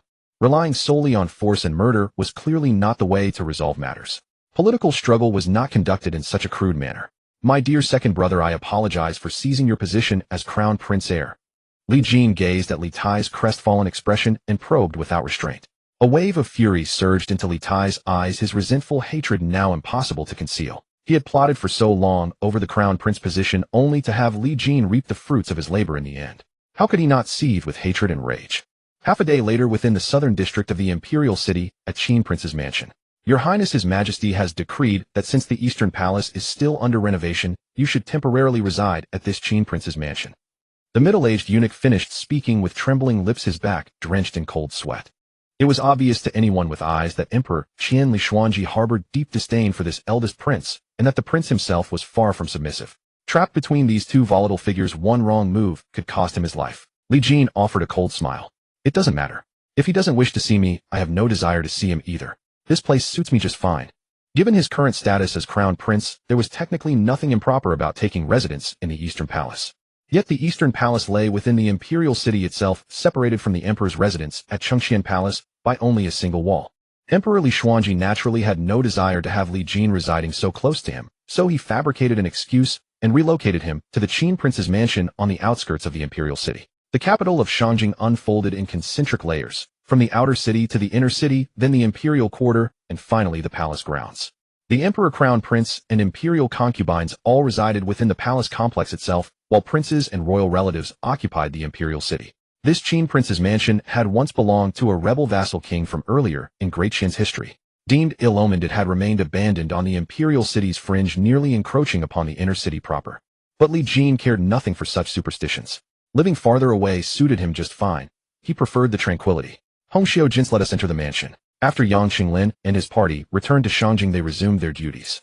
Li Jin had already ordered the 3,000 Snow Dragon cavalry and 30,000 dark armor infantry to leave the city and rest within his system. Thus only Hongxiu and Jin's his two mates remained by his side. By all proper protocol as Crown Prince of Great Qian, Li Jin should have been assigned attendants and eunuchs to serve him, but the emperor's displeasure meant he received nothing. When the three entered the mansion, the courtyards lay desolate and empty, yet the manor itself remained grand with its painted pavilions, golden bricks, and jade-tiled roofs. A notification appeared, asking whether to check in at the current location. Li Jin felt a surge of excitement. Such a desolate, abandoned manor should not have triggered a system prompt.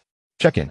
Li Jin thought silently. A response immediately followed. Congratulations, host, for successfully checking in at Qin Prince's mansion. Your reward is the 6 sword slaves of Luoyang. Li Jin was taken aback by the reward before delight overwhelmed him. The 6 sword slaves of Luoyang were 6 elite assassins, each wielding a peerless legendary blade. According to the system's description, their strongest member stood at the Vajra realm, while even their weakest ranked at the peak of the Grandmaster tier. From Li Jin's perspective, they didn't appear particularly formidable, yet their true strength lay in their mastery of assassination. Each one with adequate preparation could slay a Vajra realm expert. Combined as 6 wielding their joint techniques, they might even have a chance to kill a heavenly phenomenon realm powerhouse. Such terrifying combat capability was simply monstrous. The 6 sword slaves of Luoyang are ready. Shall we manifest them now? Manifest. Li Jin chose without hesitation, directly selecting manifestation. In an instant, swish, swish, swish, 6 figures materialized. Who goes there? Jin's quickly gripped her Tianma zither defensively. It's us. Li Jin stepped forward and the 6 figures appeared before him, kneeling in unison. Greetings, master. Li Jin nodded, his gaze falling upon the 6 of them. Through the system's introduction, he learned these 6 sword slaves were named after their blades: Zhengang Duanshui Luanshan, Wangliang Zhuangpa, and Maihan. Zhengang, the leader of the 6 sword slaves, was a burly young man whose swordsmanship was fierce and forceful, characterized by grand sweeping strikes. Zhuangpa and Maihan were twin sisters skilled at restraining and confusing their enemies. Wangliang was a young man wielding twin swords, possessing unparalleled agility and specializing in surprise attacks, an assassin-type killer. Luanshan was a sinister man who excelled at finishing off wounded foes and claiming their heads. And there was also Duanshui, a blindfolded elderly man with white hair, the most powerful among them, specializing in delivering fatal blows. Jin stared at the 6 figures appearing like phantoms, her expression filled with utter astonishment. This crown prince is truly unfathomable. Those mysterious armies before and now 6 expert servants suddenly appearing. Li Jin surveyed the 6 and declared, from now on Zhengang Luanshan and Wangliang will serve as my mansion guards. Zhuangpa and Maihan will be my maids, with Luanshan overseeing the household. The 6 bowed in agreement. With the arrival of the 6 sword slaves, the once desolate and forsaken Qin Prince's mansion finally gained some liveliness. Meanwhile, in the imperial palace at Qianqing Hall. What are you saying? That rebellious son not only killed Huang Fuyun, but also mobilized 2 secret armies stronger than the Tiger Guard camp and the Feather Forest Army. After hearing the 4 guardians of Shangjing describe the battle at the city gates, Li Xuanji was utterly stunned. His eldest son not only possessed the power of a heavenly phenomenon master, but also commanded 2 secret armies, one of 3,000 cavalry and another of 30,000 infantry. The cavalry could crush the Tiger Guard, the infantry could slaughter the Feather Forest Army, and they could seize Shangjing at any moment. After the initial shock, Li Xuanji's body began to tremble, fear and dread flashing in his eyes. He had assumed his eldest son only possessed formidable cultivation, never imagining he commanded an army. How did a mere hostage develop such a force? And how did so many people infiltrate Shangjing undetected? Where have they gone now? Li Xuanji racked his brains, but could not figure it out. The more he thought, the more panicked he became. Quick! Summon Commander Lu Chun of the Embroidered Uniform Guard at once. The Lu residence was the abode of Lu Chun, the commander of the Brocade Guard. At this moment, within the grand hall of the Lu residence, Li Jin was seated prominently in the place of honor. Having only recently established a foothold in the capital city, though he had successfully secured the position of crown prince, he was utterly in the dark regarding the various factions within the imperial court. As the eyes and ears of the emperor, the Brocade Guard held the authority to monitor all officials, naturally possessing an intimate understanding of the court's dynamics and the entire Great Qian political landscape. Only the Brocade Guard commander Lu Chen stood before Li Jin, speaking with utmost deference. Master, the imperial court of Great Qian can currently be divided into 4 factions. The military aristocracy faction led by Grand General Han Qi, the eunuch faction headed by Chief Eunuch Zhang Linfu, the aristocratic faction headed by Grand Chancellor Cui Qinghe, and finally the faction of upright scholar officials led by academician Zhao Qian of the Hanlin Academy. After listening to Lu Chen's introduction, Li Jin began to ponder. Though in 2 days his cultivation would reach the earthly immortal realm, enough to dominate the world, governing a nation required more than sheer absolute power. Even if he was confident in toppling his dear father from the throne, someone still had to govern the realm, did they not? Thus slaughtering all the civil and military officials was clearly not feasible. He must win over some, suppress others, complete a new distribution of power, and ultimately make them serve his purposes. Moreover, though the Sacred Heart Seed demon art could control minds, it also caused a loss of consciousness, turning the victim into a mere puppet that only followed orders. Using it to control the officials was equally impractical. Returning to the four factions of the court, Grand General Han Shi was the future father-in-law of Li Tai, naturally belonging to the second prince's faction. However, since Li Tai had failed to secure the position of crown prince, and Han Shi's daughter had not yet been married, their relationship was not solid. The eunuch faction, on the other hand, was inevitably dependent on imperial authority. Once the throne changed hands, the eunuchs would naturally shift their allegiance. As for the remaining aristocratic faction and the faction of upright scholar officials, they were not difficult to deal with. The upright scholar official faction prides itself on moral integrity. As long as I offer them fame, they can be won over. They are not hard to recruit. The aristocratic faction, however, focuses on tangible interests. Moreover, the aristocracy is not a monolithic block. It can be gradually dismantled. After pondering for a long while, Li Jin had already formulated a plan in his mind. At this moment, the eunuch sent from the palace to deliver the imperial decree had also arrived at the Lu residence. The old emperor summons Lu Chun to the palace at this hour. He must be inquiring about that mysterious army, as well as some information about me. A thought stirred in Li Jin's mind. He recalled a technique from the Sacred Heart Seed demon art that could temporarily attach his consciousness to Lu Chen's body and seize his will. Soul possession. As Li Jin activated the technique within his mind, a beam of white light shot from his brow and plunged into Lu Chen's forehead. Soon under Li Jin's will, Lu Chun followed the eunuch into the palace. Lu Chun, what are you doing? That rebellious son has a mysterious army stationed within the borders of our Qian state, and you, the brocade guard, were completely unaware. Li Xuanji thundered in rage, nearly shouting. Under Li Jin's control, Lu Chun immediately knelt down. Your Majesty, I have been on leave these past few days, but I have actually been conducting a secret investigation. I have already uncovered the source of the first prince's mysterious army. Li Xuanji quickly urged, speak. Lu Chun replied. After my investigation and verification, this mysterious army does not belong to our great Qian. It should be from southern Shu. Nonsense. Li Xuanji was not so easily fooled and directly cursed. Over 30,000 elite troops from southern Shu have entered our great Qian territory, and they have come to the vicinity of the capital city as if entering an uninhabited land. Do you think our border defense forces are just sitting idle? Lu Chen kept his head lowered, his expression unruffled, and continued. This matter should be asked of Grand General Han.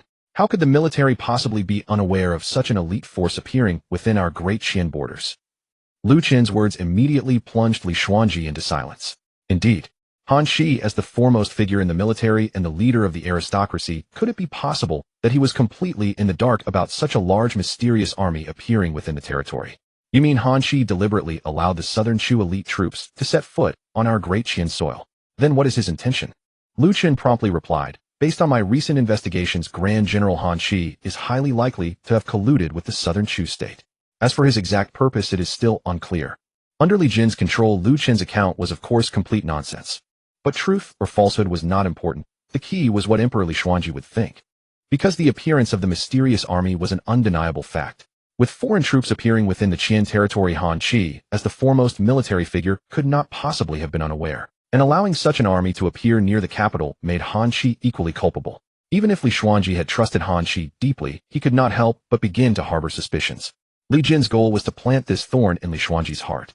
Once Li Xuanji lost trust in Han Shi, the rest would be easier to handle. Your Majesty, I venture to suggest that you summon Grand General Han Shi immediately to inquire about this matter. If the Grand General can provide a reasonable explanation, it would prove his innocence, and I would be willing to die to atone for my crime. If the Grand General flatly denies it, then he has a guilty conscience. Over 30,000 elite troops have entered our great Qian territory.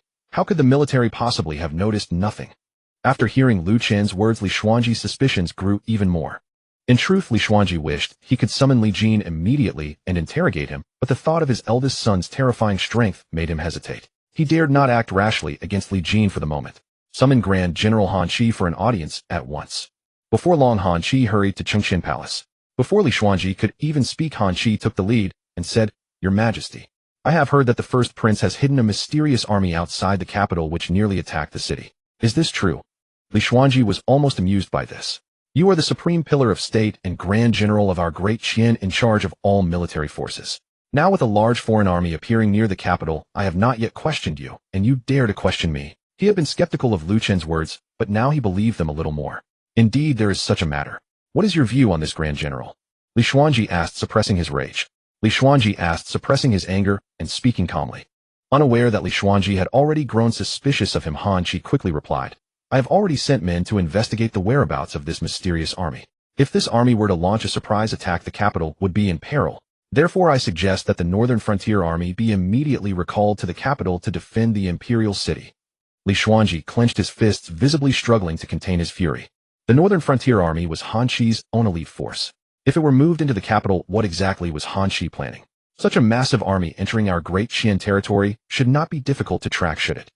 Li Xuanji said, his voice taut with anger. Han Chi still failed to detect the hostility in Li Xuanji's tone and replied, strangely enough, such a vast army. I sent military scouts to investigate, but they found not a single clue, as if the army had vanished into thin air. Oomph. Li Xuanji could no longer contain himself. Han Chi, do you take me for a 3-year-old child?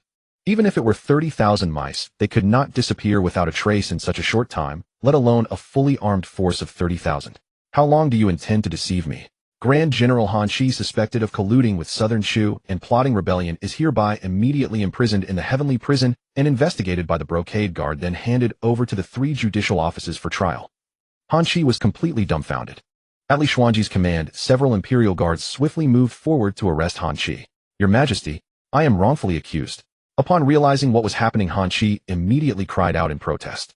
Whether I have wronged you or not will be determined when the investigation concludes, and you will receive your answer then.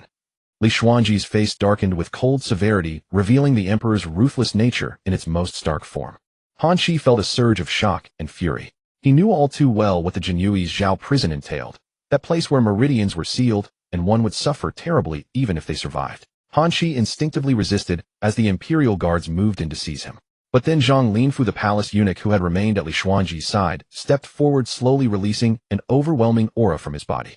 In the next moment, Han Chi felt his entire body's meridians tighten violently, and he could no longer exert even a trace of his true qi. Though he possessed only the cultivation base of Jingang realm, facing Zhang Linfu of Qianxiang realm left him utterly defenseless, his meridians already sealed.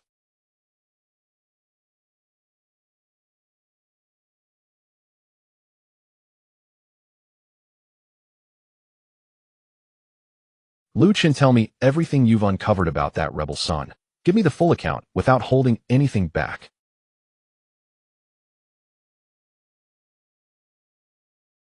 This was precisely Li Jin's design.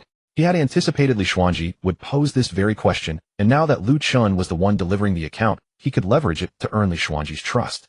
After hearing Lu Qin's account, which aligned closely with what Li Xuanji already knew, he nodded with satisfaction, and his expression softened considerably. Lord Lu, among all the officials in this court, you alone have proven most loyal to me. Regarding General Han Chi's alleged treason, you must investigate thoroughly and bring me concrete results. The news of General Han Chi's imprisonment in the Zhao prison swept through the capital like a gale, sending shockwaves through the entire Qian court. The sudden arrest of the military's foremost figure on charges of attempted treason constituted an extraordinary crisis. Within an opulent residence inside the imperial city, someone questioned whether the emperor had lost his faculties. The general had always been devoted to serving the state. How could he possibly resort to treason? Having already suffered disappointment from failing to secure the crown prince position, Li Tai found his spirits sinking even lower upon hearing news of Han Chi's imprisonment. An advisor nearby suggested that rather than watching the general suffer in the Jinyui's prison, Li Tai should consult with Lu Qin for information and potentially spare him further torment. Li Tai erupted in anger at the suggestion. Since returning from Lizhou, Lu Qin had deliberately avoided him. Whenever Li Tai summoned him, the man always found excuses to dodge the meeting, as though possessed by some strange influence. Since returning from Lizhou, Lu Qin had deliberately avoided him. Whenever Li Tai summoned him, the man always found excuses to dodge the meeting, as though possessed by some strange influence. While they were still conversing, a subordinate suddenly arrived with news. Your Highness, Commander Lu of the Jinyui requests an audience. Li Tai froze in surprise, certain he'd misheard. The Lu Qin who had consistently avoided him was now seeking him out voluntarily. Have him admitted. After regaining his composure, Li Tai decided to meet with him. Moments later, Lu Qin entered with his head bowed, wrapped in a black cloak that concealed most of his face, clearly having come in secret. It remained Li Jin's will commanding this body. Your Highness, the general's achievements have overshadowed even the ruler himself, and His Majesty intends to eliminate him. I urge Your Highness to prepare accordingly. What?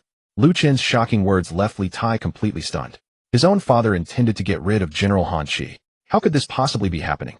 Li Tai found it hard to accept.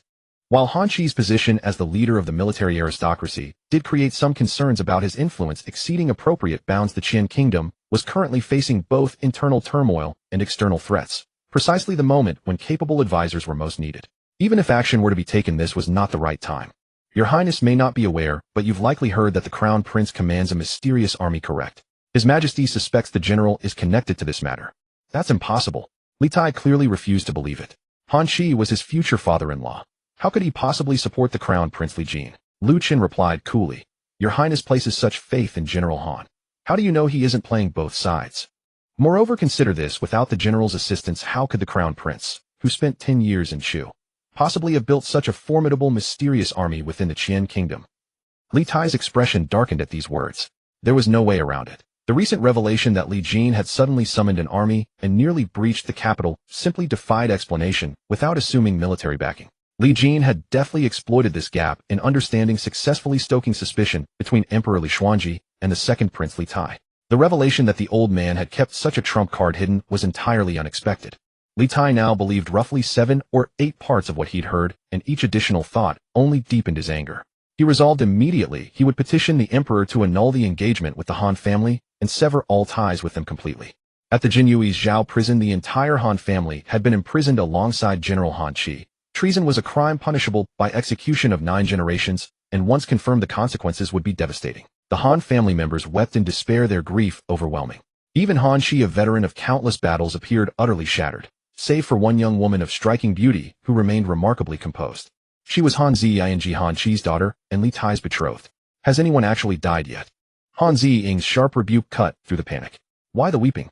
My father has served the great Qian with distinction his entire life. He has nothing to fear from this investigation.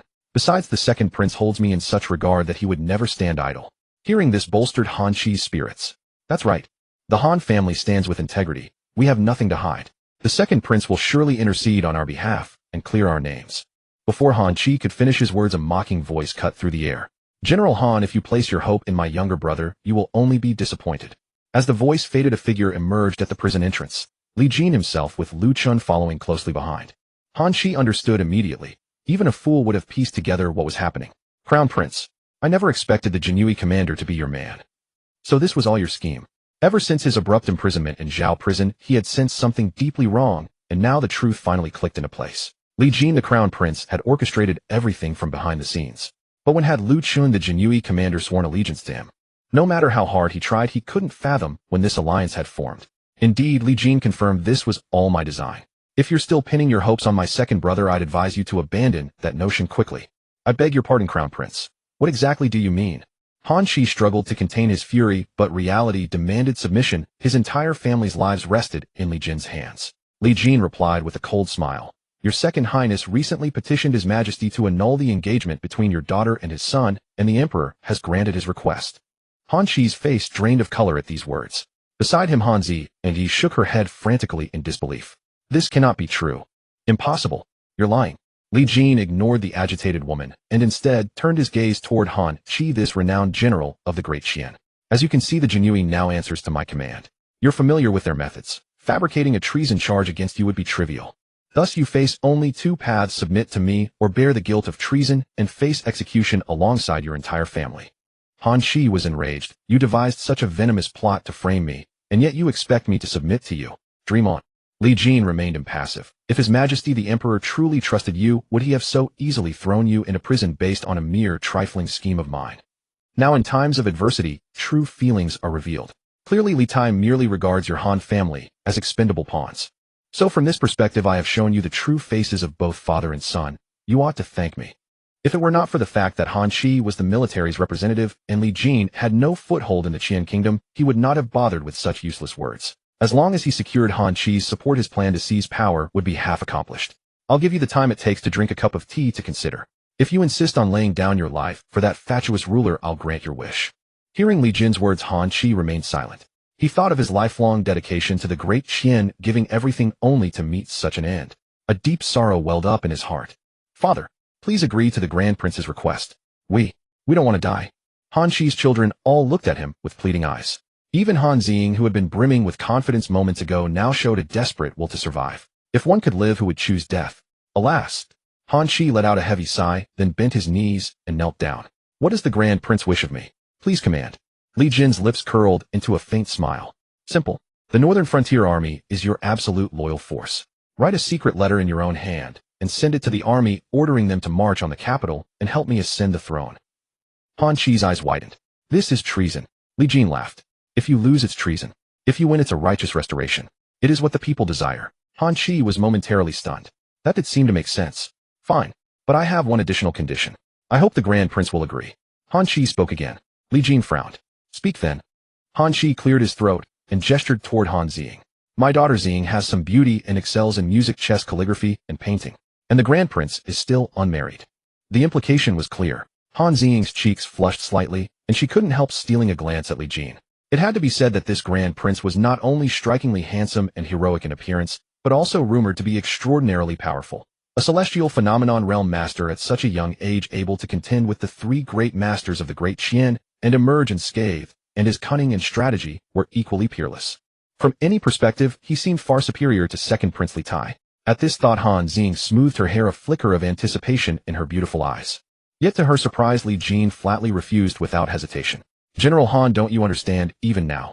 A marriage alliance only adds frosting to the cake. Only binding interests form the most reliable bond between people. Han Shi was taken aback, then sighed again. Your Highness is right. This general was shallow. I will write a personal letter to my brothers in the Northern Frontier Army. Han Ziying's eyes showed a hint of resentment at his words. After obtaining Han Shi's personal letter, Li Jin left the imperial prison, snapped his fingers, and said, Wang Liang. Wang Liang, one of the 6 sword servants, materialized like a ghost before Li Jin, his twin, swords at the ready. Such a terrifying movement technique was not even possessed by many celestial phenomenon realm masters.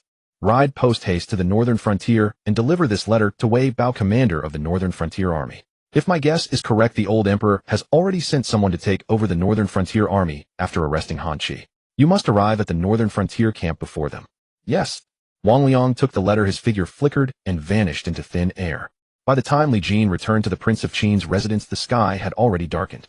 However, to his surprise, several palace eunuchs were being blocked at the residence gate by Zheng Gang and the others. You insolent brutes. How dare you block my way? I am here on the Empress's decree to invite the Crown Prince to the palace for a meeting. The leading eunuch, hands on his hips, was full of arrogance. But Zheng Gang and the others remained unmoved. The master has retired for the night and is not receiving visitors. Anyone who dares take a step forward shall die. Except for Wang Liang, the other 5 of the 6 sword servants stepped forward, releasing their killing intent, which sent the eunuchs stumbling back in terror. How dare you defy the law? I will return to the Empress and report this offense. I will have you punished for great disrespect. The eunuchs finally left, cursing and grumbling. Li Jin, who had witnessed the scene, shook his head with a sneer. The original host spent 10 years as a hostage in the Chu kingdom, enduring all kinds of humiliation, yet his so-called mother did nothing for him. Now what does she want from him? The next morning, Li Jin's cultivation smoothly broke through to the peak of the celestial phenomenon realm, just a step away from the Land Immortal realm. As he stepped out of his room, the white-haired elder Duanshui came to report. Master, the palace eunuch has come to summon you to the morning court assembly. The carriage has been waiting outside the residence for some time. Li Jin nodded and walked straight out the door. He didn't need to ask to know the topic of today's court session, the alleged rebellion of Grand General Han Shi. The old emperor had summoned him, most likely to probe his stance through innuendo, and he had already prepared his counter-strategy. Before long, Li Jin arrived at the imperial palace at the Dia Hall in the palace carriage. Detected that the current location meets the check-in requirements. Do you wish to check in now? Check in. Li Jin did not hesitate. He had expected that a check-in would be triggered. After all, the Qian kingdom had always been the orthodox ruler of the 9 provinces, and the Qian imperial palace was inherited from the great Qing Empire, the first dynasty to unify the 9 provinces. Li Jin had also set foot in the palace of the Chu kingdom, and compared to the Dia Hall before him, it was far inferior. Not only was this hall more majestic and imposing, but it also possessed a profound historical legacy. Congratulations, host, for successfully checking in at the Dia Hall. You have been rewarded with the Imperial Seal of State. Even Li Jin, who had been prepared, felt a surge of joy. The Imperial Seal of State. It was the legendary seal that had been lost for 800 years. The Imperial Seal of State is not only a symbol of the emperor, but also a divine artifact said to be capable of suppressing ghost spirits and demons. Though Li Jin was eager to manifest the Imperial Seal of State immediately, he restrained himself. By now, all the civil and military officials had already assembled. The Qian emperor sat on the dragon throne, flanked by the chief eunuch Zhang Linfu, national preceptor Qi Songzi, and the great Confucian master Meng Zhuangzhou. Li Xuanji was clearly wary of Li Jin's strength and had taken every precaution. Little did he know that Li Jin, now at the peak of the celestial phenomenon realm, could easily defeat the three of them combined. However, today was clearly not the best time to make a move. Crown Prince, you come at the right time. What is your view on the case of Grand General Han Qi conspiring with Southern Shu to rebel? Li Xuanji got straight to the point, asking for Li Jin's stance. The eyes of all the officials turned to Li Jin. Everyone was curious to hear how the Crown Prince would answer. Logically speaking, Grand General Han Qi was originally aligned with the Second Prince's faction, a fact known throughout the court.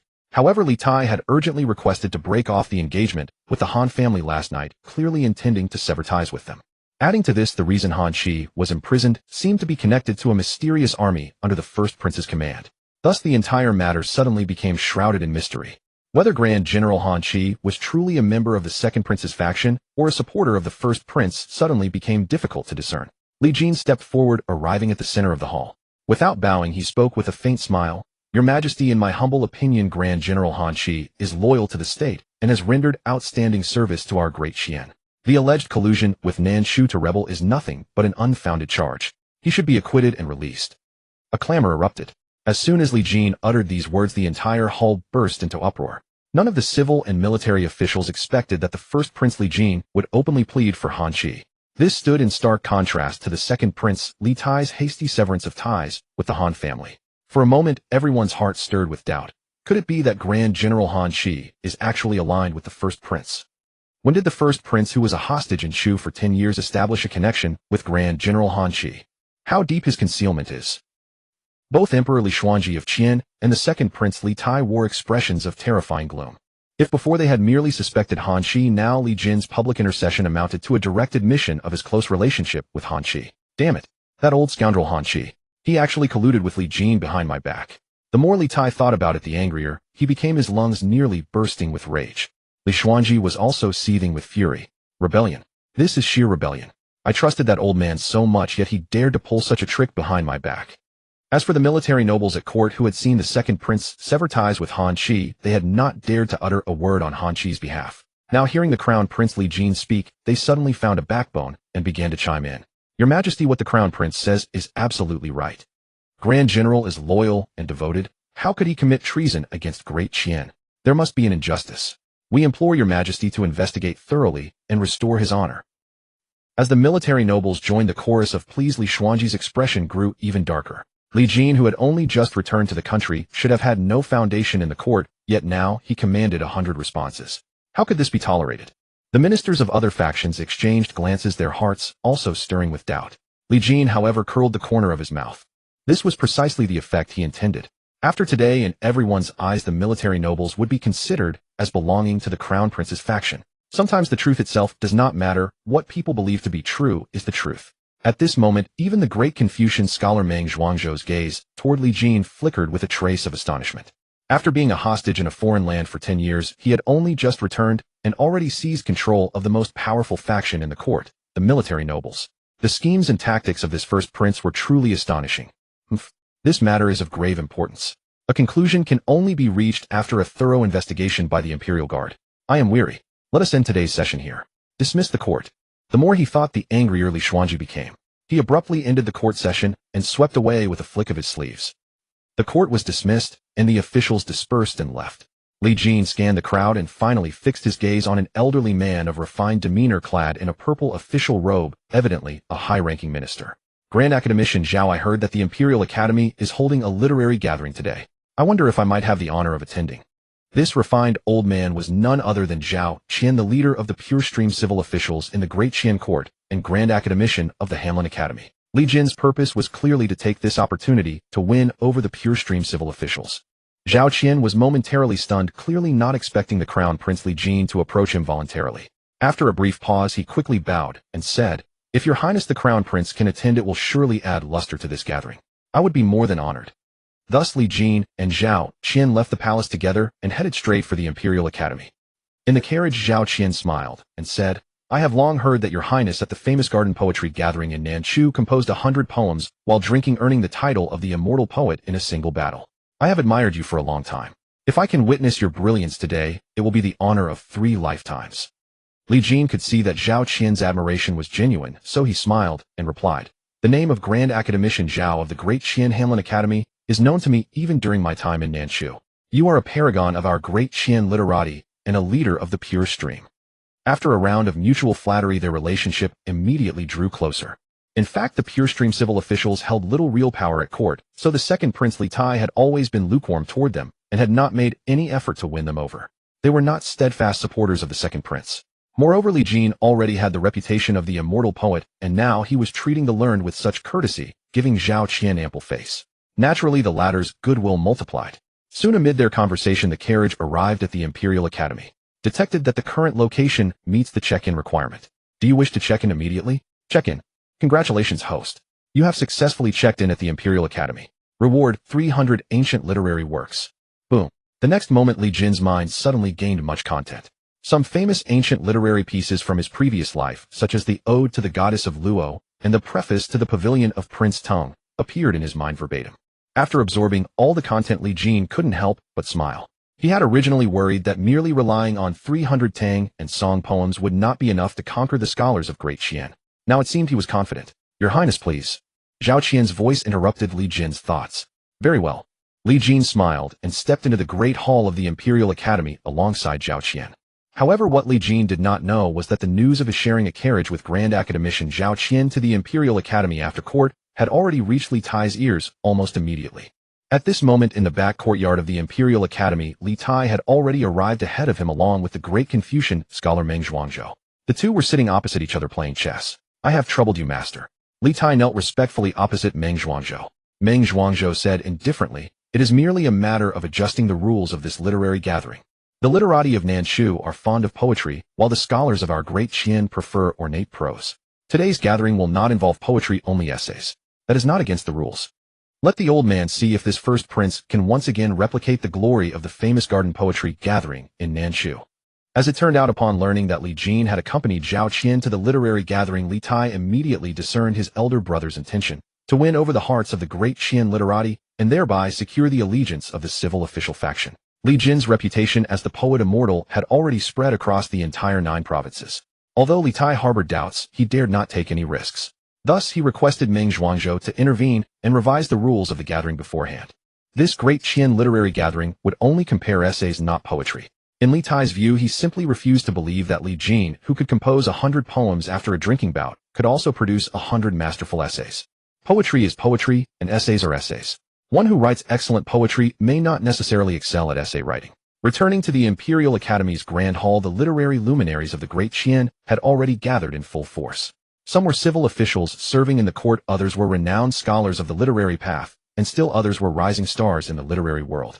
The moment Li Jin stepped into the Grand Hall, the vast hall capable of accommodating over 1,000 people fell into a deathly silence. After a moment, the crowd stirred again. It's His Royal Highness the Great Prince. I never expected the Great Prince to attend this gathering. No, now we should address him as His Royal Highness the Crown Prince. It's not surprising. The Crown Prince was already known as the poet immortal in southern Shu. He is fundamentally one of us on the literary path. To put it bluntly, the second prince merely has a good teacher, but the Crown Prince possesses genuine talent and learning. Watch your tone. Is that something you can casually say? In truth, the second prince's literary talent is also quite remarkable. It's just that compared to the Crown Prince, the poet immortal, he is certainly far from equal. The Crown Prince's collection of 100 poems. Each one is a masterpiece that will be passed down through generations, utterly brilliant and unmatched. If today's gathering were to compare poetry, we would have the chance to witness the Crown Prince's poetic brilliance. This trip is well worth it. Truly well worth it. Li Tai, upon hearing the real-time reports from his subordinates, turned pale with rage. He had clearly not anticipated that in the eyes of these great Qian literati, his elder brother's status had already far surpassed his own. Inside the grand hall, as Li Jin and Zhao Qian took their seats, the restless crowd gradually quieted down. Yang Jizhou, let us begin. Zhao Qian waved his hand toward an old man with a goatee on the stage and spoke. Yes. The old man responded, cleared his throat, and announced in a loud voice. The annual Great Qian Literary Gathering now officially begins. However, before we start, allow me to announce the rules of this gathering. After deliberation with the assembled teachers and deans of the Imperial Academy, we have decided that this Great Qian Literary Gathering will not feature poetry, only essays. No sooner had Yang Jizhou spoken than a wave of commotion erupted. In previous gatherings, both poetry and essays had always been included. This sudden change of rules seemed rather pointed. As for whom it targeted, even a fool could see. It was none other than the Crown Prince Li Jin, celebrated as the poet immortal. Yang Jizhou, what is the meaning of this? Zhao Qian immediately stood up to question him, unable to conceal his fury. To forbid the poet immortal from composing poetry. How could you conceive such a thing? How dare you target the crown prince like this? Have you all grown tired of living? Yang Jizhou was also deeply frustrated. The rules had been set beforehand, and how could he have known that the crown prince Li Jin would attend? Grand Academician Zhao, the topics and rules of the literary gathering were decided long ago. You should be aware of this rule. How could I dare to act with partiality? At that moment, several supervisors of the Imperial Academy stepped forward one after another. We can all testify to this. After all, poetry is merely a minor diversion. Splendid essays are the true path. Indeed, this was a collective decision by all of us, not one made by Yang Jizhou alone. Seeing the crowd's response, Zhao Qian had no rebuttal and could only turn to Li Jin. Li Jin smiled. No matter, let us proceed according to the rules. Seeing Li Jin's attitude, Zhao Qian said no more. Soon the literary gathering officially commenced. Everyone, today's gathering will focus solely on essays. After consulting with the supervisors, I have set 3 topics. The first topic concerns the rise and fall of a nation. In ancient times, the great Emperor Qin Zheng unified the 9 provinces, overthrew the 6 kingdoms, and established the Great Qing dynasty, becoming the first emperor. Yet the Great Qing dynasty perished after only 2 generations, lasting less than 100 years. A truly lamentable fate. The very site of our Imperial Academy is the once famed Apang Palace, which was eventually reduced to ashes by a great fire. Today, let us take the Apang Palace as our theme and compose an essay. You may all display your talents to the fullest. Upon hearing the topic announced by Yang Jizhou, Li Jin could not help but smile. He had originally worried that the classic essays from his previous life might not be applicable in this world, especially given the constraints of a set topic. After all, there were considerable discrepancies between the historical figures and place names of the 2 worlds. Yet he had not expected that the first topic put forward would hit him right in his wheelhouse. The Great Qing Dynasty. Qinzheng. Apang Palace. He had to admit that this world shared many coincidences with his previous life. Li Jin even wondered whether this great emperor of millennia ago, Qinzheng, might also have been a time traveler. While Li Jin was pondering, many of the great Qian literati had already begun to write. Soon one essay after another was composed and recited aloud. Some essays were so brilliant that they drew thunderous applause and cheers. Others, comparatively inferior, elicited frowns and head shakes. Soon almost everyone who was supposed to present had done so, and no new essays emerged. Just then a servant approached Yang Jizhou and whispered something in his ear. The next moment, Yang Jizhou stepped forward, clasped his hands toward Li Jin, and said with a smile, "We have long heard of your Royal Highness the Crown Prince's extraordinary literary talent, and that at the Southern Chu Poetry Gathering you received the infusion of literary spirit. May we be honored to witness your brilliance today." Li Jin glanced coldly at Yang Jizhou. From the very beginning, he had suspected that this man belonged to Li Tai's faction. Most likely, seeing that Li Jin had not started writing, he assumed the Crown Prince was only skilled in poetry, not essays. If the poet immortal failed to produce a decent essay, his standing among the great Qian literati would plummet. Encouraged by Yang Jizhou, the rest of the crowd also began to clamor. Li Jin smiled, and with a slight shift of his form, he appeared on the high platform. With a grand sweep of his hand, he declared, "Bring me a brush." The entire grand hall erupted in excitement. Everyone craned their necks in eager anticipation, all wanting to see what kind of essay the Crown Prince, whose fame had shaken Southern Chu, would produce. Your Highness, the Crown Prince has excelled in poetry, so his prose must be no less remarkable. That remains to be seen. Poetry prizes metrical precision and imagery, whereas prose demands broader vision and scholarly depth. The 2 arts are not so easily equated. The Crown Prince is a mortal embodiment of the Wenchang star. His prose may well surpass his poetry. Amid the murmurs of the onlookers, Li Jin had already begun to write. The characters that emerged were, with the 6 kings vanquished, and the 4 seas unified, the peaks of Shu laid bare, Apang Palace rose. Spreading across 300 li, it blotted out the sky and sun. From the north of Mount Li, it wound westward, ascending directly toward the imperial capital. Indeed, what Li Jin penned was a celebrated classical piece from his past life, the Apang Palace Rhapsody. In his previous existence, the great Qin dynasty stood here, while in this world, the great Qing dynasty reigned. Both civilizations possessed an Apang Palace, both reduced to ashes by the same catastrophic fire. The parallels were strikingly exact. With only minor adjustments to certain details, Li Jin could effortlessly wield it for its intended purpose. Like scattered stars emerging from their luminous beds, mirrors of beauty opening at dawn, clouds of dark tresses swept about, combed fresh each morning. Sudden thunder cracks the air as palace carriages pass. The rumbling wheels recede ever farther, vanishing beyond knowing where they roam. As Li Jin's brush moved with accelerating speed, the verses were aloud proclaimed, drawing gasps of astonishment from the gathered scholars. An exceptional composition. Magnificent passages. In mere lines, he has captured the grandeur of the palace, the grace of its women, the splendor of its treasures. Truly masterful. Who would have guessed the Crown Prince excels not only in verse, but in prose as well? To those who claimed his prose lacked merit, has your opinion been thoroughly refuted now? Yang Zhuzhu's expression darkened considerably. He had assumed Li Jin hesitated to take the stage because of weakness in prose composition, so he deliberately provoked him, yet now witnessed an essay of such caliber emerge from his brush. Within the inner courtyard of the academy, Li Tai's features grew grave upon hearing of what transpired. Meng Zhuangzhou, however, displayed no surprise whatsoever. Though poetry and prose may differ in form, they share the same literary essence. This Li Jin bears the title of Poetry Immortal, so producing work of such caliber follows naturally. Compared to his verse, his prose remains unremarkable. In Meng Zhuangzhou's estimation, while Li Jin's Ipang Palace Rhapsody qualified as superior work, it fell short of the transcendent quality that would truly astonish all present. This level of achievement is insufficient to shake the literary establishment of Deqian, he remarked, placing a stone with composed assurance. With a leading Confucian scholar like himself presiding, only a feat matching the earlier literary inspiration infusion could sway the hearts of Deqian's literati. This was the true purpose behind today's gathering. One must recognize that composing a piece of prose capable of triggering such inspiration was far more arduous than composing poetry. Let us observe how this unfolds. Alas, it was the 6 states that destroyed themselves, not Qin. It was Qin that brought ruin upon its own lineage, not the world at large. Posterity may mourn them without learning from their example, and then future generations will mourn posterity in turn. As Li Jin completed the full text of the Ipang Palace Rhapsody, despite the sustained cheers and exclamations of praise, it was evident that the composition fell short of manifesting the celestial phenomena or channeling the infusion of literary qi. Many felt a quiet sense of disappointment beneath their applause. Though the piece was undeniably excellent, it lacked something. Hadn't reached the same transcendent quality as the Crown Prince's poetry. I wonder if His Highness can produce something even better next. A pity this gathering isn't devoted to verse. If it were, we might witness the spectacle of literary inspiration once more. I hereby declare the Crown Prince the victor of this first round. Yang Zhuzhu may have harbored reluctance, but beneath the gaze of all present he could not bend the verdict. Li Jin's essay claimed first place without controversy, securing victory in the opening contest. After a brief intermission, the second round commenced. The theme for this second round shall be beauties. The announcement sent fresh waves of surprise through the assembly. One moment the focus was on dynastic rise and fall, then suddenly the subject shifted to tales of romance and elegance.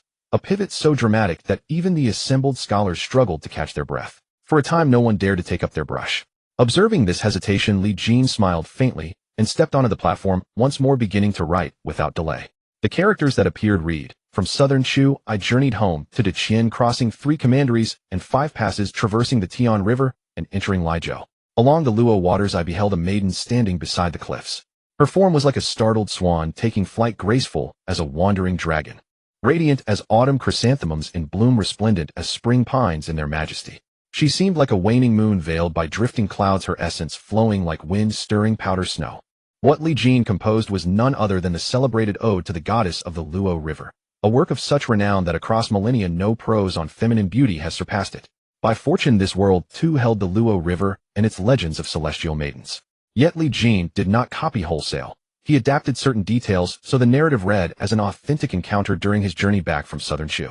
As the words were read aloud through the Grand Academy, an eerie silence descended. Nothing could have prepared them for prose so magnificently transcendent that it left even seasoned scholars utterly speechless. By heavens, can such prose truly exist in this world? Magnificent. Swift as a wild duck in flight, ethereal as a spirit, she treads upon waves with barely a whisper, silk stockings stirring dust, utterly peerless. Does such beauty actually walk this earth? Has the Crown Prince encountered the legendary Luo River goddess?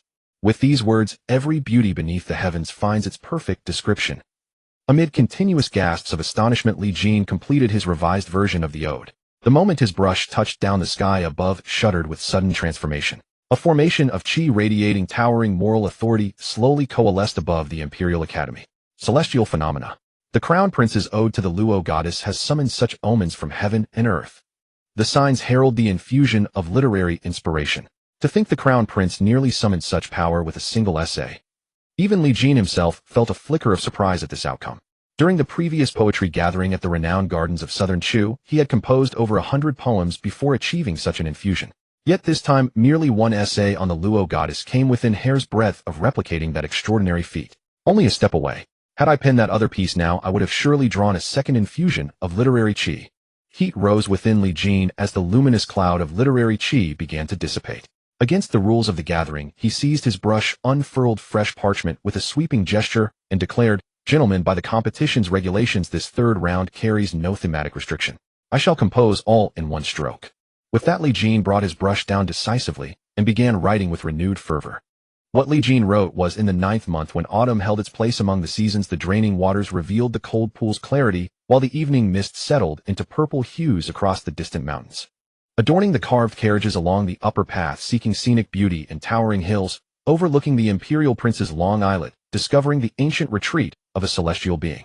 It was precisely the preface to the Pavilion of Prince Tung. The work hailed across his past life as the greatest parallel prose ever written. Yet he had omitted the conventional pleasantries that typically opened such pieces, choosing instead to plunge directly into its essence. In truth, the preface's content bore little intrinsic connection to the pavilion itself. It served merely as a vehicle for the author's deeper emotions and reflections. Even within those opening lines, the assembled audience erupted into gasps of astonishment, captivated by their sheer brilliance. The literary elites present had not anticipated that prose could achieve such elegance, rivaling poetry in its refined diction, impeccable parallelism, and rhythmic flow, while also conveying profound depth and grand vision. And when Li Jin penned the line, falling clouds and a lone wild duck soar together, autumn waters and vast sky merge into one hue, the entire Imperial Academy erupted in utter commotion. Is this even something a mortal could compose? His Imperial Highness the Crown Prince surpasses mere poetic immortality. He deserves reverence as the sage of literature. Extraordinary. This passage is simply unmatched. The Crown Prince's scholarship stretches like an endless ocean, evoking the sentiment of mayflies gazing upon the azure heavens. With this composition before us, scholars across the realm need never write again. Such lofty greatness demands only admiration. If the Empire's literary spirit amounts to 1 unit, the Crown Prince claims 8-fold of it. Behold, the cloud formation of literary energy in the heavens stirs. Amidst the crowd's exclamations, the cloud of literary energy gathering above, which had begun to dissipate, suddenly coalesced once more with greater force than before. Meanwhile, in the rear hall of the Imperial Academy, as Li Jin composed the ode to the goddess of the Luo River and summoned these cosmic anomalies, Li Tai's face had drained to pallor, and even Meng Zhuangzhou's composure cracked a flicker of alarm crossing his eyes. When Li Jin produced another peerless masterpiece, Li Tai's complexion grew ashen and lifeless, while Meng Zhuangzhou lost his composure so completely he didn't even notice the chess piece slipping from his grasp. Falling clouds soar with a solitary duck, autumn waters blend with the vast sky in one hue. Heaven is high, earth is vast, and the cosmos feels boundless. When fervor fades and sorrow arrives, one recognizes the measure of waxing and waning. Though advanced in years, one grows ever stronger. Could white hair diminish the spirit? When impoverished, one becomes ever more resolute, never abandoning aspirations of the highest reach. After muttering these lines, a profound weariness crossed Meng Zhuangzhou's eyes, and he appeared to age decades in an instant. His sigh weighed heavy with resignation. No writer in the world can match this young man's work. From this day forward, all scholars of Deqian will look to this Crown Prince as their guide. Hearing Meng Zhuangzhou's assessment, Li Tai's face turned the color of death. Whoosh! The moment Li Jin's brush finished its final stroke, the cloud of literary energy overhead collapsed into a brilliant beam that poured directly into him. Boom! In just an instant, Li Jin felt his literary cultivation surge forward again, shattering through to an extraordinarily high realm comparable to the heavenly manifestation stage of martial cultivation. Could this be the legendary state of Confucian sage? In the literary path, a Confucian sage ranks equivalent to the heavenly manifestation stage of martial arts, which is why the Confucian sage realm is often called the heavenly manifestation stage. Yet literary cultivation and martial cultivation follow fundamentally different disciplines. Unlike the martial path's gradual progression, literary cultivation draws power from the celestial energy awakened through the words one writes. Ordinary scholars face considerable obstacles. Their limited natural endowment makes producing truly accomplished works nearly impossible within a lifetime, so their advancement often lags far behind that of martial artists. Many never even grasp the basics or find themselves trapped at certain stages with no path forward. Yet those gifted with exceptional literary talent can harness tremendous cosmic energy from a single composition, propelling their cultivation forward with astonishing rapidity. Li Jin stood as the rarest exception among exceptions. After just one poetry gathering at a renowned garden in the southern Shu kingdom, where the celestial literary energy descended upon him, he leapt from complete obscurity straight into the ranks of literary grandmasters. Now a second descent of literary energy had arrived, causing his cultivation to surge once more and catapult him directly into the Confucian sage realm, the very realm that Grand Scholar Meng Zhuangzhou currently occupied. A Confucian sage. His Imperial Highness the Crown Prince has reached the Confucian sage realm. Our great Deqian has birthed yet another Confucian sage, and one so extraordinarily young. Not only that, The Crown Prince is likely the first person in the 9 provinces' recorded history to undergo the literary energy infusion twice. I've heard His Imperial Highness also awakened the 9-colored Supreme Dragon Chi within the ancestral temple yesterday. This confirms he is destined by heaven. The Crown Prince stands invincible. Our great Diqian reigns supreme. Every scholar and talented young man in the entire academy erupted into wild excitement, their eyes fixed on Li Jin still bathed in the literary energy cascade upon the raised platform burning with intense fervor. Meanwhile, within the rear hall of the Imperial Academy, Meng Zhuangzhou murmured bitterly, after 78 years immersed in the literary path, composing countless works throughout my life, I have finally breached the Confucian sage realm, and this youth has matched me with merely 2 literary gatherings.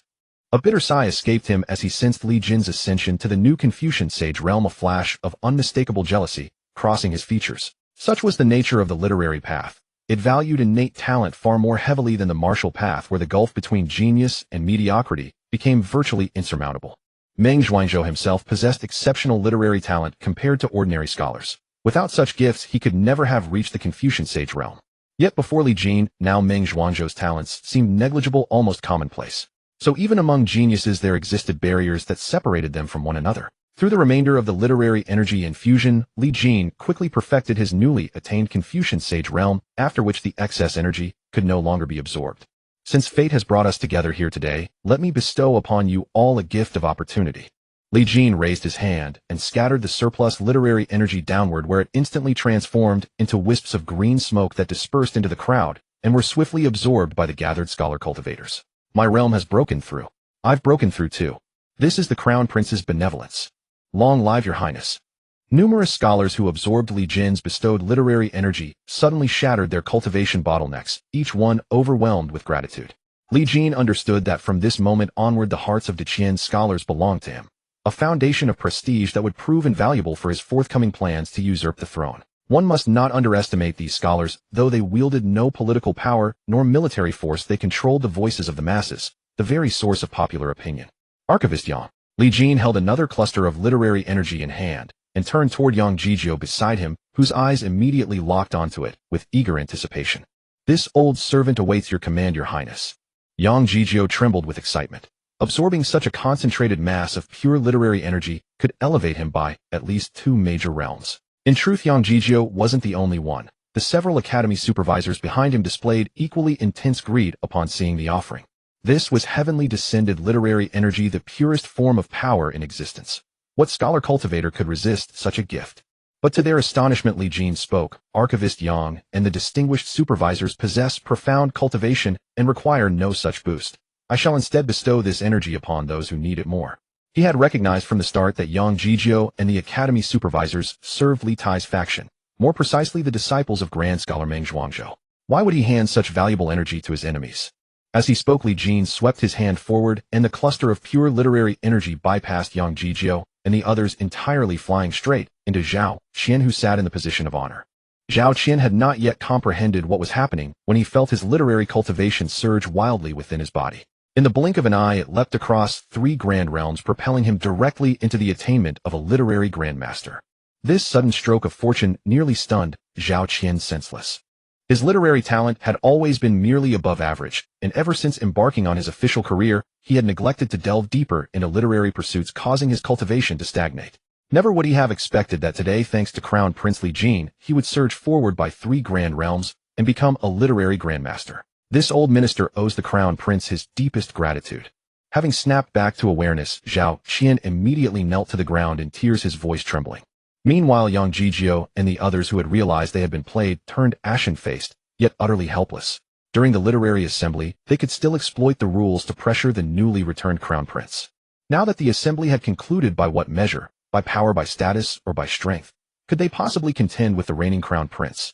If they showed so much as a hint of disrespect, the Crown Prince could crush them with a mere flick of his finger. Today I shall spare you what little dignity remains. Should you attempt such petty schemes again, even if you are the foremost Confucian scholar of Daqian, I will strip you of your cultivation. Li Jin employed the secret transmission technique, his voice reaching directly into the rear chamber, while a surge of righteous aura swept forth. Inside the chamber, Meng Zhuangzhou suddenly sensed overwhelming danger and immediately mobilized his own righteous qi to resist. Boom! The 2 opposing waves of righteous qi collided in midair, producing an even match. But in the next instant, a peerlessly formidable sword intent riding within the righteous chi struck like lightning. Puff! Meng Zhuangzhou vomited a mouthful of fresh blood, his face twisted in horror as he gazed toward the great university. Beside him, Li Tai was already shaking uncontrollably with terror. He has already grown this formidable. The grievously injured Meng Zhuangzhou spoke in sheer disbelief. When he had clashed with Li Jin the day before, although he knew he could not prevail, he was confident he could retreat unharmed. Yet today a single exchange left him wounded. Li Jin's strength appeared to have grown considerably since yesterday. Could it be that he was concealing his true power back then? Meng Zhuangzhou was truly shaken to his core. As for Li Tai beside him, his legs had gone weak and his lips were quivering. Master, has he left? Li Tai was genuinely terrified. The opponent had not even revealed himself, yet he had wounded Meng Zhuangzhou with a single strike. If he intended to attack Li Tai directly, there would be no survival. He has already departed. After a brief period of meditative recovery, Meng Zhuangzhou looked at the thoroughly unhinged Li Tai, frowned slightly, and spoke. In his eyes before Li Tai was composed in the face of adversity and respectful toward talented individuals, embodying the bearing of a virtuous prince. But now, compared with Crown Prince Li Jin, he suddenly found his student to be utterly lacking, even disgraceful. Do not worry. With this old man here, and so many scholars present, he would not dare harm you unless he slaughters every single one of us in one breath. Hearing Meng Zhuangzhou's words, Li Tai finally breathed a profound sigh of relief. Li Jin's purpose in attending the literary assembly had been to win the hearts of Dacian's literary elite. With that objective achieved, he saw no reason to linger and vanished in an instant. As for that Li Tai, in Li Jin's current estimation, he was nothing more than an ant, easily crushed at any moment. However, killing him now would tarnish the Crown Prince's reputation. If the time came to execute him, it must be done openly and through proper legal channels. After leaving the Imperial Academy, Li Jin did not return to Prince Qin's mansion. Instead, he planned to wander through Shanjing, hoping to find a location capable of triggering a check-in reward. Uncle, aside from the Imperial Palace, where is the most renowned place in Shanjing? Li Jin asked casually as he passed the tea stall. In general, the greater the fame of a place, the richer its historical foundations, and the higher the chance of triggering a check-in reward. Obviously, the Wenwu Temple. Unless my house qualifies. The tea stall owner, noticing Li Jin was only asking without buying anything, replied sourly. Li Jin did not take offense and casually tossed a silver ingot from his sleeve. Common folk were driven by profit, and he saw no need to argue with them. Upon seeing the silver, the tea stall owner's eyes instantly lit up. His sour expression melted into a brilliant smile as he hurried forward, bowing deeply with an ingratiating grin. Thank you, young master, for your generous gift. Young master, if you have further questions, this old man will answer all without reservation. Li Jin nodded. Apart from the Wenwu Temple, are there other notable places of interest? The tea stall owner beamed. Young master, you have come to the right person. I have lived in Shanjing for most of my life. There is not a single path or street I do not know. After boasting for a moment, and noticing Li Jin's growing impatience, the owner hurried to continue. Beyond the Wenwu Temple in the Eastern District, the next most famous spots are the Daxiangguo Temple in the south, the Kaishan Guild Hall in the north, and the 36 wards in the west. Young master, you must be visiting Shanjing for leisure, correct? Other places might be skipped, but the 36 wards are absolutely worth seeing. Rumor has it that the courtesans there are like fairies descended from heaven. Hey, young master, I have not finished yet. The tea stall owner was an unusual character indeed. One who once started could not stop. Li Jin had no patience to listen further. Having noted the 4 locations, he simply departed. Let us visit the Wenwu Temple first. Without hesitation, Li Jin chose the Wenwu Temple as his first destination, for he harbored a strong premonition that the check-in reward there would be extraordinarily generous. Soon Li Jin arrived in the Eastern District. The Wenwu Temple's fame was so great that its location could be learned from anyone. From the directions given, Li Jin also learned about the temple's storied history. It turned out that the Wenwu Temple was a grand shrine specially erected by the imperial court to commemorate meritorious civil and military officials throughout the ages. Not only did ordinary citizens frequently come to burn incense and pray, but every dynasty's emperors themselves would annually attend grand sacrificial ceremonies to honor loyal ministers and encourage future generations to follow their example. Li Jin was in no hurry. He strolled leisurely along the streets, absorbing the customs and character of Shanjing as he made his way toward the Wenwu Temple. Around midday, he finally arrived before the gates of the Wenwu Temple. As Li Jin stepped inside the main hall of the temple, the system's voice resonated in his mind. He silently muttered, "Check in. Congratulations, host, on successfully checking in at the Wenwu Temple. Your reward, 10 great ministers and 10 great generals." Even with some prior expectation, Li Jin was genuinely stunned by the breathtaking reward. No less than 10 great ministers plus 10 great generals. Based on previous conventions, the system's rewards should consist of figures from my past life. Li Jin immediately accessed their identities and was struck with shock once more. The 10 great ministers are as follows: Zhang Liang, Zhuge Liang, Guan Zhong, Chen Ping, Jia, Su Li Si, Bao Zheng Zhong, Jujing Lu Ji, and Yu Qian. The 10 great generals are as follows: Han Xian by Qi Sun, Wu Li Mu Wei Qing, Hu, Xubing Li Jing Yu Fei, Qin Qingji, and Shi Jiguang. Note all figures summoned by this system possess absolute loyalty to the host at 100%. They will automatically obtain plausible identities within this world and will encounter the host at the appropriate moment. Good heavens, it's as if the finest ministers and generals from my past life have been bundled and sent over. The system is incredible. Li Jin couldn't help but exclaim. With these eminent ministers and generals to assist him, he no longer had to worry about usurping the throne. I'll scratch that. He meant the issues of governing the country after restoring order. After completing the check-in at the civil and martial temple, Li Jin left, and after a moment's deliberation, he decided on his next check-in target, the Wealth God Guild Hall in the northern part of the city. The Wealth God Guild Hall was the gathering place for merchants throughout Shanjing City, and even the entire Qian Kingdom, similar to the CBD commercial skyscrapers of his past life. Li Jin stepped inside and silently recited the check-in in his mind. Congratulations, host. You have successfully checked in at the Wealth God Guild Hall and received a reward of 10 million taels of gold. Li Jin felt a slight disappointment. Although 10 million taels of gold was not a small sum compared to the reward from the civil and martial temple, it was worlds apart. Still, it was better than nothing. Having money was ultimately a good thing.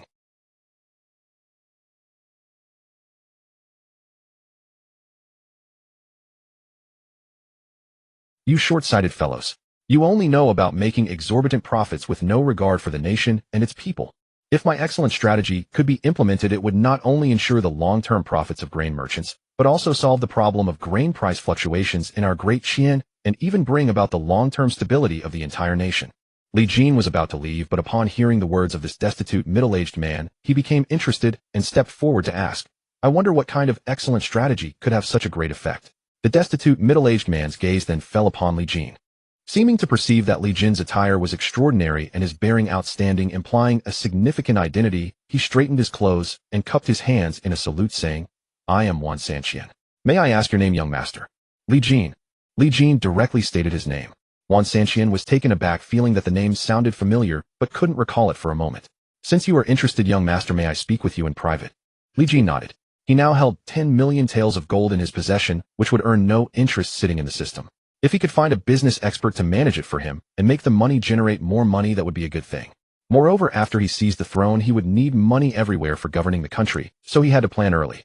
This Wan Sanqian before him gave him a feeling of being no ordinary person, so he wanted to assess him further. Thus the two walked into a nearby tea house. After taking a sip of fragrant tea, Wan Sanqian spoke. You may not know, young master, but I am a grain merchant. Currently, the Great Qian is frequently at war with southern Shu, and the various barbarian tribes in the north are also unstable. This has caused massive fluctuations in grain prices within our Great Qian, and even the imperial court has no good solution. My original intention was to unite the major grain merchants, establish a grain trade association, and create forward contracts to ensure the stability of domestic grain prices.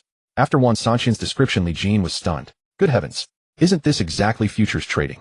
This Wan Sanqian is actually engaging in finance in this era. Although his idea was still relatively immature and had many areas that needed adjustment in this world, being able to conceive of futures trading made this man an absolute business genius. I think there are a few issues you need to adjust. Li Jin immediately pointed out the problems and shortcomings in Wan Sanqian's thinking based on his past life experience. After listening, Wan Sanqian was momentarily stunned, then burst into ecstatic laughter and couldn't help grabbing Li Jin's arm. Young brother, in all these days I've met so many guild masters and shopkeepers, you are the only one who understands. So you also think my business strategy is feasible, right? Li Jin nodded, then shook his head, saying, it is indeed an excellent strategy, but you alone cannot make it work. This matter requires the imperial court to step in. Wan Sanqian's idea was indeed quite ahead of its time. If he could actually implement the futures trading system from Li Jin's past life, it could indeed influence the economy of the entire Great Qian and even the 9 provinces of the world. Unfortunately, relying solely on himself, there was no foundation for realization. Unless the imperial court stepped in and endorsed it with its credit, it would be difficult for him to accomplish anything on his own. But these were not problems for Li Jin. Once he seized power, he could forcefully push this matter forward. The establishment of a futures system would undoubtedly play a significant role in stabilizing the national economy.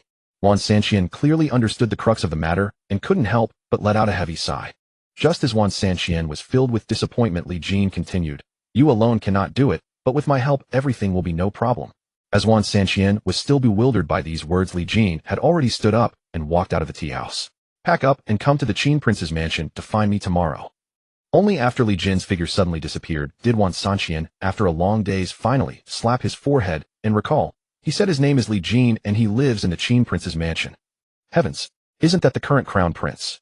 Li Jin, after leaving the Wealth God Guild Hall, it was now evening and the sky was gradually darkening. First to Daxiangwo Temple, then to the 36 wards. After making this decision, Li Jin's figure flickered as he swiftly traversed Shangjing City, and in no time he arrived at Daxiangwo Temple. Buddhism was divided into northern and southern schools. The southern school's foundation was at Great Chan In Temple, which Li Jin had already visited.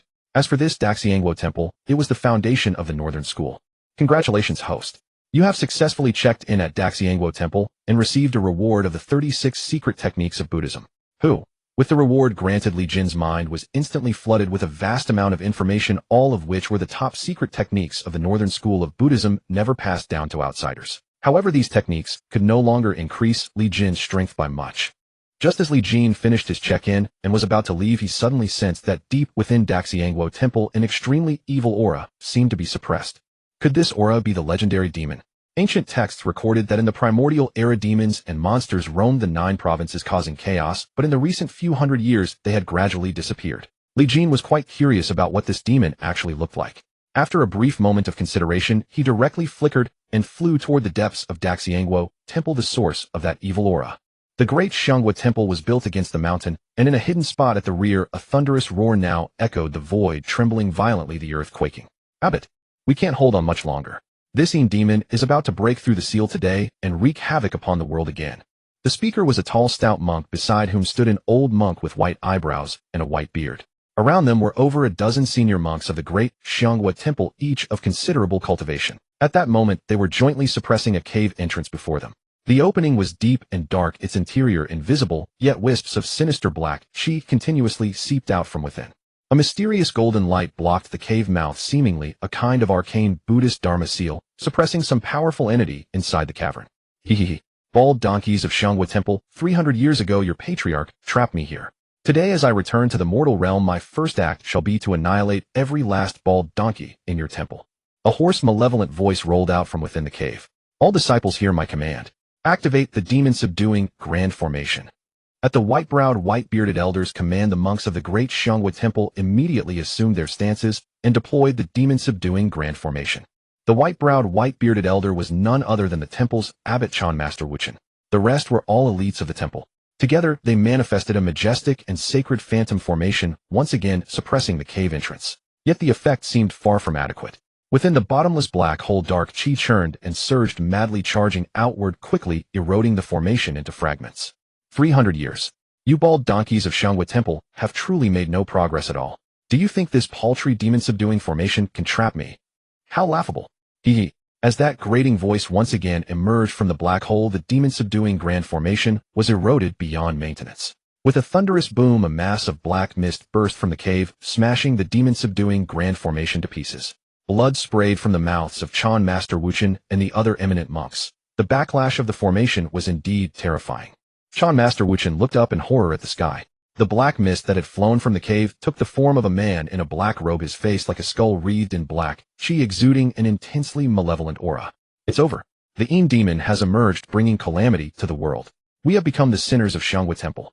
Their faces ashen, the monks were filled with utter despair. Bald donkeys of Xianghua Temple, all of you die. The black-robed man roared, raising his palm and striking downward. A massive black handprint formed in the void, enveloping all the monks below. Under the overwhelming pressure, the monks could barely move, watching helplessly as their despair deepened. Suddenly, a golden light rose from Chan Master Wuchen, coalescing into a golden Buddha that blocked the demon's strike. Yet it lasted only a moment before the golden Buddha shattered under the immense force. Blood sprayed from Wuchen's mouth again. He was clearly at his last gasp. This demon is even stronger than 300 years ago. Umitbach. His heart filled with sorrow, Wuchen knew he would die tonight. He recited a Buddhist chant, then sat cross-legged on the ground, ceasing all resistance. The other monks, seeing this, also struggled to rise and sit cross-legged, hands clasped together. You hypocritical, stinking bald donkeys. Do you think I'll spare you just because of this? Die. The demon struck again, about to annihilate them all. But at that moment, a radiant golden giant palm surged out from the void, directly enveloping the demon. The giant palm seemed to possess a divine power. Its 5 fingers were like colossal pillars connected by some divine force, forming a massive imprisoning array that trapped the demon midair, rendering him immobile. What? How is this possible? How could Xianghua Temple still have such a human powerhouse? The Yin demon let out an unwilling roar, his eyes filled with shock and terror. This sudden turn of events made the monks below look up in astonishment. This is the Palm Buddha realm, foremost among the 36 secret arts of our Buddhist school. Which eminent Buddhist master has arrived? I never imagined such a person still existed in this world. Amid their shock and curiosity, Li Jin stepped out from the shadows, and in a flash stood before them. You? Who are you? The Yin demon trapped in the Palm Buddha realm stared fixedly at this suddenly appearing human youth, letting out a hoarse roar. Chan Master Wuchen and the others were all equally astonished, exchanging bewildered glances. They had clearly never expected that the one who could execute the Palm Buddha realm, the foremost of the 36 Buddhist secret arts, would be a mere youth, and one who did not seem to be a Buddhist cultivator at that. How strange. Who I am matters not. What matters is that you must die. As he spoke, Li Jin suddenly clenched his hand, and the giant palm closed its immense power, crushing the Yin demon within. The Yin demon first screamed, then his body turned back into a mass of black mist, emitting a series of eerie laughs. For one so young to possess such cultivation and master the profound Palm Buddha realm, truly this one is astonished. But to kill me you lack the power. Hee. The Yin demon laughed madly. Li Jin frowned slightly. This was the first time he had encountered such an entity. He had thought the Buddhist secret art would annihilate it, but this thing was like an indestructible cockroach. No matter how he squeezed, he could not eliminate it. Umitbach. Chan Master Wuchen intoned another Buddhist chant, and then flashed before Li Jin. Benefactor, your cultivation is astonishing, even mastering our Buddhist school's foremost secret art. This old monk is deeply impressed. However, this Yin demon is born of the world's resentment and has no physical form. Even 300 years ago, the eminent monk Rukong of our temple could only seal it away. Unless a Land Immortal takes action, it is utterly impossible to completely eradicate it. Li Jin listened, then glanced at the night sky. The moon had already risen high, approaching its zenith, meaning midnight was near, the start of a new day. After tonight, he would ascend to the Land Immortal realm. The Land Immortal realm. That is not difficult at all, Li Jin said with a faint smile. What? Wuchan Zen Master was instantly dumbfounded. The realm of Land Immortal. Not difficult. Although he could discern that the mysterious, young-looking powerhouse before him had already reached the terrifying peak of the celestial phenomenon realm, only a step away from the Land Immortal realm. Yet that single step had trapped countless brilliant talents throughout the ages. It seemed a mere step away, but in truth it was as difficult as ascending to heaven. Do you think the Land Immortal realm is something you can just break through whenever you want? The dark demon trapped within the Buddha's palm kingdom once again let out a cackling laugh. Kid, you are the most arrogant human I have ever encountered. I will see how you achieve the Land Immortal realm. In the dark demon's view, if Li Jin took the opportunity to seal him now, he would have no chance to step into the human world for at least 100 years. But if this human kid wanted to break through to the Land Immortal realm, there was a 99% chance of failure, and then he would have another opportunity to escape. Therefore, he naturally hoped Li Jin would attempt the breakthrough, because he simply did not believe this human youth could succeed. Benefactor, do not act rashly. The Land Immortal realm is the pinnacle of the mortal world. If you fail in the breakthrough, the immense backlash will either kill or severely injure you. Throughout the ages, countless brilliant talents have perished in the process of breaking through this realm. This dark demon deliberately provokes you with words. Do not fall for his trick. It is better to join forces with me to seal him away. Wuchan Zen Master immediately earnestly advised him. Li Jin smiled and waved his hand. Venerable Zen Master, rest assured. I will be fine, and tonight I will utterly annihilate this demon. Seeing Li Jin's confident oath, Wuchan Zen Master was filled with curiosity, but said no more, slowly retreating to the side. He had made up his mind. If this mysterious youth insisted on breaking through to the Land Immortal realm, he would, even at the cost of his life, reseal the dark demon. But Li Jin, having trapped the dark demon within the Buddha's palm kingdom, attempted various methods to destroy it. Sword, chi, lightning techniques, fire control arts, all ended in failure. The dark demon seemed able to conceal its form within the void, evading most of Li Jin's attacks. Seeing that Li Jin could not destroy it at all, the demon grew even more arrogant. Human kid, with your current cultivation, you cannot destroy me. Wuchan Zen Master then spoke up. Benefactor, demons are born from beyond the realms and can hide within the void. Unless one is a Land Immortal realm powerhouse with the ability to break spatial shackles, it is nearly impossible to completely annihilate a demon. Hearing this, Li Jin knew Wuchan Zen Master spoke the truth. He stopped attacking and quietly waited for the system's cultivation to arrive. At the same time, he was very curious, what exactly were these demons? Where did they come from? Time passed slowly, and even the dark demon trapped within the Buddha's palm kingdom began to grow impatient. Kid, you can't kill me, so what's the point of keeping me trapped? Li Jin did not reply, as if he hadn't heard the demon's roar. The monks of Xianghua Temple also wanted to step forward and advise, but Wuchan Zen Master raised his hand to stop them. This benefactor is no ordinary man. Let us wait a little longer. If it truly comes to nothing, we can still act later. Finally, when the moon in the sky reached its highest point, it meant the time had come to the early hours of a new day. Prompt: your cultivation has arrived, please check. Li Jin, who had kept his eyes tightly shut, suddenly opened them wide. Boom. In an instant, Li Jin felt a qualitative change in the true qi within his body. The true qi in his dantian seemed to rapidly expand from a great river into an endless ocean, inexhaustible. Is this the Land Immortal realm? Li Jin's eyes could not hide his excitement. After a full month, his cultivation had finally stepped into the Land Immortal realm. Rumble. A vast and boundless pressure surged out from Li Jin's body, shooting up into the 9 heavens. His form involuntarily rose into the air, radiant light flowing within him, as if an immortal had descended to the mortal world. What a... Everyone who saw this was stunned. Land Immortal? He actually broke through to the Land Immortal realm. No way is the Land Immortal realm so easy to break through. Heavens. This aura is terrifying. I never thought we would one day witness the birth of a Land Immortal. The monks of Xiangwa Temple were all stunned, their eyes wide, as if afraid to miss this once-in-a-century spectacle. The dark demon still trapped in the Buddha's palm kingdom trembled uncontrollably at the sight. Impossible. This is impossible. The Land Immortal was the pinnacle of the mortal world. Even the most brilliant talents needed talent, opportunity, and strength, all indispensable, to break through this realm. Each was a world-shaking existence. This human kid actually achieved it so easily. Since when did breaking through the Land Immortal realm become so easy? At the same time, the moment Li Jin ascended to the Land Immortal realm, the vast and majestic aura swept across almost the entire Shangjing city and even the surrounding hundreds of miles. Countless eyes now looked up toward the direction of the great Xiangwa Temple. Those with lesser cultivation might not yet realize what had happened, only feeling an irresistible pressure that flickered through their hearts.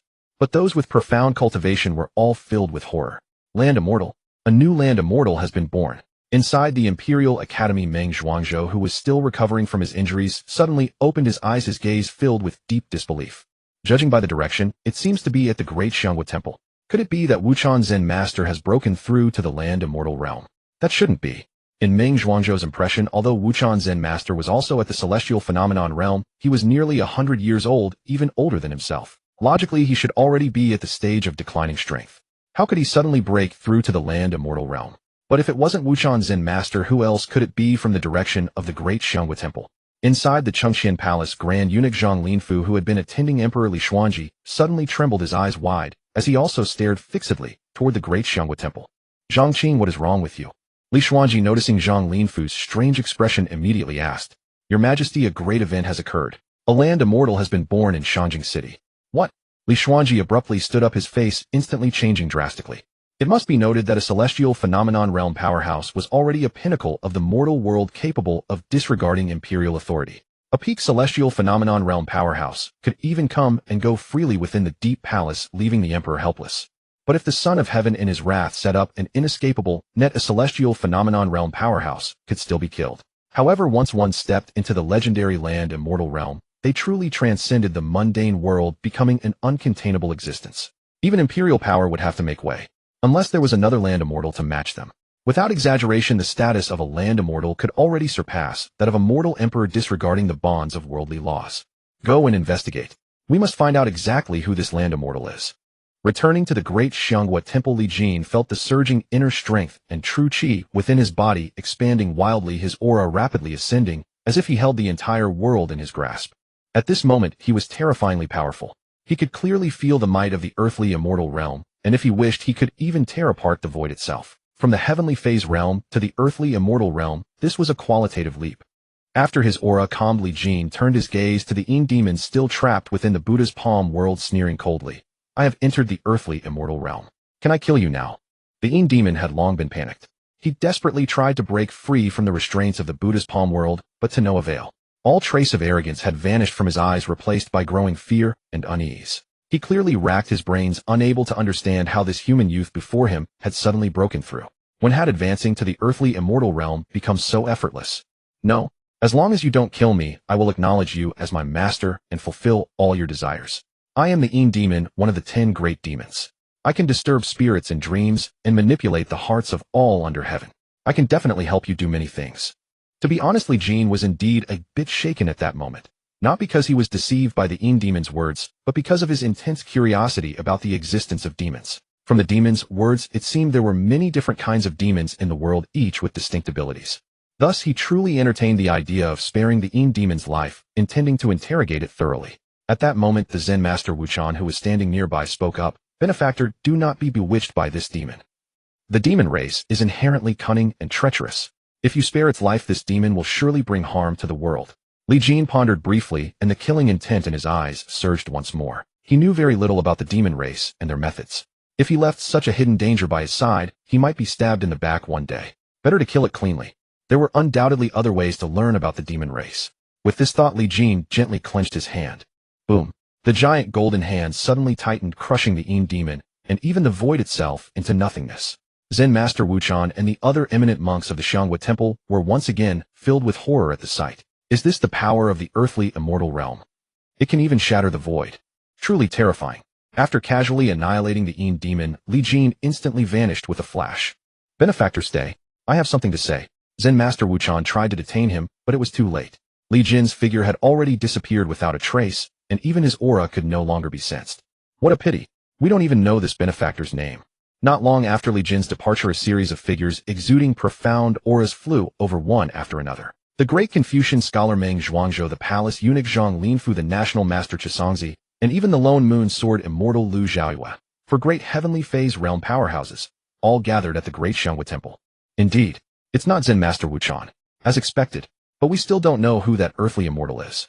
Let's go down and ask. The four heavenly phase realm powerhouses landed together within the great Xianghua Temple. Sensing the formidable auras of these for the entire temple immediately fell into a state of agitation. Tonight the top experts of the entire Shanjing city had seemingly gathered at the great Xianghua Temple. Zen Master Wuchan, may I ask where that newly ascended earthly immortal predecessor is? As soon as he landed, Zhang Linfu eagerly asked. "He's gone," Zen Master Wuchan replied calmly.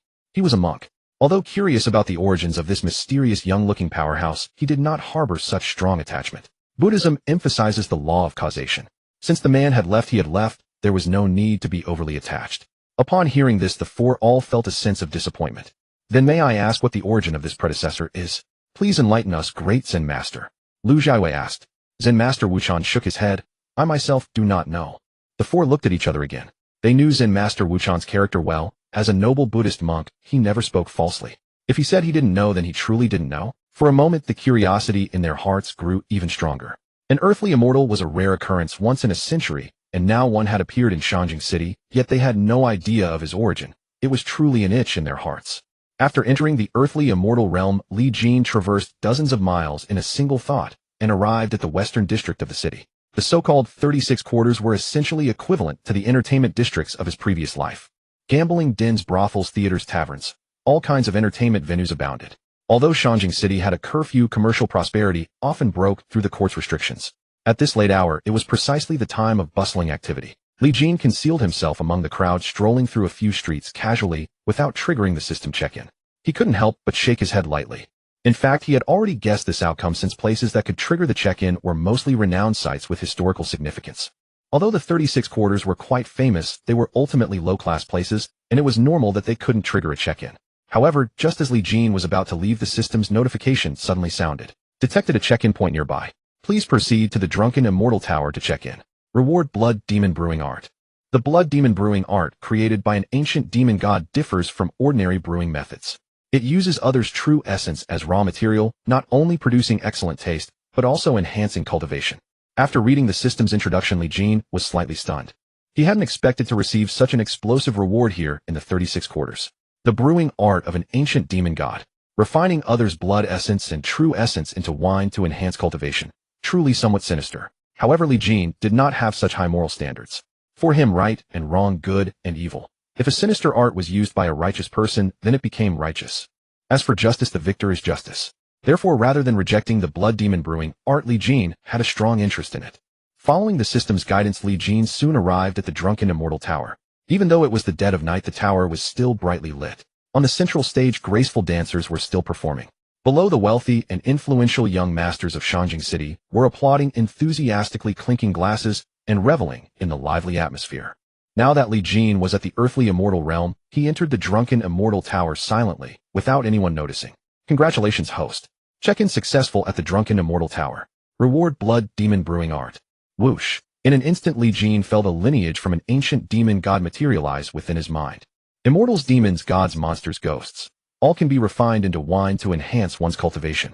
What an unorthodox and heaven-defying art. I have already reached the earthly immortal realm. If I continue to elevate my strength, what height might I attain? After comprehending the dark brewing technique inherited from an ancient demon god, Li Jin prepared to return home. Just then he sensed an extraordinarily sinister aura deep within Xianlu. That aura was extremely concealed. Had he not yet broken through to the earthly immortal realm, he likely would never have detected it. This aura seems neither wholly human nor entirely like the demon I encountered before. In this world, legends of immortals, demons, yaoguai, and monsters had always been passed down through the ages. He now counted himself among the immortals. Previously, while passing through Tianjiang, he had been attacked by a water monster. Not long ago, he had also encountered a demon. Only yaoguai had yet to cross his path. I never expected that within Shanjing City there would hide so many mysterious existences. Then again, had I not yet stepped into the earthly immortal realm, such subtleties would have escaped me entirely. Curiosity stirring within Li Jin did not rush to leave. Under the sweep of his divine sense, he quickly locked onto the source of that eerie aura, simultaneously employing two of the Buddhist 36 miraculous abilities, Heavenly Ear Insight and Heavenly Eye Insight. He perceived every corner of Xianlu with flawless clarity, hearing and seeing all without exception.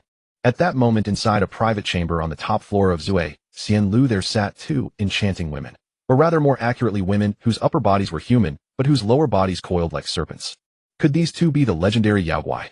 Under the full sweep of Li Jin's powerful divine sense, he observed the scene within the chamber with perfect clarity and could not help but marvel. He had never imagined that in a single day he would encounter not only the legendary demon, but also the yaoguai. Sister, we have dwelt within this realm for over 100 years. Even those human cultivators who have reached the peak of heavenly phenomenon are no match for us. Why must we continue to hide like cowards, cowering among those repulsive men? The speaker was a woman clad in a jade-green, scandalously revealing dress, appearing no older than 17 or 18. Yet, judging by the implications of her words, she must be at least 100 years old. Then the other serpent demon, dressed in white and somewhat older in appearance, sighed and spoke. Aging demons and yaoguai have nearly vanished from this realm. Compared to other perilous domains, this place is a sanctuary of peace. Is it not better for us to live here in quiet contentment? Moreover, do not underestimate the humans of this domain. Among them exist individuals of extraordinary talent.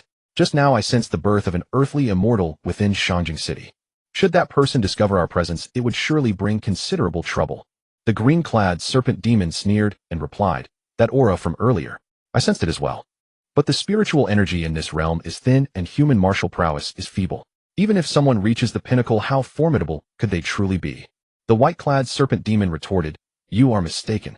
100 years ago, when we first entered this realm, I encountered a human powerhouse who had attained the earthly immortal stage. His strength rivaled that of the most formidable cultivators in other realms, far beyond anything we could handle. From this day forward, you must restrain yourself, conceal your aura, and never let that person detect us. I am weary. Go rest early tonight. Li Jin listened to the demon's conversation with great astonishment. From their words, it seemed these two yaoguai had come from another realm entirely. Beyond the 9 provinces, perhaps. In an instant, Li Jin considered seizing the two demons immediately and interrogating them thoroughly. But after a brief pause, he abandoned the thought, deciding not to startle them prematurely. For one, the origins of demons and yaoguai were shrouded in mystery, and he knew nothing of the lands beyond the 9 provinces. Without sufficient understanding, acting rashly might yield nothing of value. Furthermore, though these two were non-human, they appeared to harbor no ill intent toward mortals, and he had no desire to exterminate them outright. Let me observe them a while longer. Having reached a decision, Li Jin departed without delay. By the time he returned to the Prince of Qin's mansion, the sky was already bright with morning light. Back in his room, he found the young maid Hongxiu fast asleep at her desk, clearly having waited up the entire previous night. Li Jin walked over, lifted the girl into his arms, placed her gently on his bed, covered her with a quilt, and then quietly exited the room. With his current cultivation, a sleepless night had no effect on him whatsoever. Your Highness. As Li Jin stepped out of his quarters, he saw a jinx emerging from an adjoining room, holding a teapot. Your Highness has not returned all night. I imagine you must be fatigued, so I have prepared a pot of strong tea to refresh you. Li Jin nodded with a smile. Indeed, Jinx, as the pavilion master of Tianyin Pavilion, proved herself an utterly devoted and capable servant. Go back and rest. There is no need for this from now on. I am not a child of 3. You need not wait for me to return. Li Jin accepted the fragrant tea Jinx offered, and drank it in one gulp, then said with a smile, Yes, my lord.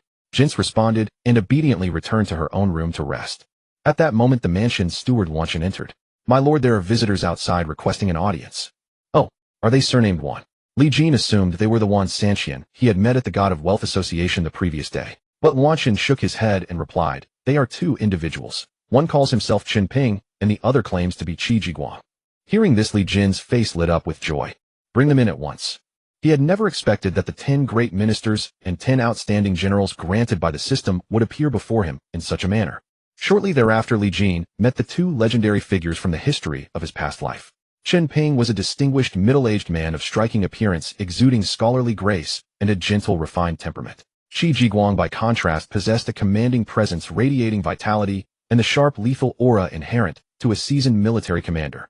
Li Jin glanced at their cultivation levels and was equally surprised. Qin Ping was actually a Grand Master of the literary Tao equivalent to the Vajra realm of martial cultivation. Qi Jiguang had reached the peak of the Vajra realm. In their past lives, neither man was renowned for martial prowess. Yet after materializing through the system, they automatically possessed remarkably formidable cultivation and combat strength. "We pay our respects, my lord." Upon seeing Li Jin, the two immediately advanced and bowed in salute. Figures conjured by the system were 100% loyal. This was beyond question. "Mr. Qin General Qi, please come inside." Li Jin escorted them into the mansion's main hall, where Zhuanpa and Wan Huan served them fragrant tea. After a few casual remarks, Qin Ping rose and said, "My lord, your reputation now echoes throughout all of Shangjing. With the support of both the nobility and the civil officials secured, once the aristocratic clans are dealt with, the imperial throne will be within your grasp, and the realm will turn its hearts to you." Li Jin nodded and replied, "The aristocratic clans possess deeply entrenched influence, their web of power stretching across the entire Deqian. They are also the strongest faction among the 4 pillars of the court. Unless I can bring them under control, even if I ascend the throne, further turmoil is certain to arise." Qin Ping immediately declared, "Though I am unworthy, I offer myself to relieve your lordship of this concern." "May I ask where the master intends to begin?" Li Jin asked. Qin Ping smiled faintly and said, "Although the great family's forces are strong, their internal structure is not a monolith. There are 7 major clans in Deqian, with the Chui and Wang families leading the way, yet they refuse to yield to one another, each aspiring to become the head of the 7 surnames. We could consider exploiting this division to completely dismantle the alliance of the 7 great families, then deal with them one by one." After listening to Qin Ping's analysis, Li Jin smiled. Before him sat a man known in his previous life as the greatest schemer of all time. When it came to intrigue and cunning, he was truly a patriarch. As long as Qin Ping was involved, the threat from the great families would pose no danger whatsoever. "Is there anything you require? Please speak freely," Li Jin inquired once more. Qin Ping did not equivocate, stating bluntly, "Money. At least 50,000 taels of gold." Li Jin asked, "What are the odds of success?" Qin Ping replied, 60%. Li Jin, "And if I offered you 100,000 taels?" 80%. "What about 300,000 taels of gold?" "Certain success." Li Jin laughed heartily and waved his hand dismissively. "Then I shall provide you with 500,000 taels of gold. Regardless of whether you succeed or fail, this money is yours to keep. Furthermore, the Jinyui and Shangjing are at your disposal." Qin Ping smiled and bowed deeply, responding, "Thank you, my lord. I shall not disappoint your trust." Shortly thereafter, Li Jin arranged for Qin Ping's accommodation and handed over the 500,000 taels of gold directly. From Li Jin's perspective, resolving the minor issue of the great families was trivial for a master strategist like Qin Ping. He needn't intervene further, only wait for the outcome. Once Qin Ping was settled, Li Jin returned to the main hall, where Qi Jiguang had been waiting patiently. Qi Jiguang stepped forward eagerly and asked, "My lord, how may I be of service?" After a moment's consideration, Li Jin replied, "According to Deqian's regulations, as Crown Prince, I may select 1,000 guards from the Imperial Army. Take my token to the Imperial camp and choose 1,000 men to train under your command. What do you think?" In Li Jin's eyes, Qi Jiguang's greatest strength lay in military training. He could transform disorganized troops into the finest soldiers in the world. However, Li Jin's existing forces, whether the 3,000 Snow Dragon cavalry or the 30,000 black armor soldiers, were already elite among elites, requiring no further training. Perhaps Qi Jiguang could forge a new elite force from scratch. Besides, there was nothing else occupying his time. Upon hearing this, Qi Jiguang's eyes lit up with delight. "I am ready to serve at your command." Shortly after Qi Jiguang departed, Luan Qin arrived to report that another visitor had come, none other than Wan Sanqian. Though he had suspected Li Jin's true identity as Crown Prince, Wan Sanqian still grew flustered and tongue-tied upon meeting him. He could scarcely believe a mere merchant like himself would ever have the chance to converse freely with the present Crown Prince. "Regarding the future's matter, you may take my token to Grand Secretary Zhao Qian at the Hanlin Academy. He will lend you his assistance. Moreover, should you require funding, you may come to my estate at any time to withdraw it." Although Grand Secretary Zhao Qian held no real political power, his position as Hanlin scholar still commanded the reverence merchants held for figures of such stature. None would dare disregard his influence. With official backing, Wan Sanqian's commercial enterprise would surely take root, stabilizing grain prices across all of Deqian and other essential commodities.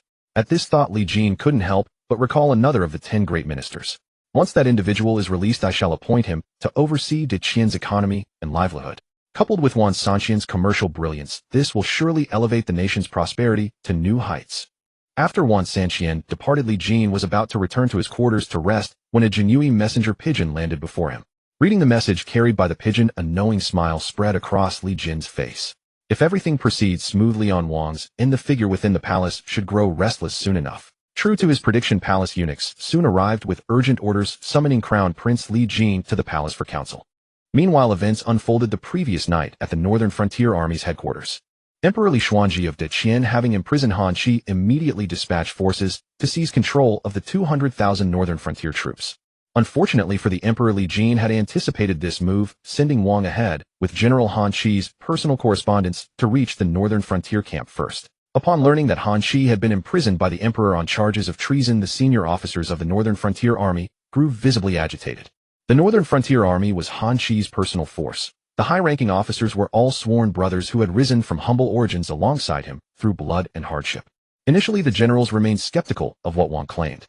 But when palace eunuchs arrived shortly thereafter demanding immediate transfer of military authority, their doubts turned to alarm. The soldiers suddenly realized their commander might indeed be in grave danger.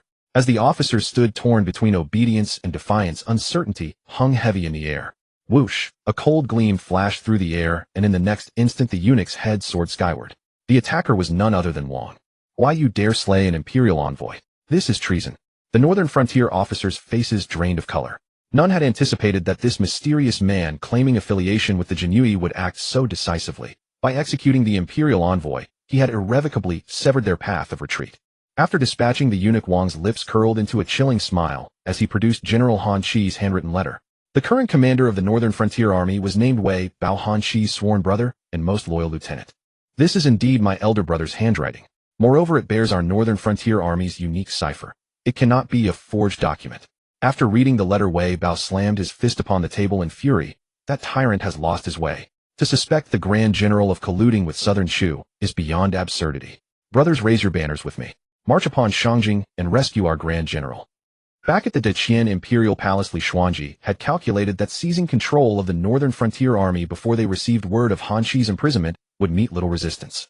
Instead, barely had dawn broken when an urgent military report arrived from 800 li away. The Northern Frontier Army had rebelled during the night. 200,000 Northern Frontier soldiers, once the bulwark defending Deqian's northern border, now surged southward, bypassing every fortified city to march straight for Shangjing. And the rallying cry of the Northern Frontier Army was, "Purge the ruler's entourage." Purge whom? The second Prince Li Tai? The second Prince Li Tai has clouded His Majesty's judgment, twisted truth into falsehood, and falsely accused the Grand General Han Qi of treason, attempting to undermine the very foundations of our state, an act deserving the gravest punishment. Until His Majesty executes the second Prince Li Tai, the Northern Frontier Army shall not retreat by a single step. This news reached Shangjing, sending shockwaves through the entire court. Good heavens, Wei Bao! Good heavens, the Northern Frontier Army! Who gave them such audacity to slander this prince so? Li Tai's chest felt as if it would burst with rage upon learning the news brought back from the north. 200,000 troops of the Northern Frontier Army were marching toward the capital, demanding to purge the monarch's side. They were forcing the Qian Emperor to execute this second prince before they would withdraw. Li Tai's advisors were all bewildered. Originally, General Han Qi was Li Tai's future father-in-law. Under normal circumstances, the Northern Frontier Army should have been the second prince's strongest ally. Unexpectedly, since the great prince's return to the capital, not only had he seized the position of crown prince, but even the second prince's greatest pillar of support had now turned against him. If the imperial court could withstand the 200,000 Northern Frontier troops and quell the rebellion, all would be well. But if the Northern Frontier Army truly reached the capital, the Qian Emperor and the entire court, in order to stabilize the situation, might very well abandon the second Prince Li Tai. It's Li Jin. It must be Li Jin pulling the strings behind the scenes. Li Tai clenched his fists, his eyes blazing with fury, his body trembling with rage. He took a deep breath before finally calming his agitated emotions. What news from the profound Heaven Sword sect? Has any word come back? A subordinate quickly replied. The sect master of the profound Heaven Sword sect, Yin Tianan, is still in seclusion. However, the men your highness dispatched have informed the sect that Yin Lingyun died at the famous Sword Manor, killed by the great Prince Li Jin. The moment Yin Tianin emerges from seclusion, he will surely come to the capital to avenge his son, Yin Lingyun. Excellent. Hearing this, Li Tai's anger gradually subsided. Let Li Jin be arrogant for a few more days. The more arrogant he is, the less tolerant father will be. When the time comes, I will unite Zhang Lin Fuqi Songzi and my two masters, and he will have no place to die. Just as Li Tai was envisioning a deadly plot, a palace eunuch arrived with an imperial decree summoning Li Tai to the court for a council. In the Grand Imperial Hall, Emperor Qian Li Xuanji sat upon the dragon throne. Below him, Li Jin and Li Tai stood at the head of the two sides, followed by the assembled civil and military officials. I assume you have all heard of the Northern Frontier Army's rebellion. What are your views? As soon as Li Xuanji finished speaking, Li Tai stepped forward and said, rebels and traitors deserve death. In the court, ministers aligned with Li Tai's faction promptly echoed his words. However, the noble faction was displeased. The Northern Frontier Army was General Han Chi's direct command and the foundation of their power. Many of their own family members still held positions in the army. If the 200,000 Northern Frontier troops were branded as rebels, they would be implicated. Your Majesty, this old minister believes that the soldiers of the Northern Frontier Army remain loyal to the great Qian. It is merely because of the general's imprisonment that their actions have become extreme, not that they truly intend to rebel. An old noble stepped forward and spoke solemnly. They are about to reach the capital, clamoring to eliminate a prince of the court. If this is not rebellion, what is? The noble faction and the second prince's faction began to clash, arguing fiercely in the hall. Enough! Li Xuanji roared, cutting off the quarreling. The urgent matter is how to stop these 200,000 Northern Frontier troops.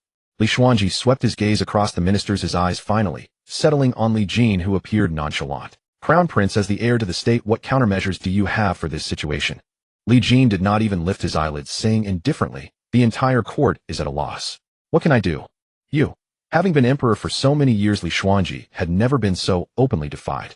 A flash of anger appeared in his eyes, but he ultimately suppressed it.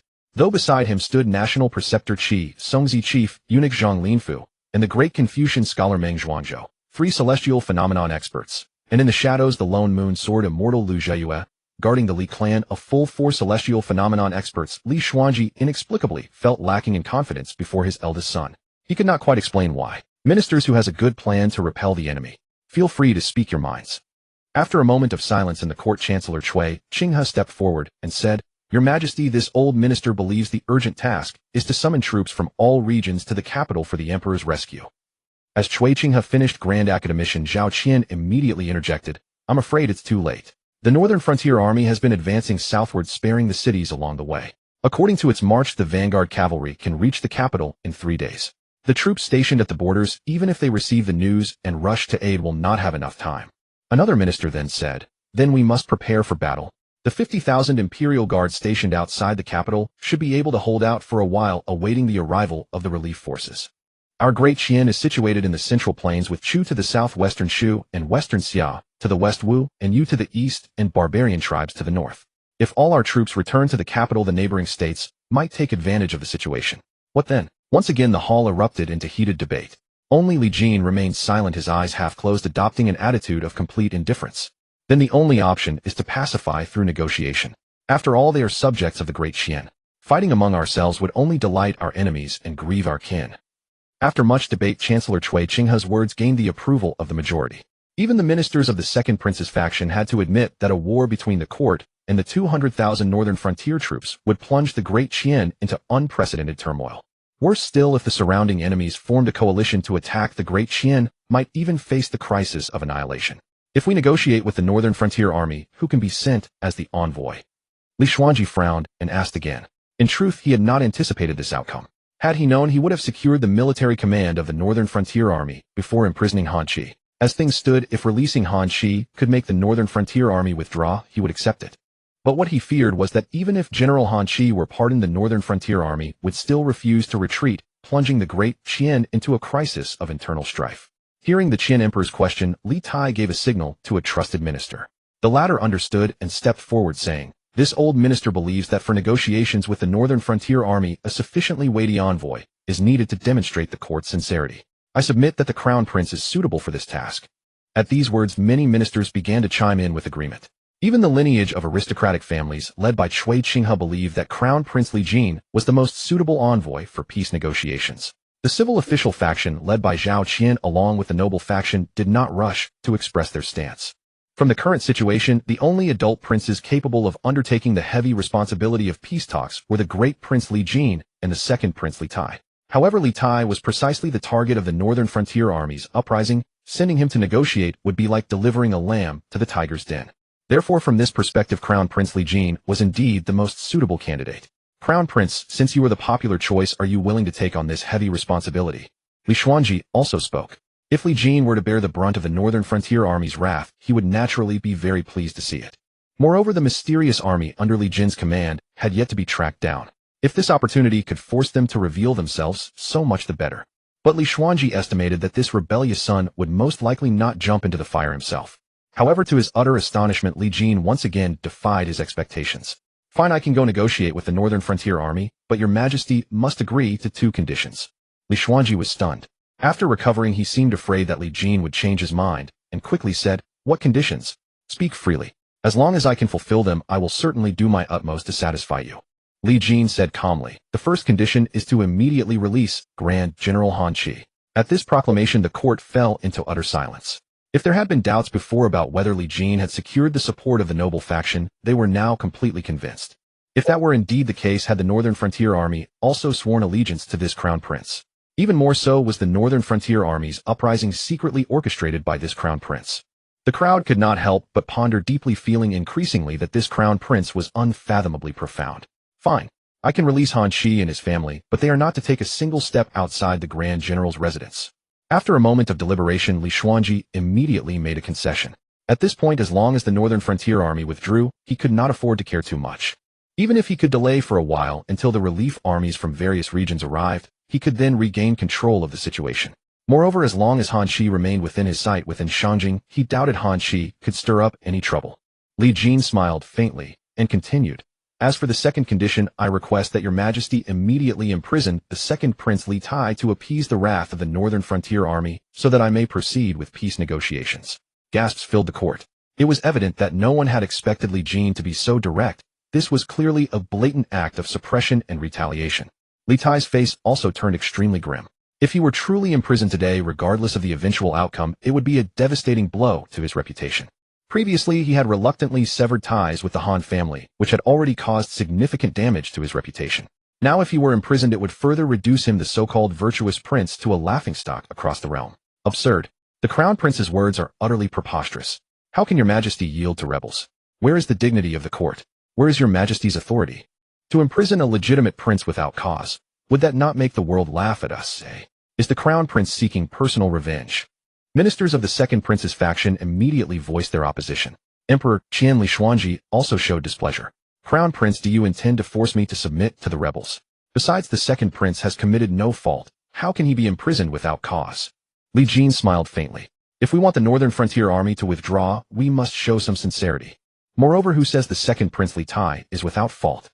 At this, Li Jin paused slightly, then stepped forward and said, I hereby accuse the second Prince Li Tai of ordering the Imperial Guard to assassinate his elder brother during my return to the capital. This crime deserves death. Another wave of shock swept through the court. The ministers were well aware of the enmity between the two princes. It was highly likely that Li Tai had indeed sent the Imperial Guard to assassinate Li Jin on his way back to Shanjing. However, such matters were too grave to speak of without solid evidence, lest one be bitten back. That was the most basic political awareness. Evidently, no one expected Li Jin to bring this up so openly. Could it be that he had already obtained evidence of Li Tai's assassination attempt? Your Highness, you cannot speak recklessly. You claim I sent the Imperial Guard to assassinate you. Do you have witnesses or evidence? If not, this is a false accusation. Unsurprisingly, Li Tai naturally denied it, and immediately bit back. Slandering a reigning prince was no small offense either. Li Xuanji also spoke sternly. Crown Prince, if you retract your words now, I will pretend nothing happened. He still hoped Li Jin would stop the Northern Frontier Army, and did not want to stir up more trouble over this matter. Li Jin remained unmoved, his tone calm. Since I dare to say it, I naturally have evidence.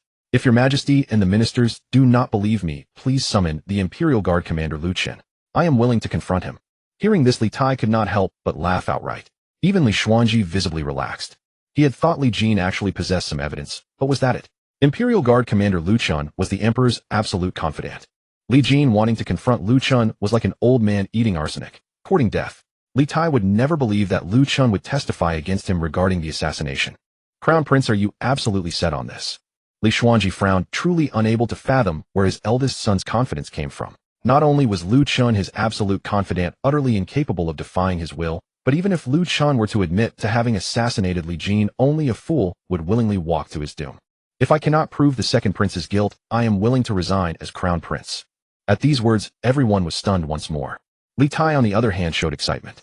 After a brief moment of consideration, he followed up, Father, since the crown prince insists, I am also willing to confront Commander Lu face to face. Li Xuanji thought that if he could seize the opportunity to depose Li Jin, it would relieve him of a burden. Moreover, Lu Chun was his confidant, and no matter how he looked at it, Li Jin could not possibly win. Since you are so insistent, I shall grant your wish. Someone summoned the Imperial Guard Commander Lu Chun to the court at once. Before long, Lu Chun arrived at Dia Hall. Before Li Xuanji could even speak. With a thud, Lu Chun knelt directly to the ground and declared loudly, Your Majesty, I am guilty. I once acted upon the secret orders of the second prince to intercept and assassinate the returning crown prince. I deserve 1,000 deaths. As Lu Chun's words fell, Li Xuanji, Li Tai, and the entire court of civil and military officials were all utterly dumbfounded. No one in the entire court had anticipated that this commander of the brocade-clad guards, a trusted confidant of Emperor Qian, would immediately turn on himself and confess that he had acted under the orders of the second prince Li Tai to assassinate the crown prince Li Jin upon his return to the capital. Li Chun then laid bare the entire course of events in meticulous detail, producing all the secret correspondence between himself and Li Tai from the past, as well as the testimonies and physical evidence of the assassination plot against Li Jin. After all, the brocade-clad guards were professionals in this regard. As Li Chun finished his account and remained motionless on his knees beside him, Li Tai had already turned the color of death. Under no circumstances could he have foreseen that Li Chun would self-destruct before the entire assembly, with every piece of evidence meticulously prepared. In that moment, Li Tai's gaze involuntarily shifted toward Emperor Qian Li Xuanji, and a dark suspicion took root. Could his own father have conspired with Li Jin to orchestrate this very scenario? Otherwise, this made absolutely no sense. Yet what Li Tai failed to realize was that Li Xuanji's inner turmoil and bewilderment were no less intense than his own. What was happening? His most trusted commander of the brocade-clad guards had suddenly turned against him, accusing his own beloved son, who had given him such audacity. Li Xuanji's composure was on the verge of collapse. Lu Chun, do you have any idea what you're saying? Li Xuanji suppressed his rage and spoke in a deep, grave tone. Lu Chun remained kneeling on the ground, his voice calm and composed.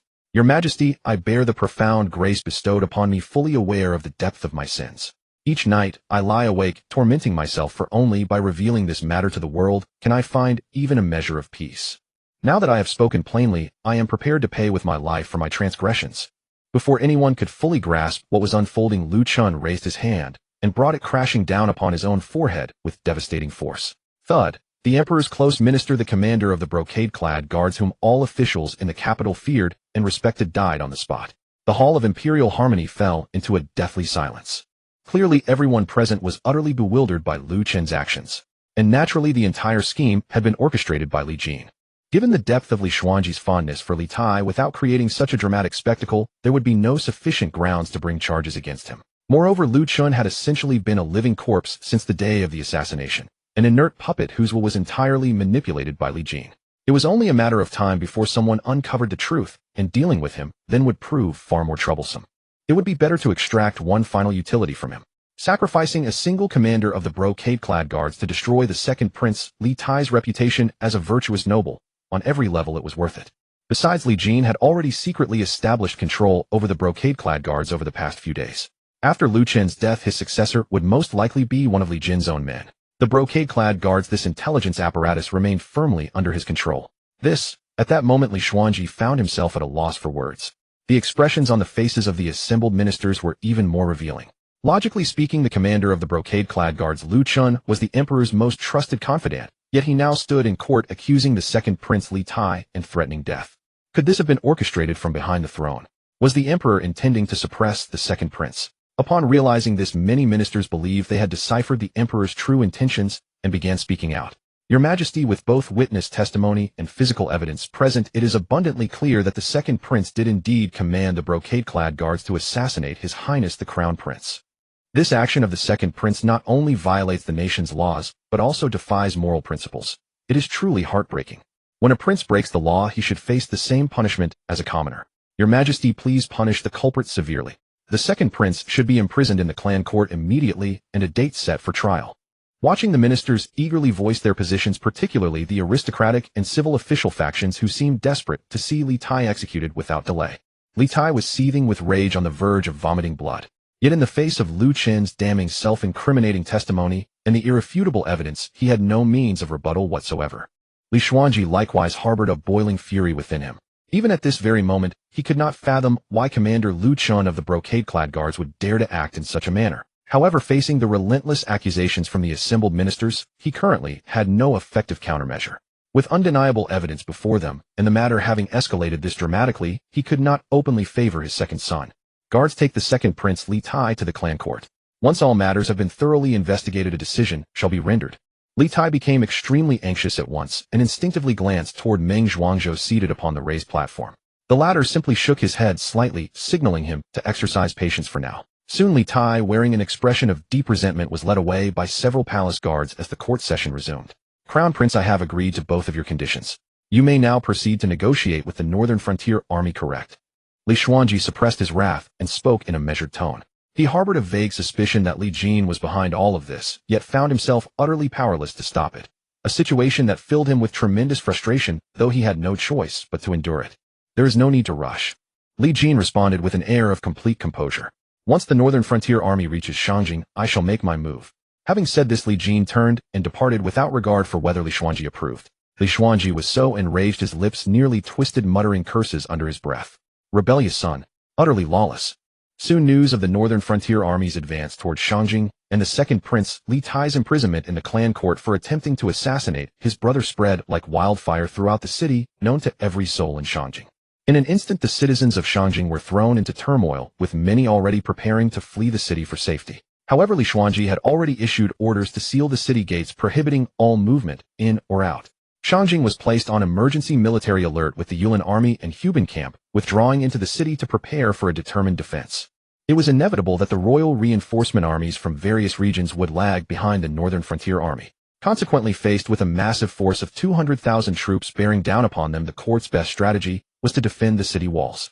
Your Majesty, it has been nearly 3 days now. There has still been no sign of movement from the Crown Prince. Perhaps this old servant should intervene.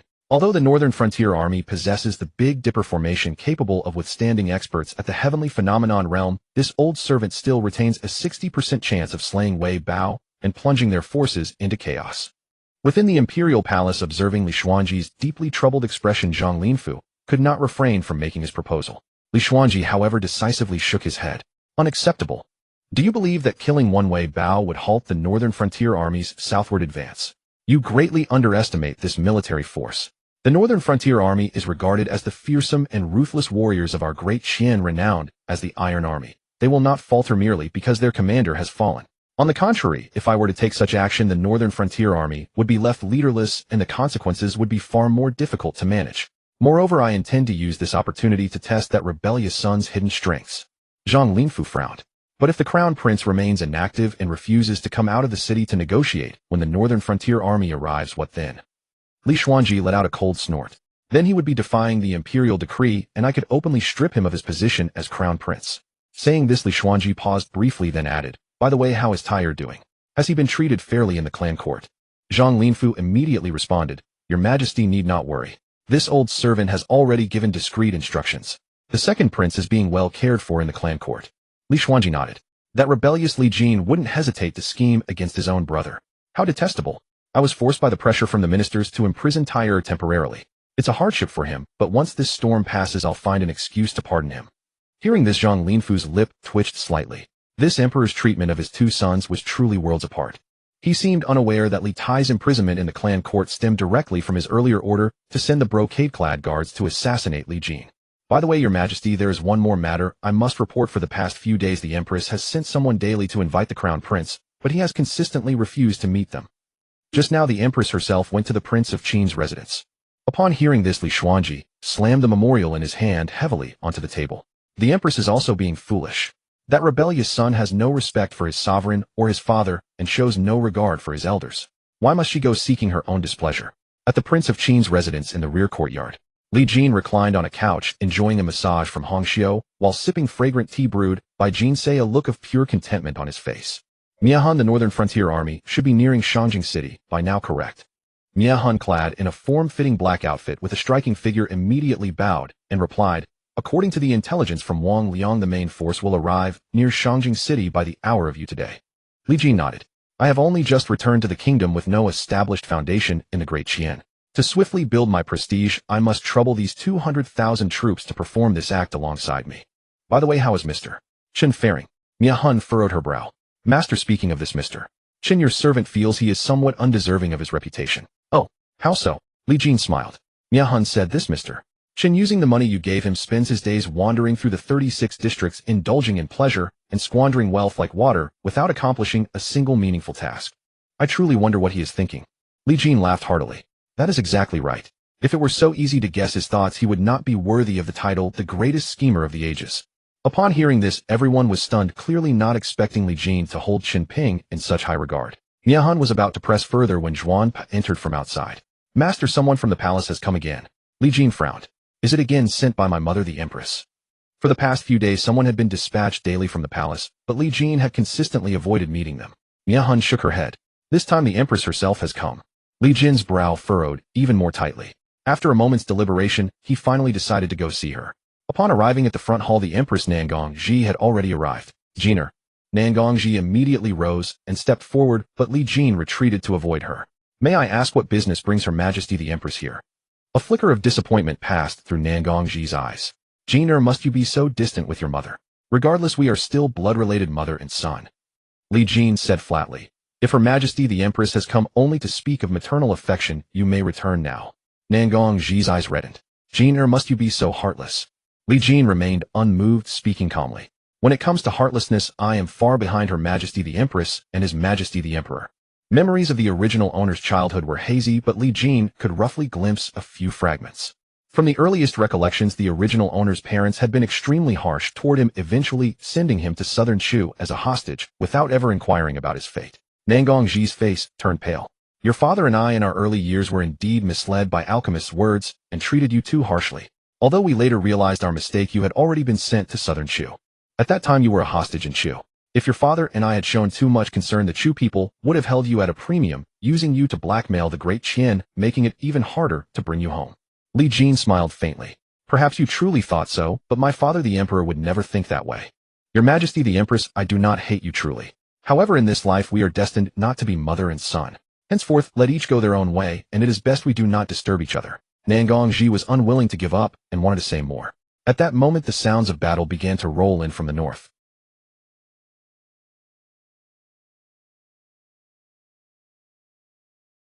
"The Northern Frontier Army is coming. Can Shangjing City withstand 200,000 troops?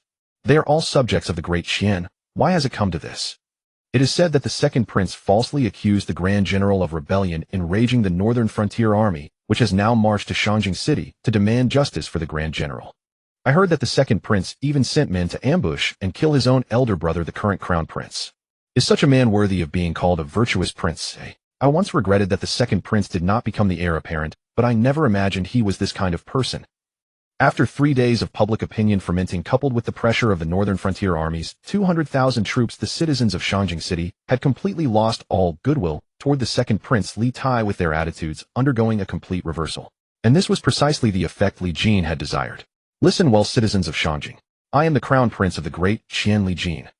At this moment, Li Jin, suspended high above Shangjing City in the sky, suddenly spoke in a clear voice that rolled forth, reaching every corner of the city with perfect clarity. "Look, there's someone in the sky." At that moment, nearly everyone in Shangjing City looked up toward the sky, gazing at the tall, graceful figure. "It's the crown prince Li Jin. The Northern Army is about to arrive. What is he going to do?" As the eyes of the entire city were drawn to him, not only the common people of Shangjing were astonished, but also Li Xuanji in the palace, Li Tai in the imperial clan court, the civil and military officials, and even the hidden peerless experts. All were curious about what Li Jin intended to do. Then Li Jin's voice slowly rang out again. "Everyone be at ease.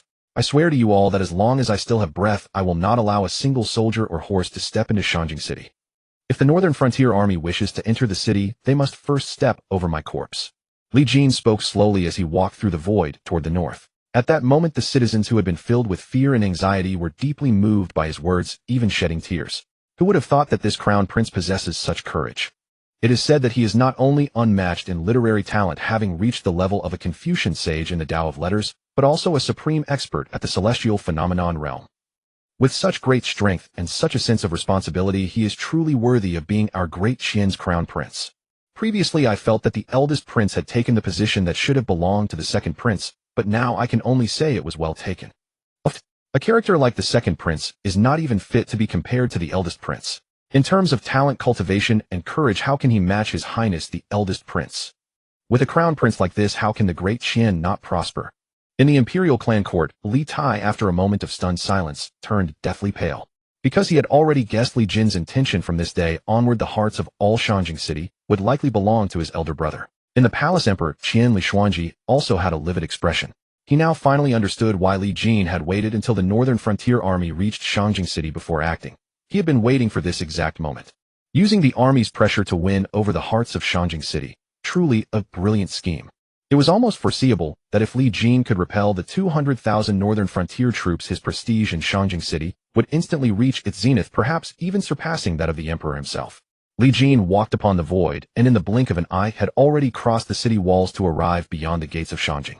Ahead, 200,000 soldiers of the northern frontier army surged forward like a tidal wave. Retreat!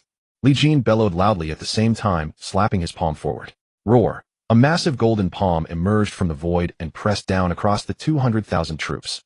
What a... Wei Bao, the commanding general of the northern frontier army, watched the giant palm descending from the sky, and his expression suddenly changed dramatically. Form the formation. Big Dipper military formation.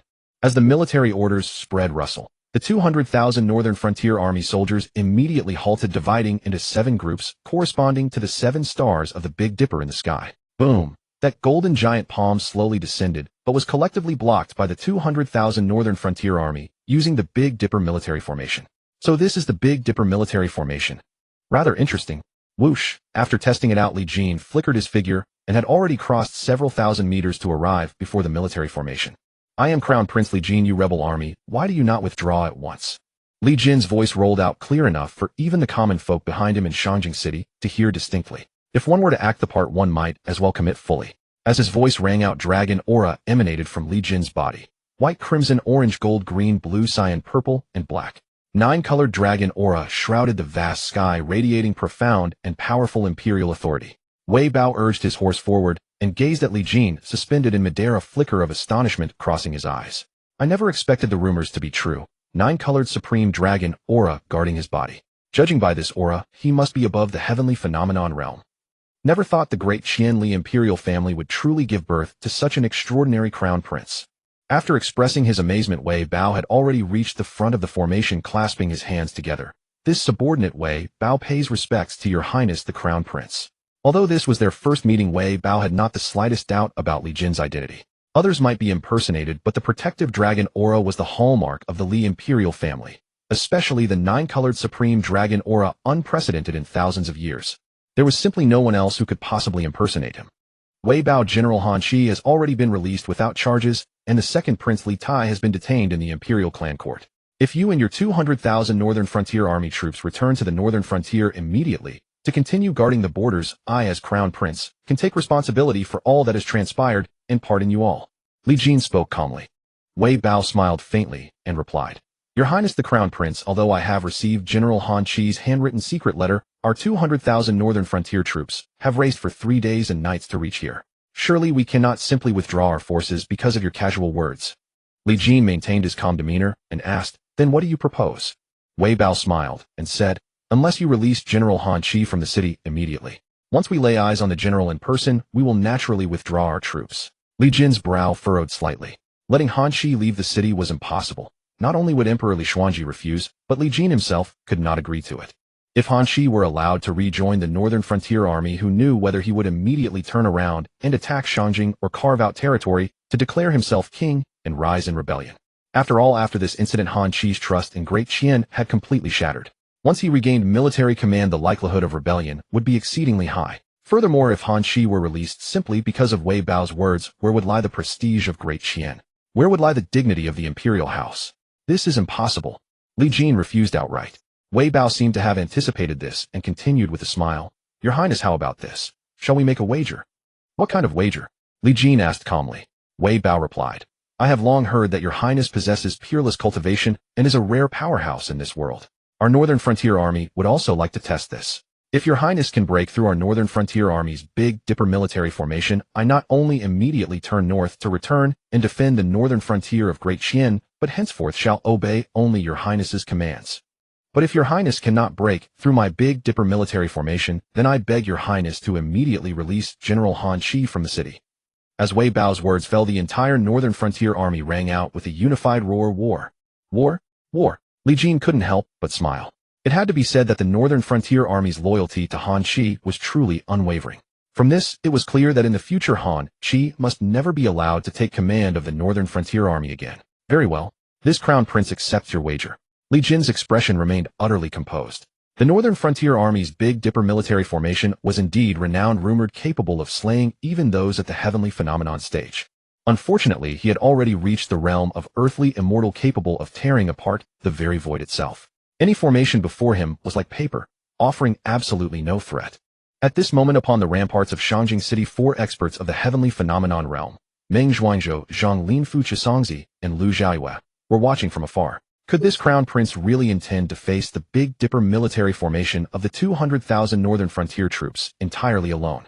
This Big Dipper military formation is such that even those who have reached the great perfection of heavenly phenomenon cannot easily break through it.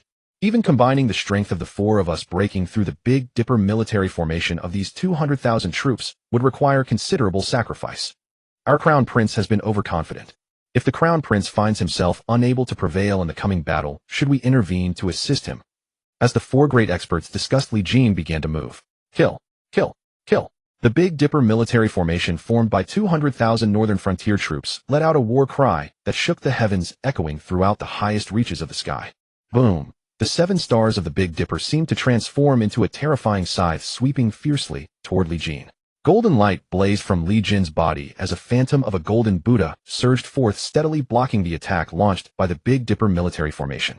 Boom, boom, boom. In the blink of an eye, Li Jin and the Big Dipper military formation of 200,000 Northern Frontier troops had already exchanged dozens of moves, and neither side seemed to have the upper hand. Even with the combined power of 200,000 people, they still could not penetrate Li Jin's Vajra indestructible divine technique defense. This Buddhist miraculous power, Vajra indestructible, is truly formidable to such an extent. Witnessing this, Zhang Linfu couldn't help but murmur in amazement. He knew that if he were in Li Jin's position, he would never dare to withstand the Big Dipper military formation's attacks head-on, or he would surely die or suffer grave injuries. Yet Li Jin not only blocked them all, but appeared completely at ease. Such terrifying defensive prowess was simply monstrous. It is not this divine technique that is so powerful, but that your highness has cultivated it to the pinnacle of perfection. This is the true Vajra indestructible, Lu Xiaoyue said with sincere admiration. He noticed that compared to their encounter a few days ago, Li Jin had grown significantly stronger once more. Or had he been holding back when fighting him previously? The Crown Prince's strength is indeed beyond imagination, but do not forget, the Big Dipper military formation draws upon the power of 200,000 soldiers, making it most suited to protracted warfare. Though the Crown Prince is powerful, how long can he sustain himself? It was Meng Zhuangzhou who spoke, and he clearly harbored doubts about whether Li Jin could break through the Big Dipper military formation. Indeed, if the Crown Prince wishes to leave this Beidu military formation, naturally cannot hold him back, but for him to break through, it would be no easy feat. State Preceptor Chisongzi also spoke. This Beidu military formation was created by Emperor Guangwu of old. At its peak, it could even slay a cultivator at the great perfection of the celestial phenomenon realm.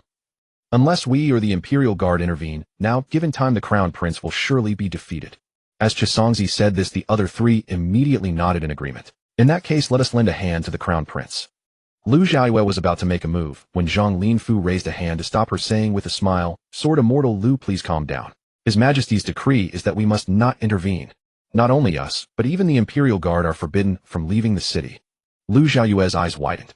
The Crown Prince fights to defend the capital, yet no one is allowed to aid him. What kind of reasoning is that?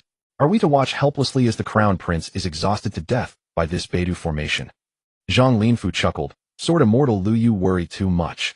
Rumors say the Crown Prince has a mysterious elite force that once defeated 50,000 Imperial Guards, yet its whereabouts remain unknown. If the Crown Prince falls into danger, surely this army will not stand idly by."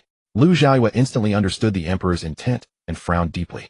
Indeed, the Emperor's heart is ruthless, yet he could not defy the Qian Emperor's order. Returning to Li Jin's side, the clash between the 2 sides shook heaven and earth with thunderous roars echoing endlessly audible even to the citizens within the capital. Crown Prince, if you have no stronger means, I fear you will not break this Beidou formation today. It would be wiser to concede early lest you risk your life. Wei Bao stood amidst the myriad troops, waving his banner to command the formation's variations, launching wave after wave of attacks against Li Jin. Li Jin's lips curled slightly. Concede? This mere formation of yours is worthy of making me concede. In truth, with Li Jin's current cultivation at the Land Immortal realm, shattering the Beidou formation before him was a trivial matter. He had prolonged the fight deliberately. If he had easily repelled the Northern Frontier Army, how could he highlight the difficulty of defending the capital? Unaware of this, Wei Bao was enraged by Li Jin's arrogant words. Brothers, let the Crown Prince witness the true power of our Northern Frontier Army. Beidou 7 kills. At Wei Bao's command, the formation below shifted abruptly. In an instant, a murderous aura surged skyward, coalescing into a primordial beast, with a gaping maw lunging toward Li Jin in the air, darkening heaven and earth. Witnessing this from afar, the 4 Lu Xiaoyue and others all changed expressions. Beidou 7 kills. This is the ultimate strike of the Beidou formation. It seems Wei Bao is getting serious. Once the Beidou 7 kills is unleashed, even a great perfection celestial phenomenon cultivator must give way. Yet contrary to their expectations, Li Jin did not dodge, but flew straight toward it. Has he lost his mind? This is a terrifying strike condensed from the killing intent of 200,000 Northern Frontier soldiers. Choosing to clash head-on in such a situation is truly unwise. Wei Bao, seeing Li Jin advancing instead of retreating, was also startled. The Beidou 7 kills was the formation's deadliest technique, capable of slaying a celestial phenomenon cultivator. If any harm befell the Crown Prince, the Northern Frontier Army's charge of treason would be irrevocably confirmed. There would be no room for retreat. However, the Beidou formation relied on the combined strength of 200,000 troops, and as its commander, Wei Bao could not retract the attack at will. It was already too late to call it back. Just as everyone believed Li Jin could not withstand the Beidou 7 kills, he slowly raised his arm and made a grasping motion toward the ground. The charade has gone on long enough. Time to end this.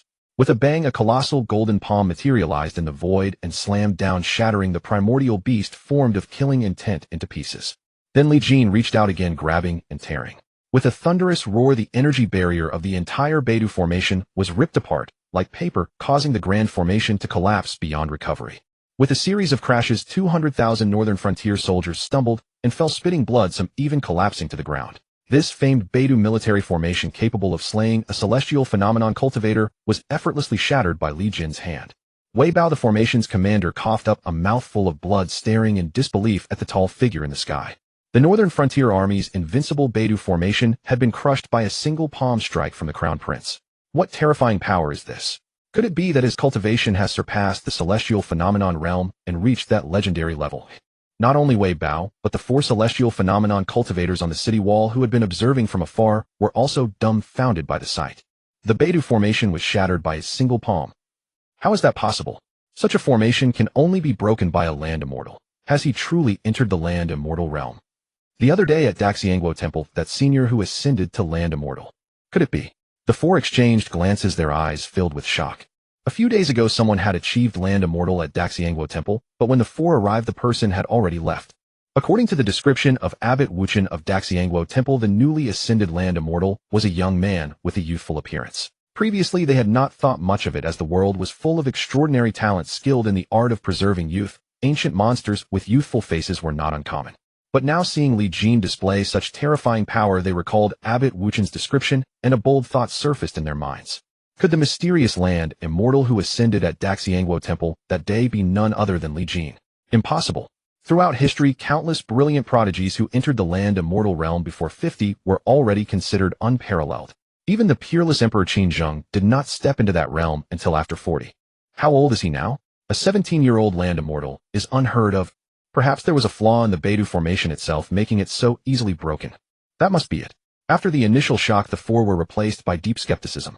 No wonder they would think so, for during their last encounter with Li Jin, even as a mere master of the heavenly manifestation stage, the latter's prowess had already been astonishing enough to shake the world. Yet in merely a few short days, he had broken through to the realm of earthly immortal, a notion too absurd to comprehend. Naturally, personal bias also played a role. If the youth truly attained the earthly immortal realm at 17, what value remained for the likes of themselves, hailed as peerless talents and quasi-divine figures by the masses after a century of arduous cultivation? In the days to come, they feared they would lack even the courage to face His Highness the Crown Prince. Thus they could only keep hypnotizing themselves, insisting that such a thing was impossible. Meanwhile, within the battlefield, Li Jin had effortlessly shattered the Big Dipper formation with a casual strike before drifting slowly to rest before Wei Bao.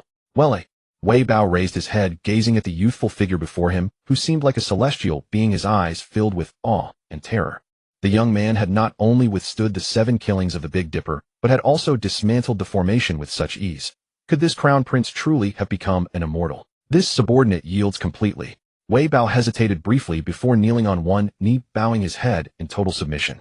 If even the 7 killings of the Big Dipper could not scratch him and the formation had been shattered so easily, then the crown prince's power was beyond mortal comprehension.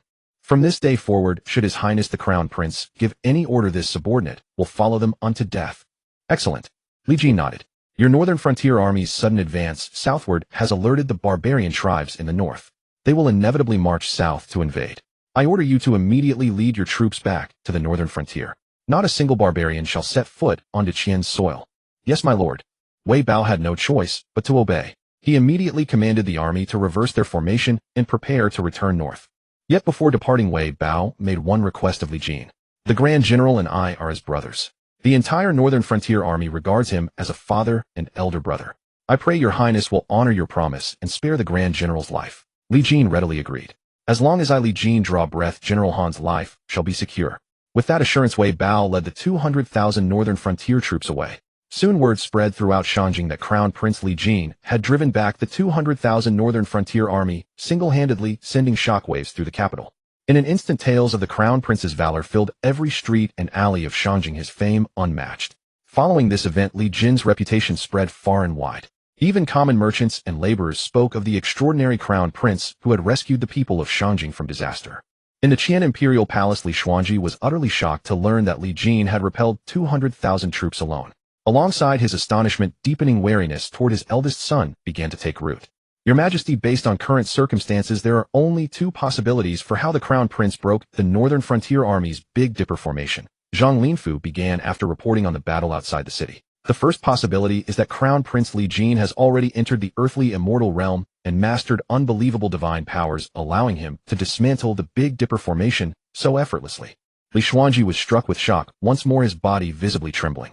An earthly immortal? Are you saying that rebellious son has reached the legendary state of immortality? How is this possible? How old is he? He cannot have already attained such a realm. Li Xuanji struggled to accept this reality, growing increasingly panicked. The earthly immortal. Surely the mythical realm of invincibility. If Li Jin had truly reached it, could he still sit securely upon the throne? You mentioned 2 possibilities. What is the second? Li Xuanji pressed immediately. Zhang Linfu continued. The second possibility is that the Crown Prince did not actually enter the earthly immortal realm, but rather the Northern Frontier Army deliberately held back their strength. Upon hearing this, Li Xuanji's panicked eyes suddenly flickered with hope. Yes, it must be the Northern Frontier Army plotting something. I have carefully considered the entire sequence of events. The Northern Frontier Army raised their banners in such a dramatic display of rebellion, yet now withdraw so easily. It all points to manipulation behind the scenes. It must be that rebellious son. He conspired with the Northern Frontier Army, staging this entire performance to win over the people's loyalty. It must be admitted that while Li Xuanji's capabilities were debatable, his political instincts were sharp. He quickly grasped Li Jin's true purpose. What he failed to realize was that while Li Jin had indeed conspired with the Northern Frontier Army, they had not held back when they fought. Li Jin had broken the Northern Frontier Army's formation purely through his own true strength. Can we send someone to test him? Li Xuanji pondered for a moment, still uneasy, and spoke again. Zhang Linfu frowned deeply.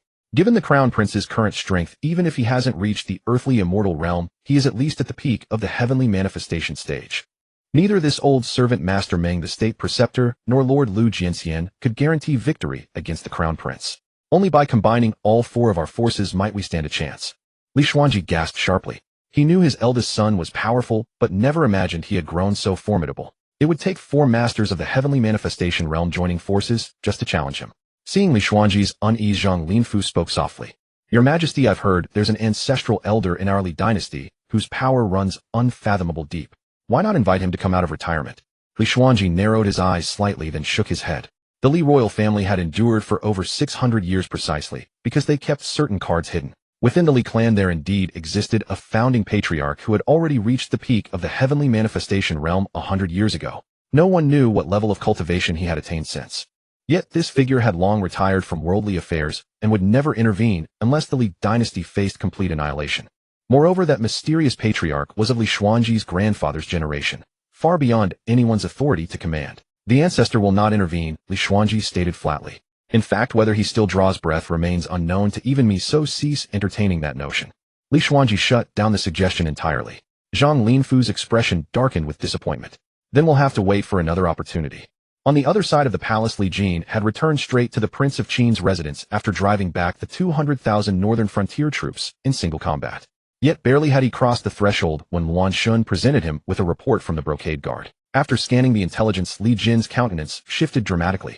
Emperor Xiao Lifeng of southern Chu has issued an edict granting the marriage of Lady Yunshang to the third prince, Xiao Jinglong, with the wedding to take place in 3 days. Huff! Upon seeing this message, an overwhelming and domineering aura involuntarily burst forth from Li Jin. Thud, thud, thud.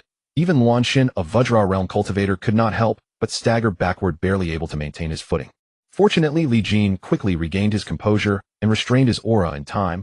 Otherwise, the mere pressure of a terrestrial immortal would have been enough to severely wound a Vajra realm expert. I must go to southern Chu. Li Jin immediately summoned everyone in the mansion Hongxiu, Jin's the 6 sword slaves of the net, and Qi Jiguang, who was drilling troops in the side courtyard of the princely residence. Before I leave, I will set up a defensive array around the Qin prince's mansion. You are to stay within the mansion these few days and not go out. Wait until I return before doing anything. To the outside world announce that I am in seclusion and will see no visitors. If the palace were to learn of his departure, who knew what mischief Li Xuanji might stir up? Li Jin thus decided to have all his close associates remain inside the Qin prince's mansion to avoid being schemed against. After arranging everything, Li Jin raised his hand and made a series of virtual points around the Qin prince's mansion, instantly laying down a defensive array. An invisible energy barrier enveloped the entire mansion above. This array is called the soul-shocking array, originally created by the great virtuous master Qiu Tianshi of Yore and later improved by me. Even a great heavenly phenomenon realm expert cannot break it, ensuring your safety. Li Jin explained the method of controlling the array to everyone, then, with a flicker of his form, he vanished directly. With the soul-shocking array in place, as long as everyone stayed within the mansion, no one could harm them. Having reached the terrestrial immortal realm, he could tear through the void. In the blink of an eye, Li Jin had already left the capital city of Shanjing. According to the intelligence from the brocade guard, the Emperor of Chu had decreed the marriage of Princess Yunshang to the third prince, Xiao Jinglong, with the wedding to take place in 3 days. However, this news had been sent out 2 days ago and only reached Li Jin today. This meant that at this very moment, there was only 1 day left until their wedding. Southern Chu Jinbei Prince's mansion. Princess, the bridal procession will arrive soon. It is time for you to change into your wedding gown. Ignoring the maid's reminder, Princess Yunshang sat dully before the bronze mirror. Then an old woman approached. It was Granny Hua. You may all leave now. Granny Hua waved away the maids and came to Princess Yunshang. Princess, do not be childish. The marriage between you and the third prince is already a settled matter. The emperor's words are final and cannot be changed. If you refuse to marry, you will not only bring trouble upon yourself, but also drag the prince into disaster. Princess Yunshang remained unmoved. Granny Hua sighed. I have already sent someone to inquire about the news of the hostage Li Jin after his return to his homeland. Would you like to hear it? At these words, a glimmer of light finally appeared in the dull, lifeless eyes of Princess Yunshang. She looked up at Granny Hua. Is he? Well, Granny Hua nodded. Rumors say that after the hostage Li Tai returned to his country, he was ambushed by the second Prince Li Tai of Great Qian, but the attempt failed. Later, Li Jin successfully returned to Shanjing. At the Li Imperial Ancestral Temple, he awakened the 9-colored Supreme Dragon Qi, single-handedly fought against 3 heavenly phenomenon realm experts without losing, and ultimately secured the position of Crown Prince. Granny Hua recounted all she knew and sighed again. Although Li Jin is no longer what he used to be, he is still merely the Crown Prince of Great Qian. Even if he becomes the Emperor of Great Qian, he cannot interfere in the affairs of our Chu kingdom. However, for someone so young to already be a heavenly phenomenon realm expert, hiding his strength so deeply is truly astonishing. But even so, he cannot reverse the course of fate. Your bond with him is destined to bear no fruit. If he were given another 10 years, he might have a chance to touch the legendary terrestrial immortal realm, and perhaps you two could reunite. Granny Hua's words rekindled a spark of hope in Princess Yunshang, but soon the light in her eyes dimmed again. But if I truly wait 10 years, by then he will probably have forgotten me, won't he? Besides, by then I would already be another man's wife. How could I reunite with him? Granny Hua said. If that is the case, it only means you misjudged him, and there is nothing to regret. A person must live to have hope. With hope, life has something to look forward to. Tears slid down Princess Yunshang's face. She understood perfectly that under the current circumstances, for the sake of her family and loved ones, she had to accept the emperor's marriage decree. She could not even flee, nor could she kill herself. From the moment the Emperor of Chu decided to betroth her to the third prince, her fate had been sealed. Soon the auspicious hour approached, and the bridal procession arrived before the Junbei prince's mansion. The beaming third prince, Xiao Jinglong, accompanied by a group of noble scions and a retinue of guards, came in a grand procession, drawing crowds of onlookers along the streets. Before long, Princess Yunchang, now dressed in her wedding gown and covered with a red veil, emerged from the Junbei prince's mansion, escorted by a group of maids. A smug Xiao Jinglong dismounted from his tall horse and approached Princess Yunchang, sneering in a low voice. "Princess Yunchang, you always looked down on me, but now you have become my woman. How does that feel?" Princess Yunchang snorted coldly without response. Xiao Jinglong grew even more arrogant, lowering his voice. "Don't worry. From now on you are mine. I can do whatever I please with you." At these words, Princess Yunchang's body trembled slightly. Xiao Jinglong noticed and laughed triumphantly, then raised his hand. "What are you all standing there for? Hurry and help the princess into the sedan." Supported by the maids, Princess Yunchang, trembling with rage and pale-faced, finally stepped into the splendid bridal sedan, which then headed toward the imperial city. Along the way, petals carpeted the ground, gongs and drums cleared the path, and the 100-strong bridal procession made a lively, clamorous journey. Soon the sedan arrived at Xuanwu Gate. Beyond it lay the imperial city of Chu. The groom dismounts, the bride descends the sedan. Pay homage to the gate gods and worship heaven and earth. According to the customs of the Chu royal family, before entering the imperial city for a royal wedding, the couple had to worship the gate gods and heaven and earth at the city gate, symbolizing the unity of husband and wife and everlasting harmony. The third prince, Xiao Jinglong, dismounted, but Princess Yunchang remained in the sedan, refusing to come out. His face began to darken. After repeated urgings yielded no result, a furious Xiao Jinglong roughly pulled open the sedan curtain. "Bitch, are you still putting on airs in front of me at a time like this? Do you deliberately want to embarrass me? Get down." As he spoke, he reached out to grab her wrist and forcibly drag her out. But at that moment, a voice brimming with domineering rage and murderous intent rolled in from the north. "Xiao Jinglong, if you dare lay a finger on her, I'll skin you alive. Xiao Jinglong, if you dare to touch him, I'll skin you alive." The voice thundered forth, echoes reverberating without end, and in that instant it reached the ears of every soul in the entire Chu capital. The crowd instinctively turned their gaze toward the northern horizon, where a figure like a shooting star streaked through the sky at breakneck speed, crossing several thousand meters in the blink of an eye before slowly descending before the Xuanwu Gate. "It's the hostage Li Jin." Among the crowd, many of the southern Chu nobles' offspring recognized Li Jin, and upon clearly seeing his features, they couldn't help but exclaim in surprise. "Didn't he already return to the Qian kingdom? I heard he even became the crown prince of Qian. What is he doing here? Could he be coming to steal the bride? Are you mad? The crown prince of Qian comes to our great Chu to steal a bride. Does he not know how to spell death?" The third prince, Xiao Jinglong, who had been about to reach out and pull Princess Yunchang, turned his head to look at the figure he detested so much slowly descending before him, and stood utterly frozen. Inside the bridal sedan, Princess Yunchang, disregarding all decorum, immediately tore off the red bridal veil. Gazing at the figure she had longed for day and night, tears streamed down her face uncontrollably. Though she had 1,000 words in her heart, she could not utter a single one. He actually came alone.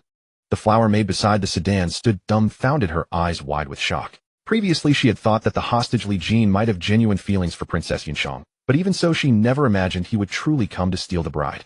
After all, daring to steal the bride of the third prince of Chu was nothing short of seeking death.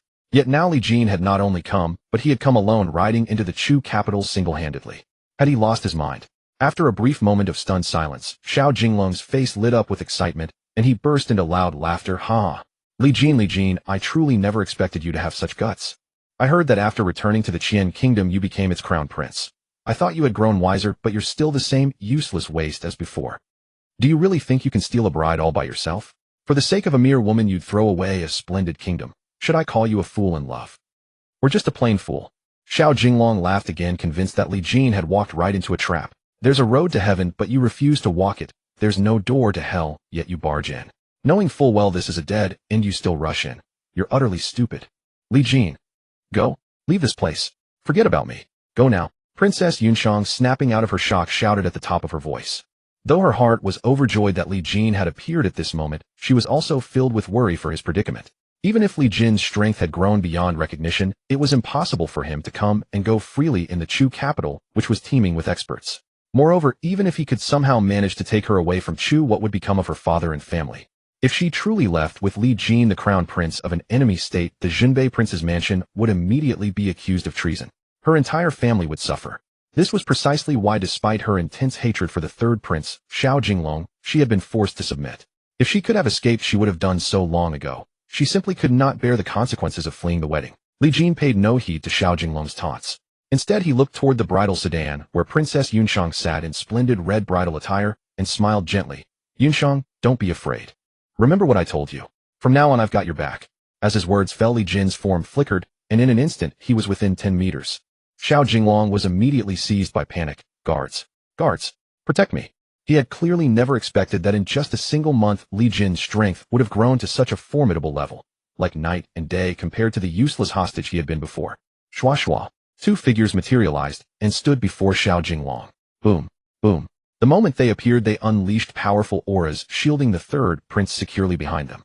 Your Highness, do not fear. With us here, no one will harm you. But before the two formidable guards could finish their sentence, not even a second of glory, they were already sent flying. Bang. Bang. With a casual wave of Li Jin's hand, the two guards were sent tumbling backward like broken kites, crashing heavily dozens of meters away, and then falling into a deep faint. What a... Xiao Jinglong's face instantly twisted in terror, blood draining from his cheeks, his body trembling. These two personal guards of his were experts at the great Vajra realm, capable of fighting even a heavenly phenomenon realm cultivator when working together. Yet they hadn't lasted even a single exchange before being casually defeated by Li Jin. What terrifying strength was this? When had this guy become so powerful? Seeing Li Jin dispatch two great Vajra realm experts with such ease, the other guards around Xiao Jinglong were all petrified. For a moment, none of them dared to step forward, frozen in place. After casually dealing with the two great Vajra masters, Li Jin continued walking slowly toward the bridal sedan, as if strolling through a garden, calm, unhurried, and composed. Xiao Jinglong was now completely panicked. He drew his sword, trembling as he pointed it at Li Jin, but then seemed to realize the vast gap in their strength. He quickly turned the blade toward Princess Yunshang inside the sedan. Stop right there. Take one more step, and I'll kill her.